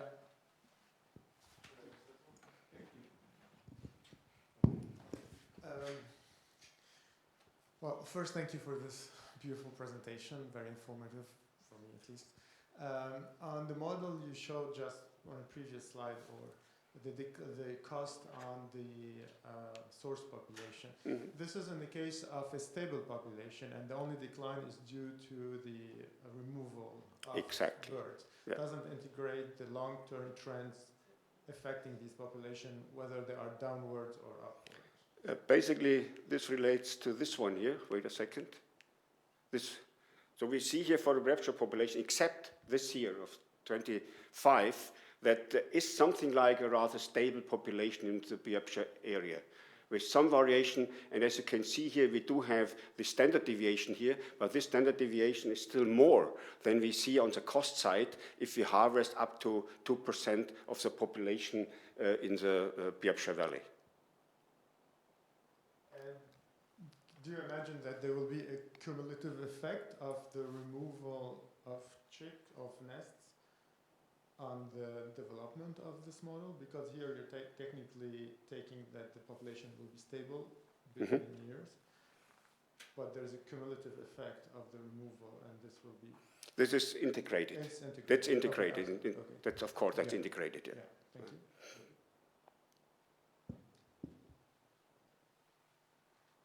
Are there more questions or comments? Jarek? Yeah. I don't remember now from literature and from the studies if after removal of this first brood, I mean the brood of the females, if then the birds have replacement brood, and if then after the replacement brood it's possible to have the second brood, or if it is just only one replacement. With the data available, I considered only the second brood, the proportion of second broods which have been reported in literature. So the replacement clutches are not considered here because we do not know about that. Yeah. Okay. But the discussion should be amongst you as well, because you have to decide to go for harvesting. Yeah. I actually have a question to Christoph, because your feasibility study has been cited now several times with the data that both Susanne and Franz have used, and you actually modeled also different scenarios in the feasibility study of increased loss of nests, etc. And if I remember correctly, when we are just looking at males, all the scenarios that you modeled resulted still in a positive, slightly positive trend in the males, but not in the females because of the different survival rate. Right? Can you comment on that? I remember that the scenario when 50 chicks were removed was the positive one. If there were more, like 100 chicks removed, it was negative both for males and females, as I remember correctly. And this one with 50 chicks was balanced like a not negative, slightly positive if other parameters are kept and the population is stable. This value 0.67 was, as I remember, taken from the handbook, and I have some considerations about it because I couldn't find what does it exactly mean, the handbook, but after consultations I thought this will be the value. Also, when I was modeling is a big word because I was just counting, but when I was preparing this in feasibility study, I was considering that the female which nest was removed will nest once in the breeding season. After that, it will replace the nest, but won't take the second brood. So I reduced the number of nests in the first brood, and also I considered that those females will not participate in the second brood. It's a conservative estimate. Yeah, exactly. Actually, right? A conservative scenario. But I guess the difference is just within the variation of the parameters we are using, because there's variation and there's always more flexible. But as you can see here in the harvest strategies, it's a final end. It's not that big impact, but nevertheless we have to decide whether we accept that impact or not. And it doesn't integrate the model of the target population, No. which was done in the two examples that you have shown. So if an ideal model would actually, as you have shown in the examples, integrate also the gain that we have in the target populations and therefore show us a result on the meta-population level, which will maybe even overcompensate for the negative effect, right? But this is exactly what you have to do, and we have to consider in future planning. Šimantas. On the last slide, how we do it. I think I'm just what I understood when we think about the Biebrza population is that we need more thorough monitoring of the birds. Yeah. How many? I mean, and I'm questioning now: is the current frequency and the method of the counting aquatic warblers in Biebrza, if we consider it as a donor population in a longer term, is detailed enough? Because only full counts they're done every certain period, so not annually and so on. So maybe does it need more frequent information? Because when we are harvesting like 50 chicks or 100 chicks, I mean the numbers, the changes are not so. I mean, we need to more precise information and data. That's kind of one thing. The other thing is really maybe at Watson, can we model every year the number based on just 100 transect, which is on Biebrza, as it is done every year? So you know, full count is really very big and not investment. Not really realistic. Yeah, but every year we are doing the transit count, and we can model on this transit count the number. Of course, and you can relate your transit counts to the every second or third year full count, and then you have an estimate. Yeah. Are the 100 transects also included in the full count in the same way? Plus additional transects, maybe? No. Christoph can it's maybe. Independent. Christoph can answer. No, the transects are used only for the. Yeah, they are used only for the. What to do? Okay.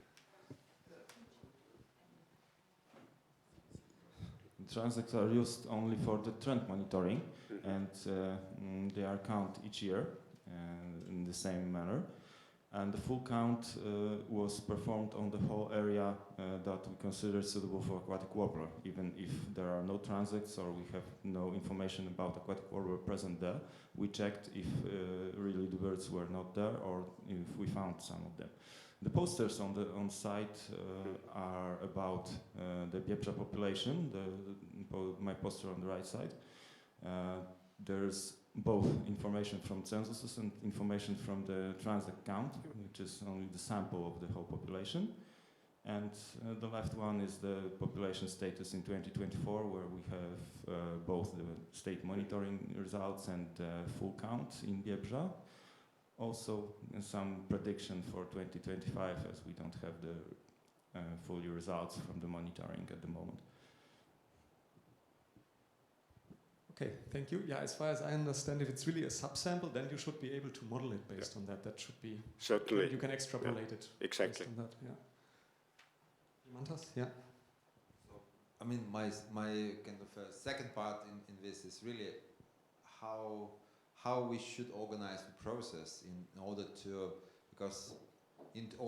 get the agreement or to get the position actually, how many birds can be harvested in Biebrza and or Pripyat-Stochit area in Ukraine, if we think also about how to organize this process, because also looking at these scales, I think also there is also different levels. I mean, my question is which level needs to discuss that, because it can be a site level, if we think of, let's say, Biebrza National Park, and you think about the costs for the Biebrza National Park, but also the benefits of the national park population.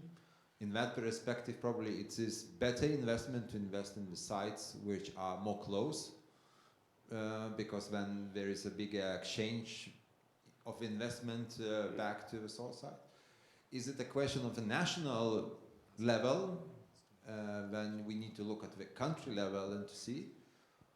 Or is it a question actually of a range level or international level? Like I think, I mean, when you talk about Pomeranian, I mean, the question is also, it is for Germany, and so it is crossing the border. So, and so how I'm just thinking is, I mean, one thing is okay to data, and then, but who needs to be sitting around the table and how to organize this process?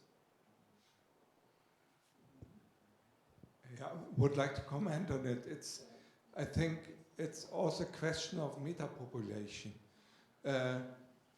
We cannot separate, for instance, Svanets population from Ukrainian Upper Pripyat population. So this is one group. There's a distance of 30 kilometers. That's nothing.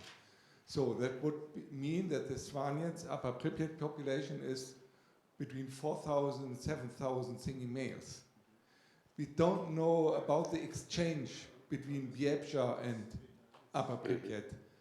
It would be very important to know it. But if the Central European core population is one meta-population with a strong exchange, then you have to consider the whole Central European population. Yeah. And this is 7,000, 5,000, 7,000, 8,000. Martin, but nevertheless, on the local scale, you will be asked by conservative people, why do we harvest a population which is vulnerable? Therefore, you have to assess it on the local level and not just on the meta-population level. So because Otto will be asked, for example, why do you agree that the Biebrza population is harvested if it's declining, for example?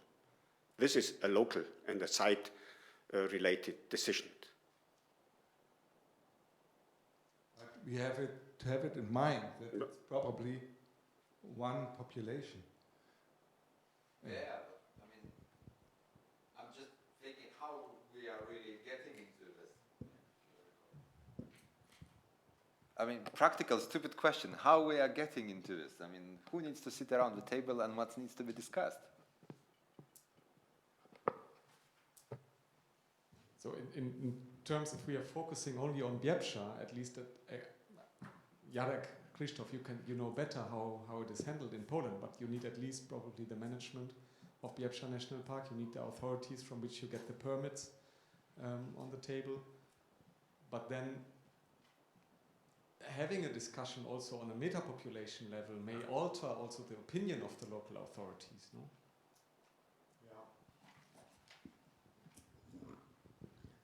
Yeah. I think it's necessary to have the collective decision, which is based on experts like we are, but also for the administration. I mean, the Biebrza National Park, so director of Biebrza and his experts, and I assume also on the level of the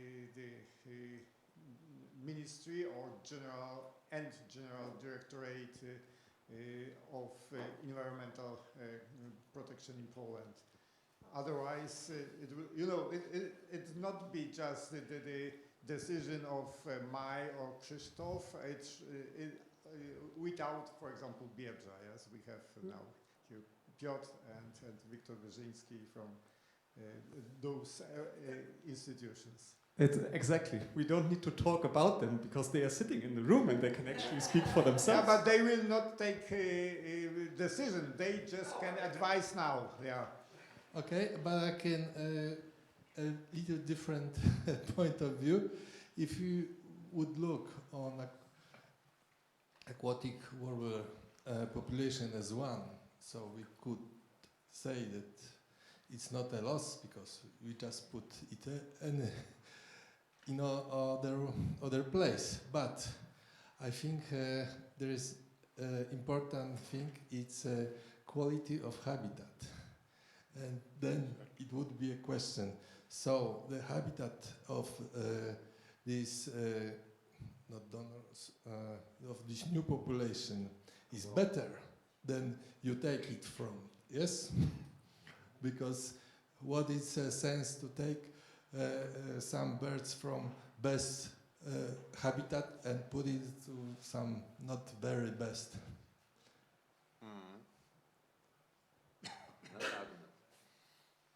But I guess it should be the aim of translocation that the recipient population or the habitat there should be optimal, otherwise we should not go for translocation. I guess this is mandatory as in any case. Okay, so just a short comment. My name is Wiktor Brzezinski. I'm working, as it was mentioned before, for the General Directorate for Environmental Protection in Poland. So we also, as a institution that approves the works of the OTOP, we are binded by the European Union Bird Directive, and as you all know, there are some prohibitions in the Bird Directive, and there is the procedure to derogate from this prohibition. So basically, all of the conditions that are in the Bird Directive have to be fulfilled to derogate from the prohibition. So one of it is to find a legal justification, which is one of the legal justification which are in the Article 9 of the Bird Directive, and then the derogation cannot impact the aim of the Bird Directive, so which is to keep the population of the bird in the favorable status. Let's simplify that. So we have to first of all measure somehow if it could be done in this way, and how we do it. So we base on the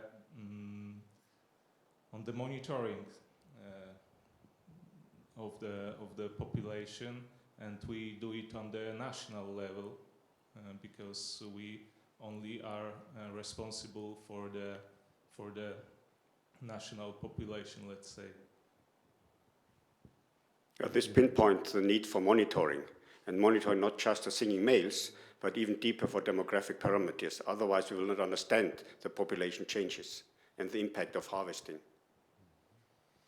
I would add that even if we consider only the population in Biebrza, we should remember that this is about 80% of the whole Polish population. So any change in Biebrza will affect the whole national population of aquatic warbler because of its amount. And if the population in Biebrza will decrease, it will also cause the decrease of the whole national population in most probable scenario. So even not looking at the meta-population of the whole country or whole breeding area, still those big sites are very affecting the overall result.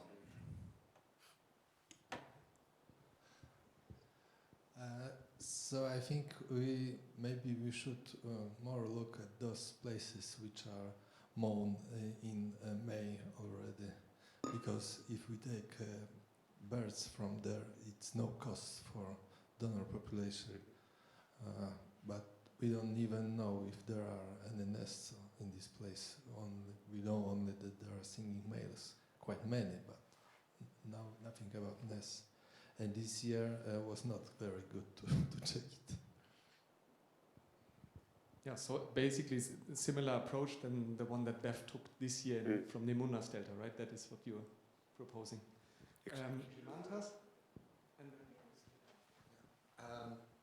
One observation and one comment. The observation is that I see that we accept Piotr. I think now we talk only about the costs and not about the benefits. So we are somehow Biebrza National Park oriented, but not so much talking about the benefits to Rozborowo, for instance. So I think that we should not really forget in this our argument. So we really need to think about the benefits.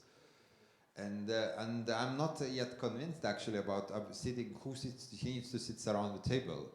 When we think, if we talk only about Biebrza, then of course I fully agree with Jarek. I mean, but if we talk about also the new population, just Pomeranian population, then I think Germany will also need to sit around that table to discuss this and to this.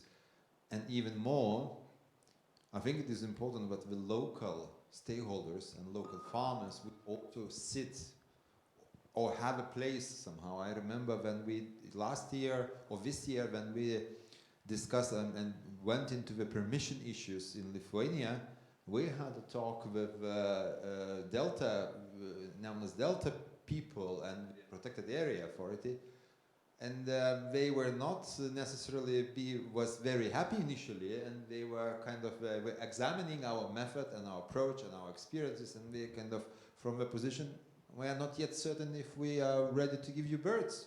And I think it's totally fair also. And so I think we should not forget that too, that I mean, local farmers and so on who are proud of having this bird, as it is an example in Rozorowa, they also need to be somehow consulted.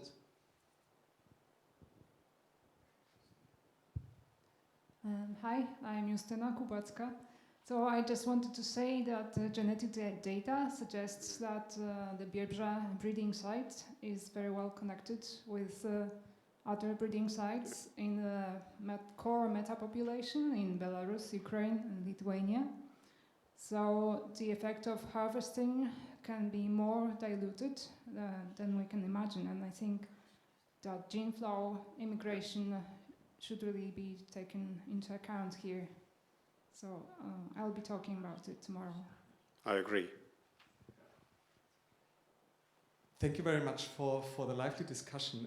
I quickly talked to Jarek, who is moderating the next session. And unfortunately, we are taking the time away from his clock with the discussion. So we agreed that we make the coffee break now, but we try to keep it short, 15 minutes. So we kindly ask you to be here the latest by 16:20, what, 3? And you may, of course, also continue the discussion during the coffee break. Big thank you again to Franz for the initial talk, and let's be quick, then continue with the final session for today. Thank you.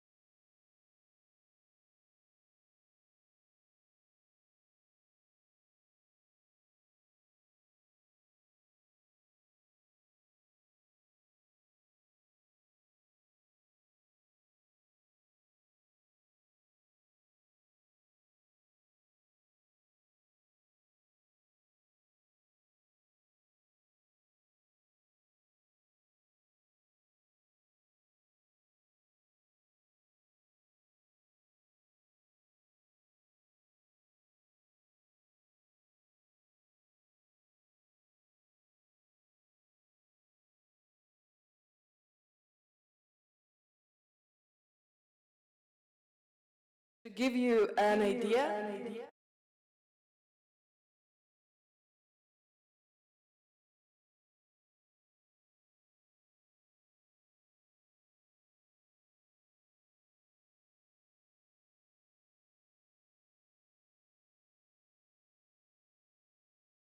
known by locals in Nemunas Delta. So, and aquatic warbler was quite known locally. Farmers knew of the species, and some farmers were already involved in the conservation. They mowed according to requirements, and like when we talk about national scale, the context was very positive. Okay, we are saving the rarest European bird. Woo, congrats, we are great in doing that. We engaged locals, so it was very, very, very positive. But on the low level, I would say. So it was not something that everyone knew. And now, as Žymantas already mentioned, and representatives from the ministry also said, it's one of the best known species in Lithuania. I would say also that international recognition is somehow reached. You saw from the opening speech the involvement of farmers and relationship with them is quite also impressive. And the girl who was there, so we are organizing site mowing championship in their land. And they are growing a lot of cows, and her sister was joining us during translocation. So it's real relationship there. And Aquatic Warbler itself now has not only small positive awareness, but huge variety of positive and negative aspects.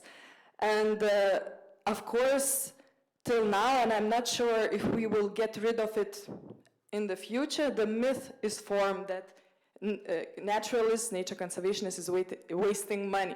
It's not only connected with aquatic warbler, it also connects, as Žymantas also mentioned, with other species, other life projects like goose protection, beetle protection. So it started with aquatic warbler, but it's going on and on with other species.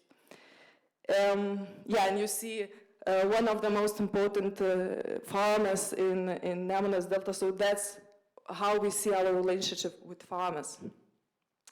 And the main aspect of relationship with farmers, what we see, it's an invention of Žymantas actually, the egg conception, that at first we are not starting discussion how you should mow, that you should not graze your areas, but what we start, we knock on the door, probably in most cases, lively, personally. We come to them, not they are coming to us, and we just drink a tea, and only after we get into the relationship, then we talk about the business. And this concept is started from the previous experience, as I said, but it continues all the way till now. And the most important really thing is not only to speak, but also to listen for farmers and to react what their needs also are. For example, they usually, as also the farmer who was on the first day said that they have certain uncertainties regarding the measures of aquatic warbler agri-environmental schemes. So we always bring those comments to Žymantas and other team to discuss whether the schemes can be adapted. So this is also very crucial so that they also feel that they are not talking to the wall. This is also one of my favorite farmers in Nemunas Delta, putting the flag on his house. And we, in our communications, we said that in all messages, we put the farmer first, and we praise the farmers for the results that they save aquatic warbler, not putting crowns on ourselves. And we also made some certain symbols that could help us to show this recognition of the farmers. So flags is one of the most important symbols.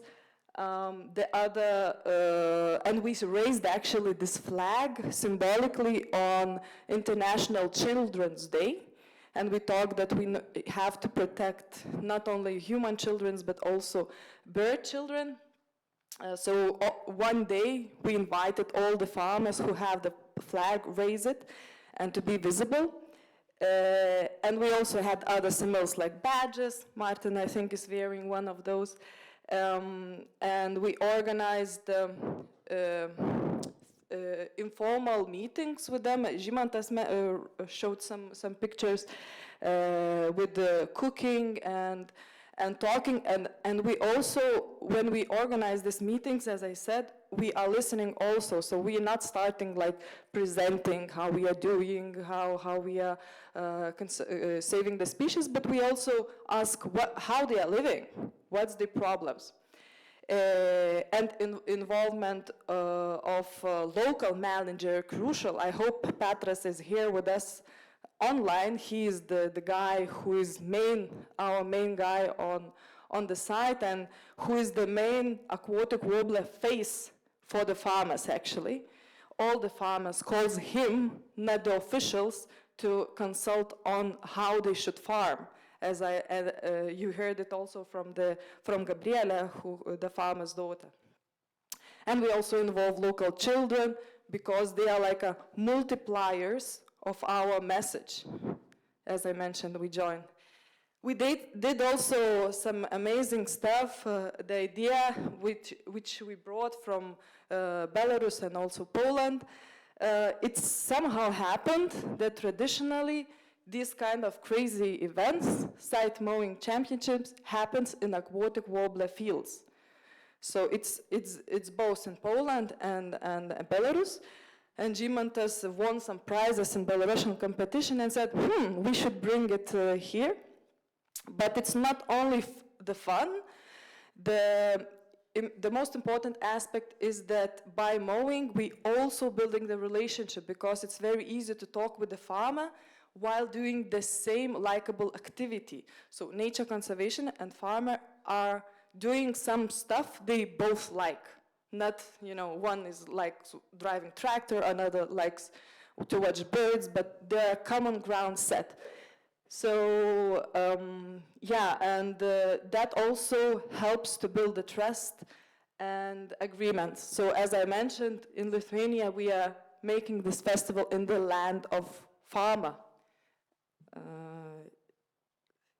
And we will have more of this championship. The other aspect, besides the locals, we said that we want to go outside the local level into the national one, and we want to make aquatic warbler known as a national symbol, and we basically based our communication on psychological science, heuristic science, and one of the aspects of it was liking heuristics, which means that we involve things, people, and aspects that are already liked by the people whom we target. For example, as I said, local people love their children, so we involve children. Local people, local farmers like to mow, we include that. We include people they like celebrities, etc., etc. The other thing is visual identity. Probably you thought that I have only one shirt if you saw all the presentations, but it's meant strategically to get recognition, to be visible. We also it's common new known aspect of communications in environmental field that it's very difficult to communicate nature. So what you can do is communicate it as a soap opera and talk like, oh, mom and dad, this, that, baby birds are doing that, not talking like males and females. And these crazy stories appear about the father, Don Juan, who has a lot of females, and devoted mother who alone is taking care of the kids, and she's a symbol of the motherhood, and etc., etc. Great traveler, crosses Sahara as a marathon triathlon plus 3 days all the way. And so this is the only way how you can communicate for the general public about the birds so that it would be interesting. But other than that, people are more important in communication. So that's why a lot of focus is placed either on farmers or on the devoted team that is working with the bird. Because people can only relate with people in most cases. Of course, ornithologists would not agree, but that's the case for many people. And you see all in our conference the slogan which we used. Actually, it was invented in the first Aquatic Warbler project, Baltic Aquatic Warbler, species do not go extinct alone. And that's the concept we came up, how to explain umbrella species concept and the influence for the general ecosystem services. I said that we involve things that people like, so we try to focus a lot on children, so we developed a specially dedicated platform for children for nature education. And we were very lucky before the pandemic stroke. So it was like record high, and it has more than 10,000 users registered. So, and we made it not only about aquatic warbler, but generally to have kind of a web platform for children education.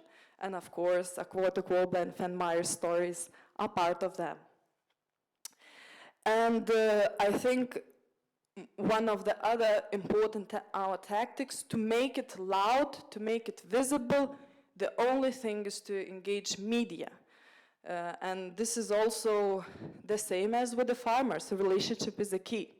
It's not only contact journalists when you need publicity, but it's also being there for the journalists when they ask your help, going to talk, Žymantas is going to talk in various topics that we are not too much working on, but that's what you need to build a long-lasting relationship, to be visible as a leader. So as I said, my goal is to make BEF the first contact of journalists when they think about nature conservation. Oh, I have a topic about nature conservation. Whom should I talk to? Oh, I know BEF is the one who can advise me. Not we as a speakers can be, but we can provide contacts and etc. So that's how it works with the farmers. It's a relationship. Without that, it's difficult to get media attention because otherwise there are plenty of projects, plenty of initiatives going on. And it's a huge job to do that. Žymantas briefly already mentioned about risk communication. Before planning the project, we foreseen that translocation as such will be potentially crisis communication because, of course, we are taking the babies from Belarus and bringing them to the Lithuania. So it also includes international relations. And at the time, it was not as today, but still we have some country-to-country political debates. So we said, okay, we need to prepare for that, and then that's how we developed this strategy, the strategy you see in the picture, which basically said few things that translocation we should communicate, as I said, as a soap opera. So talking about travel, talking about baby birds, and etc., positive framing, and putting the people in the front line. That's how you see a lot of people who is devoted and feeding the chicks. And we tried use, as I said, the same liking heuristics, involve celebrities, involve locally known farmers. We tried in the analysis of translocation process, we said somewhere we have to create events. So after careful analysis, we decided where celebrations should come. Of course, we separated the materials for general public and politicians, scientists. And we involved a lot of international support. I think Martin and others were involved in that. to demonstrate that it's internationally supported. But what really happened? So it was a bit different. We faced the crisis because of the politician stuff. As Žymantas mentioned, our colleague became a minister, started reforms, and then political opponents started to using Aquatic Warbler project as a corruption scheme or waste of money. And plus, what we foreseen that research institutions may have some questions regarding the translocation method as such, because it's radical. So during the evaluation in Lithuania, some scientists said, oh, maybe you have to test with a reed warbler before, maybe do something else. So, and these added, you know, like a spicy on this political situation, and it was like explosion. So this is the thing. Most of Lithuanians would remember about Aquatic Warbler, general public. 100 birds for 4 million euros. You can ask whatever in street, and probably that's what they see, because it's on the most watched TV show, which is like a parody about everything. And it's and what we did, how we responded. So we tried, after consulting with many experts, we said, they said, you will not win the fight when two men are discussing about money. You need to switch the frame from the money to the birds. So that's actually was our strategy, from the two guys talking about money to the devoted people and openness. So in every message we try to speak about how difficult the job is, tried to escape the questions about money.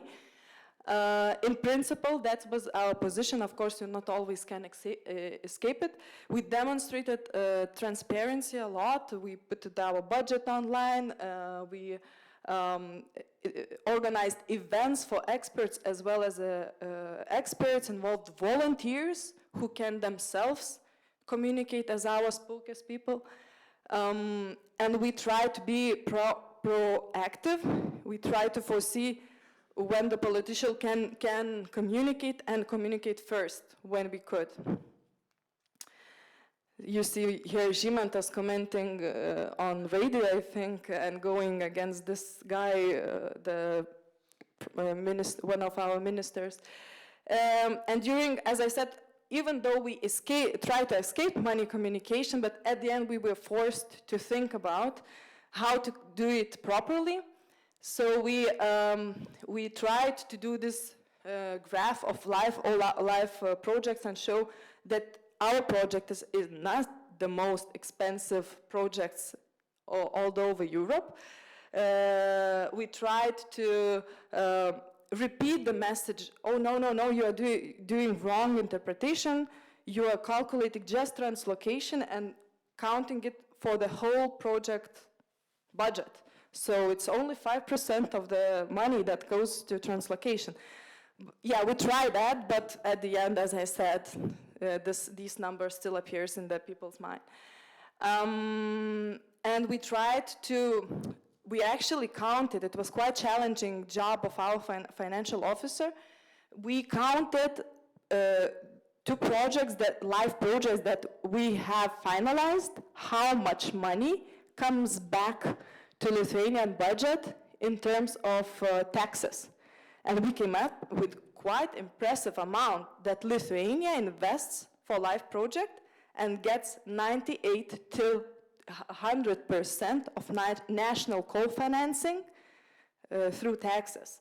So this is also what we tried to communicate.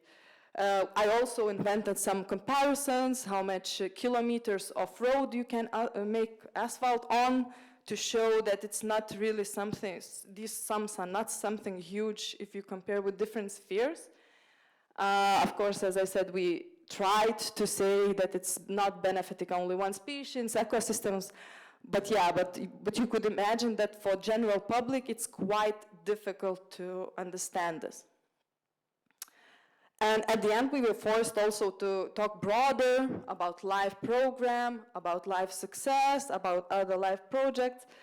So yeah, so as I said, probably before that, we would be, okay. And I'm coming to an end. So as I mentioned, results of our whole communication was local trusted us. Aquatic Warbler is known as a national symbol, and farming practices change. When I mention national symbol, for Lithuania it's quite famous this show. It's on national TV. It's kind of political satire or something. So Aquatic Warbler appeared there twice, not about the project, but when talking about nature conservation as such. So that's how we can grasp that it's kind of a cultural symbol. And I think crisis communication helped us to strengthen our team. We were desperate when the first negative articles appeared, and now we just, another one. And we learned that you don't need to react publicly on every negative article. You only need to react when it escapes your bubble. So the people outside nature conservation knows about it. But except that, I think that very good strategy was that we all negative and all lies we denied in our website, and if you Google, you can find our answers and our facts, and actually artificial intelligence grasps this. So, which shows that future generation, for future generation, it could be a good stuff. And I would say that except negative publicity, we, among our close environment, are known for the kind of this work what we did. So reputation was quite good.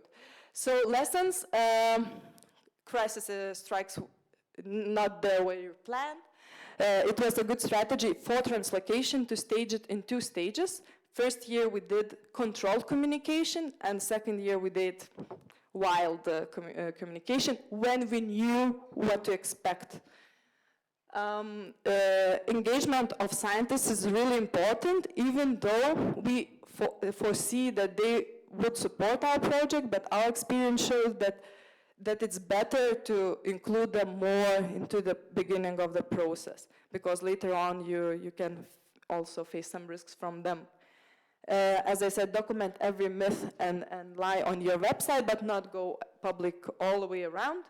And international support is very helpful. Martin was meeting, actually, our opponents. Regarding local community, I think volunteers are really important. In some things, site championship is good for visibility and relationship building. And traditions and symbols are very important. Regarding work for the media, so there are some results what we did. So we reached BBC wildlife article quite accidentally, and we had more than 600 media outlets except negative. So if we will add negative, it will be probably 1,000 and more. Yeah, and as I said, relationship with journalists helps a lot. Yeah, that's basically it. I already mentioned, I think, everything what I said. Okay, maybe important, interesting stuff was regarding join-ups, as I call it. Think about other fields that are kind of cross-sectoral. For example, on YouTube, the most popular video was this one in the middle, where the lady is felting aquatic warblers, this one. Because it's cross-sectoral, it's a totally new audience for nature conservation. So it's quite an interesting thought for me also to think how to engage different stakeholders. Yeah, I think that's it.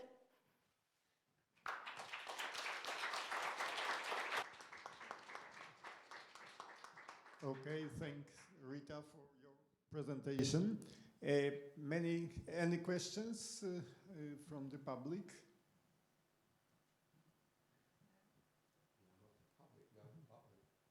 From the bubble, yeah.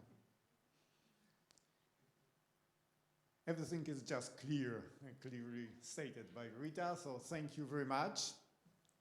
Okay, You know, aquatic warbler is management-dependent species, and now Krzysztof will define our problem working with the aquatic warbler, and will tell about the most important measures for aquatic warbler conservation and potential conflicts and challenges.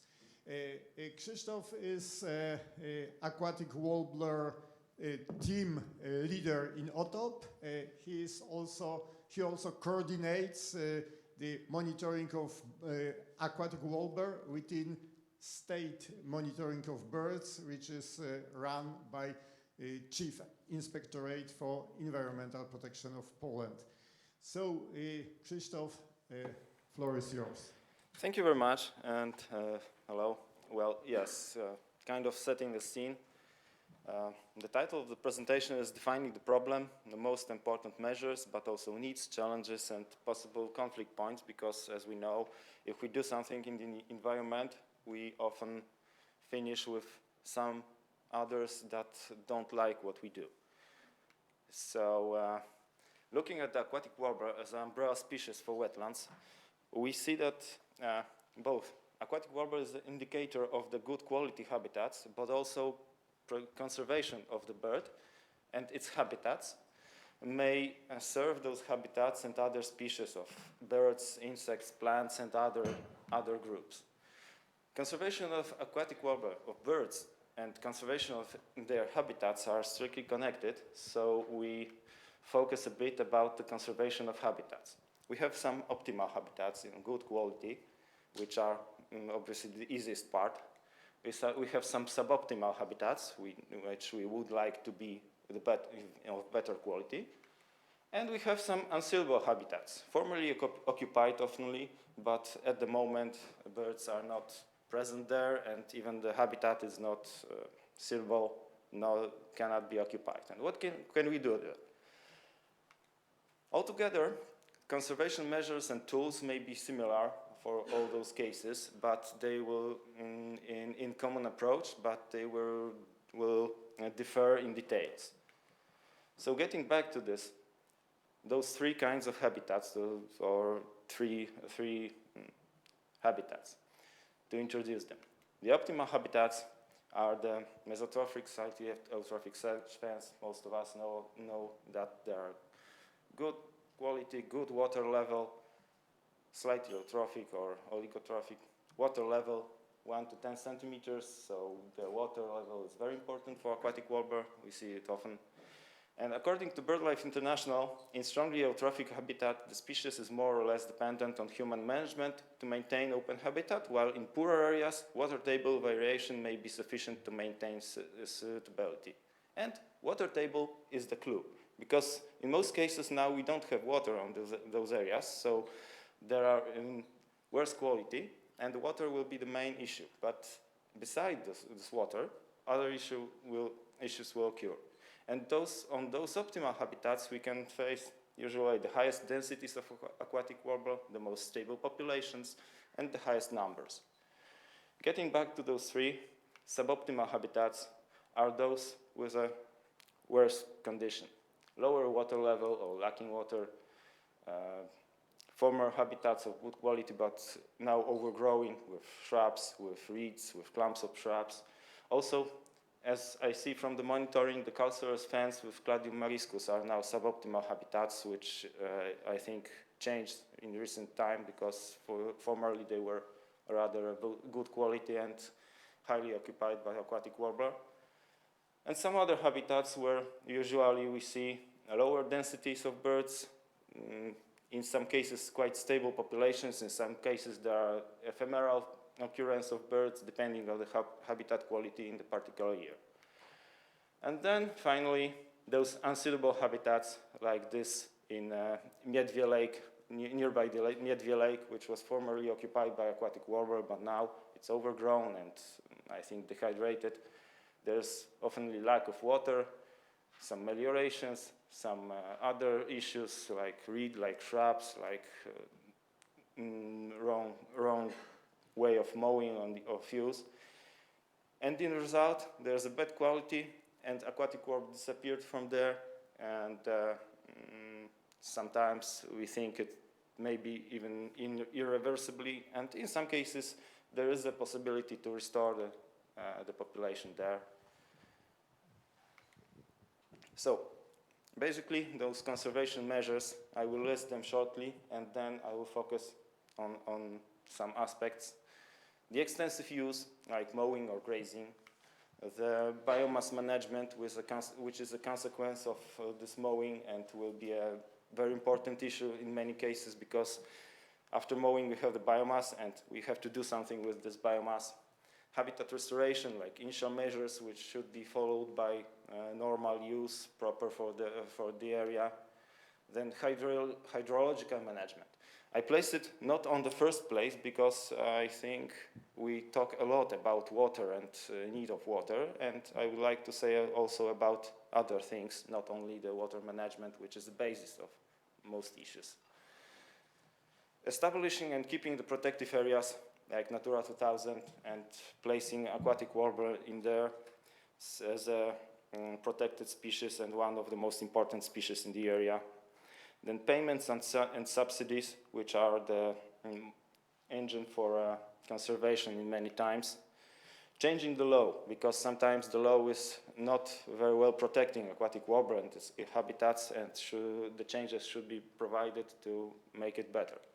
And other things, probably all of us have a long list of ideas and measures which can be included and to conserve aquatic warbler habitats. So, if we have selected areas where we want to do something, if we have proper technologies fit to those areas and working on there, if we have a proper equipment for those technologies to work, then if we have cooperation between all stakeholders, because there are many groups of people involved oftenly, if we have financing supporting our work, and finally, if we have law that works for us and for nature conservation, if we tangle it together and see that all of those things are connected to each other, then we can see that after that we have a proper conservation of aquatic warbler habitat. And this is perfect. And that would be great if you have all this and this perfect scenario would happen. But as we know, the perfect scenario rather don't happen or happens very rare. So we have to face some issues, some problems, some difficulties and challenges. Firstly, selected areas.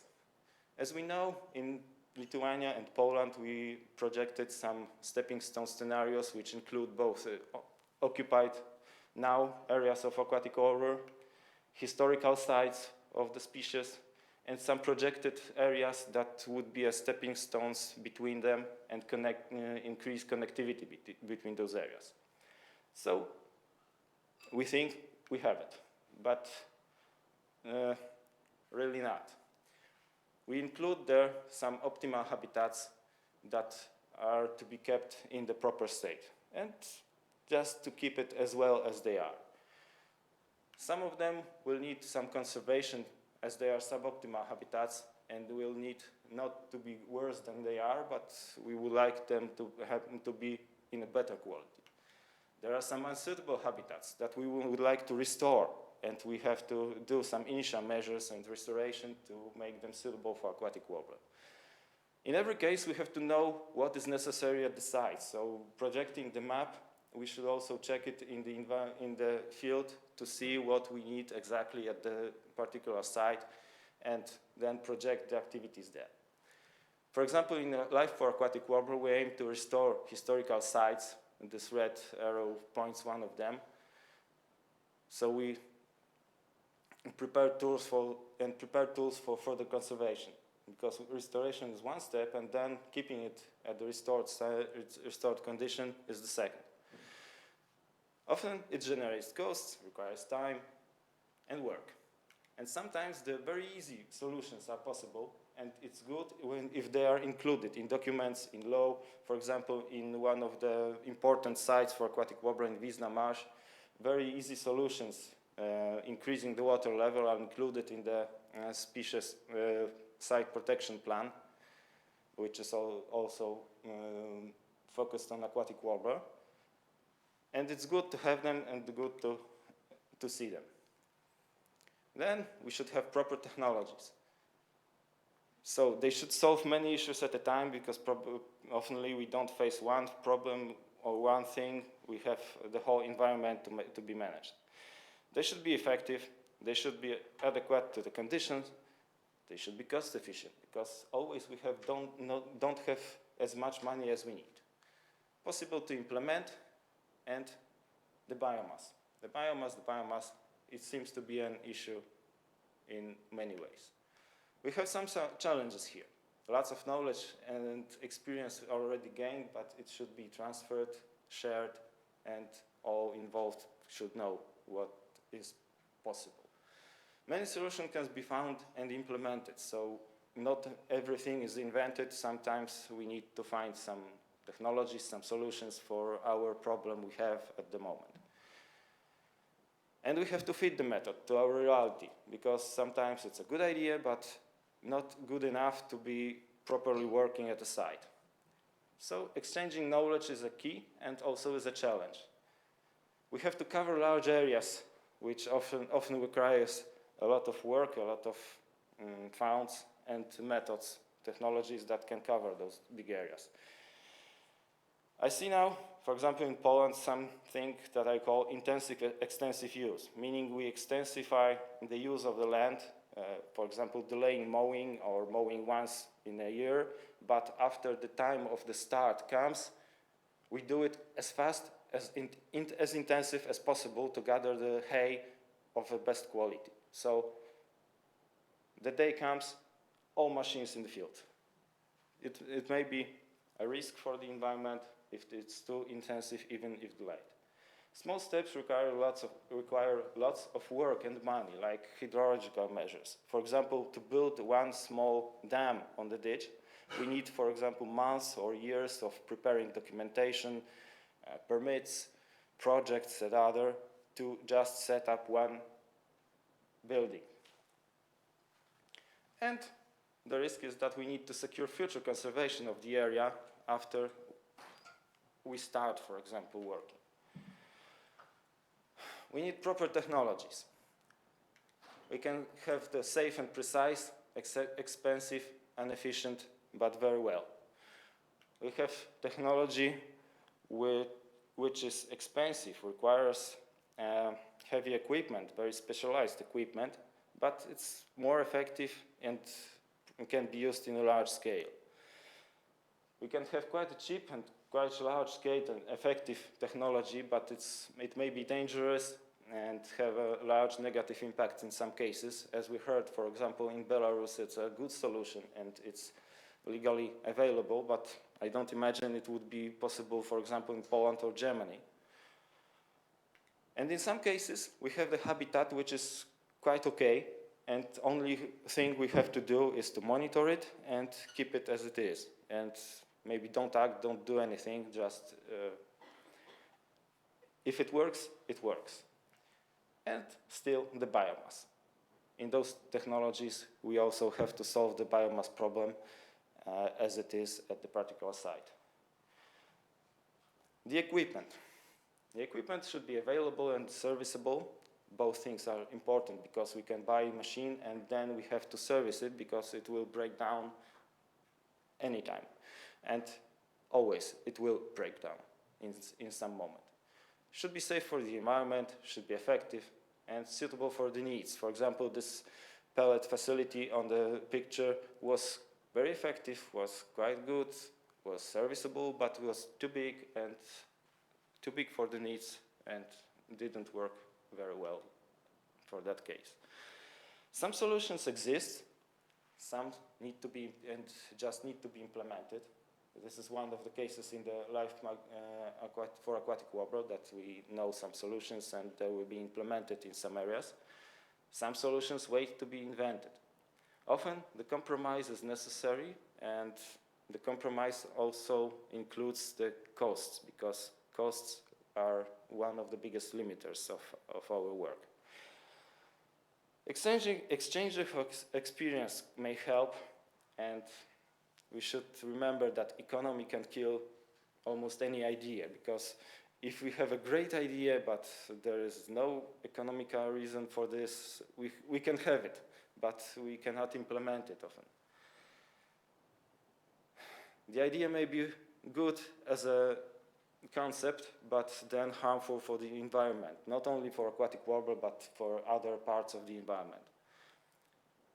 We have to face unexpected changes of law, economy, priorities, so endless flexibility should be important, and one of the things important in projects. Project durability period is a very long time. After finishing the project, after receiving the final payment, we still have 5 years when we have to sustain the results and keep them working, and we have also considered this while, for example, proposing something.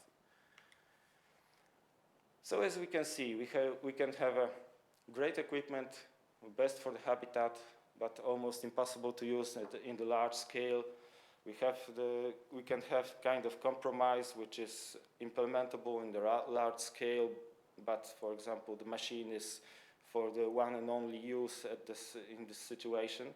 Or we can have the equipment that is commonly available, even if it's expensive. It's available for many people and easy to use and easy to gather, because it's used for different purposes, not only for aquatic warbler measures, for example, but it affects badly on the environment, and we have to consider what we want to have finally. If we want to just, for example, do the mowing, or if we want to conserve, protect the aquatic warbler habitat. The cooperation. The cooperation is one of the most important parts, and I think it should be basis for all work, similar as also Rita said. Cooperation and communication is important. Exchanging of knowledge and ideas between science, conservationists, monitoring, lawmakers, authorities, farmers, society, everyone. Because every one of us has some knowledge and some ideas, and sharing those ideas, discussing them, can be very helpful in finding the good solution. Common awareness and those effects we need. Large as a challenges, large and very diversified group to be managed, because we have to cooperate with almost everyone. People with different ideas, different aims, different, very different points of view on many things. So, and people using different languages, for example. We saw today that it was perfectly solved when Sasha Kozulin has his presentation and the translation was provided. But still, we have to know that there are we have to face those situations. Not everyone wants to get involved in our conservation action. Sometimes some parts, some stakeholders will be unintentionally excluded, or intentionally. I hope intentionally not, but it may happen. There can be misunderstandings. Some proposed solutions can be unacceptable for some stakeholders, so the solutions should be fit to those situations. It's another work we need to do. And finally, we finish with a compromise as defined. And to show just the spectrum of cooperation, we have to cooperate from the upper level, like European Commission, like ministries of agriculture, of environment, other ministries sometimes, authorities, governmental agencies, local governments, NGOs like us, farmers who work on those areas and own those areas in most cases, bird watchers who also enter the area looking for birds, and they want to look for birds, but they also can participate in the conservation. National parks and other institutions of nature conservation who own the land or manage the land. Scientists who provide knowledge about what to do and what result may it cause and what not to do. And finally, people who are there, who are involved in all the nature conservation and who have the voice to speak pro or against the solutions we can make. And financing. Stable, strong, long-term financing of habitat restoration and management. That would be perfect. Adequate targeted financing for initial measures, because initial measures often are more expensive than usual use or usual work, and should be financed to make it happen and then to provide possibility to just manage the habitat which is restored. Covered costs of planning, consultations, advice and analysis. So the cost of work of people who are not involved in the particular in situ conservation, but provide knowledge, experience and other things that may be important. Easy available financing for scientific research and monitoring, because without this we don't know exactly what we achieve and what we can achieve. Financing of habitat management may be challenging in EU. In EU, it's often connected with short or mid-term policies. So we wait for the, for example, CAP perspective, then we have this CAP perspective, and we wait for another one, hoping that it will be also suitable and good working for our purposes. Outside the EU, availability and stability of funding is difficult. Voluntary financing, like AEMs, where farmers may participate but don't need to participate, can be not economically competitive with ordinary management, and then farmers cannot participate and they will just choose to farm and to work more intensively, for example. So they will just, for example, mow 4 times and not once at the plot which is important for us. Lacking funds for science, research and monitoring. We often face that, and I'm afraid not only in Poland but in other places also the funds for science and research are limited. Even if funding is provided, it can be insufficient. Yeah, budget cuttings for science and monitoring are science should be financed. There are lacking funds, and even there are some cuttings. For example, even in our monitoring schemes, we face some finance cuttings in next years, so we have to fit to that because there is no discussion. Long and difficult process of applying for funds for restoration. It takes a lot of time between making a proposal and then receiving the money if we get it. And lack of financial motivation for grassroots activities, meaning if someone wants to just do something for nature and not to pay for that, even not to earn anything from that, but just do it, there's a problem that it's difficult to get money even for this. So basically, we successfully achieved LIFE Aquatic Warbler project funding from EU. But for some of its parts, it was the 4th try. So 3 times we didn't succeed, and now we succeeded. So great, we succeeded. But as I heard, EU tends to resign from a LIFE fund. Very nice fund, very nice money, and probably it will be challenged to keep it.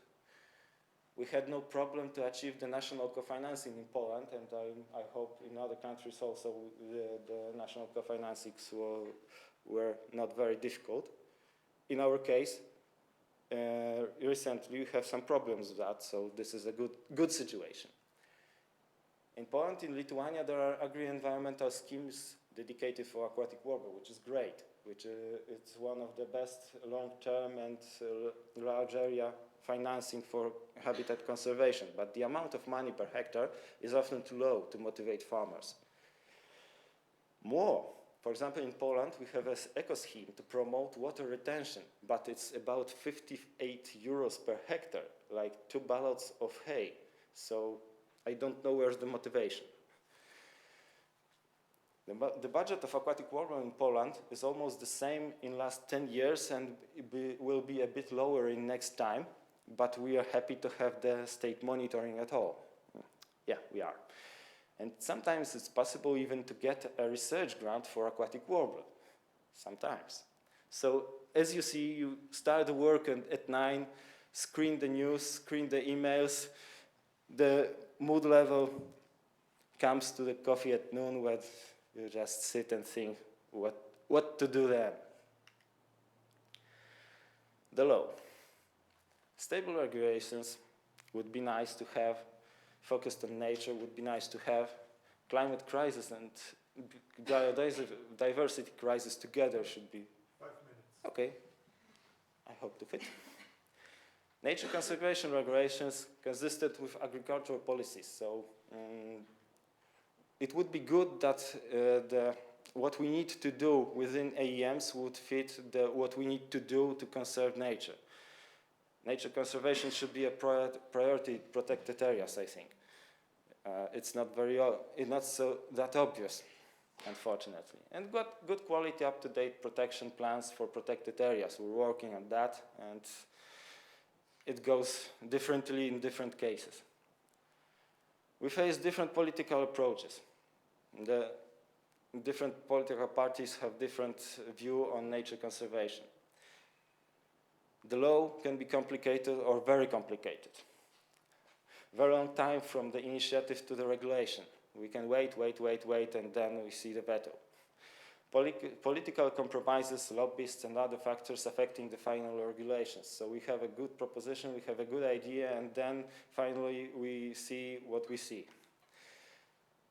Or we don't see anything, because there is a lack of legal acts, lack of implementing acts. So we have an act of, but we have no following documents, so we don't know what to do and how to do it. It's very difficult to obtain regulations that actually protect nature. There is something beside. And if the government changes, most things are stopped and reconsidered, and people responsible for that are new people who have to learn about it and fit to the situation. As an example, I have a story of a regulation of the Minister of Agriculture and Rural Development in Poland on how to apply for Aquatic Warbler Agri-environmental scheme. In 2023, we had this regulation according to the new strategic plan, and paragraph 12, shown here, describes how we can apply for Aquatic Warbler scheme. It was a bit difficult and hard to understand, so in 2024 some amendments were made, some changes and corrections simplifying the use of paragraph 12. You can see them here. But it seems that it doesn't work properly at the moment, so in 2025 we have some other changes and corrections, more simplifying the situation. Actually, these ones were good, and these were proposed by us and implemented as we thought it should be. Now we're waiting for the next year, and we still have those 3 documents, not the document gathering it all together, but you have to check this one, then check in this what have been changed, and then check there what have been changed in those 2 to finally understand how you can apply for the AEM. Simple. Working. And finally, as a cap of all this, we should monitor the effects. We need to know if our work brings actual effect, and we have to consider it. If you have positive effect, it's quite easy because it's positive, and we know that it should be enhanced, should be communicated as a success, and should be also implemented elsewhere. If we have negative effect, that should be avoided, but if we should discuss it, make corrective actions, and rather not do the same work wanting the effect to be positive in another case. But if we have no effect, we should think it in 2 ways. If we invest work, ideas, and money and nothing happened, we probably missed. But if we invest all this and the effect on our side is that nothing changed, but everywhere else it gone worse, means that we succeeded at last keeping the situation as it was. So it's a kind of success, I think.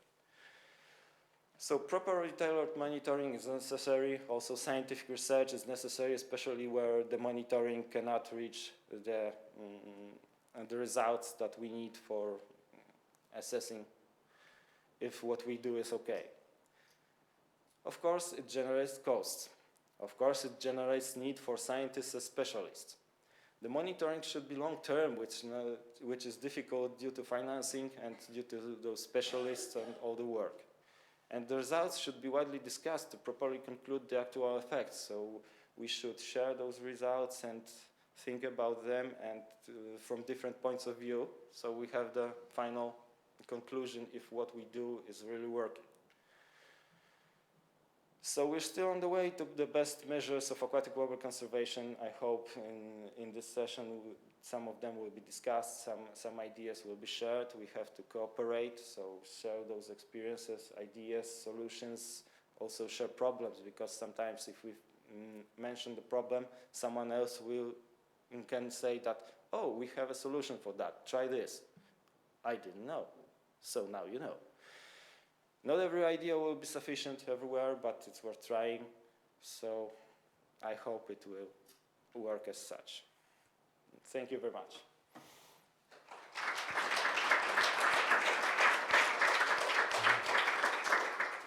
Okay, thank you, Krzysztof, for your analytical and many aspectal presentation.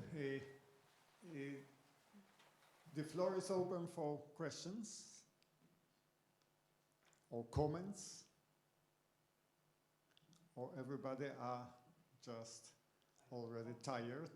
Yeah.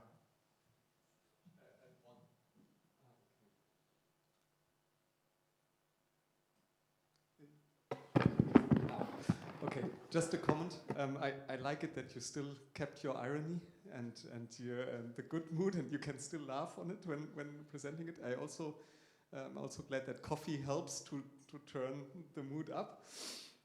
Maybe as a suggestion, it might be worth to think not only about the needs, the challenges and the risks, but also about the opportunities. And we heard, I think, quite a couple of opportunities in the last days, so maybe that also helps, as an addition to the other things that raise your mood. Yeah. I hope there will be in the further presentations also, and in the whole discussion. Exactly. Presentation will rather be more positive, but of course we need, critical approach. So I will try to be positive, and I hope also, knowing Szymantas, he will also. But of course, I will present it in the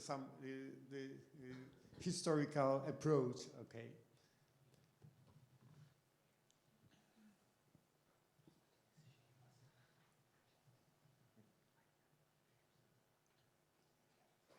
Okay, thank you. I will not put it into the...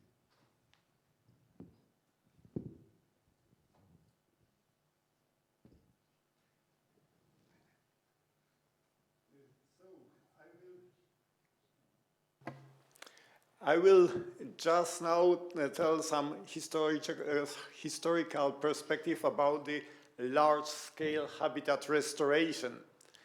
And we know that it can be only made working together with farmers and landowners. So besides of the LIFE project or other big conservation project, we should have some backup, which is agro-environmental schemes. And I will tell how it developed in Poland, and then Szymantas will continue how it worked in Lithuania. As I already told, let's start from a historical perspective. Some of you know that Biebrza was for a long time a symbol of the biodiversity, of course, house of the aquatic warbler. And it is the Biebrza taken by a young student in 1978, Jarek Krogulec. And it was different Biebrza with the high stacks, hand-mown, and everything was different before. It was, during this time there was no national park, there was even some approach to drain this area, but not successful. But then come the next decade,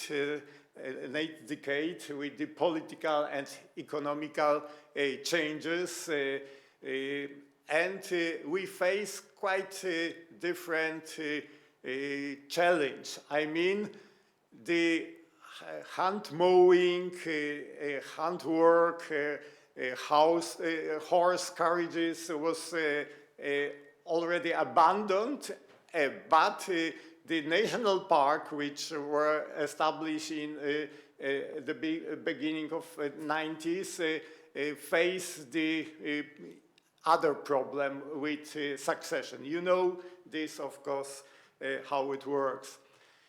So this is, for example, some comparison, the land use in two different periods. And as you can see, at the beginning of current century, only few areas were mowed.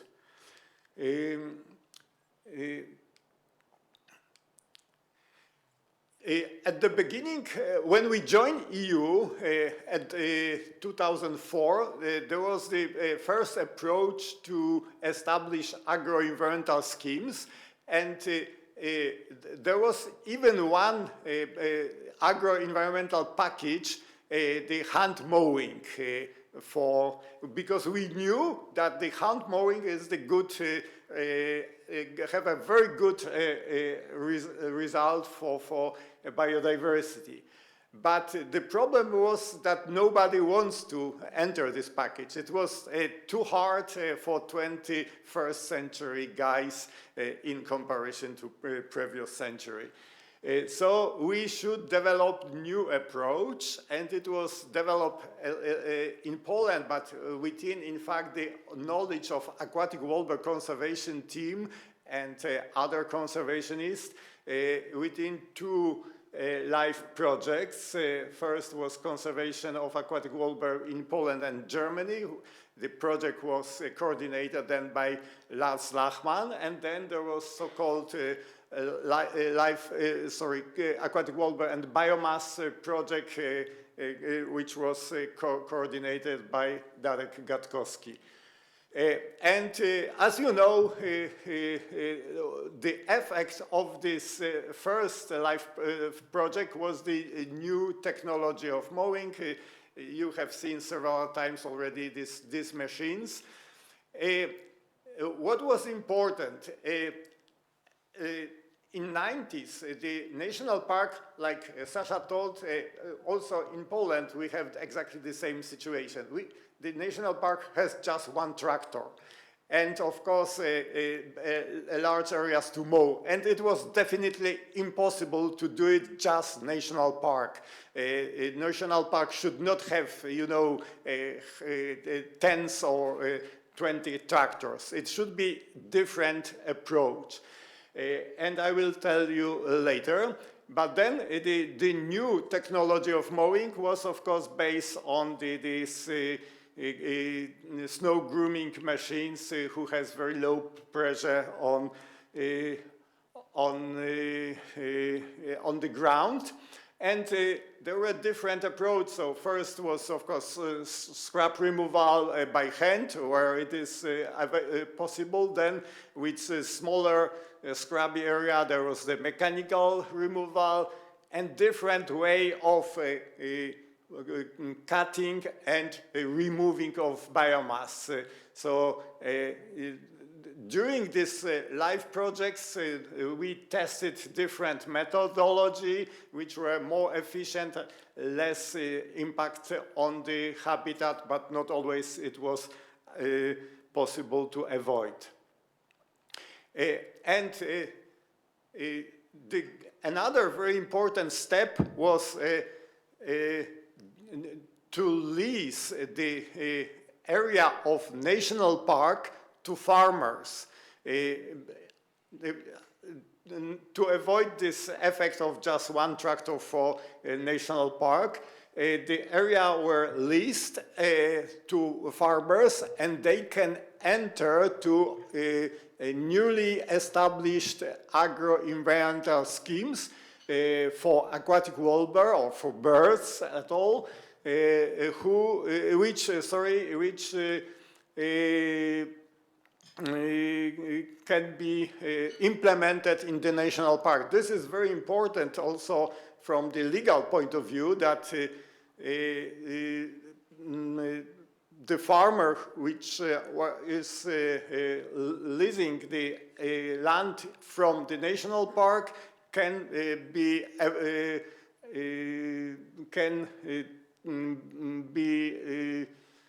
eligible, eligible for this subsidy. And of course, if the farmer or the company take large areas, they can get a quite good reward from that.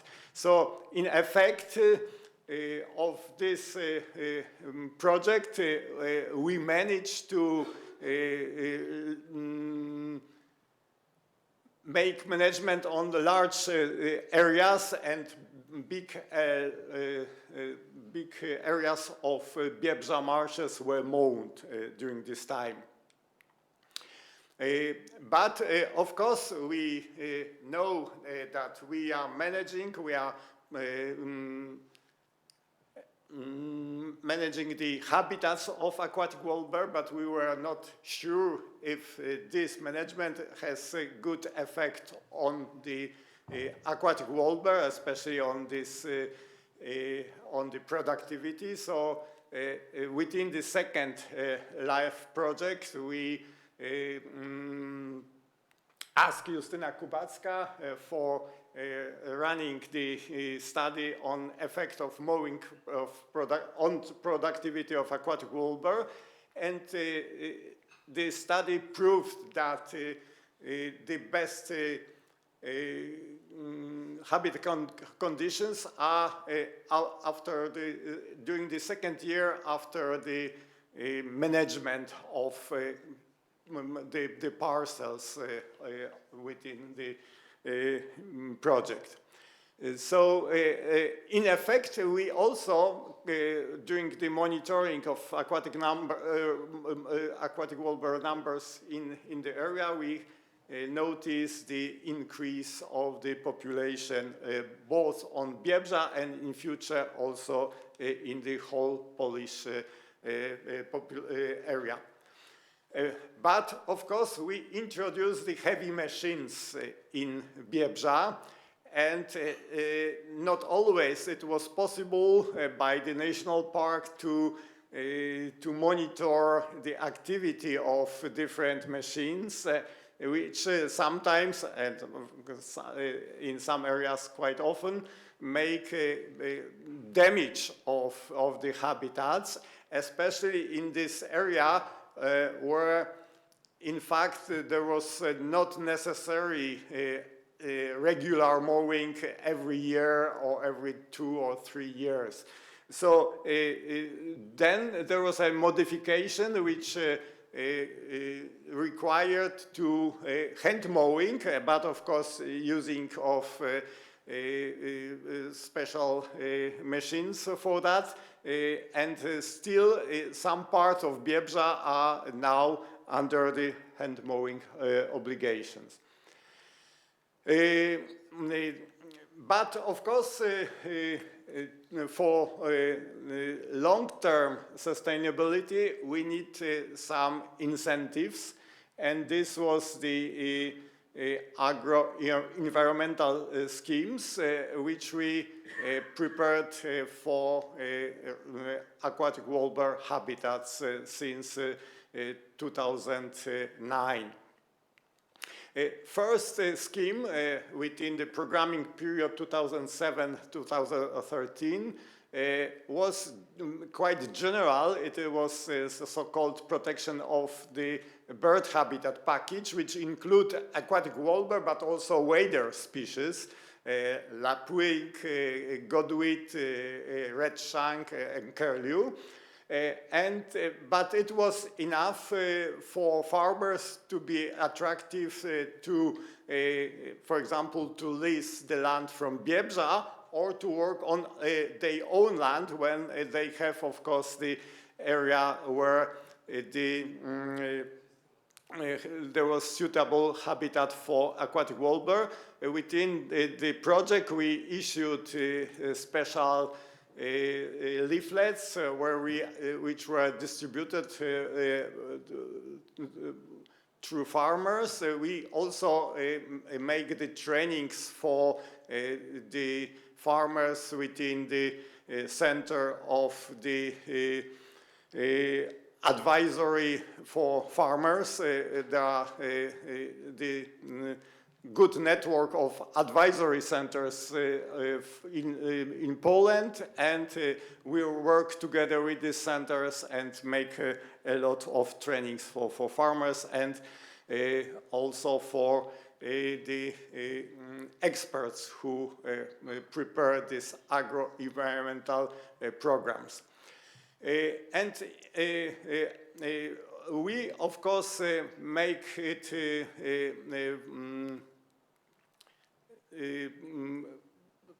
prepare the schemes which require the mowing only part of the parcels. So, in effect, we have such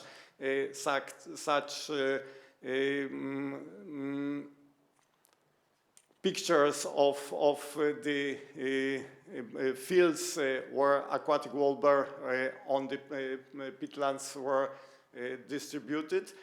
For example, in this upper picture of Helm area, there are the plots of the individual farmer who applied to agro-environmental schemes, and after several years, we reached there one of the highest density of the aquatic warbler on Helm marshes, and Joanna Wołoszkiewicz prepared her study in this work together with Justyna Kubacka about aquatic warbler there.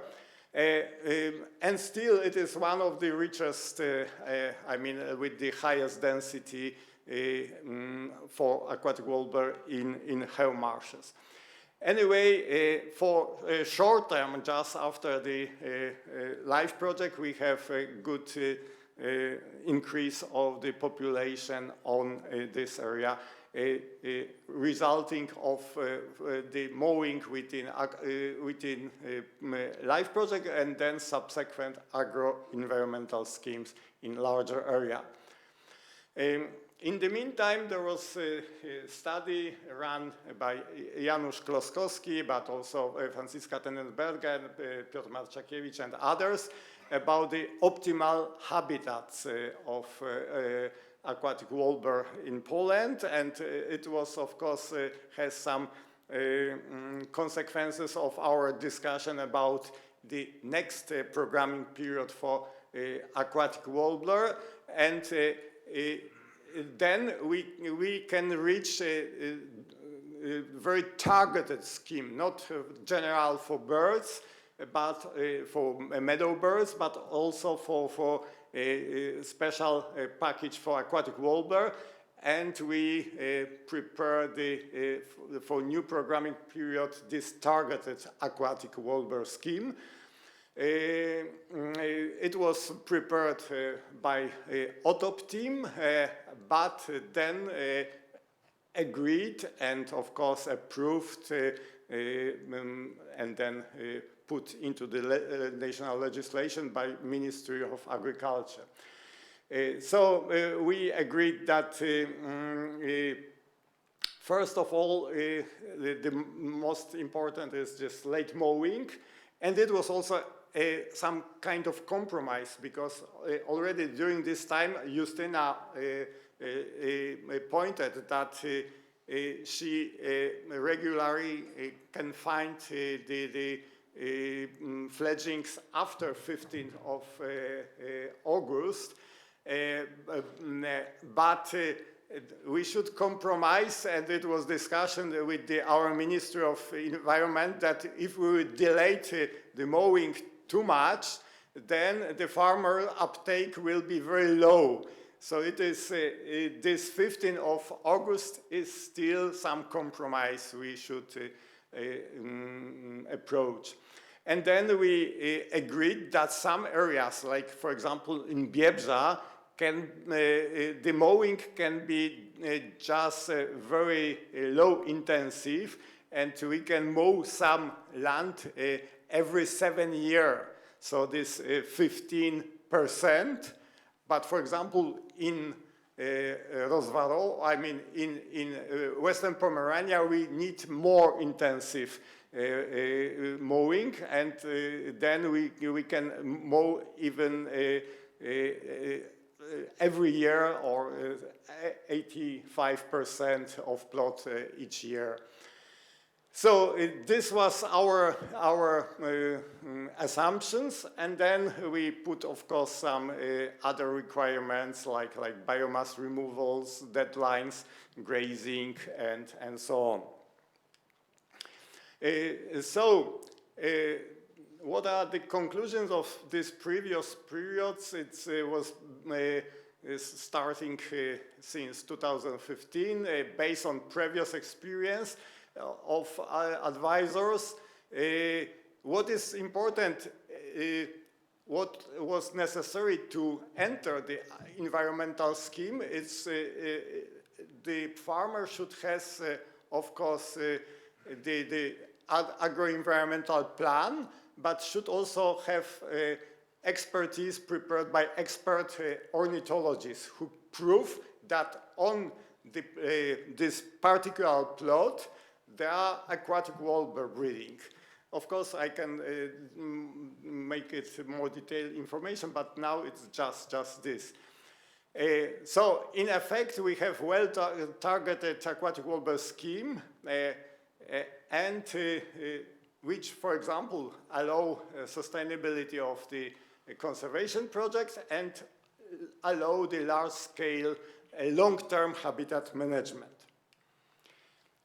But there was some problems with such approach, especially with the area of not regular breeding of aquatic warbler on small sites of ephemeral sites. And we, for example, as OTOP, faced with this problem in Kępa, where we have an area where aquatic warbler in recent year has not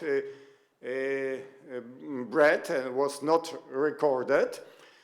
And also in other sites, farmers who have known in last years or during the monitoring of experts, environmental experts, this area, there was no aquatic warbler. They could not enter aquatic warbler schemes. That means that their land, or also Kępa, should be managed against the aquatic warbler requirements. So to solve this problem, we prepared quite a new scheme, which is now coordinated by Krzysztof Stasiak. We gather colleagues from different NGOs of Poland, and within the coalition Agriculture for Nature. And for several species, we agreed another approach. And the problem with this approach is that it was developed by NGOs. And as we are talking about money and money in every EU country is issued by a paying agency, it should have some institutional recognition. So how we solve it in Poland? We decided that for aquatic warbler environmental schemes, there will be eligible all areas where the aquatic warbler monitoring took place. So, for example, on this map, we have the map of the aquatic warbler monitoring, where there is also, which includes also this area which has not regular occurrence of birds. So, for example, in Nottage Valley or the Warta Mount National Park, they are not occurring every year, but but they are still eligible for aquatic warbler scheme according to the new agro-environmental scheme. It is endorsed by the Chief Inspectorate of Environmental Protection in Poland, where we provide the shape files of the distribution of the aquatic warbler habitats. Which were prepared by Krzysztof Stasiak or generally Otop, and then this inspectorate passed this shape file to Ministry of Environment, who of course issued the legislation, and then agro-environmental payments are paid by agency for all farmers who are managing the land on eligible areas. In fact, on all areas where aquatic warbler is monitored. That means it is decided, of course, by the coordinator of aquatic warbler monitoring. So in this way, we achieve the effect that we can manage all the areas where aquatic warbler can appear at least once in the last 5 years. So this is just the way how it is prepared in Poland, and let's later discuss about comparison of some different solution in Lithuania. Thank you very much.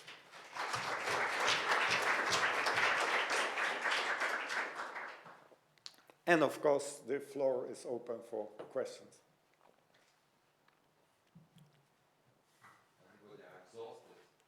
Yeah, I already told. And of course, very boring. I have a yeah. savior if someone needs some medicine. If not, so Zimandas, you are welcome to the floor. And just take, because this will be sure, but it is the latest version. So the exercise. Please raise. Now we measure the level of your energy. So this is a high energy, and this is low energy. So please raise your hand respectively your levels. Okay. Oh. Okay, I see. So I have a medicine for the energy keeping. So in case you need, you are welcome to come and just have a sip, or I can send it around. You can moderate, Jarek, so while I speak. Yeah, that's the presentation, and this is from the memory stick. Yeah. Okay, good. This will be the shortest presentation of mine from today's my presentations. I hope. I hope. But okay, so I'll talk about the aquatic warbler agri-environmental schemes in Lithuania, design of the measures, uptake, the impact and considerations for the future. And And thinking about the Lithuanian agri-environmental measure, I actually have to say that, first of all, formally, we don't have agri-environmental measures in Lithuania for the aquatic warbler conservation, but we do have an eco-schemes. So earlier, if in Jarek presentation there were some comparisons and talking about agri-environmental measures, you know that since this programming period, European Commission has introduced the eco-schemes concept. And Lithuania, I think that was the only country in European Union who has taken on board that actually agri-environmental measures needs to be transferred to the eco-schemes. That's none of the other countries has taken this, and I understand also the reasons, but basically the major reason why Lithuania did that is that Lithuania saw that actually declaring for agri-environmental measures was very unpopular because of the long commitment of 5 years needs to be taken. So the farmers don't want to take the long commitment because, you know, everything is changing and so on. So the eco-scheme approach with a commitment of 1 year or 2 years sounds much more sexy for them, and they can really be much more flexible. So that's okay. Let's scale up the agri-environmental measures by making it more attractive with the smaller commitments, which can be reapplied, and reapplied. So that's why the Aquatic Warbler Conservation measure was also transferred to the eco-scheme. And basically what we have just general principles is that we actually have two types of measures. So one is the eco-scheme, which is basically about maintaining the aquatic warbler habitat. It is 2-year commitments. The payment level is 330 euros per hectare. Plus, there are some other payments, you know, like direct payment. I will get into the payments, into the mathematics later. So there are some nuances in the measures. I will talk about them. Within this measure, there are different types of habitats and different types of requirements in those.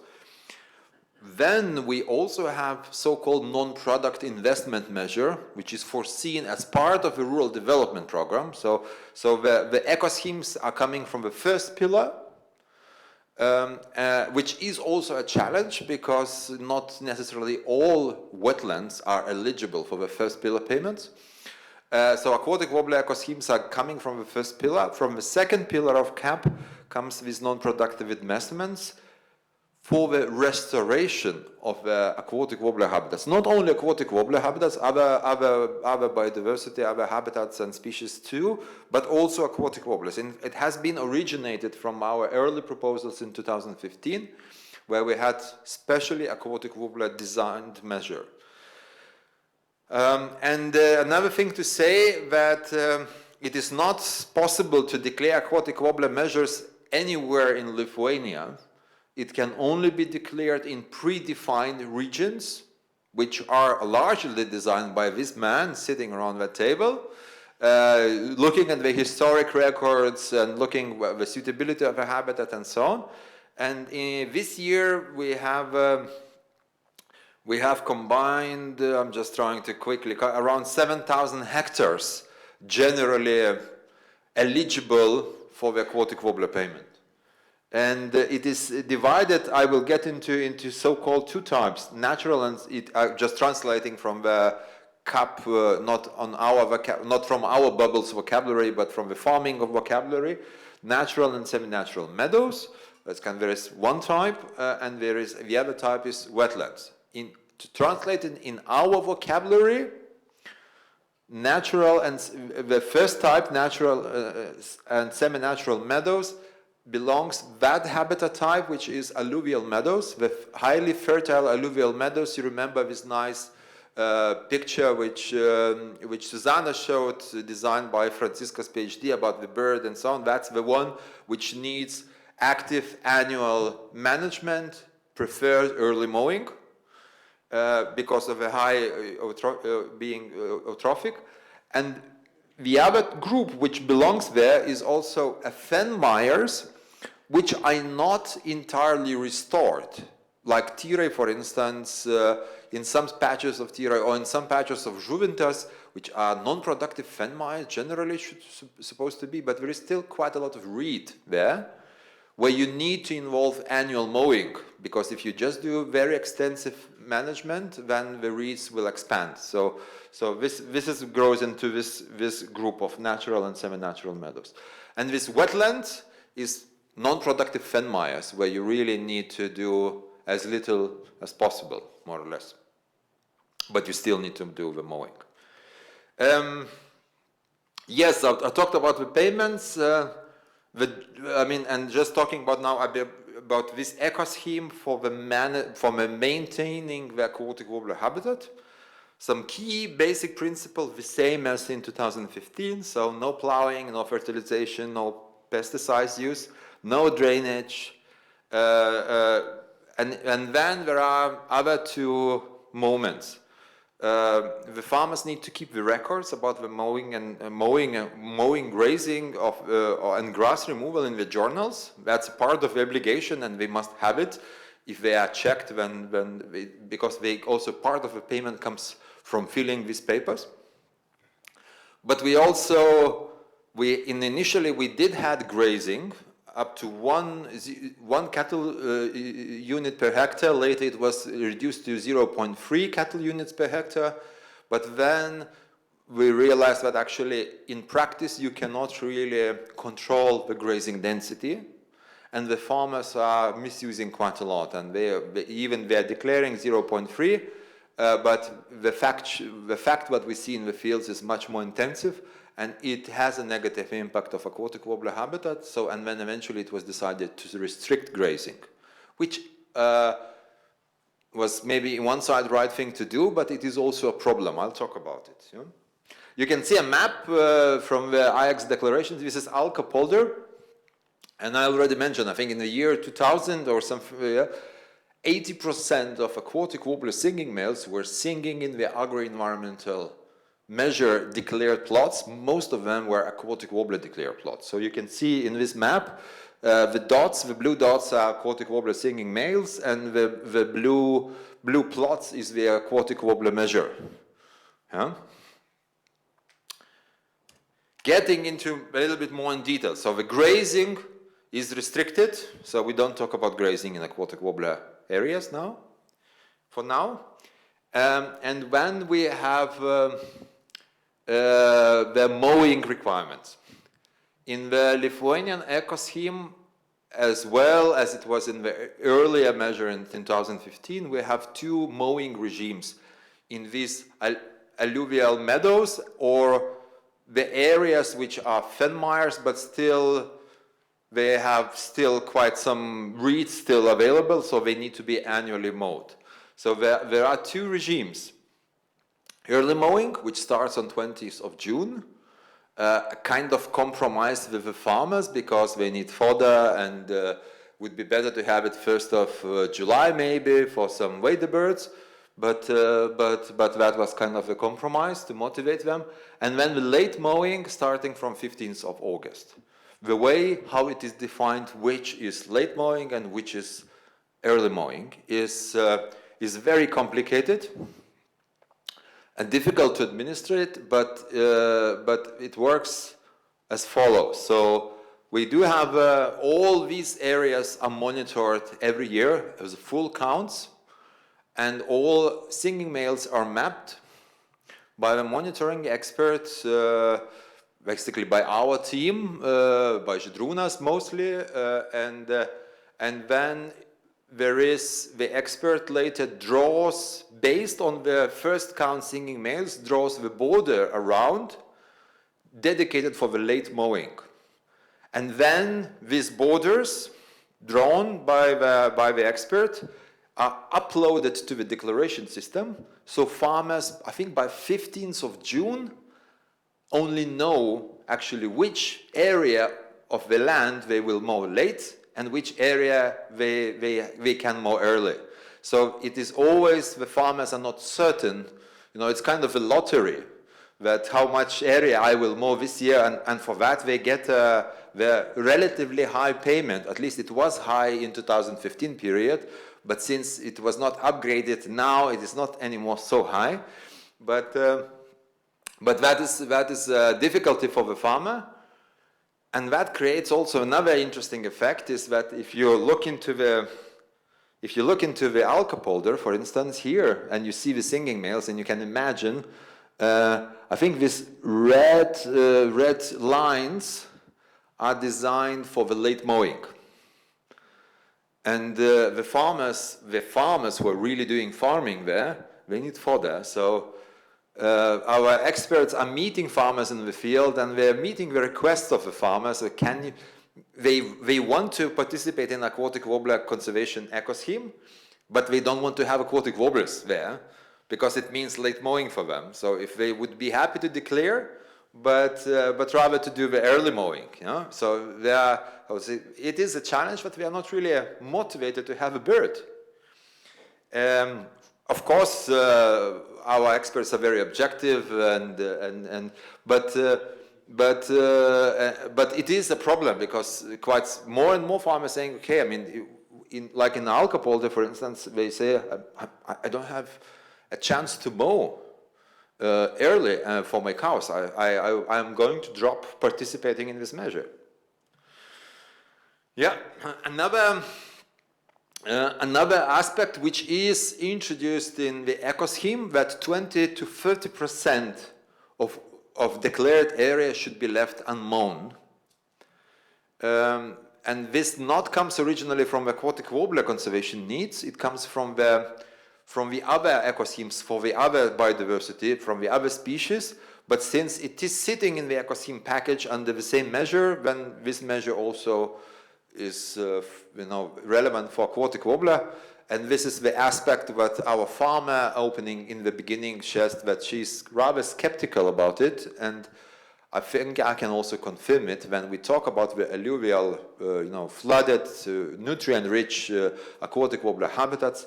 Actually, it's not really good to have these areas left unmown, so we should probably mow all the site, all the area annually. Yeah, and when I mentioned that we have some areas which are unproductive fen mires in a good condition. Some patches of that are in Ruvintons, for instance. This is where you really need a rather extensive farming, but still mowing. So it is the rule is that you mow 50% of the area only, and you change every year. So you mow half in one year and another half in the other year, and the mowing date starts at 1st of August. You might question why so early, because maybe why not 15th of August or even later? The answer is that this is a compromised date with the mowing possibility, because there is when you start mowing in 1st of August, you have a very low window to harvest the biomass.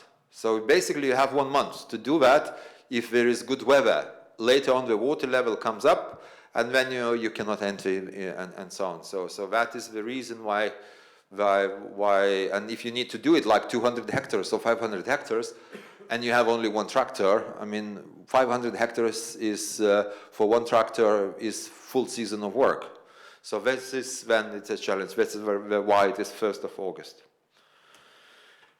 The payment structure, so I said that 330 euros per hectare for the aquatic warbler measure, but in addition the farmer gets the basic income support payment in Lithuania is roughly 78 euros per hectare.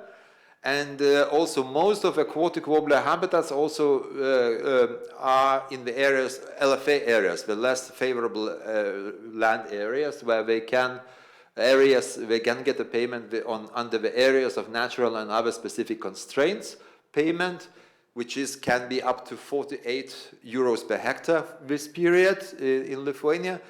In the flooded areas, when we talk about Nemunas Delta, we get 20 euros per hectare bonus. So if you put this into the sandwich, then you get roughly 428 euros per hectare.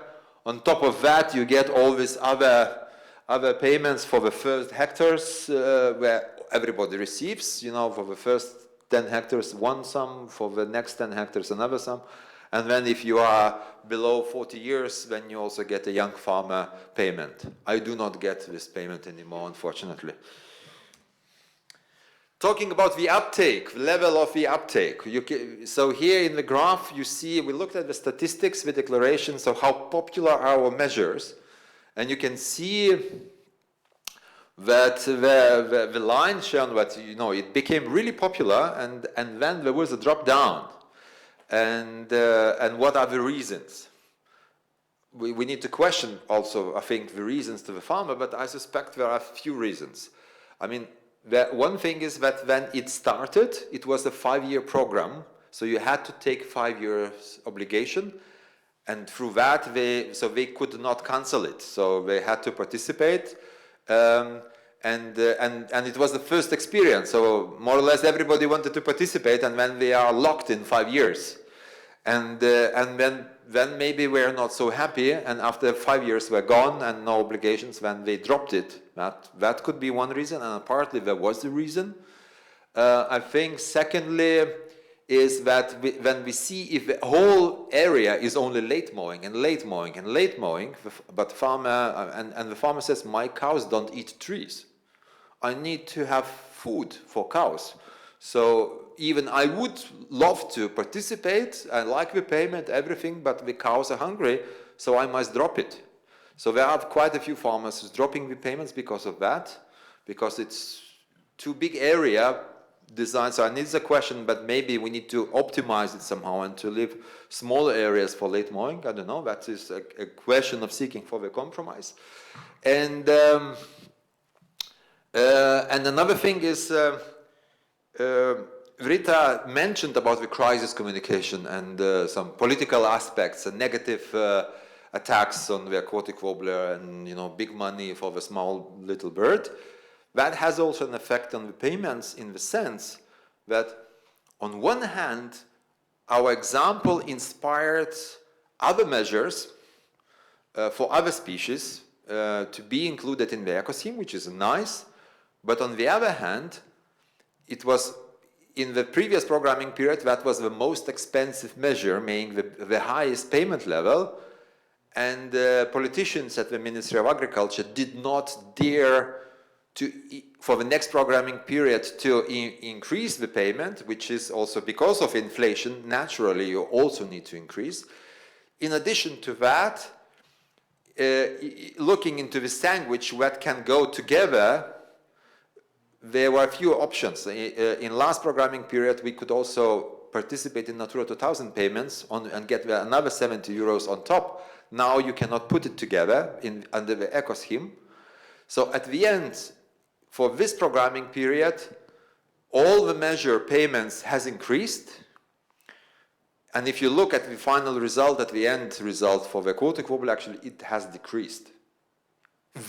And considering inflation, that is really unfavorable for the farmers. Even there are some help for them, like a bit earlier, the early mowing, not 1st of July, but 20th of June, but still. So, and there is no competitive advantage. So from the conservation, it is really their priority measure because most threatened bird and so on and so on. But it does not, we also have the situations that, real situations that farmers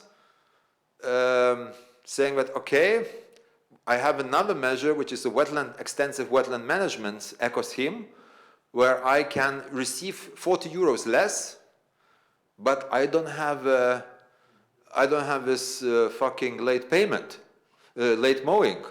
And I can just start mowing on 20th of June, and in the aquatic warbler grounds, they are declaring agri-environmental measure or another eco scheme under extensive wetland management, receiving 40 euros less, but don't have an obligation of 15th of August. So there is a competition between the measures as well. And another thing was grazing. Yes, a lot of, because we restricted grazing, then we said, no, this is not where we will put our cattle. So that is one of the things that we are thinking, that we were looking together with the farmers, what could be the solutions. We do not have, unfortunately, data And we will probably, you know, within LIFE Aquatic Warbler project and monitoring, we will probably examine more the impacts of grazing. but the farmers were offering at least, you know, give us a possibility to put cattle into the field after 15th of August. And then we'll be happy enough. So that could be a potentially a solution. Because of the climate change and Nemunas Delta, they can graze up to November. And that could be a solution for them. If you really look into the percentage of the uptake from the eligible area, you can really see that in 2015, half of the eligible area immediately has been declared, which is, I think, a very good result compared to the other agri-environmental measures in Lithuania, where the uptake is just 1% of eligible area. So here is really nice. Roughly in 2018, it was 97% of the uptake of all eligible areas, so everything possible was declared. And 2025, the area has increased where you can declare, but also participation has decreased, and so then you get a 37% of the uptake of total eligible area. Yeah, and you can see the hectares, amounts of hectares of these types of. Few words about these non-productive investments for habitat restoration. It's not only for aquatic warbler, but it is also for aquatic warbler. So basically, it is also predefined in the map where you can apply for that.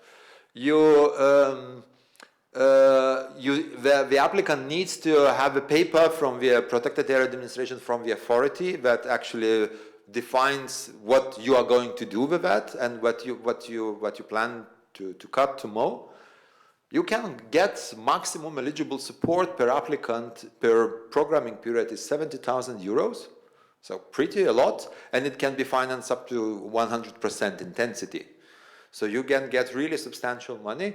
There is and it is quite a premium, I think. If I'm not mistaken, there is kind of standard understanding, 1,500 or 1,800 euros per hectare they can receive and this is considered normal for the restoration. Restoration must be finished within 2 years, and after the restoration, the farmer must participate in the eco-scheme for 2 years, which we think it's a bit too short if you get this amount of money. So eligible actions, and this is eligible actions for all, not only aquatic warbler, but since, grazing is restricted, so you cannot be paid for the electric shepherds and all that stuff. But basically this is removal of reeds, this is removal of bushes, which is removal of stumps, things like that. Removal of invasive plants. Challenges.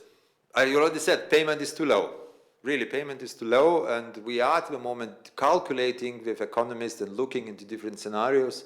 We really try to be economist-based calculations, and we enter into the discussions with the Minister of Agriculture. What about the upgrade? Competition between agri-environmental measures I've also illustrated. 20–30% unmown areas in these high fertile areas I also mentioned. It is a challenge, probably needs to be changed. Administration of to define late mowing areas, actually it is quite complicated, involving the paying agency and environmental authorities, which were formally are sending the maps and organizing monitoring and so on. The environmental authorities are not really fully taking their responsibilities, so we are filling the gaps. But long term, that is a challenge to be. Restriction of grazing, a problem for farmers. Yeah, I already mentioned. Another problem is that actually aquatic warbler breeding is not attached to the singing male. The late mowing areas are defined by the singing male, but actually females don't really care about that, and it can be that the females are breeding actually in this early mowing, so there is always a gamble. And another thing is that we also learned that the eco-schemes works well if the entire plot is participating, the same as it is in the collective approaches, where you have like big area where it is all participate, because if you have only patches participating, so you are experiencing the situations that some of the areas are intensively farmed with early mowing, and some areas were aquatic warbler measures areas. So in those areas which are really early mowed, like beginning of June for intensive farming, the existing aquatic warblers were escaping and they're moving somewhere else. And of course, they can land to the aquatic warbler agri-environmental measure plot. But since it is based, late mowing is based only on a first count of singing males, and if they arrive to the place after that date, then it is a gamble. Yeah? So such kind of situations are happening.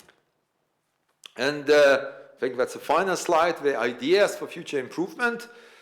Yeah, allow extensive grazing after late mowing or after mass, like starting in August, so that we're thinking and considering.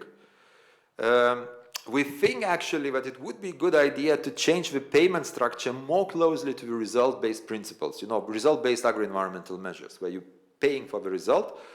So this could be then the so-called hybrid measure, where actually we make the basic eco-scheme payments to everyone, a certain amount, let's say 300 euros, and you get 100 euros more per hectare if in your hectare there is an aquatic warbler singing and you have a late mowing area designed there. So in a way, the aquatic warbler singing male occurrence with the late mowing means bonus for the farmer. So that motivates then the farmer to have, you know, higher payment, and and I think it is more fair, because if it is unfair for the farmers if there is no aquatic warbler, it's only early mowing and they're receiving a high premium. While others who have all the aquatic warblers, they are receiving the same premium, but they also have a problem with the hay and so on. Yeah, so revision of the payment level. And I think when we talk about the non-productive investments, the restoration measure, I think we need possibly, this is what we're going to investigate potentially next year, more stricter control needed, because we feel that there is a little bit of misuse of this. And so not really restoring the measures or really imitating participation in the eco schemes later on, but not really doing that. So maybe also long obligations for the habitat maintenance would be needed to such freshly restored sites. Yes, that was the last slide. It was the quickest, wasn't it? Okay, thank you, Zymantas. I start with one comment that our approach is going into different directions, because I can imagine the rationale is focusing on the farmers who already have or breed the aquatic warbler, and they should be promoted and also should have a profit for that. But we are rather focusing on all potential aquatic warbler sites, and we know that if they will be not managed for aquatic warbler, they will not return after, for example, translocation. So there are two different approaches, and our are more extensive, and they don't need, you know, special care from, let's say, our side. You have, let's say, smaller areas to monitor, so it's easier and, of course, probably better than you are focusing from your side. So if I can comment, yes and no, because we also have the sites where historically there was aquatic warbler, but it's not there anymore. But we understand that we need to maintain these areas because they will come sooner or later. So that areas are also eligible. But it is much smaller because we have just less habitat for aquatic warbler compared to Poland.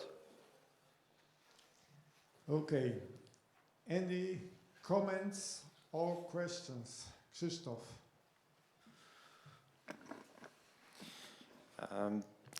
I have a question, because you said that the agri-environmental scheme for 5 years was too long for farmers and they didn't want to participate.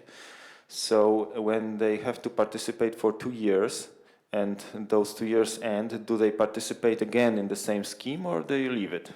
it's up to them. They can participate in the same scheme, or they can, and if you really, it is also, so for now, I think the eco scheme next year will be probably the second year only, so I cannot say how many of them has taken, but it is also, I think, a philosophical kind of, a philosophical question. I think if you really need to ensure the favorable conservation of aquatic warbler, you need to ensure the favorable conservation status of a farmer as well. And I think it is a question or angle, do we want to lock the farmer within 5 years in the trap, so they were participating, or we actually rely that the eco schemes should be so convenient for the farmers and so flexible and so good that they will be anyway motivated to continue it. Why we should drop it? Yeah, but I expect that most of them, after finishing those 2 years, will participate again in the same scheme, and in fact they will finally exceed those 5 years in the same scheme, but having this opportunity not to. Yeah, so we will see, but I mean, generally, if the measure is good, why they should not continue? Yeah, exactly, but it would be interesting to know, because maybe it is, in fact, it is a reason to not continue the 5-year long work, but if you finally reach the longer time of participation, it will be visible that it works, and this approach works. The decision to go to the eco schemes was based also on the big survey of the farmers on the general agri-environmental measures in Lithuania. And there was a question, what are the reasons why they are not participating? And I think there was 3 reasons. One is payment level is too low. Another reason was too long obligations. And a third one that it sounds complicated, or they receive lack of information about it. I was informed that we have a very limited time for the dinner, but before we will go there, I have questions to some participants here, because within the LIFE, within this conference, we want to discuss if it is possible to introduce these targeted aquatic warbler schemes in other member states, EU member states. So the first question is to my German colleagues, if you see any sense and chance to modify your schemes, agri-environmental schemes, for more targeted, for example, for already existing,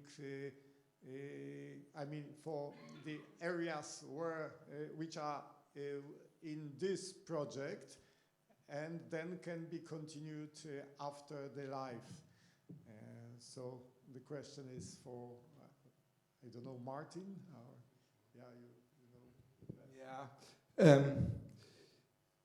I think your schemes are very flexible, and Germans have always problems with flexibility. So I'm not sure. And the schemes are created by the federal states, so we have no national schemes. So only for the aquatic warbler we would have 2 federal states which would be involved, Mecklenburg-Vorpommern and Brandenburg, and often we have the case that a certain scheme is allowed in one state, and the other state said, no, it's not possible. It's rather common. So, but for our sites, it's not really relevant, because if you take the Mersey area, we have just one farmer who is implementing the measures. He's highly motivated to do it for the aquatic warbler, and he gets not payment from the EU GAP, but he gets a nature conservation contract by the federal state of Brandenburg, which is it's shaped individually for the site only. So it's not a scheme, but it's for this site. And I have a very nice colleague who is doing this nature conservation contracts. He's motivated to do everything he can. And so this farmer and this man in the State Office of Environment, they fit together and they will find a solution for everything. So you cannot compare it. And in Mecklenburg, I don't know, but I think that the Lower Peene Valley area is owned by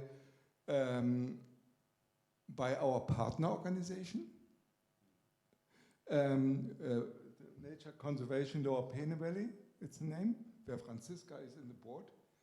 And they can define the conditions with which it is sold out or rented out to farmers, or they can do the management at their own. So they are the landowner. So I think for our project site, we will find individual solutions. But if we would transfer it to a scheme, it could be very complicated. Okay, so we know a German perspective, at least for Brandenburg and also Mecklenburg-Vorpommern. And what about the EU member states on the migratory road? If there is any really possibility or sense to make any agro-environmental schemes or eco schemes for aquatic warbler in France or Spain, for example.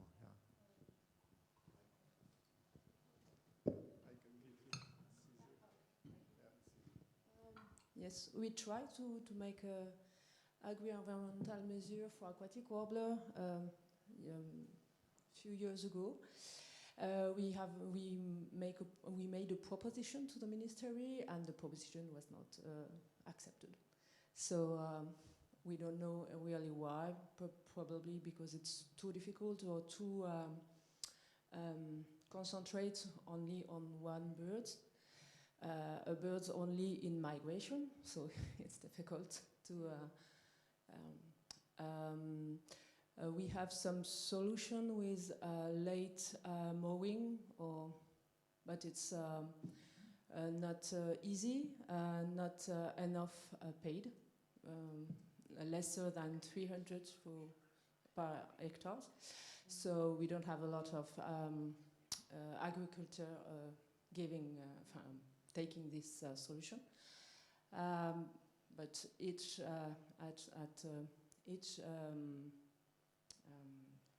year of the discussion about agriculture scheme, we will try again and again, and perhaps we will succeed. Yeah. You need to go to the streets with tractors. I don't know, because we are some territory with the question of the agriculture scheme. But for example, in Brittany, the place where the aquatic warbler stopover is not with agriculture, so there's not topics. Just before I will give the microphone to Bernard, I will tell, yeah, it's just for one species, I think, but of course it's umbrella species, and of course you can give such example. Then it's of course only for migratory period, and in our countries it's just only for breeding period, which is not very extended. So just using this argument, you can also of course discuss. This looks like so you will try, because you know the government is changing from time to time, so then you can have another chance. And how it is in Spain? Yeah.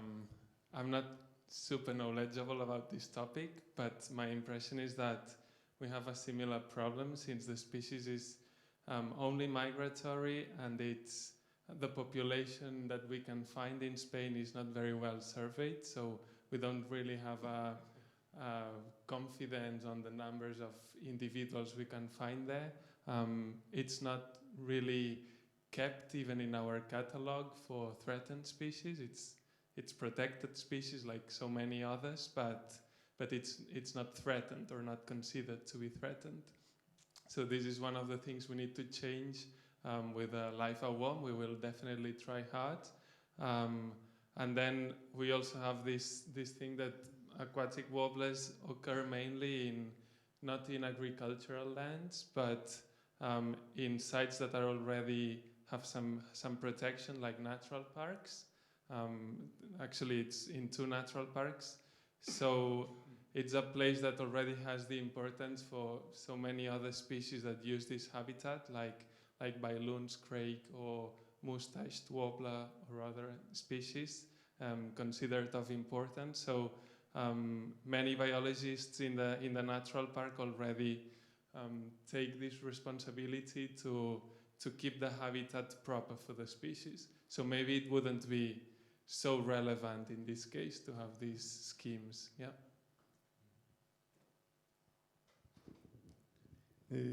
Yeah, like I can make one addition because we have another European Union country in our Life for Aquatic Warbler project, which is Hungary. Yeah. And by chance, I discussed the topic with Tamas, and his opinion was actually that, well, they had only one site where aquatic warbler was breeding, which is Ortobacz National Park, and where it is not breeding any longer. And the perspective is also in our project only to have a small spy translocation there. So he was not really convinced and fond of the idea to introduce a national scheme for aquatic warbler, as he thinks that it's just not feasible at the moment. So just to add this perspective, which I think is also understandable. Yeah, for Hungary, definitely I will even not press. But, you know, for Spain, I am sure that you have relatively good knowledge about the sites where there's aquatic warbler regularly visiting during the migration. But of course, there are other aspects you can consider. And last but not least, I hope that in the near future we have another EU candidate country, Ukraine.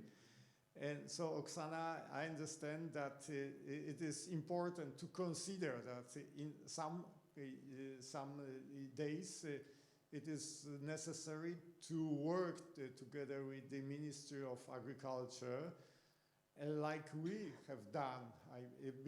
At least in Poland, I mean, within the first LIFE, there was even our action point to, we have employed the agriculture policy officer in OTOP, and he was in regular contact with Ministry of Agriculture, and together with the department who is responsible for the payments, developed the program of aquatic warbler and other birds at the very beginning. So in close future, I understand that the USPB or NGOs will cooperate with the Ministry of Agriculture of Ukraine as the candidate country. Jimandas. I just wanted to make a short comment concerning France, Spain, and Hungary. Not maybe relevant because it's just for one species and because it's just migratory things. We are talking about species that are not extinct alone, so this is an umbrella species. It is an umbrella species for the breed. I don't know really, can it be considered as an umbrella species from a migratory perspective? If the areas where aquatic warbler migrates are important also for the other species. If it does, I mean, don't focus on the aquatic warbler, but focus on the important migratory species and preserve those flatmires, those reed beds or whatever in a proper condition. I think the same stands for Ukraine. We need to think not only about the aquatic warbler, but a bunch of the other species which are dependent in this type of a habitat, and the measures for the aquatic warbler conservation are important also for the other species.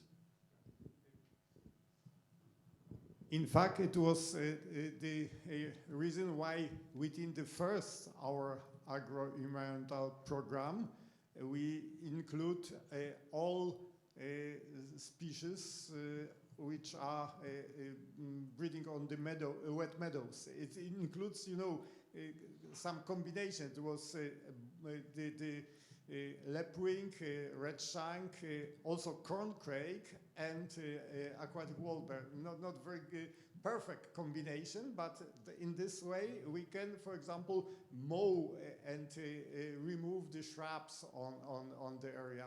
So for Ukraine, I think it can be a similar approach at start, and then we develop more targeted scheme. Any question? Oh, Krzysztof, please. Following Żemanta's thought, especially for the migratory stopover sites, it even don't have to be the bird-focused measure. It may be habitat-focused, and the proper habitat structure or proper habitat values should be protected, and not only the aquatic warbler, which is, as you say, it is difficult as a target, but the habitat which is still there, and as also Żemanta said, other species occur there, and probably this will be a possible way. Okay, I have signals that there is a very important part of another session. Yes, yes. So let's pass our discussion to the next time. I mean, we can discuss over the dinner. And then, of course, there will be also during the Café Scientifique. If I may, Mr. Chairman, I would offer a task for you in the dinner. So you form the working groups discussing about agri-environmental measures over the dinner, and tomorrow morning in the review, when you continue and you harvest, what have you actually discussed and concluded in the informal working session? I will not take this task because I know that it is not feasible. I already consider in my head the feasibility study of this task, and you know, during this dinner we of course can discuss, but we will not get a real result, and then we will really have a very strong hangover tomorrow. So definitely not. Yeah. Okay, so. Then thank you, Jarek. I just take a mic just to close today very quickly. To close this session, but not today. So what we do now is that we go to dinner, to grab a light dinner in the same restaurant as we were yesterday, in the same hall, I suspect. And at 8 o'clock, we have a Café Scientifique starting in a pub. So we continue moving from our dinner to the pub, which is in a walking distance, I understand. Oh, this is a map. So we can also go there together. How many minutes is the walking? 15. So let's say to be safe, we need to move out of the dinner at 7:30, I suspect. So we can walk and we get 7:45 there.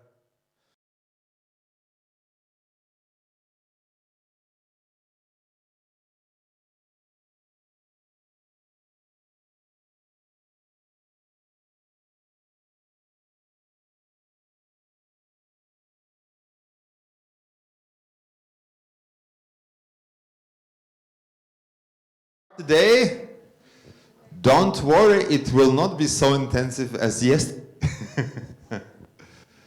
Welcome also speakers online. So we had one more session yesterday, which is called Café Scientifique, where we had a really lively discussion in. May I have your attention, please? Joanna. Okay, yeah, so some management of a group. So we had a really nice discussion yesterday at Café Scientifique with public. We had some really interesting questions. We did have some politicians also participating yesterday, ex-minister and also some people from the parliament. So it was really a nice networking event, but at the same time I understood was really busy and rather exhausting, probably the whole day of yesterday with so many number. But I'm thinking that can we do it differently somehow in all Aquatic Warbler project conferences and events? We are really intensively discussing till the late evenings and kind of every evening. So it's Aquatic Warbler style probably. So today we have a final session, and Jaroslav will continue chairing socioeconomic aspects. It's a biomass-focused session, but before we go to the biomass, I guess we will talk a little bit about genes. I'm happy to give a microphone to Jarek so you can lead our group. We need to arrive at lunch today somehow. Yes, exactly. We should also start to return to our homes in proper time. Some have flights, some should drive along. So I will keep the time. But let's start from one of the most interesting presentation about big data and, of course, our small brown bird. So I will ask Justyna Kubacka from Institute of Zoology of Polish Academy of Science to present us about conservation genomics of aquatic warbler. And while Justyna is preparing for her presentation, for those who are here and living in a hotel, I just wanted to remind you, I think the checkout is at 12 o'clock, so coffee break is a nice moment if you're not yet checked out to take your stuff, and you can leave the stuff here. So. Okay. Justyna. Thank you very much. So I'd like to start with illustrating why genetic diversity is actually important. So let's travel back in time 2 million years ago when the ancestor of the group of birds which are known today as Darwin's finches colonized the islands of the Galapagos. So those individuals arrived at a number of islands which varied to a great extent in environmental conditions and specifically in the food sources that those birds could obtain, such as seeds or cactus fruit. And over hundreds of thousands of generations, a variety of species which varied predominantly by the beak, size, and shape evolved, which were adapted to those different food sources.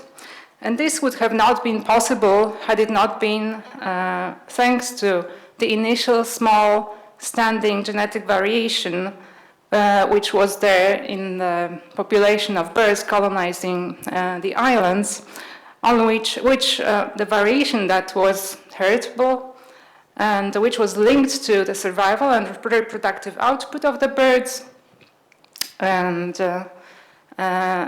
enabled the natural selection to work. So genetic variation is essential for organisms to adapt to new environmental conditions or to changing environmental conditions. And this can happen not only over a scale of hundreds of thousands of years, but also over a much shorter time scale. So here I wanted to illustrate this with a group of birds which are known as Hawaiian honeycreepers. They are endemic to the Hawaii Islands, and their populations used to be numerous there. However, at the beginning of the 20th century, mosquitoes were introduced to the islands. Sorry, I just got a phone call that your presentation is not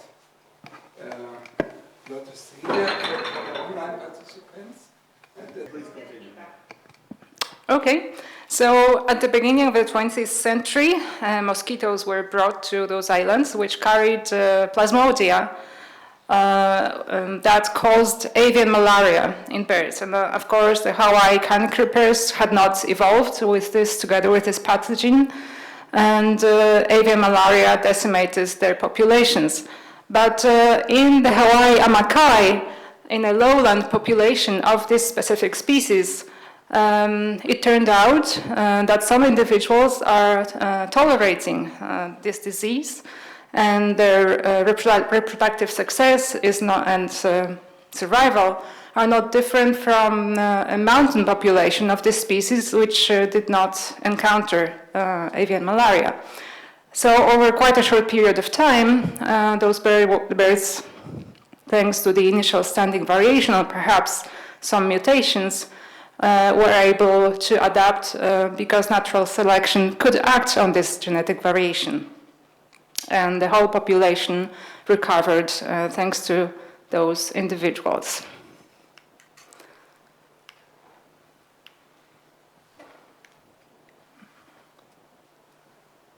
Oh, it's not changing.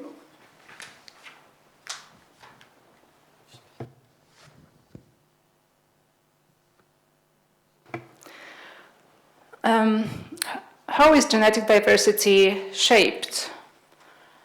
So, first of all, it is created by sexual reproduction, because males and females, their reproductive cells combine to form new combinations of genes. Also, there is a phenomenon called crossing over, which is exchange of genetic material during production of reproductive cells.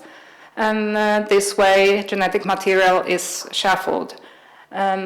Of course, through mutations, so changes in the DNA that are not fixed during proliferation of cells, and thanks to gene flow between populations. How it is lost? Through natural selection. However, this process is quite favorable because it enables an adaptation, and also quite crucially for populations of conservation concern, it is lost through genetic drift and inbreeding, and I'll focus on these two over the next slides. So genetic drift is a random change of genes, gene frequencies, relative gene frequencies in a population. And this random change takes place because, for example, not all individuals reproduce over the next generation. Perhaps some of them die before reaching sexual maturity by pure coincidence because they are consumed by a predator, or they die due to bad weather conditions. Or perhaps simply not all variants of their genes are passed to the next generation because this is segregation of genetic material is random.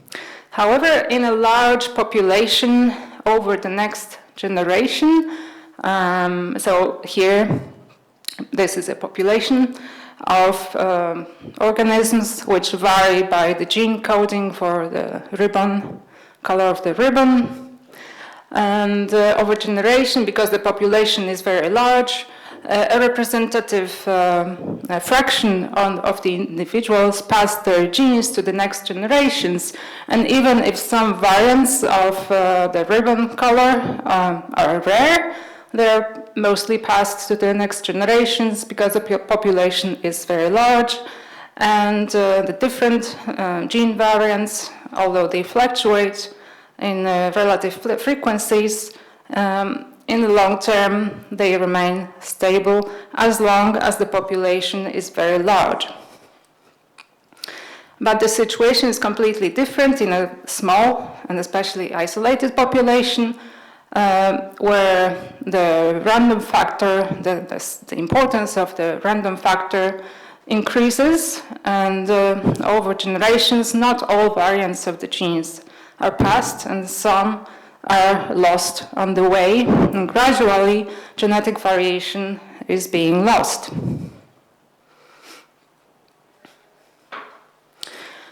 So when can this happen? Of course, if there is habitat loss or fragmentation, then the population size can decrease quite steeply, and genetic drift, the action of genetic drift increases, and then we speak of genetic bottleneck. But also, if some individuals colonize a new breeding site, such as an island, or also if a group of individuals is translocated to a new breeding site, then there is also genetic bottleneck, and this is called then the founder effect, because the genetic composition of this new population is mostly determined by the genetic composition of the founders and not the source population as a whole. Importantly, as the population size decreases, and when it is isolated, and when a population is isolated, then individuals become more similar genetically to one another. They are more interrelated, and inbreeding increases. So inbreeding is mating between more related individuals. And those individuals, they don't need to be siblings or cousins. It is enough that they are more related, and the genetic material of their offspring, the material from the father and from the mother, is more similar.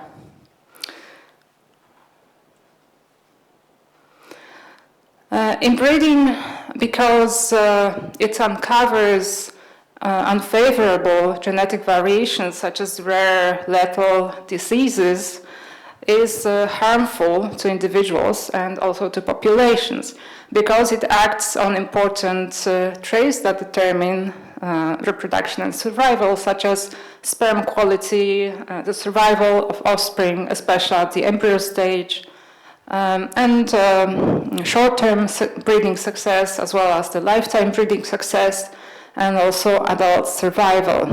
And in birds, it is known that it is especially the hatching rate that is affected by inbreeding more than other survivals and reproduction stages. And this was shown not only on single studies, but also in a large meta-analysis, which showed that populations of birds which are smaller and more threatened have more hatching failures. So by now you can imagine that a genetic drift and consequent inbreeding affect extinction in populations, which I wanted to illustrate here with the case of the greater prairie chicken. One of its populations in the United States used to be very large. However, it declined steeply over time due to its isolation. And it turned out that the decline, which was measured here by the number of males, denoted by triangles, that this decline was associated with a decreasing hatching rate. And the hatching rate increased with after translocation of new birds from another population, which also caused the number of males to increase. So this showed that this was indeed the previous loss of genetic variation and inbreeding that caused the population to decline. So by now you are aware that since the aquatic warbler has shrunk its breeding range so much, and since its habitats are now quite fragmented, and the breeding sites are isolated, and also since this corresponded to the huge decline in population size, then the aquatic warbler is facing higher or stronger action of genetic factors. And it is important to study the genetic health of its populations. So there has been one such study. However, it's focused only on 2 populations, and it used so-called genetic markers that are quite imperfect, and it relied on not too many of them.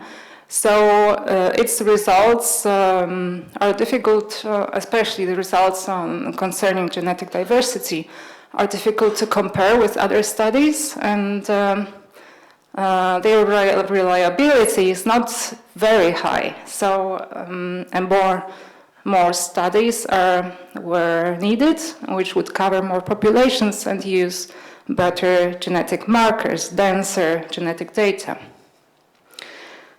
And recently I had a chance to do such studies, to carry out such studies, and I would like to present results of my 2 recent genomic projects.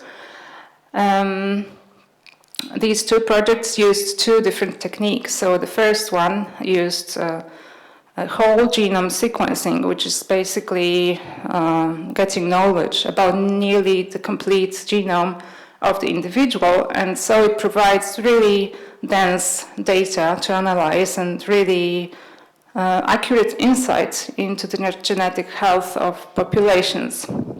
But because this method is very expensive, it is usually, for now, not possible to study too many populations. So with this method, I sequenced 60 individuals from 2 populations. The first one was the Biebrza Valley, which was sampled in 2 time points, 1997 and about 20 years later, which enabled temporal comparison. And the second one was West Pomerania, sampled in 1999, which at that time was steeply declining. It was the most westernmost, as we all know, and it was quite isolated. And the results of this study can also inform translocation to West Pomerania. That is happening now. And throughout my presentation, I will be referring to the results from this project by the acronym of the methods, WGS, so that you don't get confused. And the other project relied on a technique which is called, in short, RAD-seq. I will not go into details. But in brief, it is much less precise than whole genome sequencing because it covers only a few % of the genome of an individual. But because it is, of course, cheaper, then it enables to study more individuals from more populations.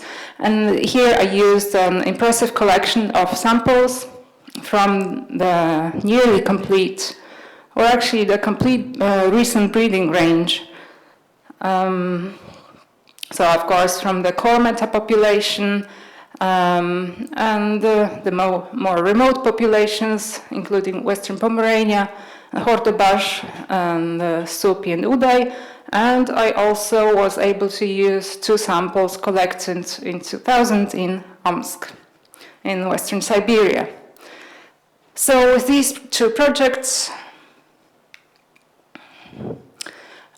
so I'll be referring to the results of this project by the acronym of the method. So with these 2 projects, I wanted to look, of course, at what the genetic diversity was and is. I should have mentioned that the samples in these RAD-seq projects for some populations were collected in different time points, so at least two time points. And in the case of the Biebrza Valley, I had a bit more time points, so it was possible to see how genetic variation is changing over time. And I, of course, also wanted to look at the inbreeding rate and whether there was indeed a genetic bottleneck and what the recent historical effective population size was. The effective population size stands for the amount of genetic diversity present in a population, and the higher it is, the lower the action of genetic drift is, and the more genetic variation there is. But it does not strictly correspond to the census population size. And I also looked at the genetic differentiation of the populations and whether it has changed. And I wanted to find out whether the geographic isolation and potentially lowered genetic diversity could have accelerated the extinction of West Pomerania and how it can be informative for the current translocation projects. So, getting to the results. First, about genomic diversity. I found that compared, well, using the whole genome sequencing data, so just the two populations, genomic diversity was comparable between West Pomerania and Biebrza in one parameter, but in another parameter it was slightly lower in Western Pomerania. So with the whole genome sequencing, I was not able to use too many individuals because this method is expensive. And maybe it is for this reason that results seem to be slightly different with RADSIC, in which I use more individuals, higher sample sizes. And these results from various populations, which are shown on the different graphs, showed two things. So first of all, that genomic diversity seems to be actually increasing over time, which is especially visible in the Biebrza Valley, and less pronounced and perhaps not even statistically significant in the other populations, for which I had 2 time points. And another point is that genomic diversity seems to be slightly higher in the largest populations, so in the Biebrza, Hell marshes, also in Zvaniec. Then I wanted to put it in the context, so to see whether the amount of genetic diversity in the aquatic warbler is high or low. And I looked at a study on the hihi, which is endemic to New Zealand. It is a small island bird with very low genetic diversity and lowered adaptive potential. So the aquatic warbler has nearly the same amount of genetic diversity as the small island bird, which leads me to conclude that it might have lowered adaptive potential, although diversity could be recovering. But as I said, because these results are not fully in agreement with the whole genome sequencing results, then more genetic monitoring is needed using whole genome sequencing. And then again, with this same technique, I looked at genomic inbreeding, and this showed that it is elevated in it was elevated in West Pomerania. This difference is statistically significant, but it was quite comparable over the 2 time points in Biebrza.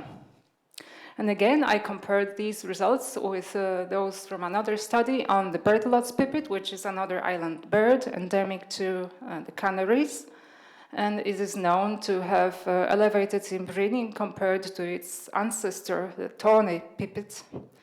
And the aquatic warbler seems to have a similar level of inbreeding to some Berthelot's pipits, for example, from Madeira, which leads me to conclude that in the aquatic warbler, although it's by no means an island species, inbreeding is elevated, and it is especially elevated. It was especially elevated in Western Pomerania, 1999.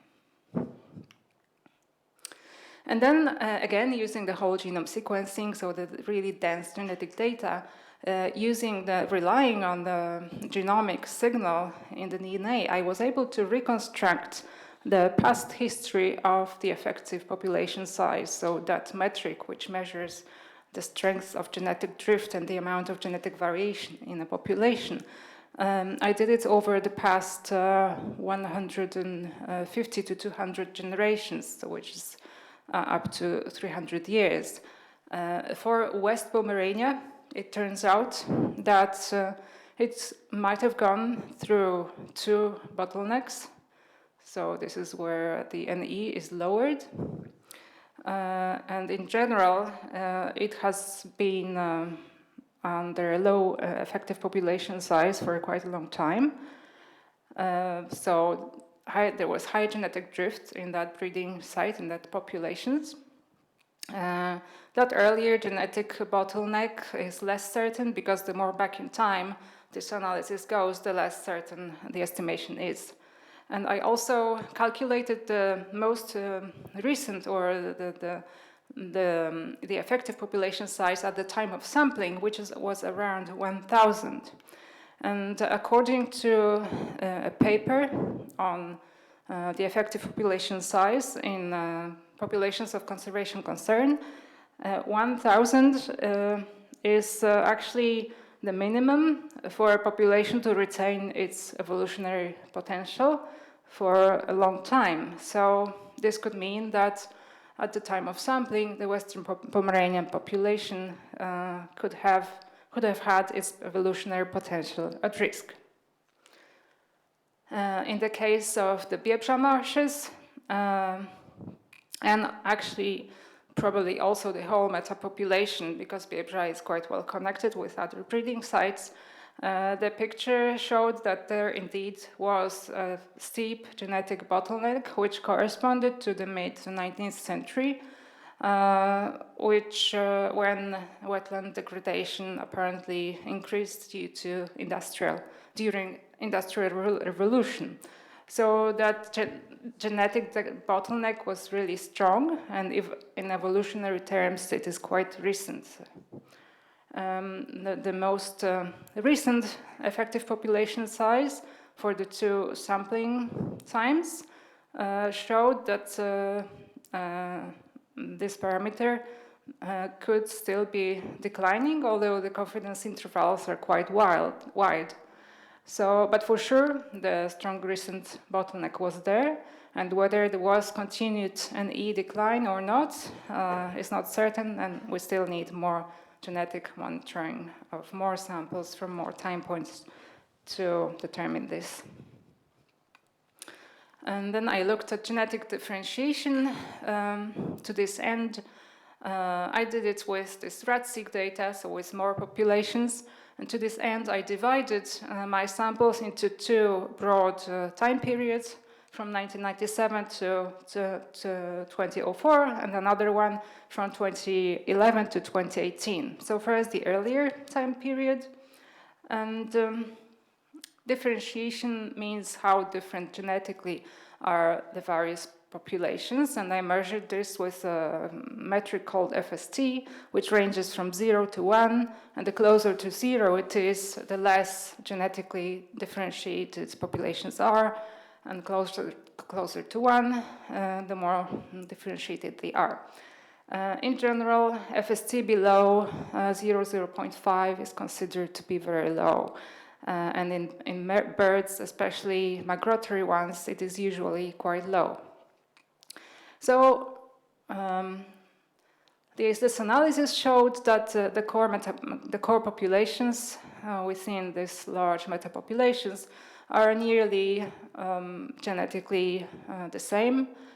They are not differentiated, but more remote populations are slightly more differentiated, although it's still very weak genetic differentiation. So, for example, Hortabash was farther away genetically, also Supi and Uday. And finally, the Western Pomerania was the most differentiated from everyone else. Surprisingly, Omsk, which is more than 3,000 kilometers from the other breeding sites, was not that much differentiated, so it was the least differentiated from Zvaniec, Dzikoye, and Helm marshes, a bit more with Biebrza, Supi, and Uday, and the most with the most remote breeding sites, Hortabash and Western Pomerania. So, to conclude, differentiation among the aquatic warbler populations is weak, but maybe its variation is biologically significant, and remote populations seem to be more diverged, especially Western Pomerania. And these results were mirrored by discriminant analysis, which enables one to look visually at how different populations cluster or not. And the Western Pomerania clearly grouped separately, although with another program, admixture, all the samples formed one population. But this is normal since the differentiation is very weak. And then in the more recent period, I had to reject some samples due to low quality, so I had data from fewer populations, but results were quite the same, so very low differentiation within the core metapopulation, slightly higher with Supi and Udai, which is more remote.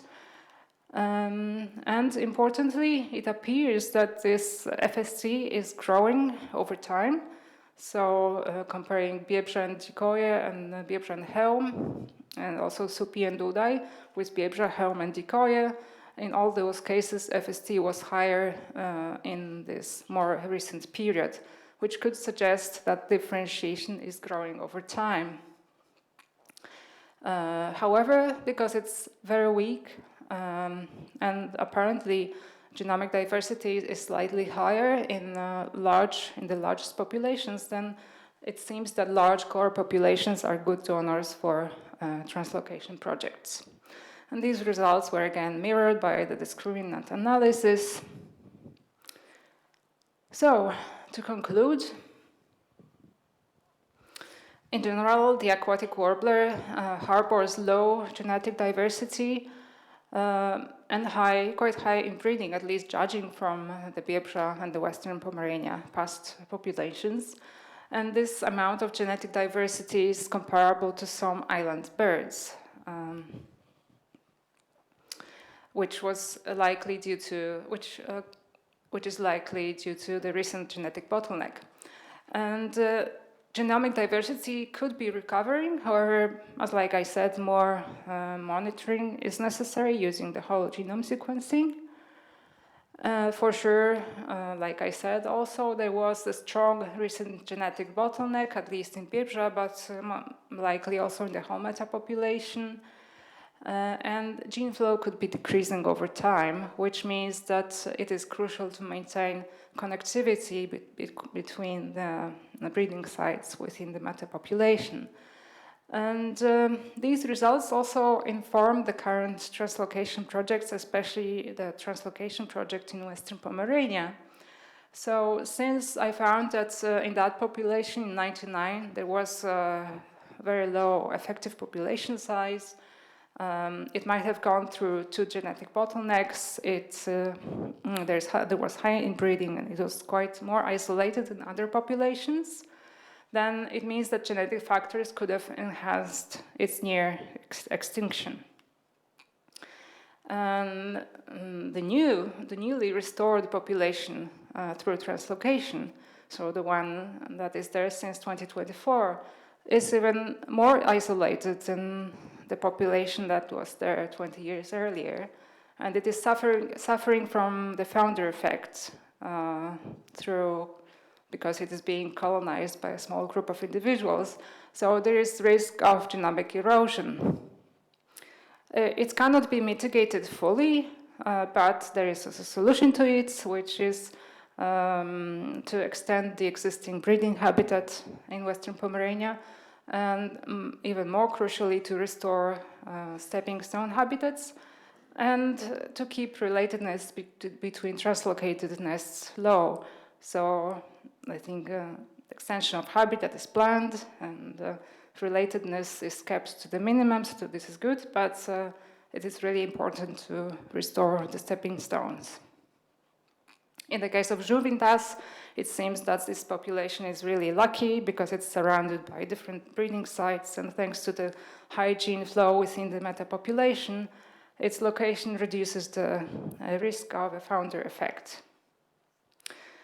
And like I also said, core populations seem, all of them, the largest ones, seem all to be good donors because genomic diversity is comparable between them, and there is high gene flow, so this could reduce the negative harvesting effect. And then I wanted to thank all of the many collectors of the samples and the people who have facilitated collecting the samples, and also people who have facilitated obtaining funding, such as Michiel Wink and Volker Zalewski, and also Martin. And I also thank my collaborators and the many institutions that supported and funded the research. Thank you.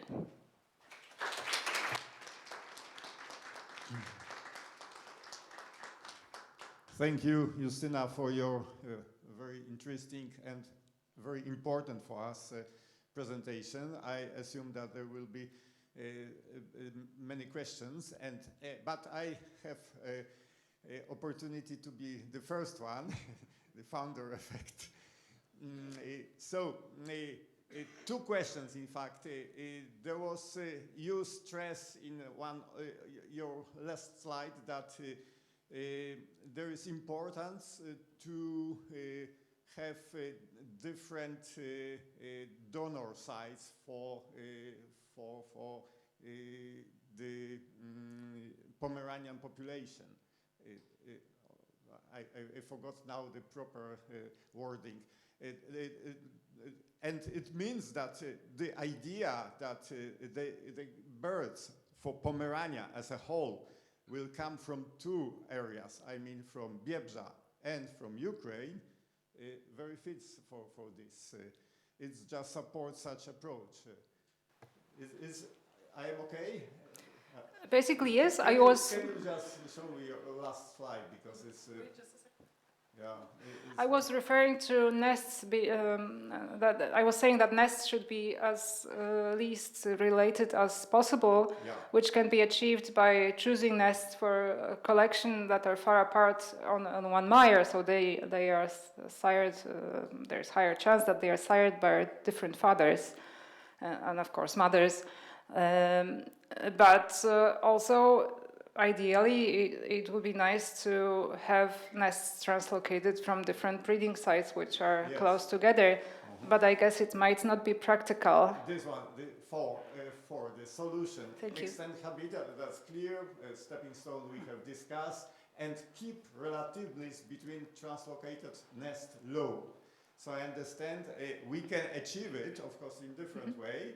But one is just to take the nest from Biebrza, maybe from different location of Biebrza, but I don't know if it is strong enough. But if we will take from Biebrza and other areas, the best from Omsk, but of course it's not possible.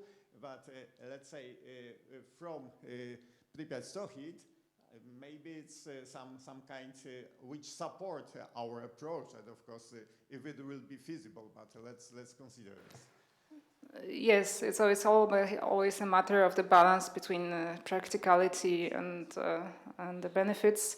I think this balance could be reached by taking nests from different parts of the Biebrza marshes. Yeah, for example, from the Biebrza National Park and from buffer zone. Yeah, like we yes, plan. exactly. And then I still have the second question, because for Biebrza you point the bottleneck, and this very strong bottleneck in 19th century.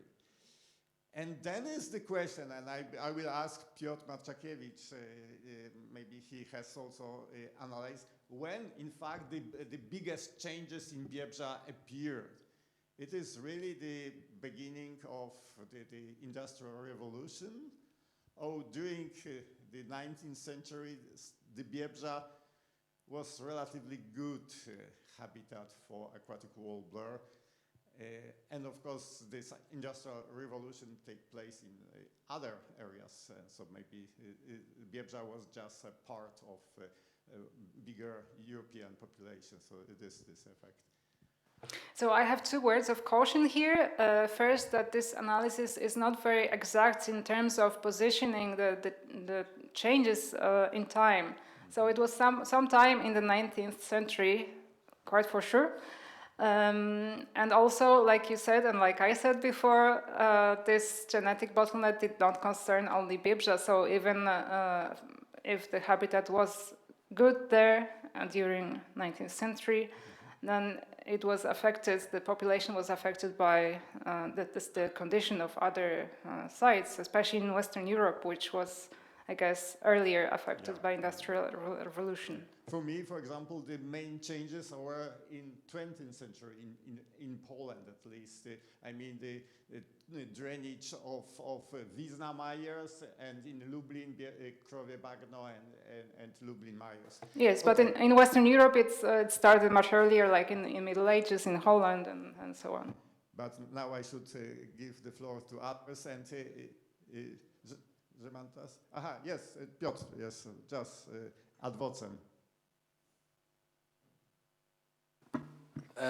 Half 19th century and the end of the 19th century was the main changes in hydrological system in Middle Basin. Augustowski, Rudzki, Woznawiejski channel, Kapicki channel, and like this. So, well, it could be something in it. Yeah. Okay, thank you. I have a question. Thank you, Justina, for the great talk. Super interesting. I wonder, there was this first bottleneck that you described for the Western Pomeranian population, but then actually genetic diversity tremendously increased before it collapsed again. Do you have any idea, any potential explanations for the first bottleneck and then why it increased again? Can you connect this to any environmental changes? So I should again say a word of caution, because that first bottleneck is less certain. I still need to calculate confidence intervals around this curve. But if it indeed was there, then it might have been caused either by a founder effect, for example. So sometimes populations within meta-populations go extinct, and then the breeding sites get colonized again. Or another factor could have been increased gene flow from some other distant breeding sites, which increased genetic diversity. So with this analysis, it's impossible to distinguish between the two. But definitely it showed that it increased, and that there was probably a natural process behind it, because it was way before the Industrial Revolution well, you said a word of caution of placing it exactly in time. So, but there was an increase definitely, so it can recover. Yeah, that increase is not very certain as well, but yeah, this is what the analysis shows. But yes, I still need to calculate confidence intervals. Okay, Szymantas. Yeah, thank you. Thank you for really interesting talk. I just wanted to react a little bit on the source donor populations and Jarek, what you said. Just to remind that in our Ukrainian population, we've counted how many in the second count? 40 something singing males. So I mean, we planned in our project to translocate the birds from Ukraine in Pomerania, but I think we also need to reflect in the current monitoring how actually many birds we have in Ukraine, and we also consider that translocation in Pomeranian side to the German sides needs to be in 27. So we by no means will have conservation, impact by restoring sites until that time, unless we could think that Pripyat National Park is just like the same population as Vilnius, and so I mean, but that's I think we need to come back to the discussions generally, but I'm just looking at your conclusion number 4, and maybe we should open parallelly also to think that to address this and to mitigate somehow this genomic erosion, maybe we need to think also about the other donor sites than Biebrza National Park, I don't know, Hell Marshes, or you know, just to think in this way, that maybe the sites which we'd never considered before. And another thought, talk from your talk about the necessity of connectiveness of the sites, and when we think about the Pomeranian population, kind of I'm cautious that what we kind of urgently need to open our stepping stone scenarios and to actually have a priority look what are the stepping stones connecting and where are the gaps, and maybe some urgent actions are needed actually to, if the connectiveness is limiting, and we are doing translocation now already, so the birds cannot wait for next 20 years. We need to take urgent measures to establish the missing connectiveness. I think that is another kind of a angle we need to think into strategically, how we are going to restore the Pomeranian population. Yes, definitely. For that, we know where are the stepping stones, but then we need urgent actions, but it should be there will be not just our actions in many places. So then we should consider this. Yeah. And Martin, yes, please. Yeah, please, you can take this. Yeah. A comment to Birki. The Birki site was chosen because action is needed there, because of devastation of habitat through overgrowing. So the Birki population is only a very small part of the Upper Pripyat population. And the Upper Pripyat population is the same as in Svanets. So it doesn't matter, this low population in Birki at the moment. But it's a reason to take action there. Just a very pragmatic comment back also that I think we definitely need to plan in our project a careful visit next season, really to see from where the birds could be taken. Because if the translocation is happening on 27, then we will go to the fields 27. Yeah. It's not that time. So we need next year clearly to have a very clear scenario where we go to do the insertion. Yeah. If we are coming to reeds and bushes, then it's not very making sense exactly. Okay, thank you. Thank you, Justyna, for your presentation. And now time for more boring part. And now is the time for the biomass story. And yesterday I was proud to present our success with agro-environmental schemes. But now I will rather present our failure, I mean OTOP failure, with the biomass and in the changing world. So this I want present to you.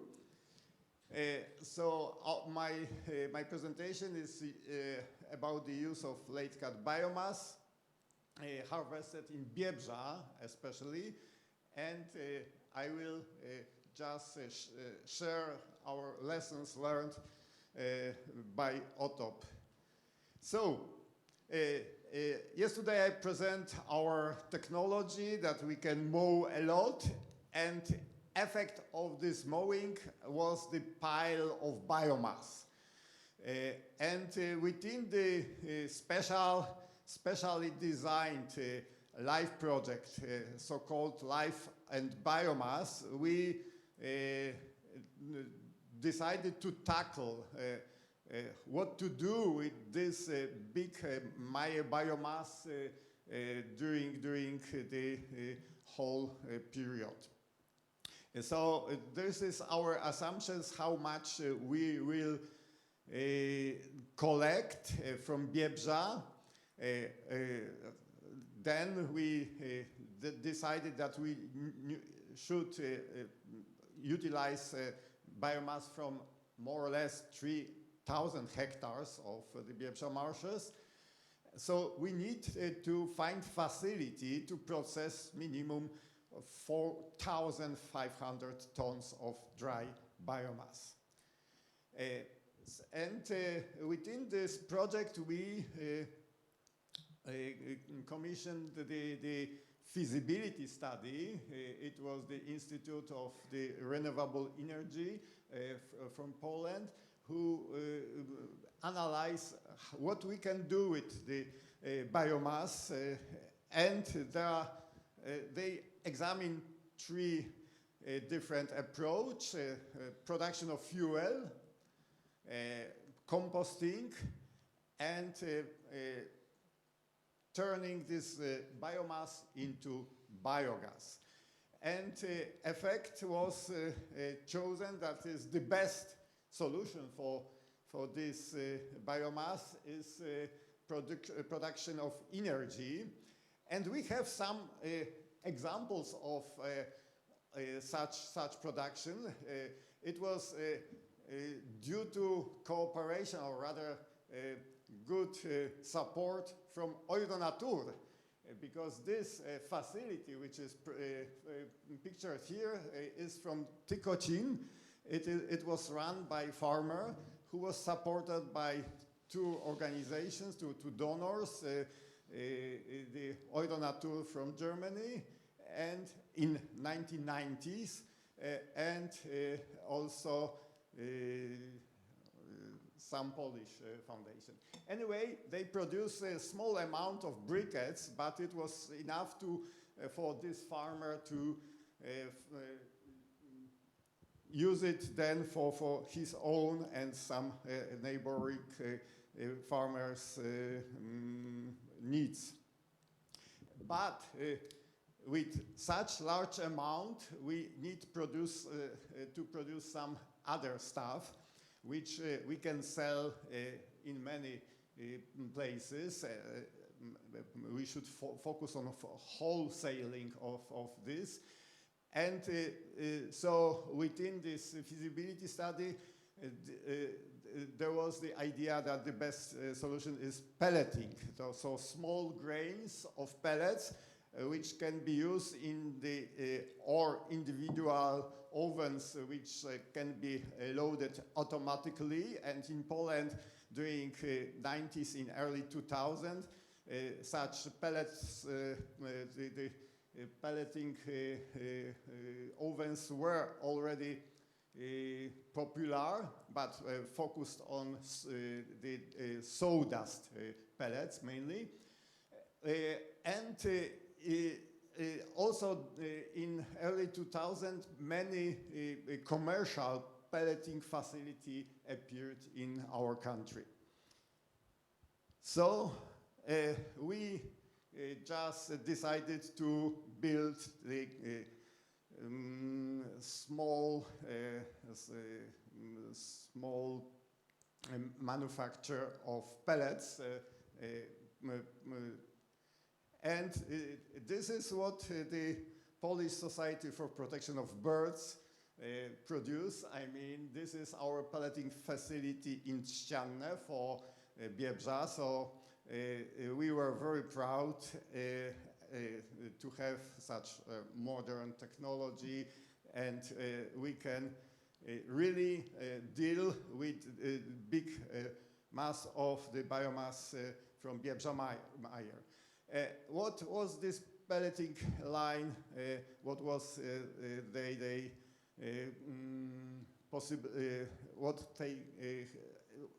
what can they produce? So the target efficiency was just 1 ton per hour. So as we predict before, there was 4,500 tons per year. And we can provide the possibility to, in fact, utilize all biomass mown in Biebrza Mire. And then during this time, there was some financial incentives that the power plants, one of the power plants, for example, in Ostrołęka, they add this pellet to have co-combustion with the coal, which was the main fuel there. So we can sell big amount of pellets to this power plant. We have also considered what to do with other areas, especially the Lublin region. But then we found that there are already existing commercial pelleting facilities, so it's not a sense to build the... something disappeared.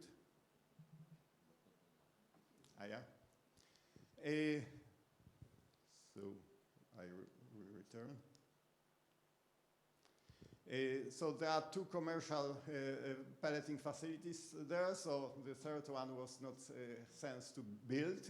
We will probably lose in competition. But we work together with the Cemex, the big cement company. It was a good cooperation with this company since many years already.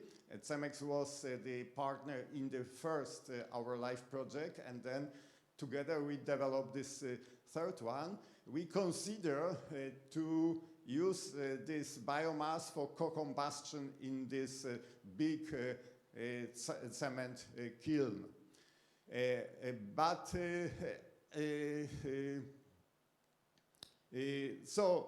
For this we make experiments with this cement facility, and they even prepare this special line for co-combustion, and it was okay. But you know, we can provide, in fact, for such big kiln where with very high temperatures up to 1,000 centigrades in the kiln, they need a lot of fuel. So this additional fuel from the mire was just a tiny promille of their needs. So eventually they resigned from this idea because we could not provide enough fuel, and for them is and still is was and still is as additional fuel is so-called RDF, so refuse derived fuel, just garbage. But if you are burning garbage in very high temperatures, you can, there is even not just normal burning, it's pyrolysis. So you can burn even the rubber tire, and they do. And there is no, there is then, after pyrolysis, you have just only fine particles and not, for example, the very strong chemicals. Anyway, the Cemex returned to the refuse to the garbage as a co-combustion, and our biomass was not usable there. But returning to Biebrza, so at the beginning we tried to sell this pellet in many places, so we even create our own brand called Otop Pellet, and it was sold as a wholesale to this factory, but also to individual buyers. But it was it has rather limited popularity, and in fact there was not better than sawdust pellet. So because they contain a lot of silicon, silicia, and some other stuff which is ash content was very high, so was not very good for the ovens of individual persons.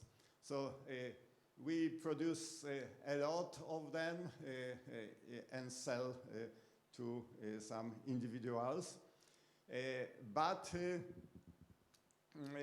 eventually, as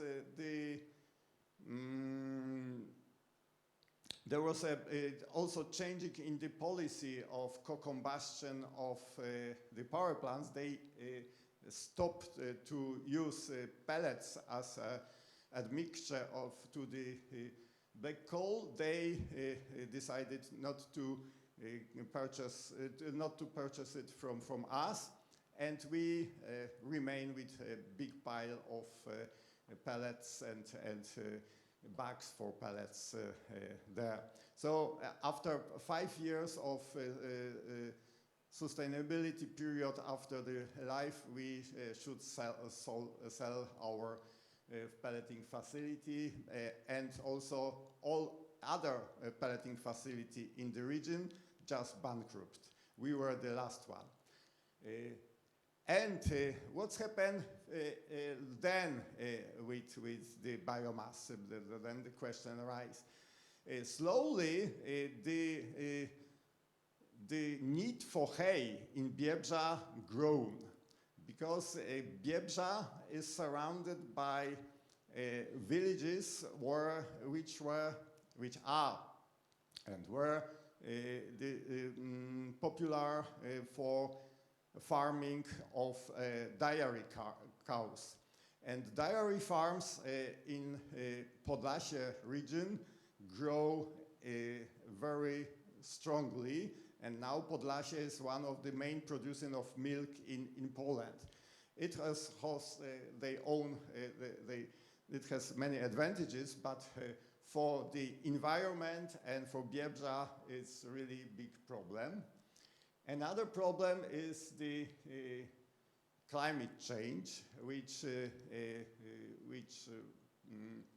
also strongly affected Biebrza. So in last years, we have serial drought. There are pictures taken from by Krzysztof Stasiak from this year in Biebrza. You know this, and then we have wildfires, very strong wildfires in 2020. During this wildfire, 5,500 hectares were burned. During this time, there was the coordination of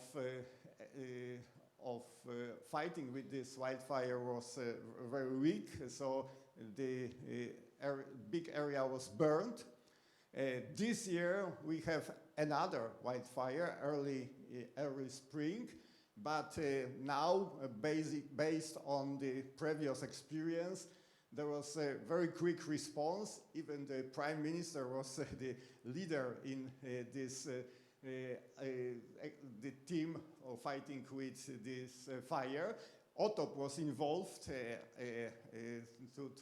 in this work, so it's our Ratrak. Łukasz was fighting with the fire in Biebrza. And as I told you,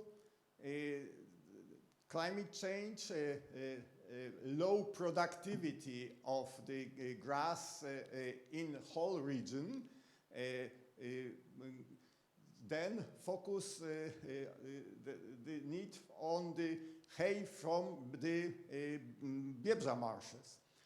So, as I told, there is a big development of the dairy farms there, and Biebrza was known in 90s from the area of poor farmers with few cows. There are cows.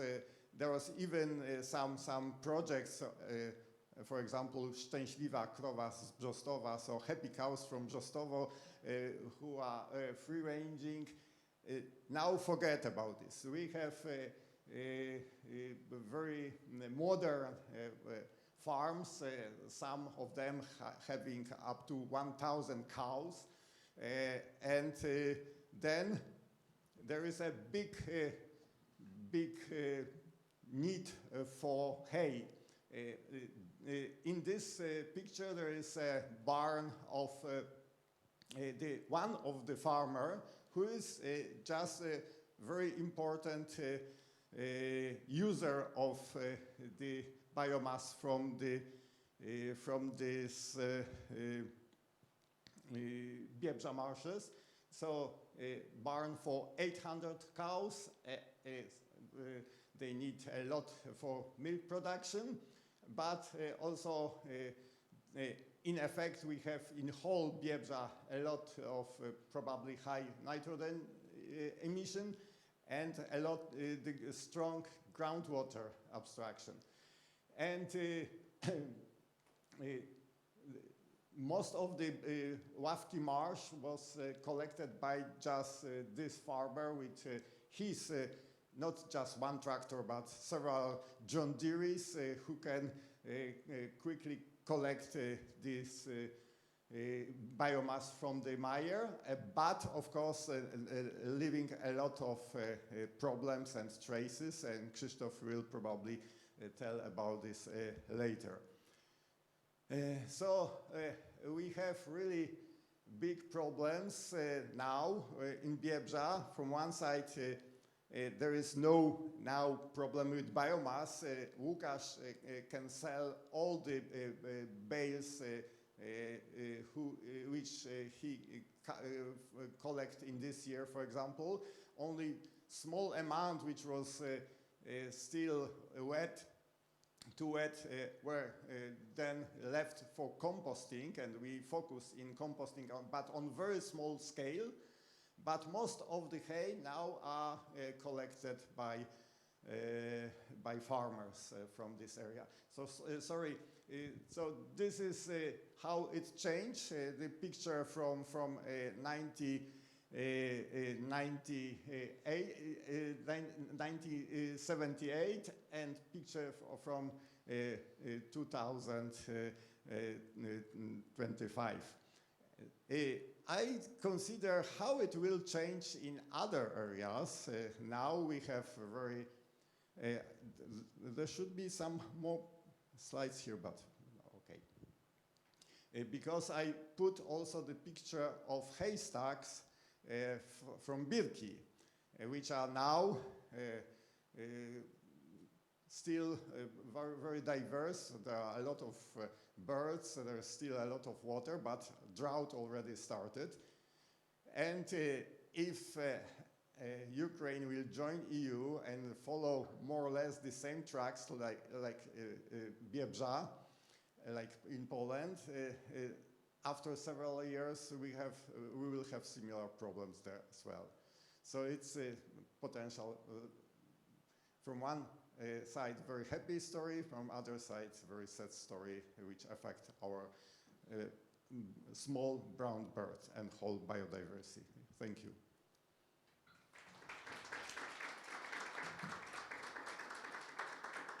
So the questions. Żymantas, yes, please. Yes, thank you, Jarek, thank you, Jarek, for your story. Just reflecting a little bit on your last point, as I would rather say that's not if, but when Ukraine join EU. I think that's an interesting exercise, which will definitely impact Biebrza as well. So when Ukraine join EU, it will turn around the whole agriculture policy in the European Union. I mean, it will be an earthquake for the common agriculture policy. And it is an interesting thought, really, to think, to predict what happens in the future, also for Biebrza and for all other territories. So I think it's just, it's not a question just what will happen in Birki and how it will go, but I think it's even more severe what will happen in the European Union sites of aquatic in Tirai, in Biebrza, and in health marshes and so on. So. Okay, let's see. If there is no other question, now more positive story about the biomass use area, Christine and then Żydunas, yes? No, Żydunas. Sorry. yeah, Susanna, yeah. So shall I start? No, I just want to say it sounds a bit alarming to me, because for me it was always, when I was traveling to Biebrza, it's always coming to where the world is still in place somehow, and in Germany we have this high intense agriculture, and now it seems also arrived there. I mean, this milk production sounds like industry to me, it's not farming anymore, and it will also affect the habitat quality if there's high nitrogen output and demand for early cut grass maybe, so it's alarming to me somehow. It is really alarming. First of all, of course, climate change, so drought, but it is one factor, independent strongly from us, I mean, independent, of course. And then there is the groundwater abstraction. There is a study of the scientists from the University of Białystok that there is a very strong groundwater abstraction because they need a lot for dairy farms. So this is the additional to this climate change drought, yes. And of course, I don't know if there are any study about this the nitrogen emission, but in many countries there was already such studies which show how it affects for the vegetation of the area. So it's really some alarming sight. Okay, Żytunas? No. I think there was no question. No question. Okay. Aha, Żytunas is here. Sorry, I from such distance could not recognize. Anyway, so Żymantas, now your turn and your story. Thank you. Nice to be back. Yes, thanks. Yeah, I think that's the right presentation. Thank you. And I think that, I mean, I wouldn't say, maybe it will be a little bit more positive tone, but I would not think that actually we can claim that this is a success story. It's not yet done. So, and there is really a lot of challenges. So we need to still to do some things in this area of a biomass use. I think so far I'm not really happy, you know, what we have. And I think we are faced with this, even we have a really nice product, but we have faced with a situation with the COVID, the war in Ukraine really impacts the whole market situation. And it's and when it's not as successful as we wanted. So, but let's face it. I think all the experiences, even we are not successful, I think it's a good place to learn, to analyze, and to think where can we go further. So when I talk, I give a brief talk. It's really brief, just a few slides. And I would also invite our colleague Valdas Balčiūnas from back. He's an operator who operates the facility, and he will tell his insights and what issues they are facing and what is his perspective. So we have not coordinated a message. So I think it would be interesting to see the perspectives and to discuss it here on the stage. So within MagniDucatusAcrola project, what we did is we initiated also a biomass processing facility because we needed somehow to help farmers to solve the problem, what to do with the late cut biomass. From there, so we analyzed many when we were thinking about facilities, so we were rather free, you know, also to choose the option. We did some feasibility studies. I remember a very interesting journey to Germany. We together with colleagues, really going to check with Zelfa technology, the one which is making a packaging now, and that was 10 years ago. and we had to bring some of the biomass together with us, so we put in our luggage in the airplane pellets from the grass as a testing, and of course we were invited by security in the airport about what kind of things you are bringing with you. But at that time, that very promising solution at Zelfa actually was not able to provide scale. So it was kind of a micro experimental lab where they really make a beautiful artisan products, but you need a capacity at least 1 ton per hour to make also, you know, economic scale. So it's not a pilot needs, you know, you need to do. So we eventually ended up into the also pelleting facility, where we bought a bit different manufacturer, I think. So it's much smaller, but it's still paper capacity is 1 ton per hour of operation. The reality is less, which highly depends on the type of grass. If I may correctly, I mean, Maldas will correct me, but I think if we have more reeds in the composition, then it is getting slower, and it can have a half a ton or 700 kilograms per hour.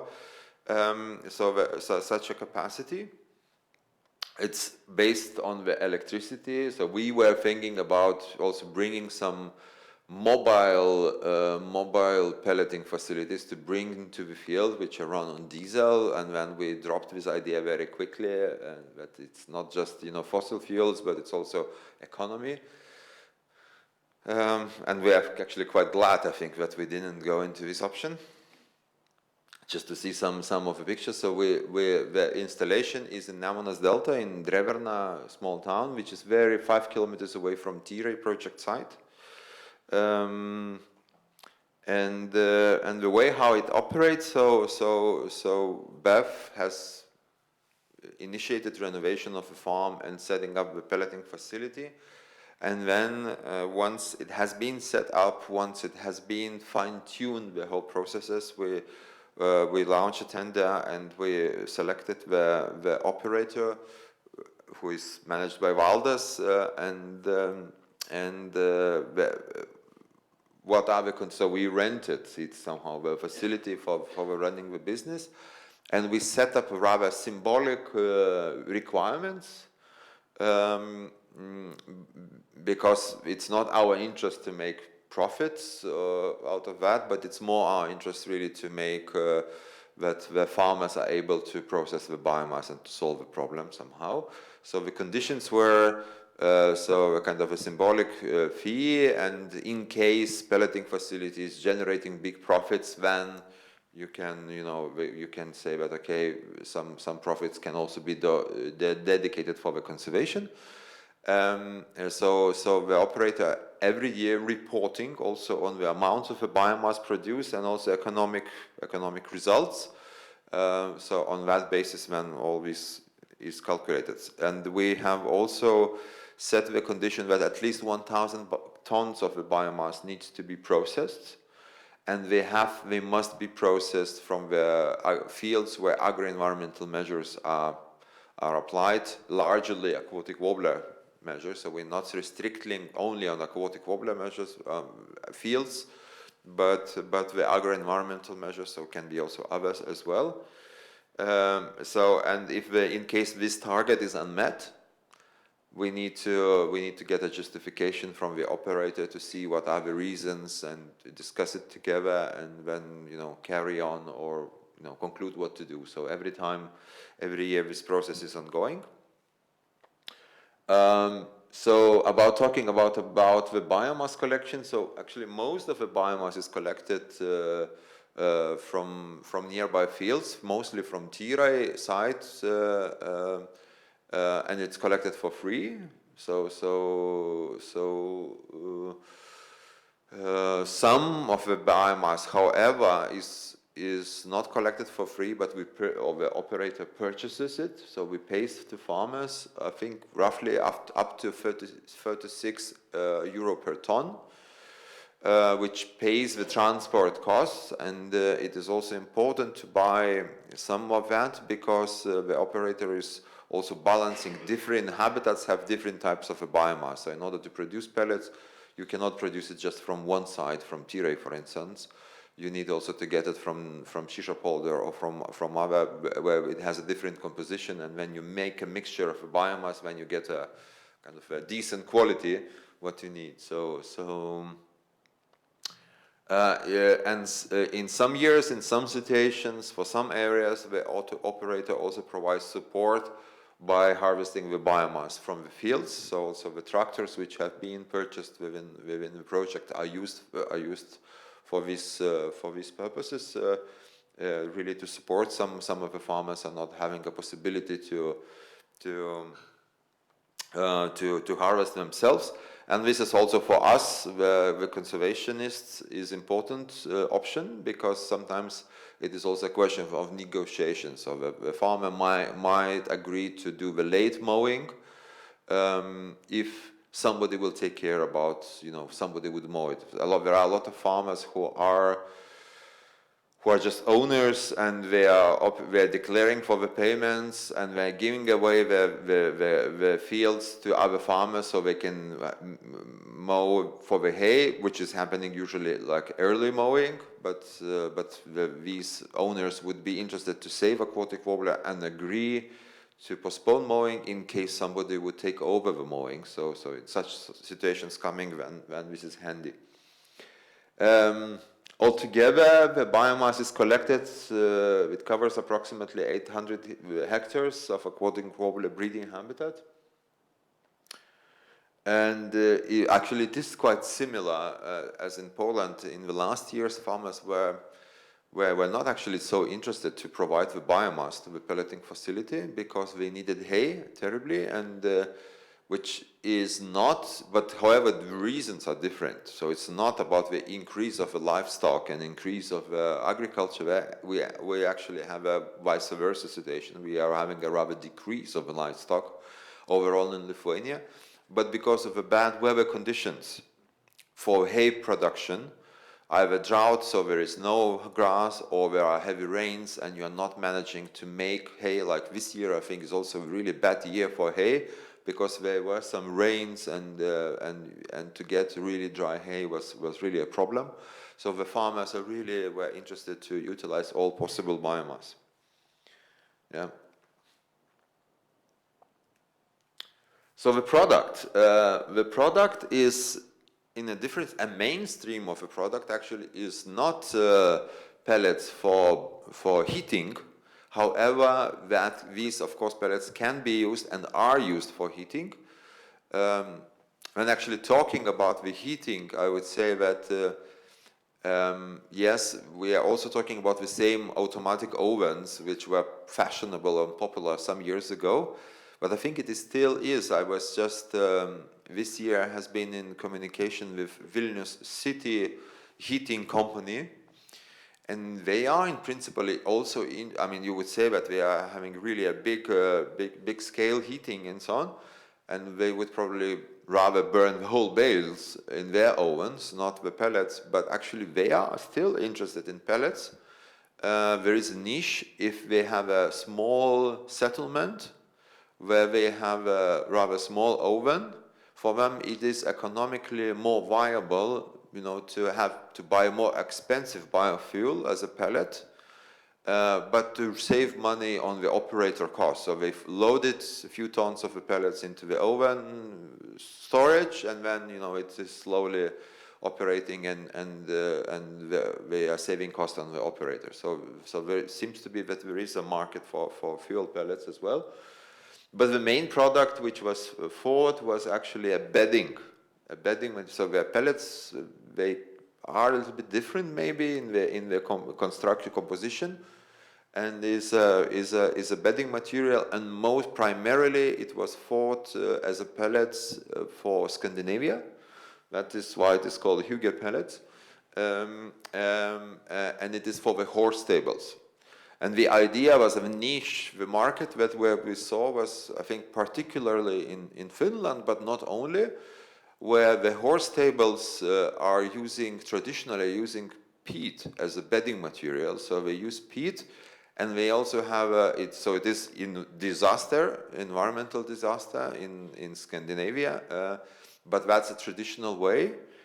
And but at the same time, but besides all the climate disaster things with the peat bedding, they also have another problem, is that they cannot, after they use it, they cannot spray it into the fields, because peat has, you know, they are more acidic, yeah, and you cannot then it becomes really a waste and not fertilize it to the field. So they have also another problem.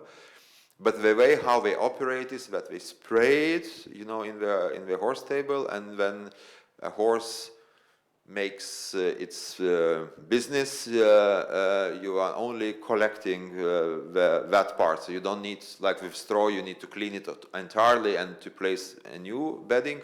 Here you can, you just can take apart. It's basically the same as it is functioning in all your cat boxes, but just for horses. So, and the grass pellets, they operate the same principle. They're also very comfortable, so you can clean it just taking bits and pieces, and so there is not a lot of physical power required to do that. And but also, in addition that it serves for the conservation, it is also can be used as a fertilizer later on. So after use, they can be sprayed. It is not peat, so it can be also sprayed. So we thought that this is really a very nice, good marketing advantage. There is a website, 9voices.eu, and we also hired some marketing experts really to help to position it better, and packaging, and you see that in the marketing we also do a comparison, and we involve our experts really to calculating the carbon footprint of these pellets compared to the peat and compared to the sawdust pellets. So we do have some clients in Finland, returning clients in Finland. There are clients in Lithuania, so we thought initially that Lithuania probably would not be really a market, because you know, pellets for bedding is kind of a premium product. So it is we are used to use I don't know, hay or straw, which is much cheaper, and things like that. So we thought that no, this is not going to do for Lithuania. But actually, at the end, some horse stables in Lithuania want these, and as well as for the fuel. So some of the pellets are also bought for the fuel by the private houses. And there were some also efforts to get into the Scandinavia. You see also the statistics over the years, how many tons they have processed. So over the years. So the first years was really like fine-tuning and experimental, seeing I mean, how to get the product. Then we get a really nice first years of producing quite a lot, and then we got COVID, and then we got a war, and then everything turned out, and that's the end of a success story. But before we go to the bad, how to say, experience side, just to say that there are also other products under the consideration at the moment. And as yesterday I mentioned in the cafes in the FIC, that there is only one case when cats are friends with birds. It's the pellets, because our cats of our office have tested these pellets as a bedding material for the cat boxes, and it works quite well actually, and it could be a good solution also for other pets. So at the moment, the operator, maybe it will tell maybe more, but we're elaborating a smaller packaging and try to sell it as a bedding material for pets, which is much higher added value. So you can really sell it much more expensive than. And we also tested it for the human toilets, the compost toilets, which are popular in Scandinavia, and they use also peat as spraying on this, and And actually that operates quite well. So I myself, for several years, I was in my countryside, I was also experimenting with that, and I can say that this is really a really nice product. It also smells nice. The challenges that we do have, so there are technical and there are some market or economy challenges. So starting maybe from market and economy, as I said, we've got COVID, and followed by war in Ukraine, the repeated invasion, and that resulted really increase. We had a really severe increase of electricity prices. The COVID has hit to the logistics, so it was really difficult and more expensive became really to transport also the pellets, and that was really and shaking the whole market, and there was a lot of months with no order, and then electricity prices has raised up a lot, so which is increasing the self cost of the pelleting. So it is really a problem. Then there were some hope that there were intentions to restrict the peat bedding material and to restrict using peat in Finland for the bedding material as a part of a Green Deal. But you know, the movement of there has been shock from the Green Deal as well, and that is also experienced in Finland. So it is allowed again still to be used. So the Green Deal goes back, but another thing is another interesting thing is that in Finland we also got reports that the uptake of the agri-environmental measures has increased recently as well. So, and there are more farmers who are doing, you know, the ecosystem service by doing that. So we're not really interested in farming itself so much, but we are really doing it agri-environmental measures for the benefit of environment and get the payments.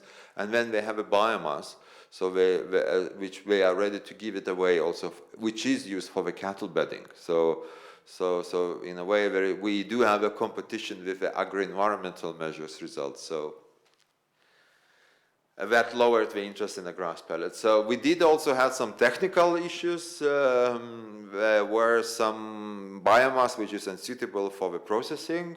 So the operator needed really to find the perfect recipe, which grass from which field you need to mix together in order the pellets get together very well.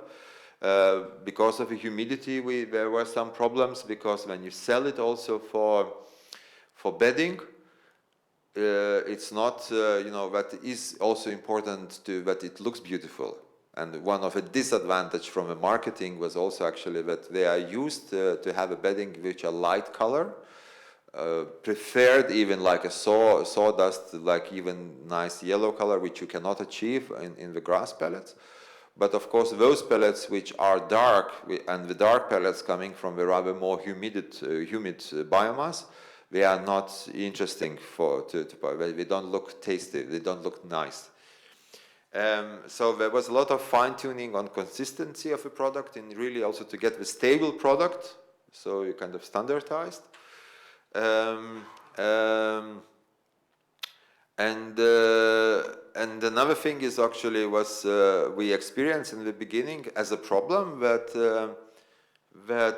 if the quality of the grass is too good, or the horses are not kept very well, they found pellets which are used to be for bedding as a good source of food. So generally horses like to buy to test it, and when they start eating the bedding pellets, then it is an issue what to do with that. But I think overall somehow I think it's not a problem anymore. But another problem was a mold in the pellets, and because in Nemunas Delta it's a bit also of high humidity there, and this has been an issue. And from time to time I understand that operator has learned how to deal with that, but sometimes still it appears to be an issue.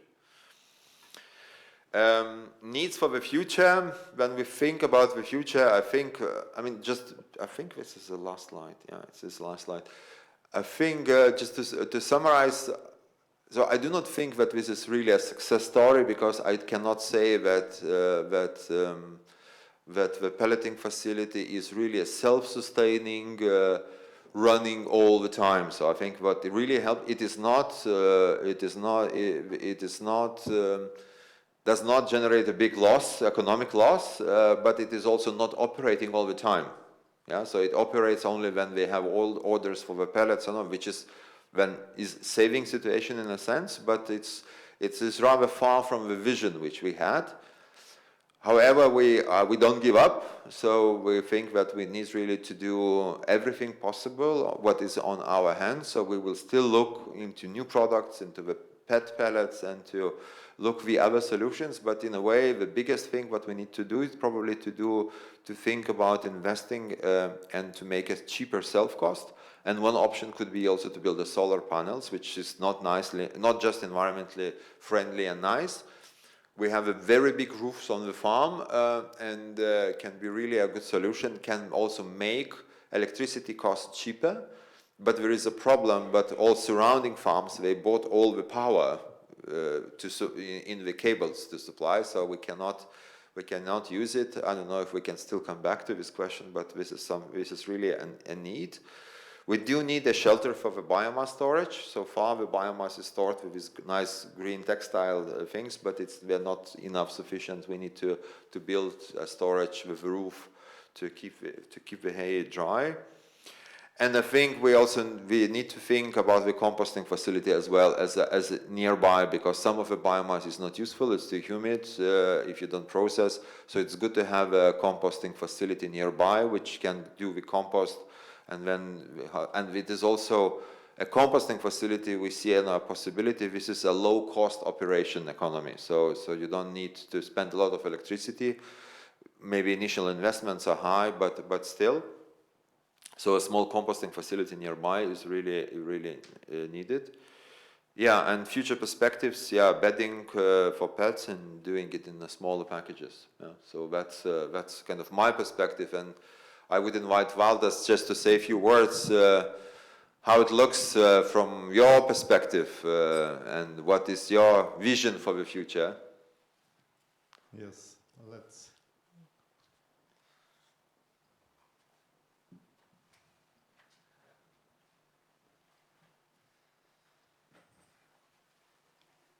Good morning, colleagues. I'm Valdas Balčiūnas.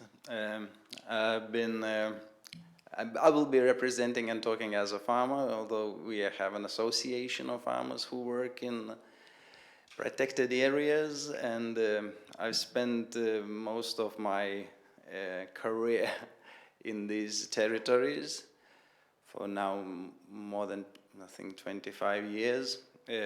Since we met with the Žymantas and many renowned ornithologists of Lithuania and Europe, we worked in this area as a grass feed company and international company, quite big, and we were exporting the grass feeds for horses all over the world.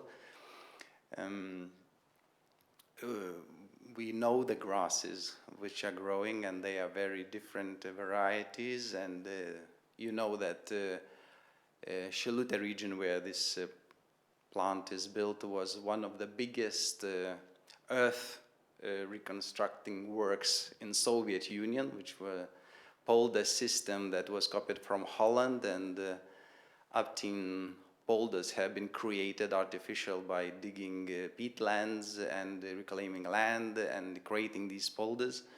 So this land has seen much. So in early 20s we thought that, okay, this is fantastic abandoned area to produce grass feeds, and we created and exported these grass feeds for horses mainly. But last 2 decades have been really a roller coaster ride in the agricultural industry and especially in our sector.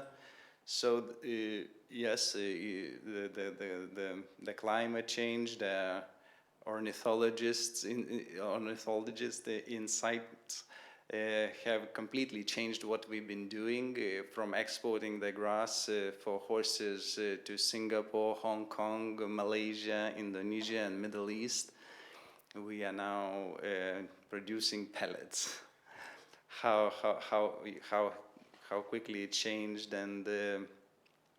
and yes, since the beginning of building this biomass processing plant, the future was very bright, looking very bright, and electricity prices have halved.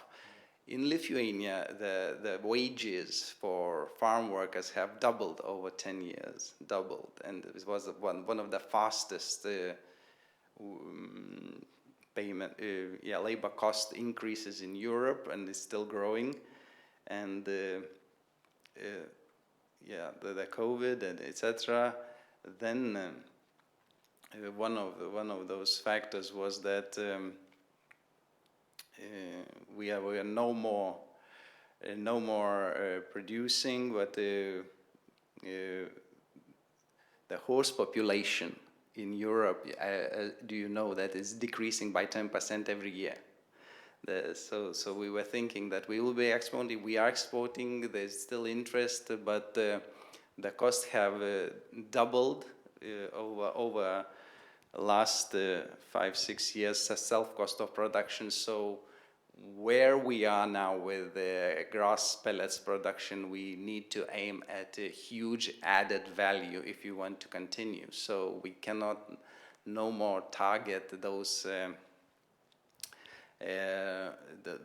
products which are competing with waste. So we have to look into ways to produce much bigger added value. So these pet bags for pets, bedding small bags, this is one of the ways, but we have to constantly look for better ways to utilizing it. From the side, it looks like all the grasses are the same, all the bales are the same, and the very process of producing to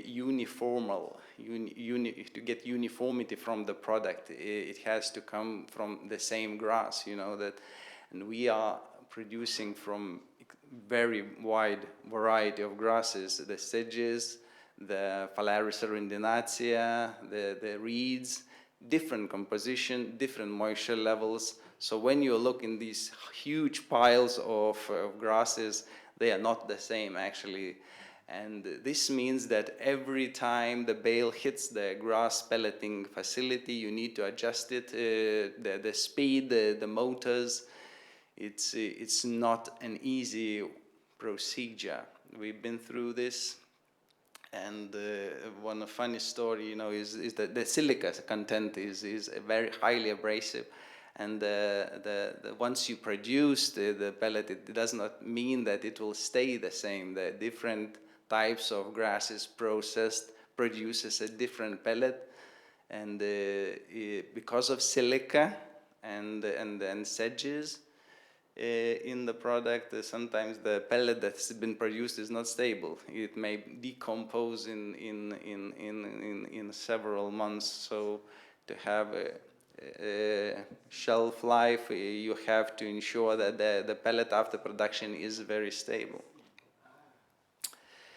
So it's a very complicated business, but yeah, we are looking into the building of some kind of solar facility to cut down the costs of electricity. Probably we'll need some batteries even, so that we have the capacity and we can store some of electricity, because right now all the grids are occupied by big energy companies who are building or have built the wind farms and the solar plants. So they have reserved all the capacities in our area. Yeah, so it's a journey. We have to see, you know, from the farmers that in very dry days, in dry seasons, that we have a possibility to sell unprocessed hay from the areas we are harvesting. Even they go into mixers, and not just dairy cattle.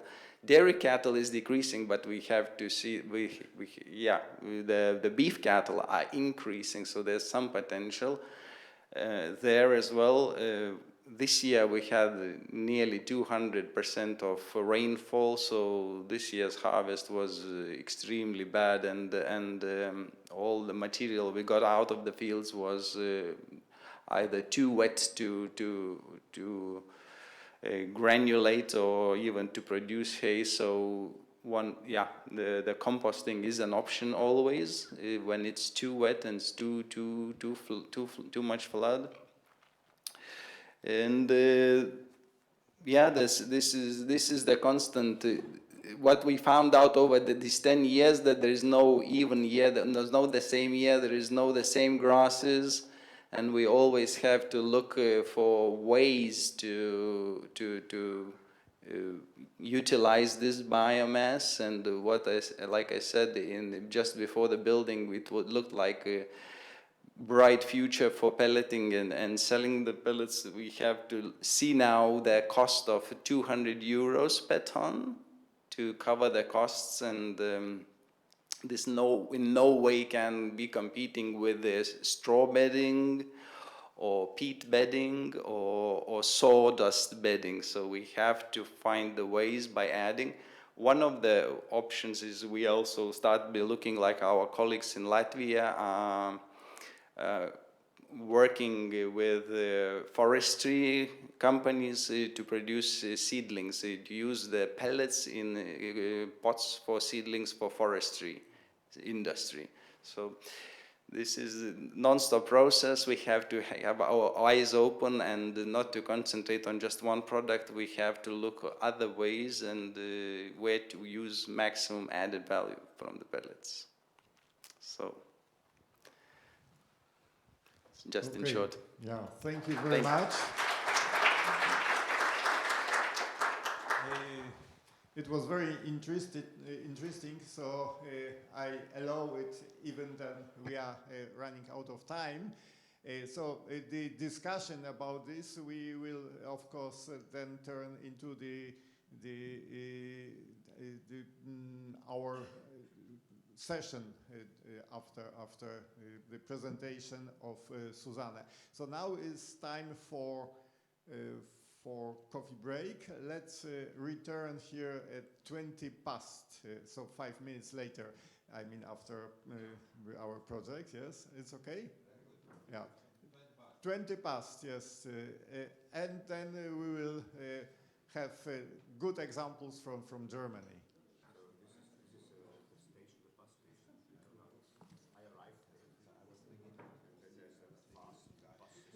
Okay. May we start? Yes, Susanne is ready.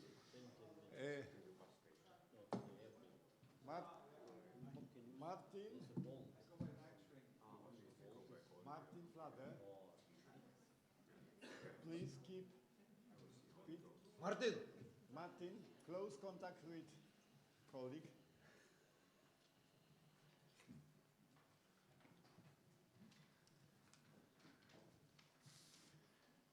Okay, now let's continue, and it will be just our last session.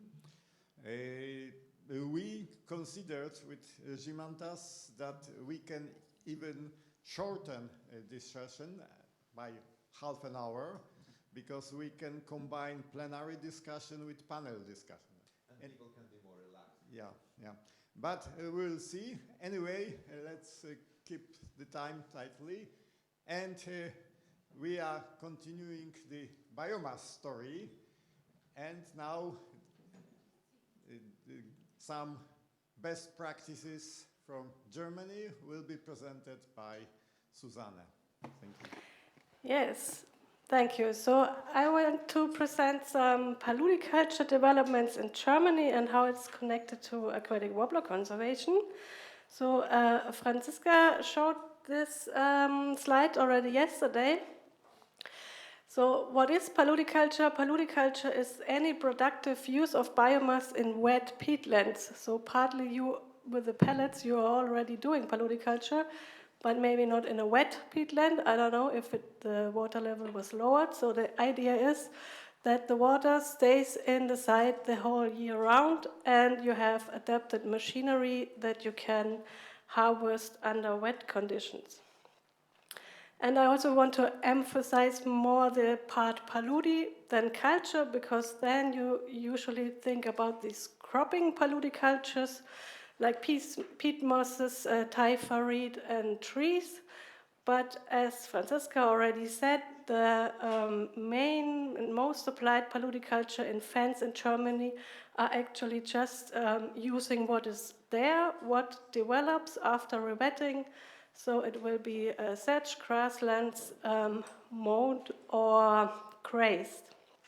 And also that it's important to say that there will be no fertilizer allowed and no pesticides and all these things, because when paludiculture was designed, they already included the biodiversity aspect. So we don't want to make the same mistakes as in common agriculture, that we then have to go back to ecological agriculture to provide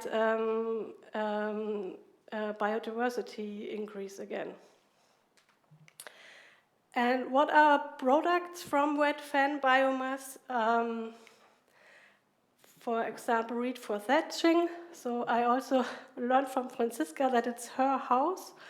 And it's a reed from Rozvorovo. So Franziska actually lives under a roof of aquatic warbler habitat.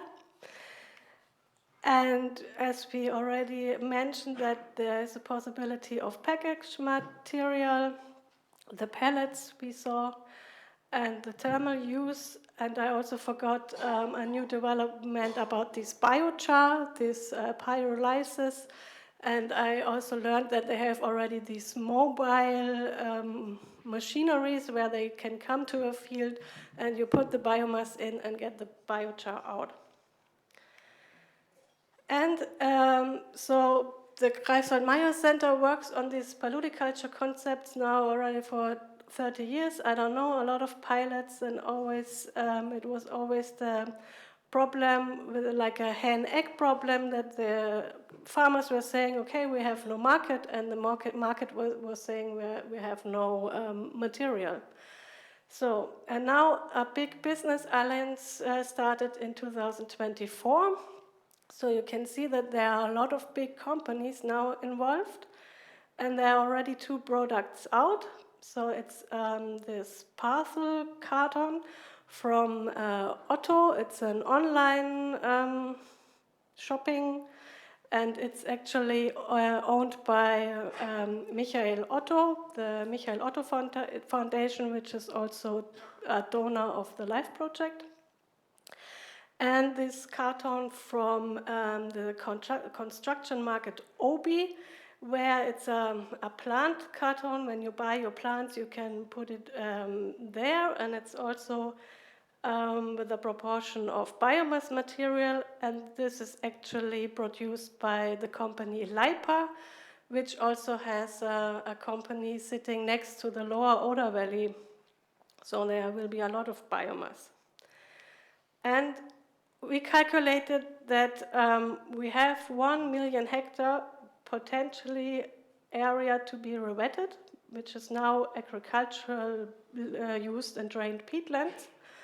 And if we only use 5% paludi biomass in the raw material for the products, we will have 300,000 hectare paludiculture sites where the biomass can be harvested and used. So we have then 30% of this biomass has a market to sell. And so it's not a pilot stage anymore, I would think, and all these big companies involved, they will come up with their products, so they will not just start and say, oh no, it hasn't worked. So they are also planning some doors, for example, so that needs further testing because they have to fulfill a certain norm and anything, but these paper-based products are out now very quickly.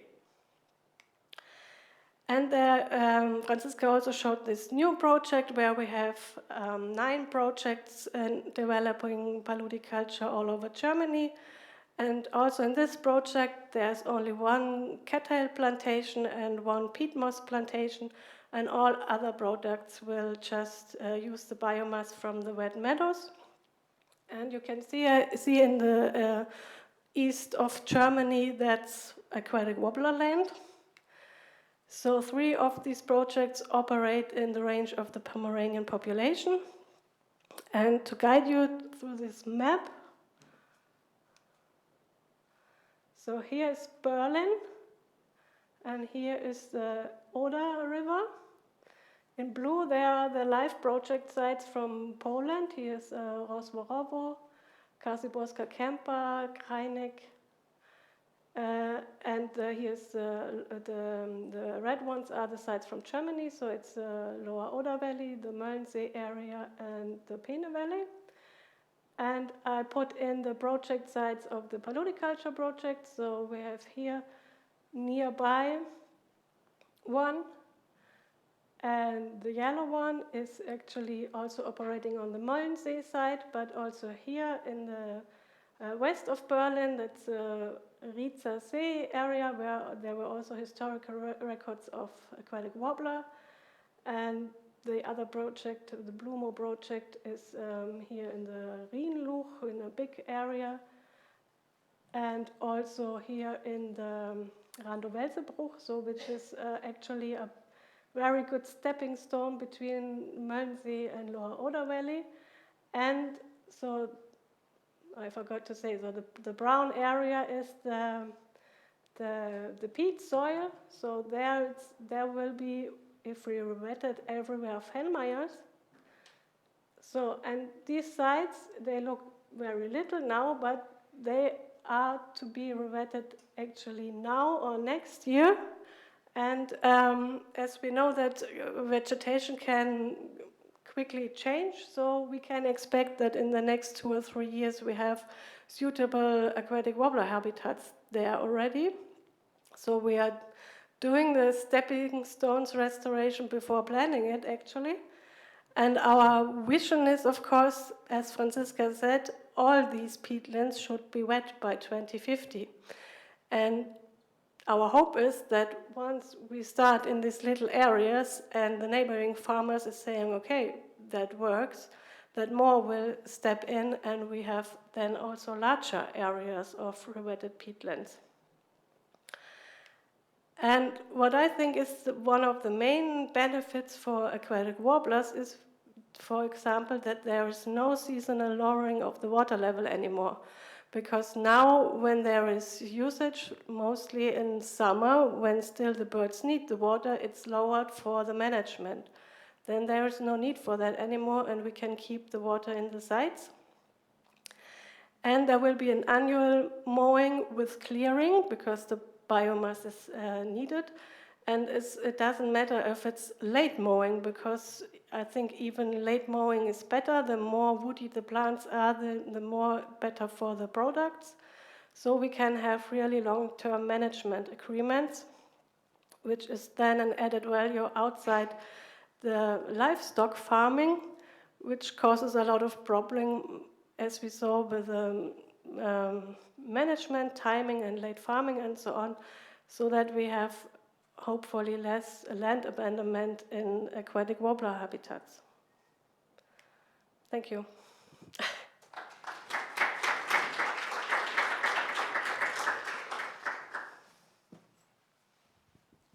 Okay, thank you, Susanna, for your talks.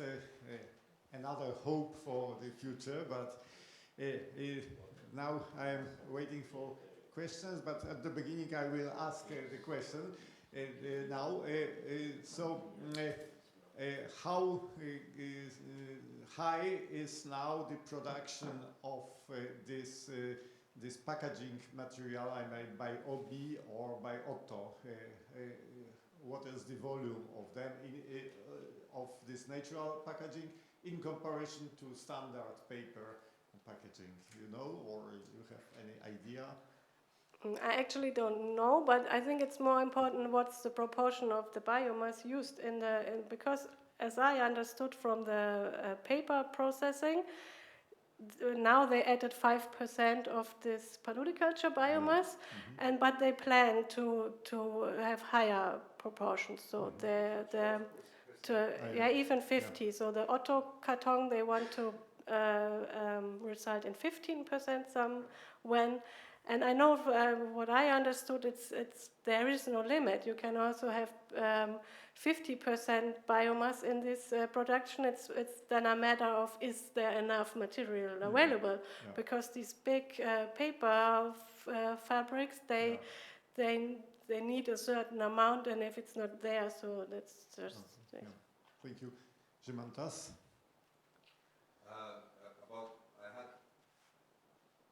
I had the same question about the volumes, and I said, because I think we are experiencing that we have so many different options, seems to be, but most of them somehow are for a long time in a pilot case, and once they appear, when they get into the real market, then the situation may change totally different. So we can theoretically have so many nice options. So there was, but I understand that. But with paper production, the packaging is already mainstreamed. Yeah, so it's not just a kind of a pilot, but it is already. I can order from auto catalog things and get, and it will be delivered with this paper, right? Yes. So okay. So it is really a mainstream. Then the question is, you mentioned that they're using your biomass from paludiculture. Does it mean that actually they can, because it can be different grasses and different vegetation, would the sedge grass be okay for them? Or does it matter what kind of biomass they use in processing? Cattail or I think for this paper, which, I mean, it's kind of throwaway papers, this carton where you put your plants in, it doesn't matter because, the quality can change from one to one.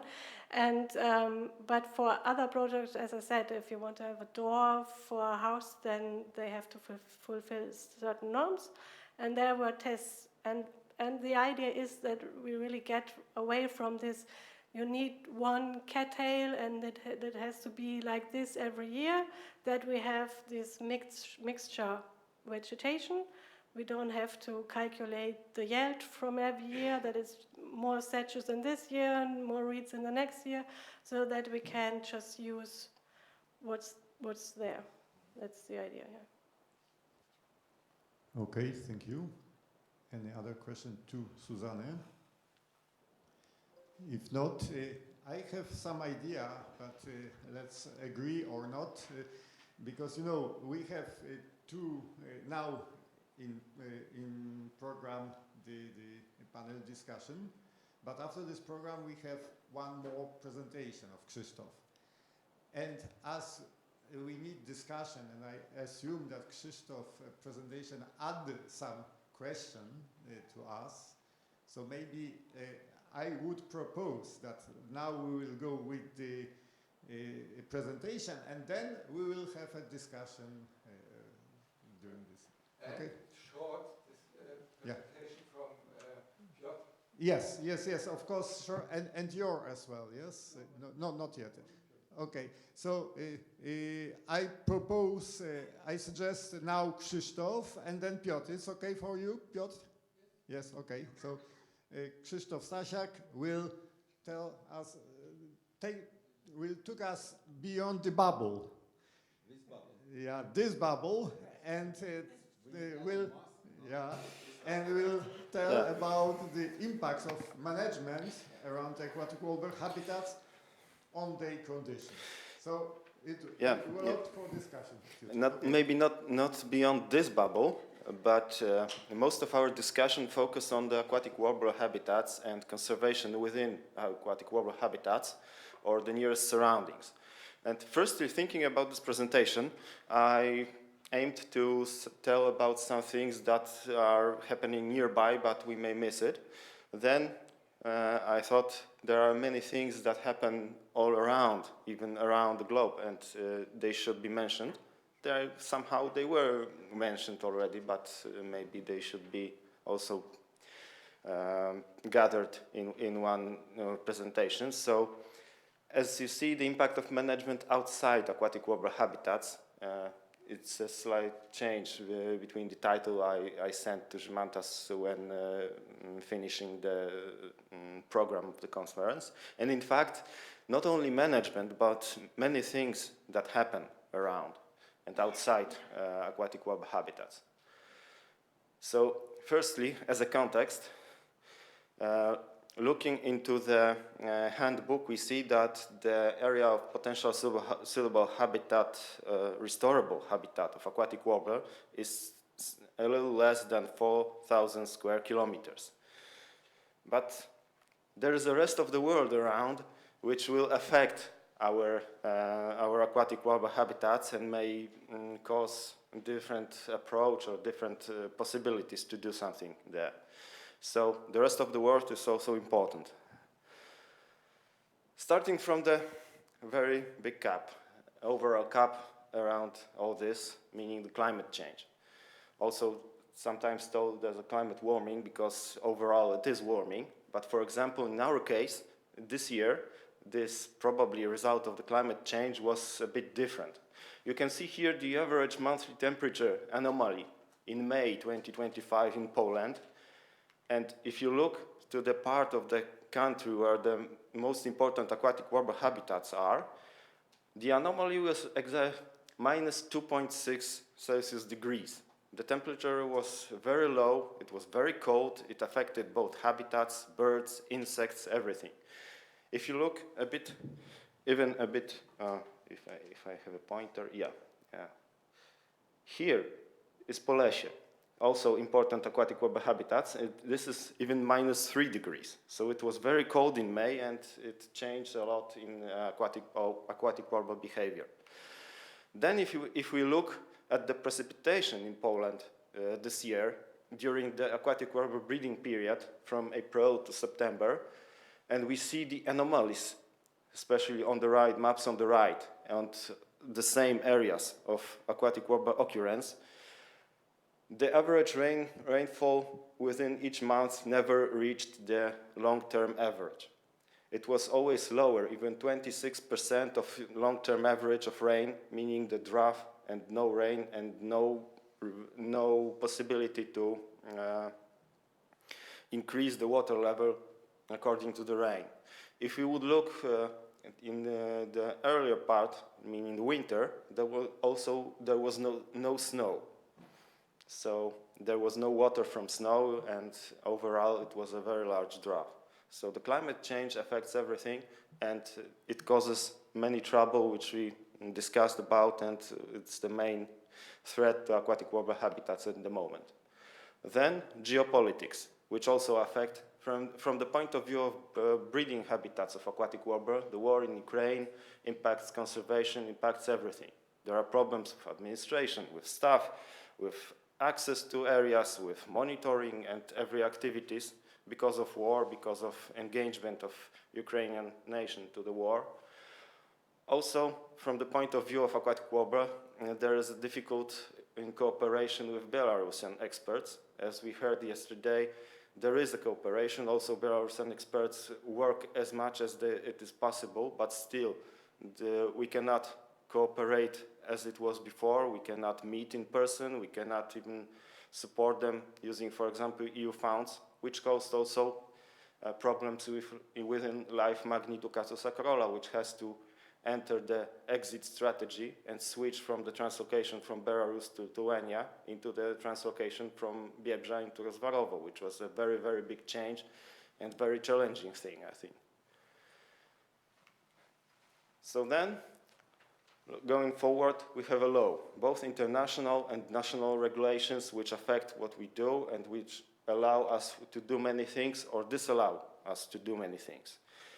And there is some optimism here because, for example, in EU we have some regulations that are in the hope for restoration of aquatic warbler habitats, of wetlands, like nature restoration law, We have strategic plans in each country which regulate common agricultural policy rules in those countries, and therefore we can include in all those documents, we can lobby for including in all those documents aquatic warbler, its habitats, and conservation of the habitats, and then it may cause very good opportunities for aquatic warbler habitat conservation.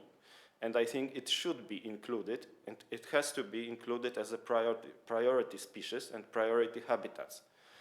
So not only the species itself, but also the habitats, habitat structure, habitat, kind of habitats should be included. Point 4, Poland is on the eve of establishment of a new national park. Unfortunately, about a day after I sent this presentation to Beth, Polish president vetoed the act of establishing the national park, so we will not have a new national park. We will have a larger Volyn National Park probably, because the area will be probably included in the Volyn National Park. But I thought it will be one of the most optimistic parts of this, but unfortunately there is politics, and nature cannot defend itself. But the optimistic thing, and I think it's very important also, that Beth in Lithuania will establish a new Natura 2000 site, including one of the most important aquatic warbler sites, which is a big thing, and I hope it will very much support the conservation of aquatic warbler.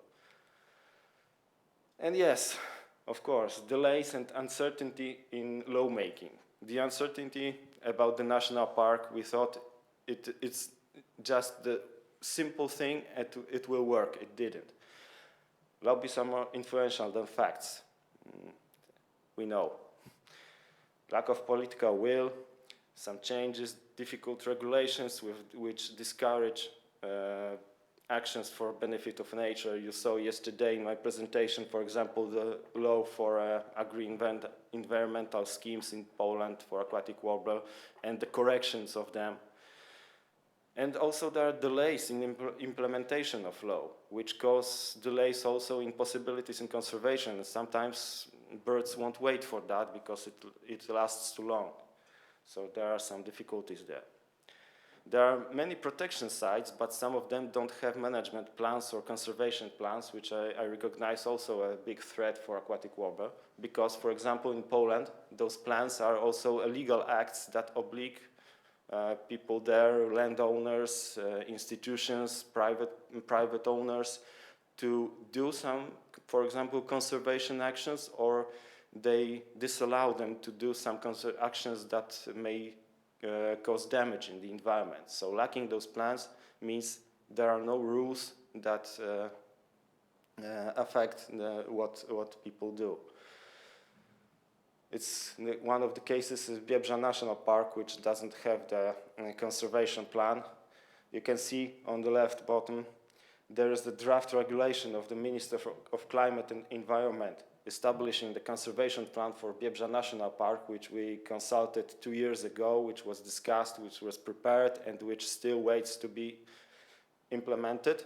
And I don't know if it will be implemented ever because of some conflicts between the local community, some people, and nature conservation expectations and needs, and the needs of people who want to just work on their ground and do some agricultural things, let's say, on their ground. And finally, having not those conservation plans, we lack of some rules that can affect aquatic warbler habitats. Just business, meaning that sometimes the profit from use of the land is more important than, for example, conservation. Both from presentations of Jarek and Žmantas, we heard yesterday that the subsidies and CAP funding, which started to be at the beginning quite a good opportunity for financing the habitat conservation and was competing with normal agricultural use and benefits from normal agricultural use of wetlands or meadows. Now the sums are too low, and using especially in in case of, for example, enhancing dairy farms and very big demand of hay, these subsidies are not very competitive, and some farmers resign from those packages just to mow more oftenly and use the hay. On the other hand, if those payments would be higher and more attractive, they may cause the proper use, in terms of nature conservation, proper use of aquatic warbler habitats. So we should also somehow try to influence on the amounts of this money to encourage farmers to do what the nature needs there. In some regions of Poland, it became less attractive, as we heard, but on the other side, for example, in Western Pomerania, we have a case that those subsidies are still attractive, but there is no idea what to do with the biomass. So even we have to pay for removing the biomass from the mowed place, because there is no idea what to do then with it. For example, composting or other processing of biomass would be a solution here. So the farmer would be interested in mowing and removing the biomass and doing something else with it then. Another thing is that water does not come only from the skies, meaning that many of aquatic warbler areas are the water is being delivered from the whole catchment around, for example, the riverbed. And if the water is lacking also in the whole catchment, there is a problem with water level in the river, also in the marshes. This is an example from Biebrza, and you can see on the map the river valley, light green, and the Ławki marsh, which is, let's see, here, this is Ławki marsh.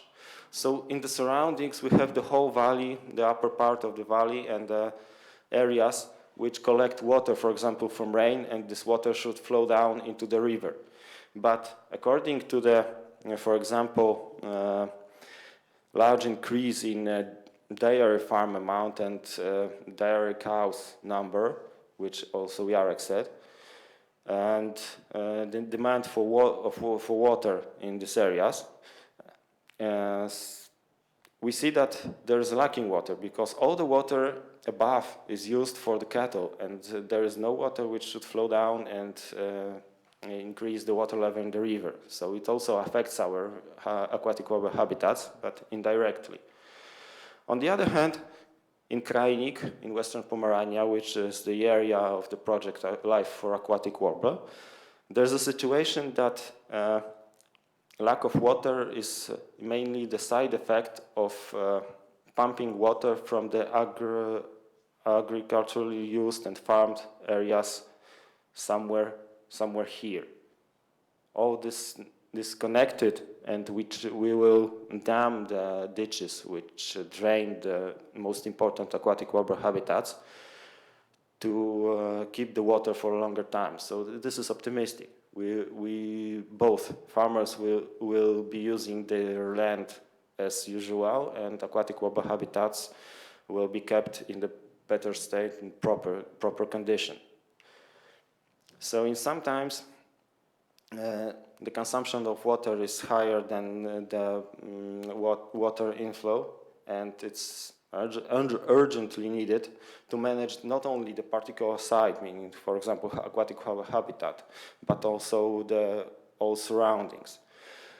In last days, we also received hydrological expertise for one of our social reserves in Zajki, in Biebrza region, where the expertise says that without managing the whole Narew River Valley, there will be no possibility for water flowing into Zajki. There is no water, simply, according to our current conditions.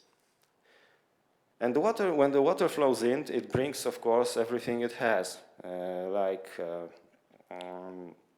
pollutants and other substances that will be deposited in aquatic warbler habitats due to low water flow, and then it will cause a rise of trophy and changes in the habitat. The problem, as I heard, occurs both in Poland, in Ukraine, I think in other aquatic habitats. And it occurs both in the areas that are naturally hydrated and those where the water is pumped artificially. Even more, if the water is pumped artificially, we can create a simple shallow lake with the water if we don't use the typical change in hydrological regime similar to the natural one. And in most cases, the effect is a simple reed bed, which is very difficult to manage later and not suitable for aquatic warbler. And it's the case from Lithuania, but not only, but the main case here is from Lithuania. I heard about it from Žymantas. This is one of the aquatic warbler former habitats, which probably could be restored, and there would be a possibility that birds would come there after restoration. But as we know, there is a large real estate project which is proceeded, and no one knows how it will affect the area, because it's just beside. So we don't know if it will affect aquatic warbler habitat and in what scale. On the other hand, this year, one of our observers discovered a new aquatic warbler site just beside Białystok city with a view on an existing real estate.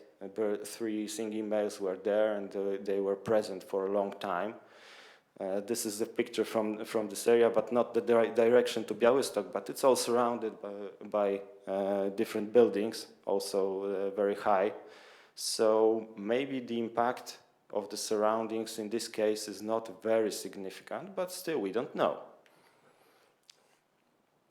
So basically, conservation of the species happens not only where it exists, but also in the surroundings, in the politics, in discussions, everywhere. We have to keep it in mind, and what we do should be done not only in situ, but all in surroundings too. So we should recognize the root causes of some problems and target them both directly and indirectly to try to solve them even before they really happen. So predict some possible issues and try to face them before it's too late. And as said many times before, the cooperation is important here. Cooperation between us and other institutions, people in governments, EU Commission, so lots of cooperation. And some optimism. I hope we will see many times this kind of area and this kind of weather, and we will hear aquatic warbler there.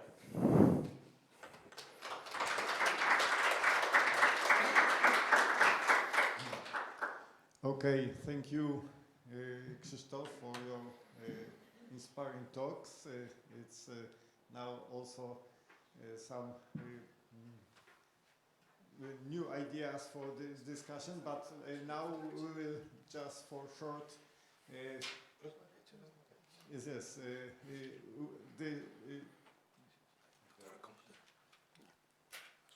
Sorry? Maybe direct question to Krzysztof's presentation, but of course we can during discussion. But now Piotr Marczakiewicz from Biebrza National Park, he will show us. It takes a minute, so yeah. Just ask Krzysztof. I will add to Krzysztof's talk that we know that it's very important also to work on the policy side and. Of course, it's require another skills than we are accustomed on. I am happy to tell that in OTOP we recently increased our capacity for policy as a BirdLife partner, and due to support of other partners, especially Naturschutzbund. From Germany, so we work with our neighbors from NABU about some policy issue. Within BirdLife, we have special task forces. So one of the task forces is the Agriculture Task Force, which is focus on on the farming policy and common agriculture policy of EU. And of course, we transfer it into the Polish situation. So our work with Ministry of Agriculture is in effect effect of our skills developed together with BirdLife International.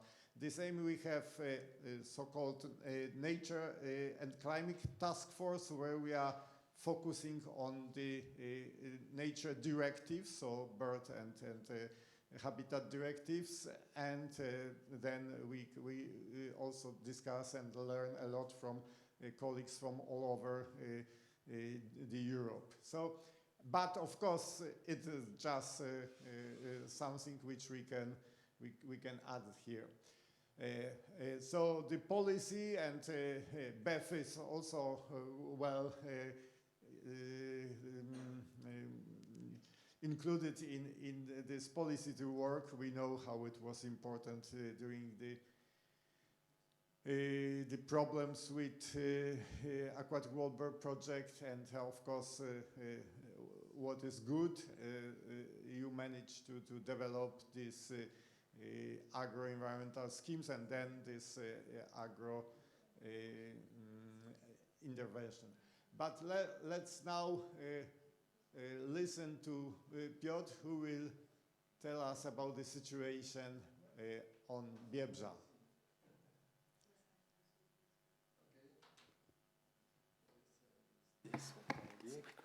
So this is rain in Biebrza. Okay.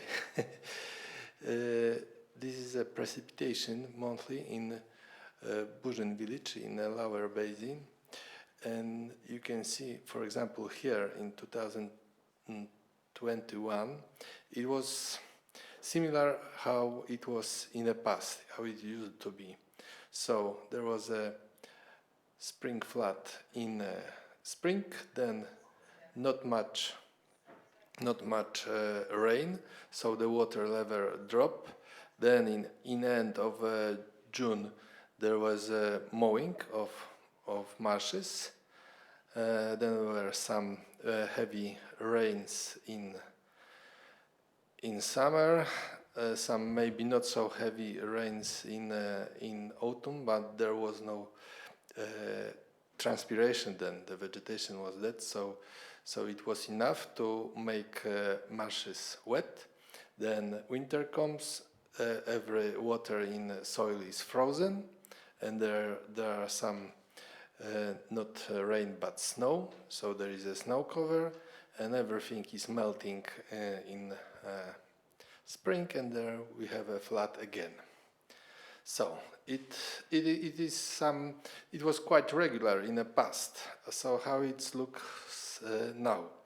You can see first 2019. It was a year that we have a drought. You can see this is a yearly precipitation. It's 519 millimeters.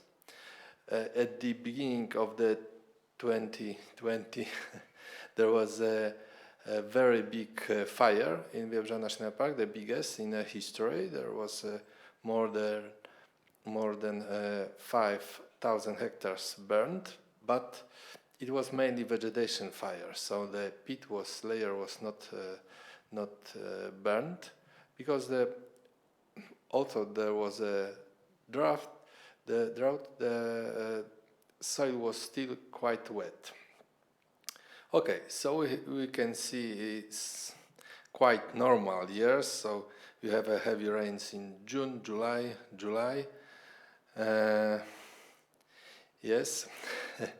You can see a yearly rain, so this is almost 700 millimeters, more than 700 millimeters, and 642.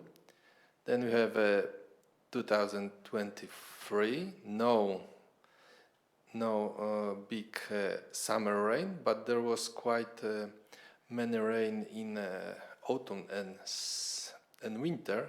So in 2024 there was quite a nice flat still in the spring, and then rain stop raining.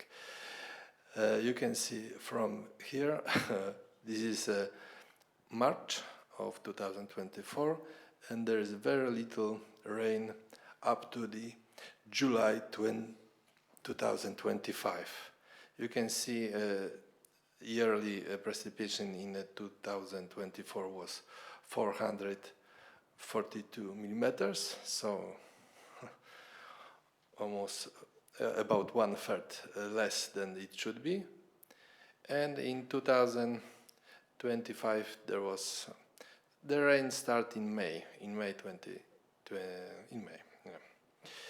And at the end of the October we have 473 millimeters of rain, so it was already more than in 2024, but it's still not much. And during 2 months, I don't think maybe we'll have more than 600, but it's not sure. Okay, and how it's look in the soil. This is groundwater level at Długa Luka on Bagnoławki.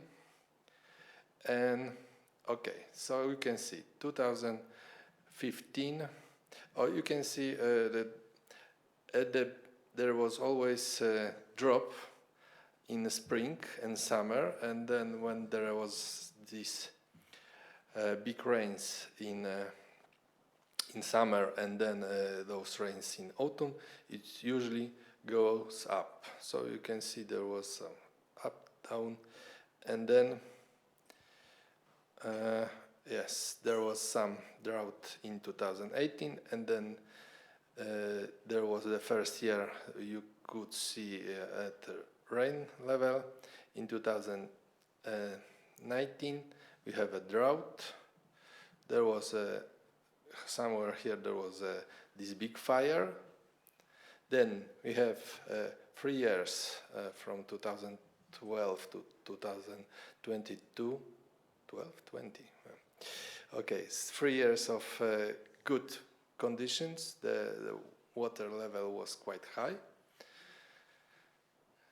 And okay, then you can see 2023, no heavy rain in summer, and you see this water level drop quite low. Then we have those rains in autumn and winter, and then 2024 the rain stopped raining, and we have at this piezometer there was about 120 centimeter below the ground, and there was some rain in autumn and winter, but this autumn and winter was still quite dry and warm. So this water was not frozen, not staying in soil, but all the time it was flowing down to the river. And you can see spring, it fall down, and it's still quite down. Probably it will rise in autumn and winter, but I am afraid it will be no at the ground level anyway. So we enter, it could be that we enter spring of 2026 with no water on the ground. So it's still not very good. And it's all depend on rain, coming rain. Yeah, so that's all. Thank you, Piotr, for presenting this. In fact, very sad and very challenging information. You know, it's very important to have. Okay. Yeah. Yeah. What I did not say, we know that peat have to be wet, because if it's dry, there is mineralization. So you can see in the past we have a quite balanced situation. So there was some probably peat accumulation, maybe some mineralization, and like this. But from 2024 we have a long period and very, very low, very deep period with no water, and this is all area of peat mineralization. And peat mineralization change many things, because it changed vegetation. It won't hold water like peat, this mineralized peat. So, well, it's not going good anyway. The question is to you, or also to Martin, Susanne, if it is Susanne here? Yeah. Anyway, the question is if it is enough time to decompose of peat layer. Of course, it's very alarming, but if it is time enough, this 2 years or not? Yeah, that was my question. And you had also this fire, also peat fire. Now, did you observe changes in vegetation already in Bagnovavki? Okay, yes. Yes, what I can say, this fire in 2020 was very big area, but it was mostly a vegetation fire. And this year we have also fire in the same place, which was way smaller. It was few hundred hectares, but it was a peat fire also. So the vegetation there is dramatically very changed. And on Bagnovavki, yes, I saw some places with calamagrostis grass, not sedges. And yes, it worried me, very worried me. So there is only one hope, that there are short-term fluctuations, but then maybe on long term we can return to the usual level, but it is just guess and nothing. Okay, Martin, yes, and then Żymantas. Yeah, just one comment. I asked initially whether it would be theoretically possible to dam Biebrza River and to bring more water into the Fenmire. But Piotr said what I assumed, that it would only impact a very narrow belt along the Biebrza River. So the Bagnovavki mire is inclined, slightly inclined. So it's percolated by the water coming from the surroundings. And we have such situations in much smaller scale also in Brandenburg. And you cannot combat this drought with damming of running waters. It's not possible. You need to feed the groundwater through many measures in the catchment of the area. So if it is a catchment of 5 or 10 square kilometers, it's rather easy. And we did that in the Biosphere Reserve where I was working. But I think Biebrza is another dimension. Yeah. So I think what you would need is a hydrological study about the water budget of the whole catchment area. And then you come into the conflict with the dairy farms, which have this high demand of water, and maybe also drainage systems in agricultural land and so on. But I think you have to approach this question for the future, because these situations may become more frequently. And so I think you need this hydrological study on the whole catchment. And then to design not one measure, it will not help, but a whole package of measures to stabilize the groundwater supply to Bagnovavki. Mm-hmm.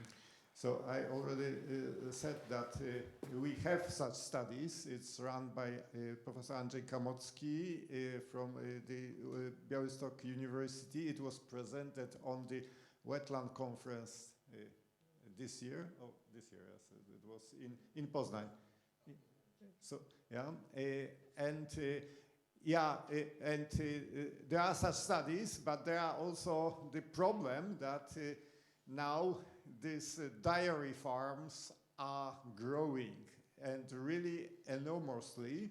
It's of course big, let's say, economic success because then there is a strong economic growth of one of the poorest area in Poland, but it has their own cost. And then we will have a problem to balance between the conservation needs and the agriculture, I mean economy needs, and still we have a lot of question mark, but this is a very strong threat to the water management in Biebrza Basin, and we know that the same is in Narew. Krzysztof already said that we have commissioned the study about just the part of Narew floodplain, I mean Zajki area, but the result of this expert report was that we should deal with the whole catchment of Narew, and there is still not enough water in the catchment now on the current stage. Justyna, yes, Kubacka.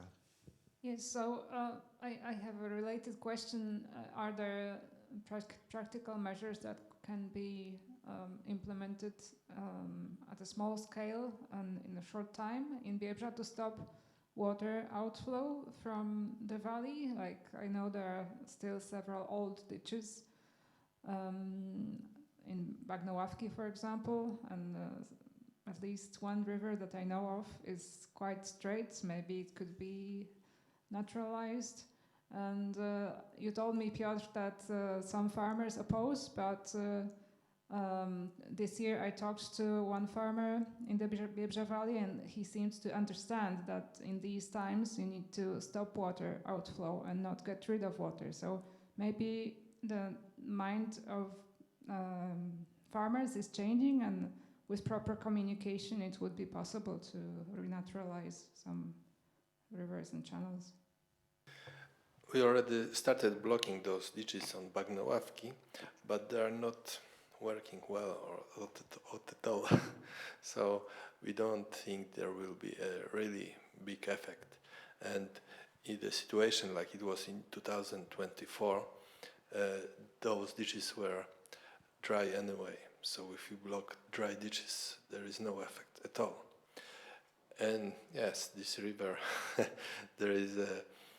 it's a very difficult situation because of land ownership also. So it's a long way, and it's quite far from Bagnoławki also. Żymantas? Thank you, Piotr, for sharing this alarming chart. And I look at it from the translocation perspective. And we should consider this.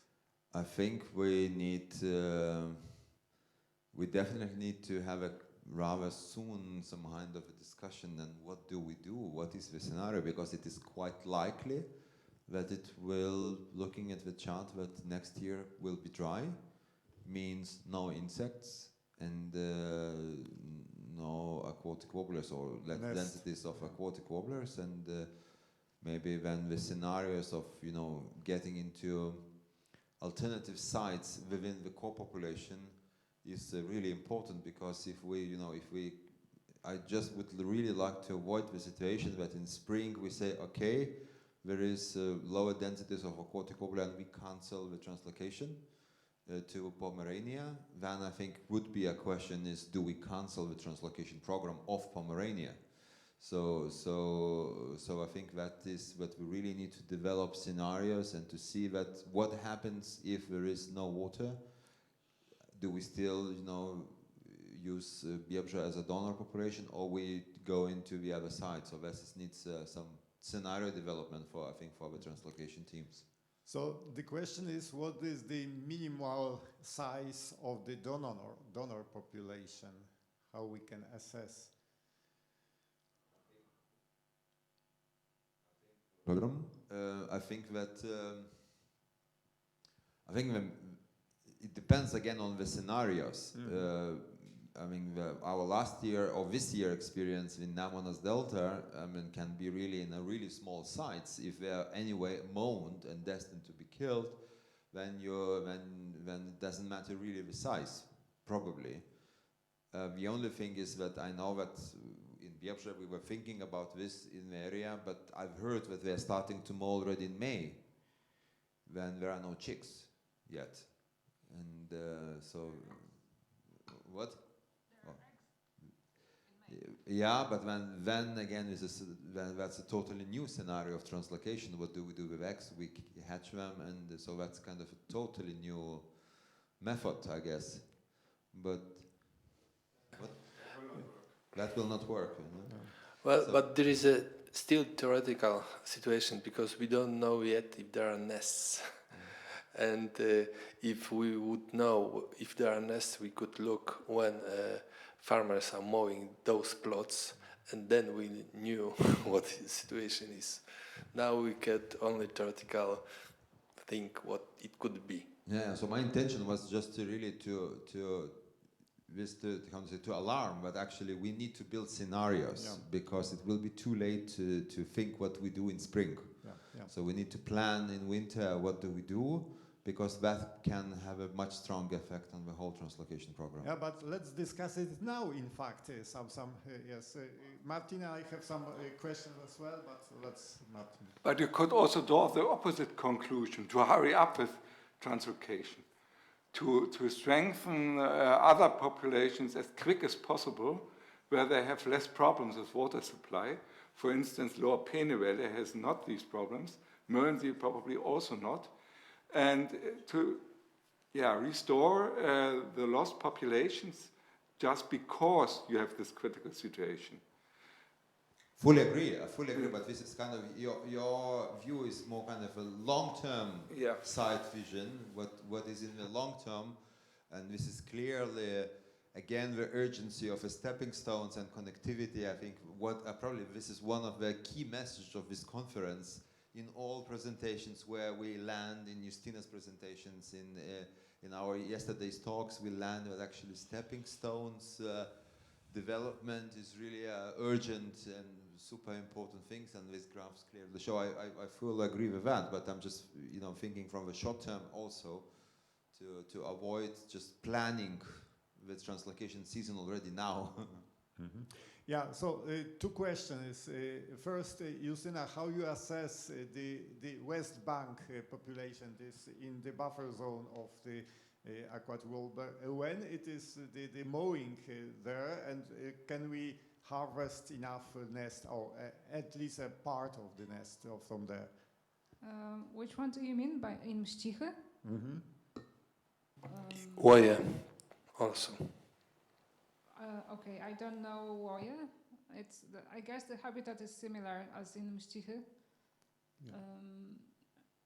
I think this is more a question to Łukasz, because he knows best what the population size is there. But to me, over the years, it seems that densities have been going down, probably because of the constantly lowering water level. I'm not sure. So Krzysztof will know about this. Yes. Regarding mowing, so that the area in Mścichy, most of it belongs to Otop, right? No, you are talking about Mścichy, but there is also Woje, Avissa, the area. I don't know that place very well, but it's in terms of translocation, it's a bit more ambitious, because the nest densities will be for sure lower there.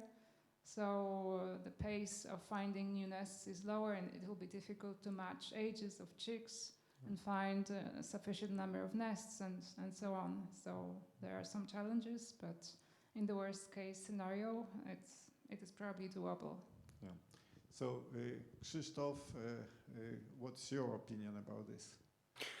Starting from Stichy, this year there were about 3 singing males, I think, even though the water condition was much better than on the eastern side of Biebrza and in Ławki Marsh. So Stichy were a bit flooded, but still there were a low number of aquatic warblers.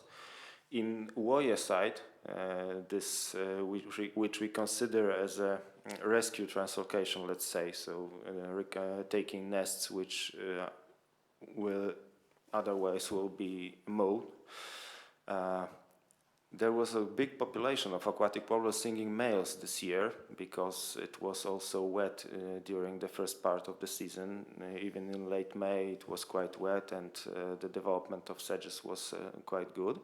But one issue is that almost the whole area is mown every year, so there are, for example, lacking spots for singing males. They sing from stones, from trees, from poles, from everything they can find to be above the sedge level. And according to my, I talked to 2 farmers which I found there, and they just said they start mowing at the moment they can drive into the area using their equipment. So basically, if the water level goes down and it is possible to enter the area with a mower, they start mowing. Maybe some of them also, a little part of the grounds is under the National Park administration, so on those parts maybe it would be possible, in National Park of course, but also for some farmers maybe it would be possible to delay the mowing until we get the nests, but not all of them of course. And during all my survey this year, I spent a lot of time there.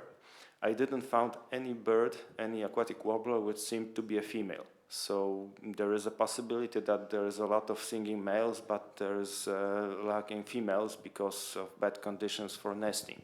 For singing males it's quite better, but material for nests and availability of food and other factors that induce nesting may be lacking, and there may be a very low number of nests, which also will be a problem. Krzysztof, what means a lot of singing males? Yeah.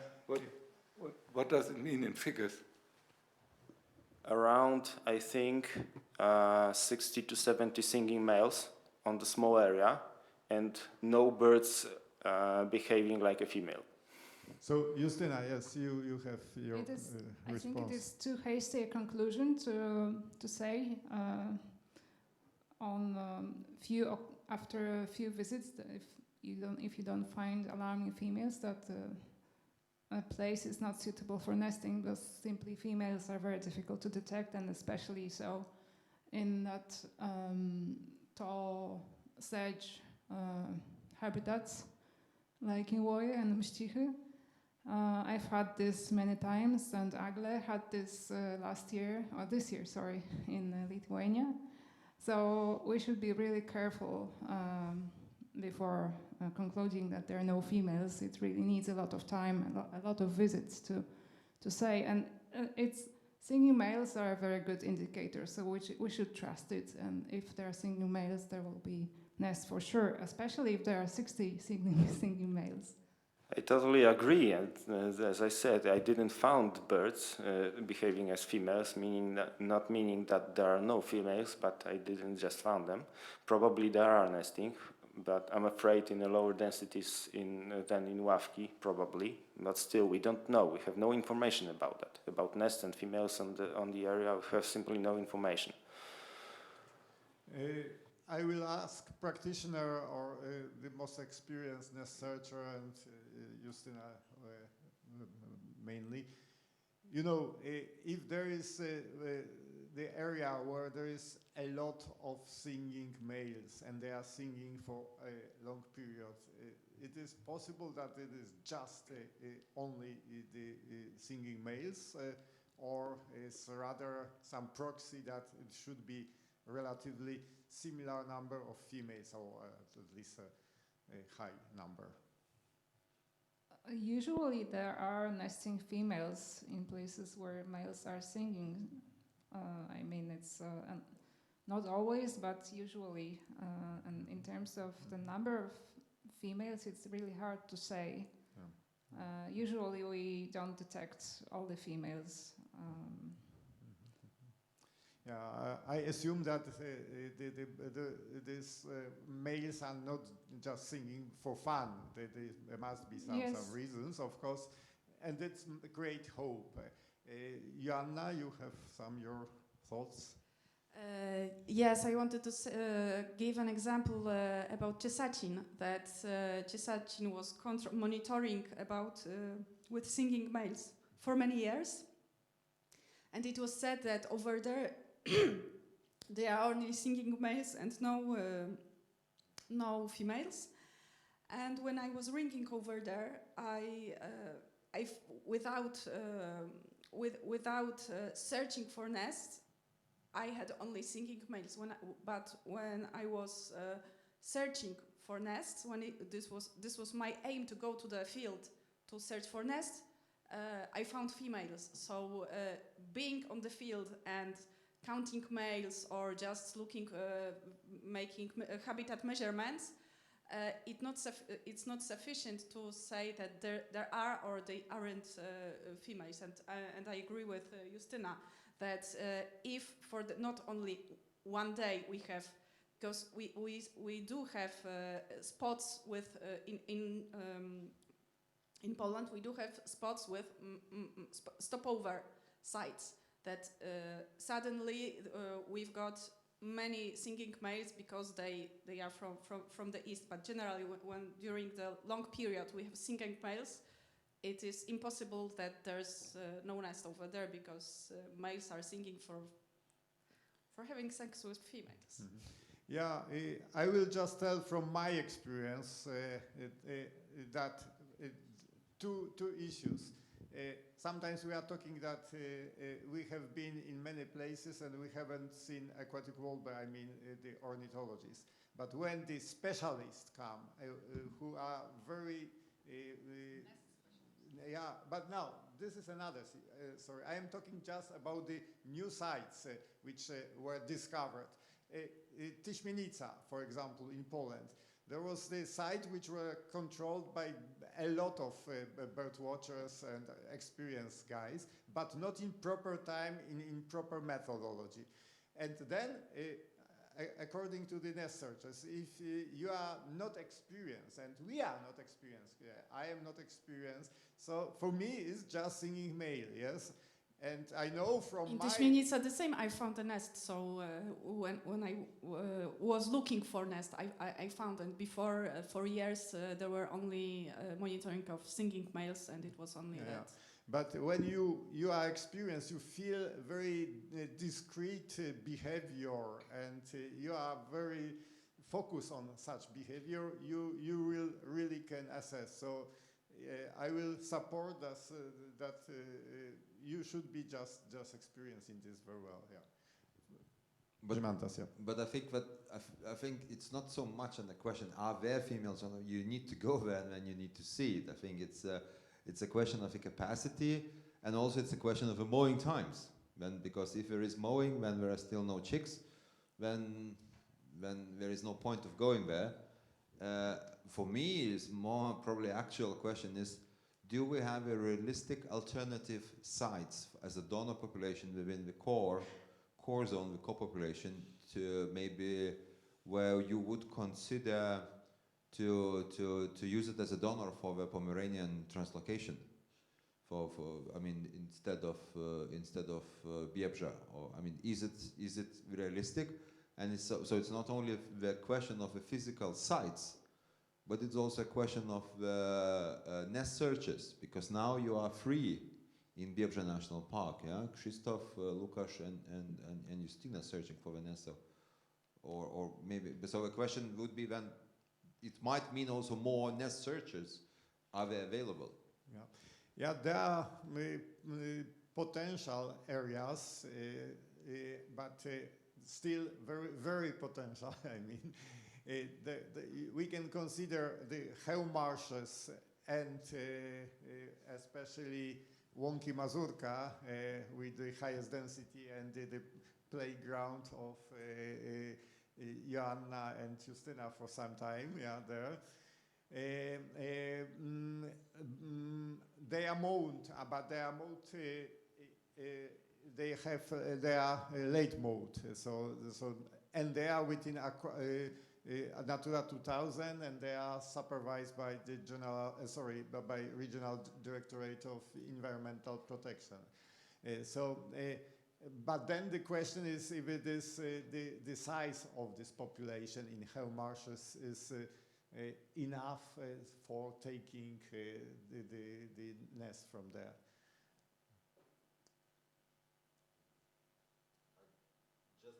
Just a short reminder, Franz. He just left, but I want just to remind his presentation. It's not only costs, but it's also benefits on the other side. So we should not only consider how we will impact the donor population, but we should wait in terms of the costs, because if we cannot take because of the costs, we cannot continue the Pomeranian population translocation program, because every year if we are in a situation to cancel translocation because there is a bad year, there is a moment that all investments which were done beforehand, the birds are dying out. So so I think that is important also to see the benefit of newly created Pomeranian population. Yeah, but then we need real policy work and to talk with the decision makers and rely on the big picture in mind. Because I can consider that, for example, the Poleski National Park will be not very happy to give for Pomerania the birds. Even worse, it will be difficult to take the birds from relatively small sites and to take it abroad, in this case to Germany. I mean, I am just, I know how it works, it's just our aquatic warbler and our population, and somewhere in Pomerania it's far away, and Germany is even farther. So this is very difficult, and we of course can start such discussions, starting, I don't know, on the level of General Directorate of Environmental Protection, but then, and Ministry of Environment in Poland, but it can be quite tough, I'm afraid. Yeah. And nobody said it's going to be easy. Yeah. And of course, we should know if it is really safe if we will take from such areas.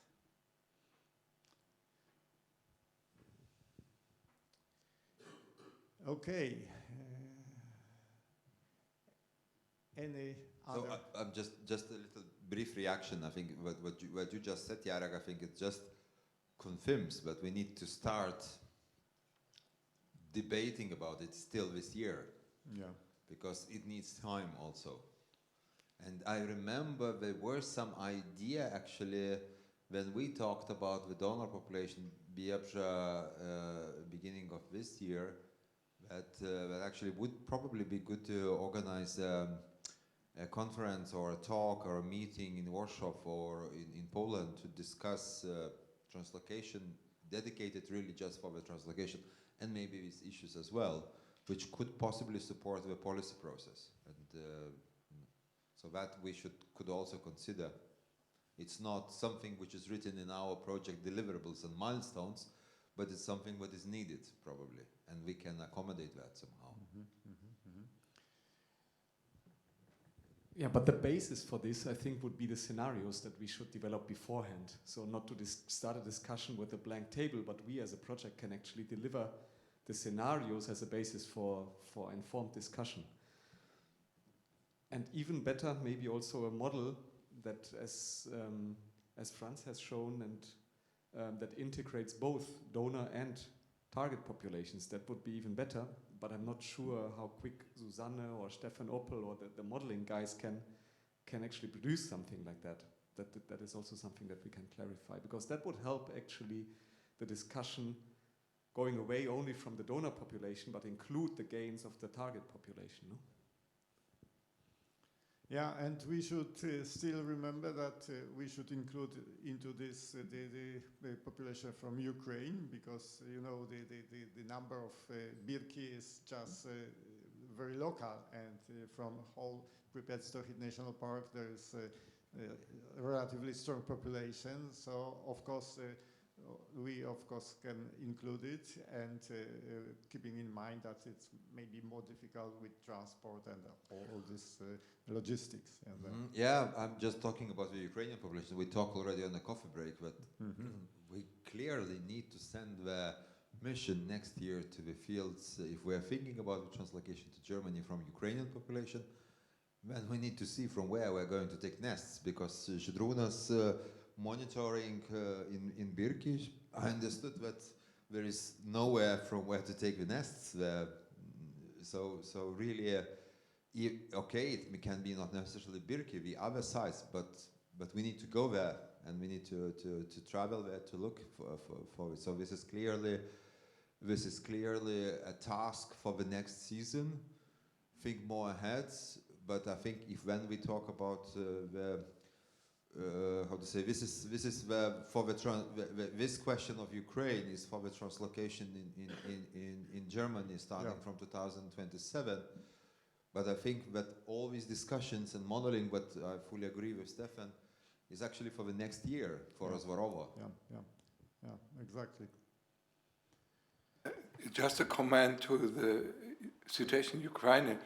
Anatoly wrote that there are some sites, well-known sites, old sites, which have no problem with overgrowth with bushes and reeds, which are really stable. And he named all the places, like Biebrza and Disussion, for instance, and the Czarnoguska Valley, and so there are still some sites which seem to be stable, also Balota Vishari, which they know where they don't have the succession problems. Yeah. So we only have to have it in mind.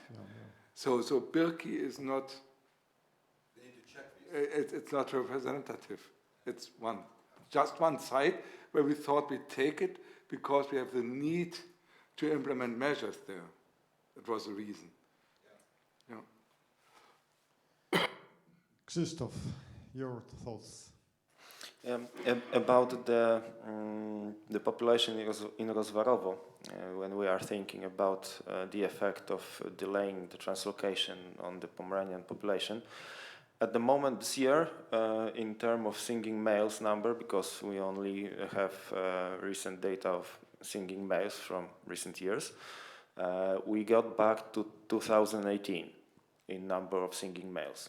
So it was approximately the same this year as 2018. So we have probably quite a short time before the population will do the same as then, so decrease. And how do you think it will be possible to harvest the nest from hail marshes to Rozvorovo? Technically, it would be, I think, possible. It's a not very big part of a good quality habitat with a number of singing males, about 80, 40 to 80 singing males, because there is a big difference between the first brood and second in number of singing males, but still the habitat is quite good. And the whole Helm marshes population, including this best area and Helm reserves where we seek for aquatic warblers in the monitoring, it's about, I think, 120 or something singing males. So probably the number of females would be similar. It's not a big population, it's quite stable, and since it is not only in the transect monitoring, because the transect is mostly set up in the reserves and with a worse quality habitat, and the best quality habitat it's now monitored as a whole area, and the number of 80 singing males is from the whole area. But still, we operate in a quite low overall number in Helm region. So if we would like to harvest, for example, 10 nests, it would be a bigger amount of the population than, for example, in Biebrza or in Ławki Marsh even. Yeah, so then the question is if we can combine to take 10 nests from Helm and 10 nests from Biebrza, for example, from Woja, Visa area or somewhere else. This is another. So this is just speculation, and we should discuss it really to have the meetings focus on this. Sorry? 5 and 5, yeah. Yeah, Oh, but just 10, yeah. Exactly. Just don't forget that we also have a certain hope for Žuvintas. We were lucky this year, but we found sufficient amount, and it is totally unknown how it will happen. So that is need to incorporate into the scenario as well. So I don't know if we are done.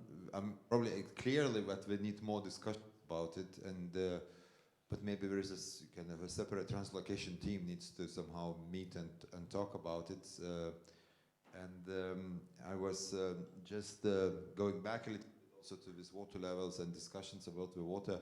I got a message also from Sasha Kozulin, and I think it maybe refers to you, Martin, what you said about blocking, theoretically blocking, but Sasha just wrote that discuss a possibility of cascading Biebrza, at least in theory. I don't know, is it the same or not? Probably it's the same, I guess. So it's yeah, I know what he means, but it will not help because Sasha, the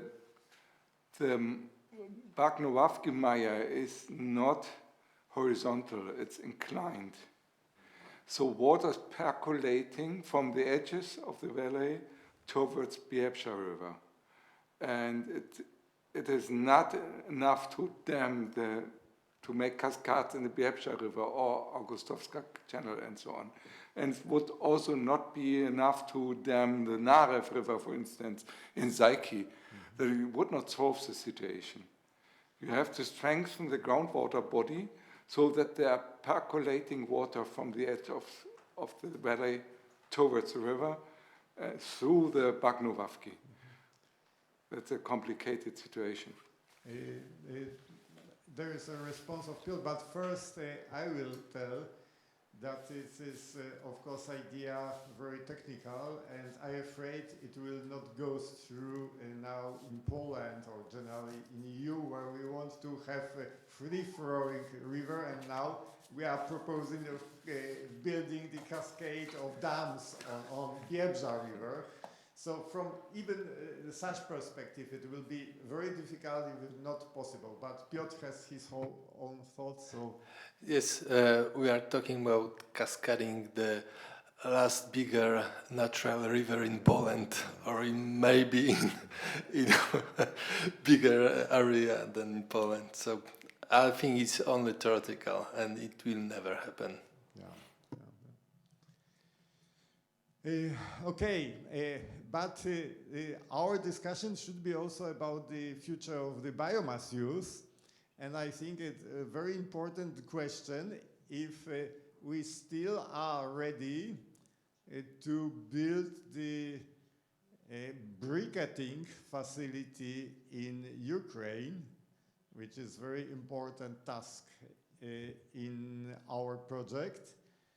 If we still think and believe that it will be profitable for local societies, they will use it instead of peat briquette, which is produced in one neighboring city. I think so. I will still support this, but let's discuss. And Zimantas, floor is yours. I think we should not think so much about the profits. It is so unpredictable. And I think, in my opinion, when we think about Birki, we need to go to the business strategy that we try either to do the very low cost activity, so low investments, and so like a composting facility would be an example where it's a relatively low cost thing to, or we need to think that can we supply a product to the state-driven sector, to the public sector, which is not then the open market issue so much. And I think that's exactly what is happening in Birki. I think it is not so much as a business development solution, but it's about the security, the energy independence there, and providing a public sector with a fuel which they can, I remember we had the pelleting facility in Žuvintas, which did not work out as a business case at all.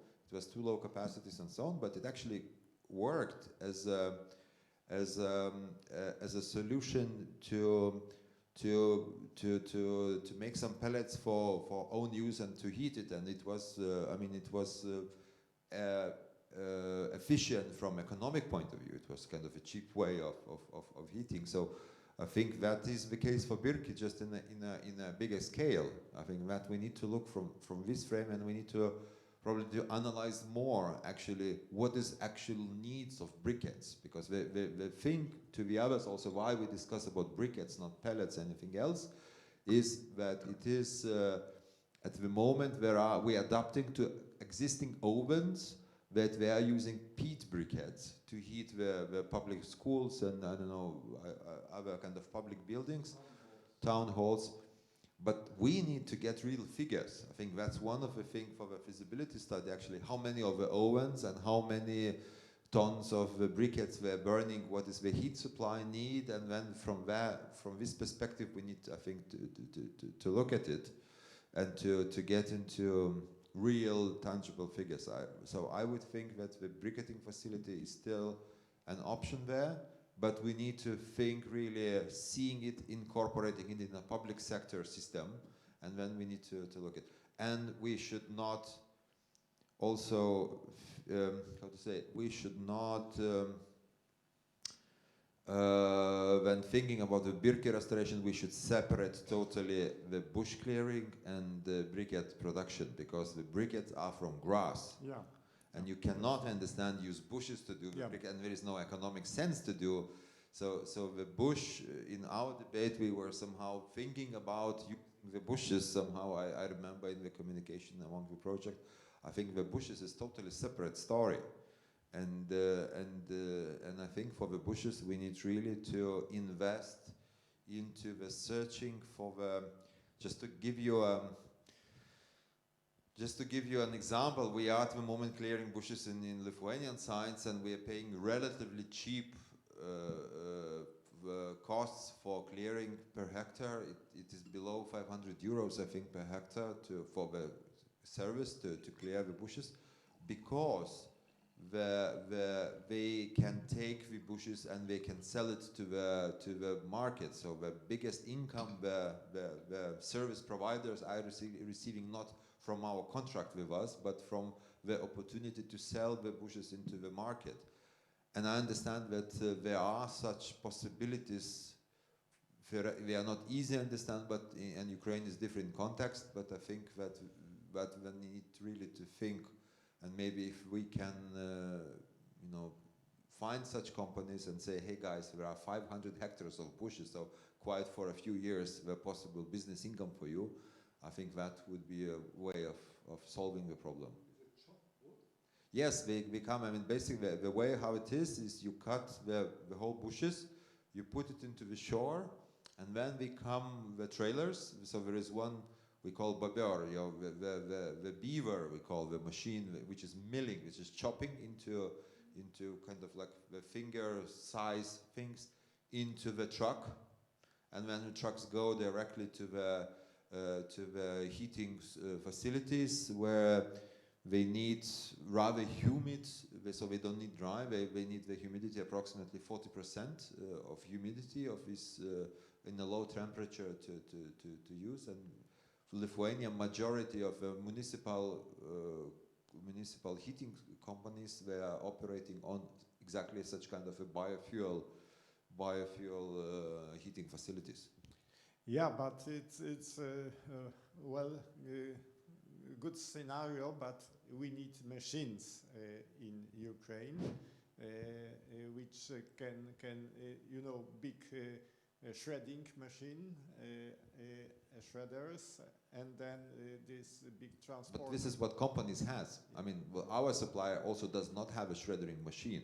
They order a service, but the biofuel companies, they have this. And then the question, if there was already prepared this feasibility study which analyzes if such companies exist in vicinity, and do you know how it is? No, it's not produced yet, the feasibility study. And I don't think this is a task of a feasibility study as such. I think it is just a question of searching, opening and then looking for advertisements, searching and questioning around. I think Volodymyr found some existing, but there are in Ukraine special challenges that I understand that there are some concerns of moving in the country to the other area, because when it is war, and on the crossroads there are also military standing, and quite a big part of a society. And generally there is lack of men in the country, and those who left, they can easily be also taken to the army in the crossroad if they will be stopped, and they can be taken from the street. So some other just avoid also movement. So these kinds of challenges are existing, but nevertheless we need to look for that, and maybe not even wait for this contracted feasibility study, but just to do with our own capacities to find it in Ukraine by Ukrainians. Okay, and Martin. Besides that, I have another thought. What we can learn from all the presentations today is that there is a strong dynamics in the use of biomass and the needs of the market. So the change is very strong and frequent. So that means that we have to be flexible as possible. So you have to anticipate this dynamics and these changes. And that could be an argument for pellets, because the possibilities to use pellets are much more diverse than briquettes. So we should think about. And I have also hoped that the Paludiculture projects will proceed more quickly now in the next years. So if we come through the next 3, 4, 5 years, there might have erased completely new perspectives also for Ukraine. So I think we should learn from both, be flexible, and gain some time. Yeah, but I'm afraid pelleting facility, it's even more difficult now for Ukraine, because briquetting is very simple.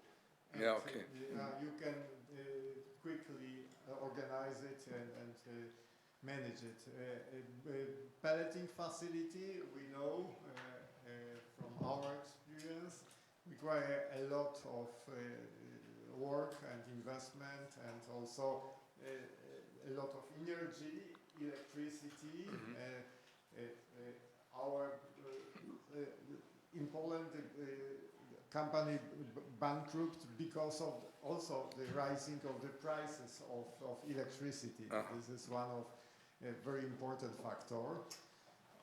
So I will rather not support to consider, at least within the project, the pelleting facility. Okay.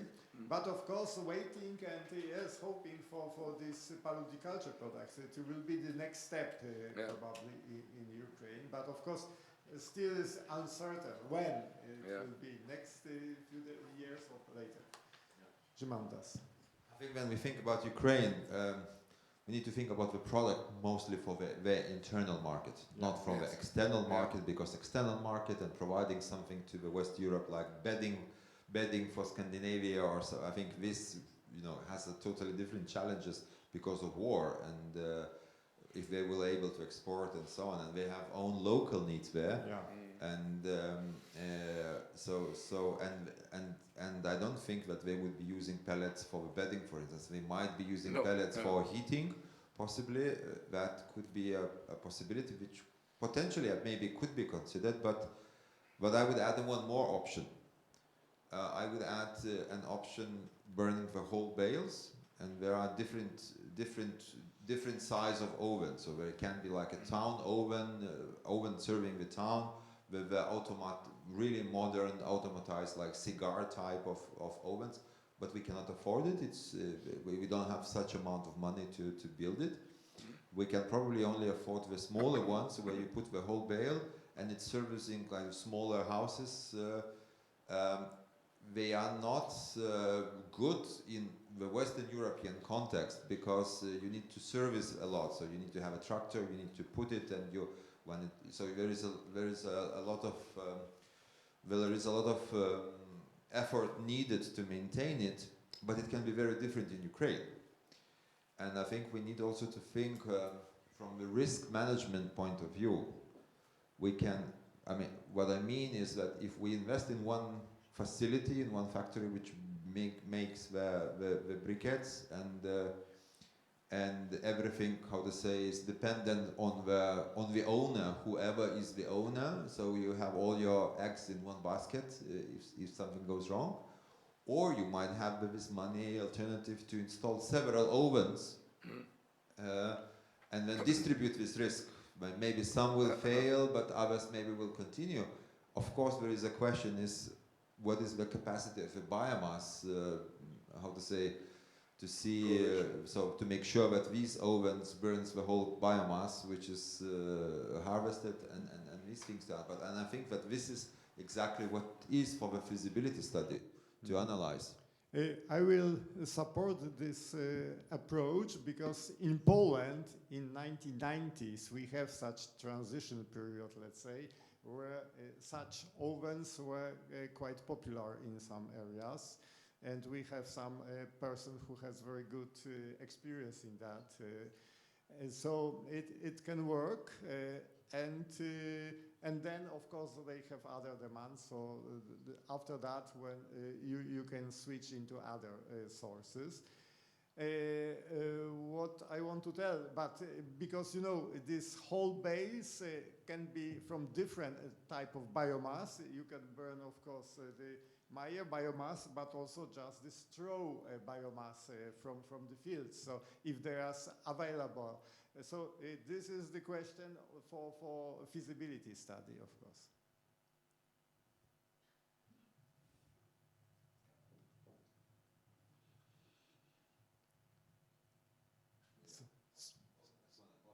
One o'clock.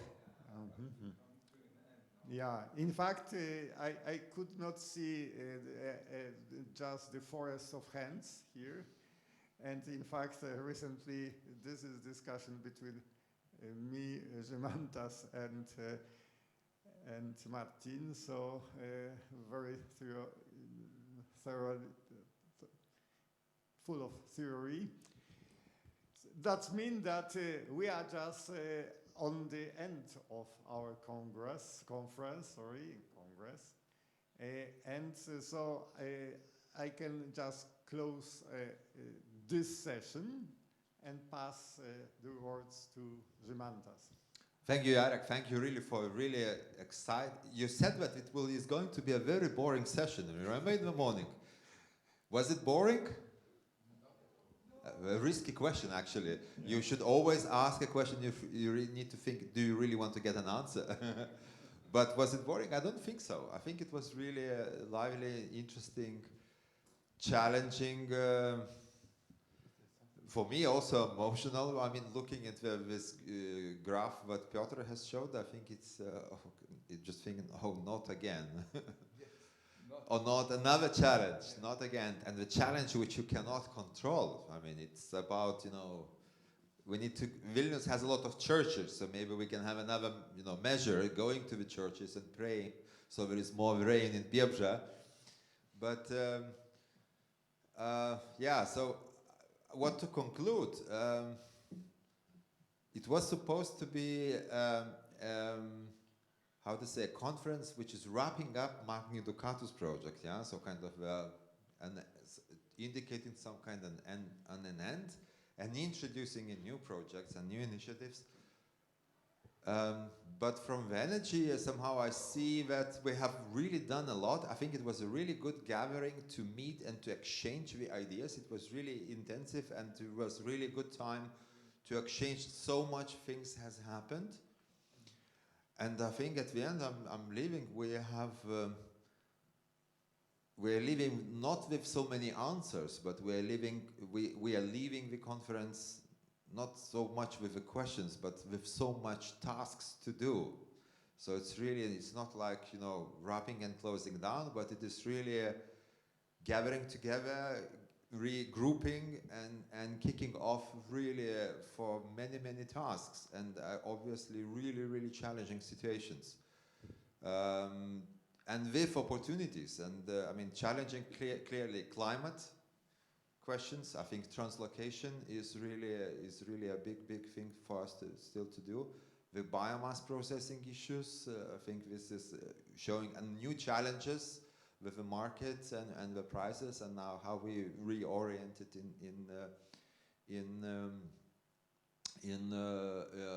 in Ukraine.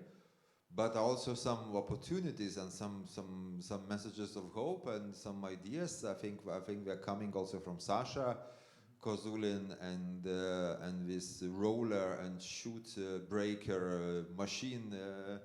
I think that's really an interesting thing, and so we're really opening new possibilities, new opportunities. It's important not just to see and panic now that climate is changing and now everything is collapsing, but we are getting the opportunities.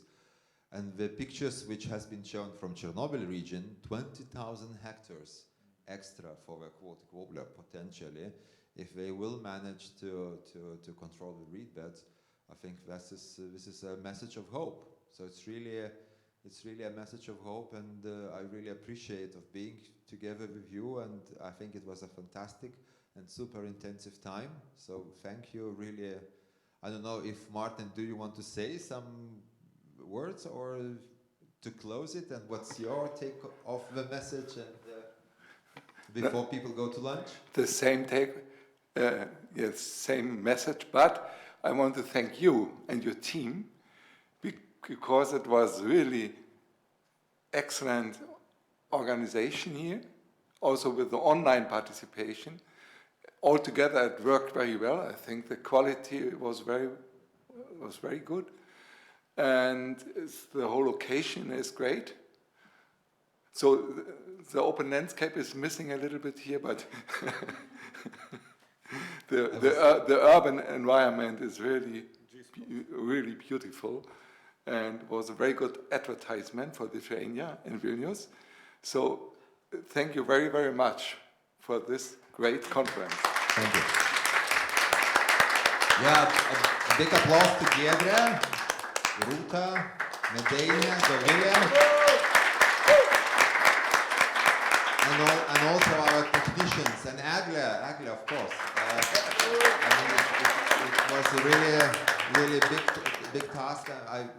There were quite a few challenges, organizational challenges, but I think, as Martin indicated, it happened, and I think it happened well. We need to definitely, in our checklist, to write down in the organizational checklist, no strawberries, no blueberries. Yeah. So this is we noticed. You were very polite, not highlighting it too much, but we noticed this, and this is something that we will also keep into the future, a new requirement. And yes, and some technical things. We would like, for the poster presenters, we would appreciate if you would send the files of your posters. So, and if you would like them to be shared, So we could make a PDFs out of that and share it on the online, and so the messages is spread.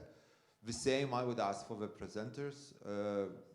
We promised to have presentations to be available, but also the speakers need to agree to share it, and also if you want to tweak and to modify something in your presentations, please do that and send us PDF so we would put it online.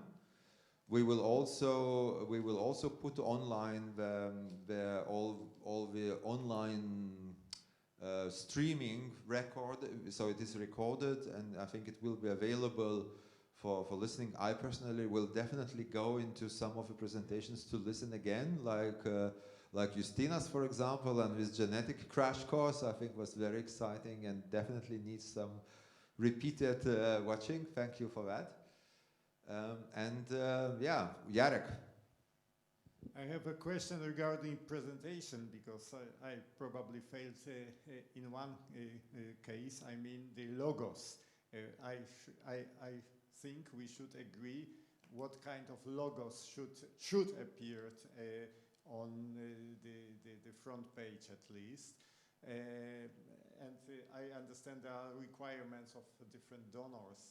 In Poland, we have at least one additional, and how we proceed in all this presentation. So I think Rita has been instructing, and she can instruct it again, but basically the sessions on the translocation and the sessions on biomass is a LIFE Aquatic Warbler project sessions. All the rest is MagniDucatusAcrola. And we making presentations from MagniDucatusAcrola have to have, of course, the logos of MagniDucatusAcrola, but we also have presentations from the other projects who are not part of the, so they don't have this obligation. So it's all okay. It's all fine. Justina showed the donors also. Yeah. Most important, but we in our presentations we have a lot of family pictures. So this is one of the feature also of the presentations, that there are a lot of family pictures. So really, I think we do appreciate our Aquatic Warbler family. So really nice, as you, Jarek, also said. It is about people after all. So thanks for being here, and now we can finish our conference. Thank you for those who participated online, and we finish our conference. And those who stay here, there will be still lunch served. I don't know, Gedra, is lunch is ready? What? It's already there. So we saved some 20 minutes from the program, so you can enjoy slow and nice lunch, slow food, yeah. I hope no strawberries. Thank you. Bye.